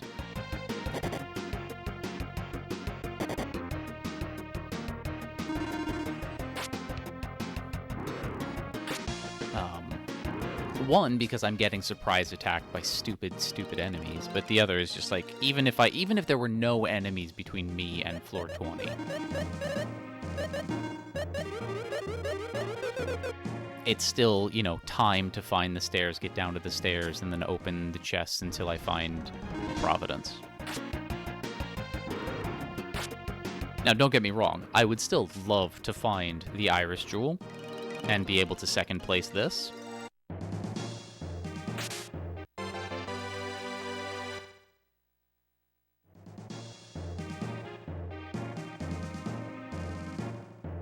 But again, just given the realities of the probability values that we're dealing with here, that's also incredibly unlikely.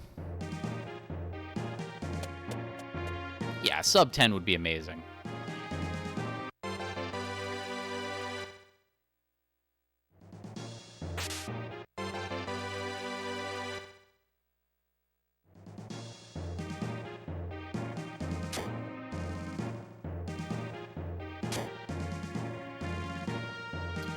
I mean, that's true. My face is unlikely.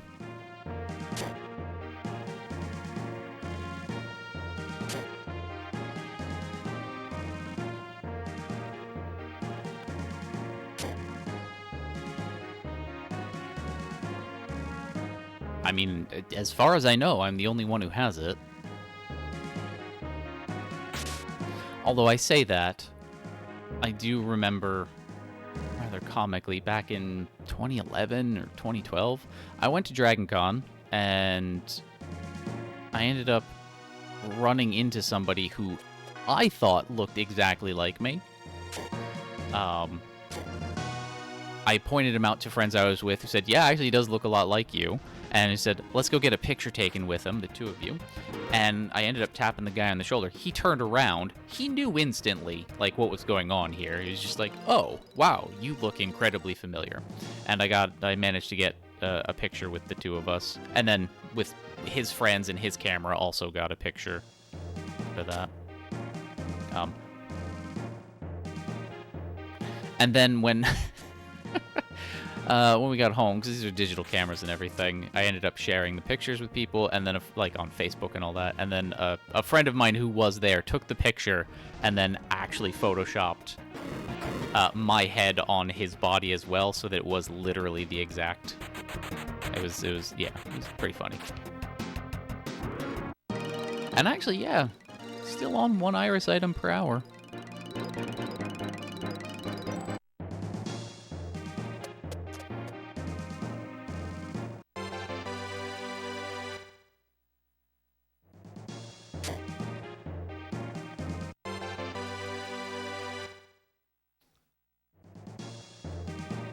My suspicion is that he would, if ever, like, a couple years younger than me.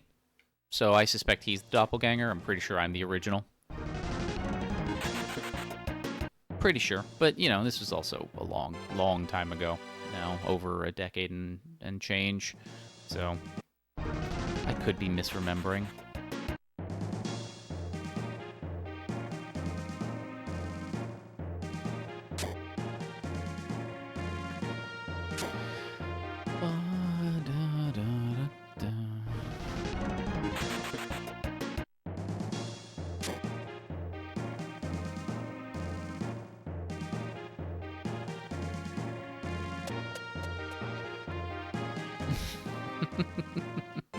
Well, thankfully, I'm not trying to convince you.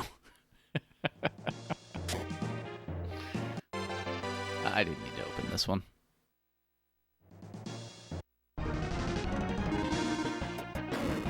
Also, I am deliberately wasting time killing these things. But yeah, we are actually past the like, again, even if I had gotten the thing and needed to just get the Providence, like, it is funny that the game decided to give me the 9th item in this dive. Because the game has jokes. The game has just a horrible, twisted sense of humor.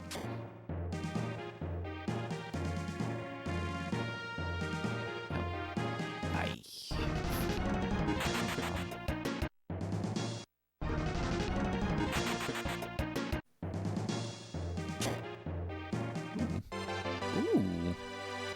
Black Eye is also agility.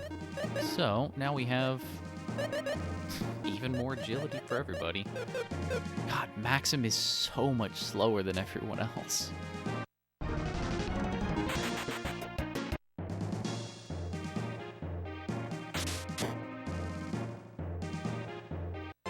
I'm actually a little... well, no, I don't need to. Like, because it's still just the average between the fastest and the slowest, putting the Twist Jewel on him, it's the same average. Oh, man. We're in the red. 9 hours in before I'm in the red splits. Oh, no! What is this? How dare you? How dare you, you piece of garbage game? What is this? No!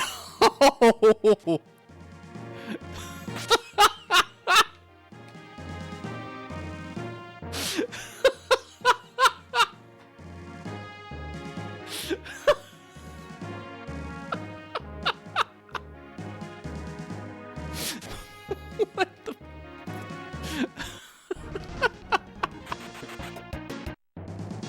I hate you so much, game.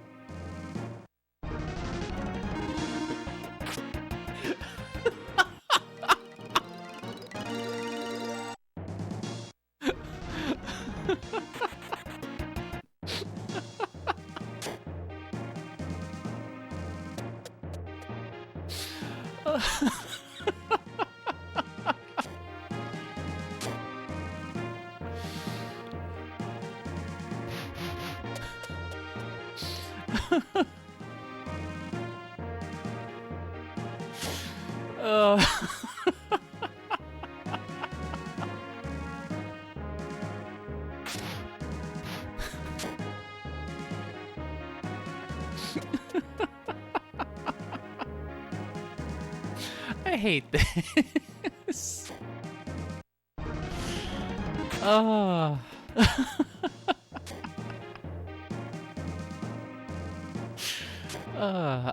I don't have my camera plugged in, so I'd need to like properly set it up. So I can't just flick it on. I'd need to root around in my my little cubby for it. No, go away. No, go away.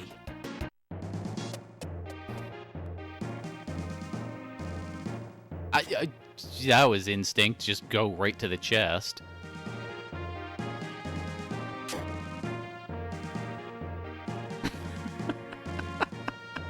This is dumb and stupid. Also, let's do that.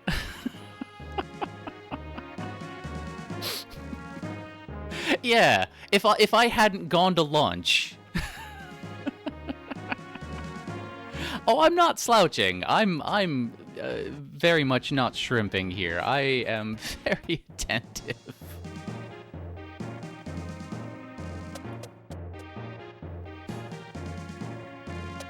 You stupid game, I hate you so much.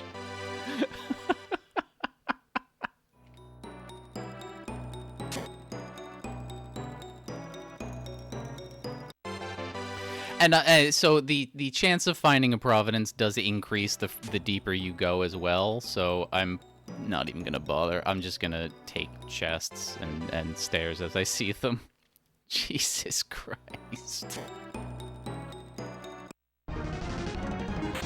This is dumb and I hate it.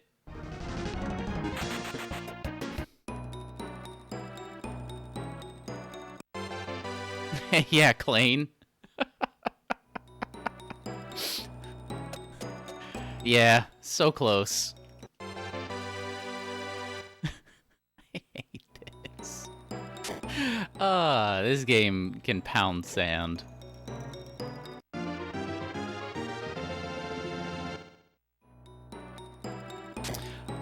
So the splits for Iris percent, the split times don't matter. They really don't. Because there's so much RNG involved in this that like it just doesn't matter. It's there just because I have space on the layout and I never know what to put there. Yeah, what is second place time? It's like 10 hours and something. But Iris percent is definitely a wonderful illustration of like the only split that matters is the last one. Like, because it's the only thing that actually matters. It's just the time for the final one. 10 hours? Yeah, all right. If it takes me an hour to find a Providence, something's wrong.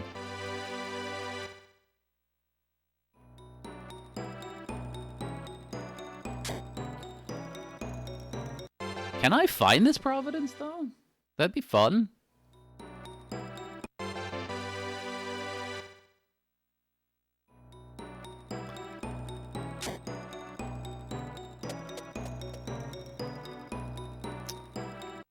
There we go. Jesus. All right. You were saying, Clane? Oh, you were actually saying it on the previous floor because I had opened up what realistically was the first chest.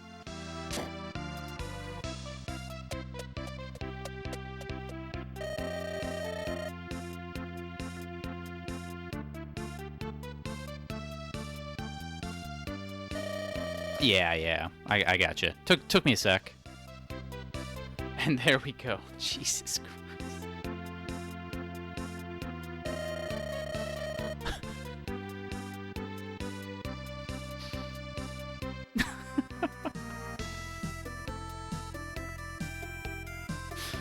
What? This is dumb.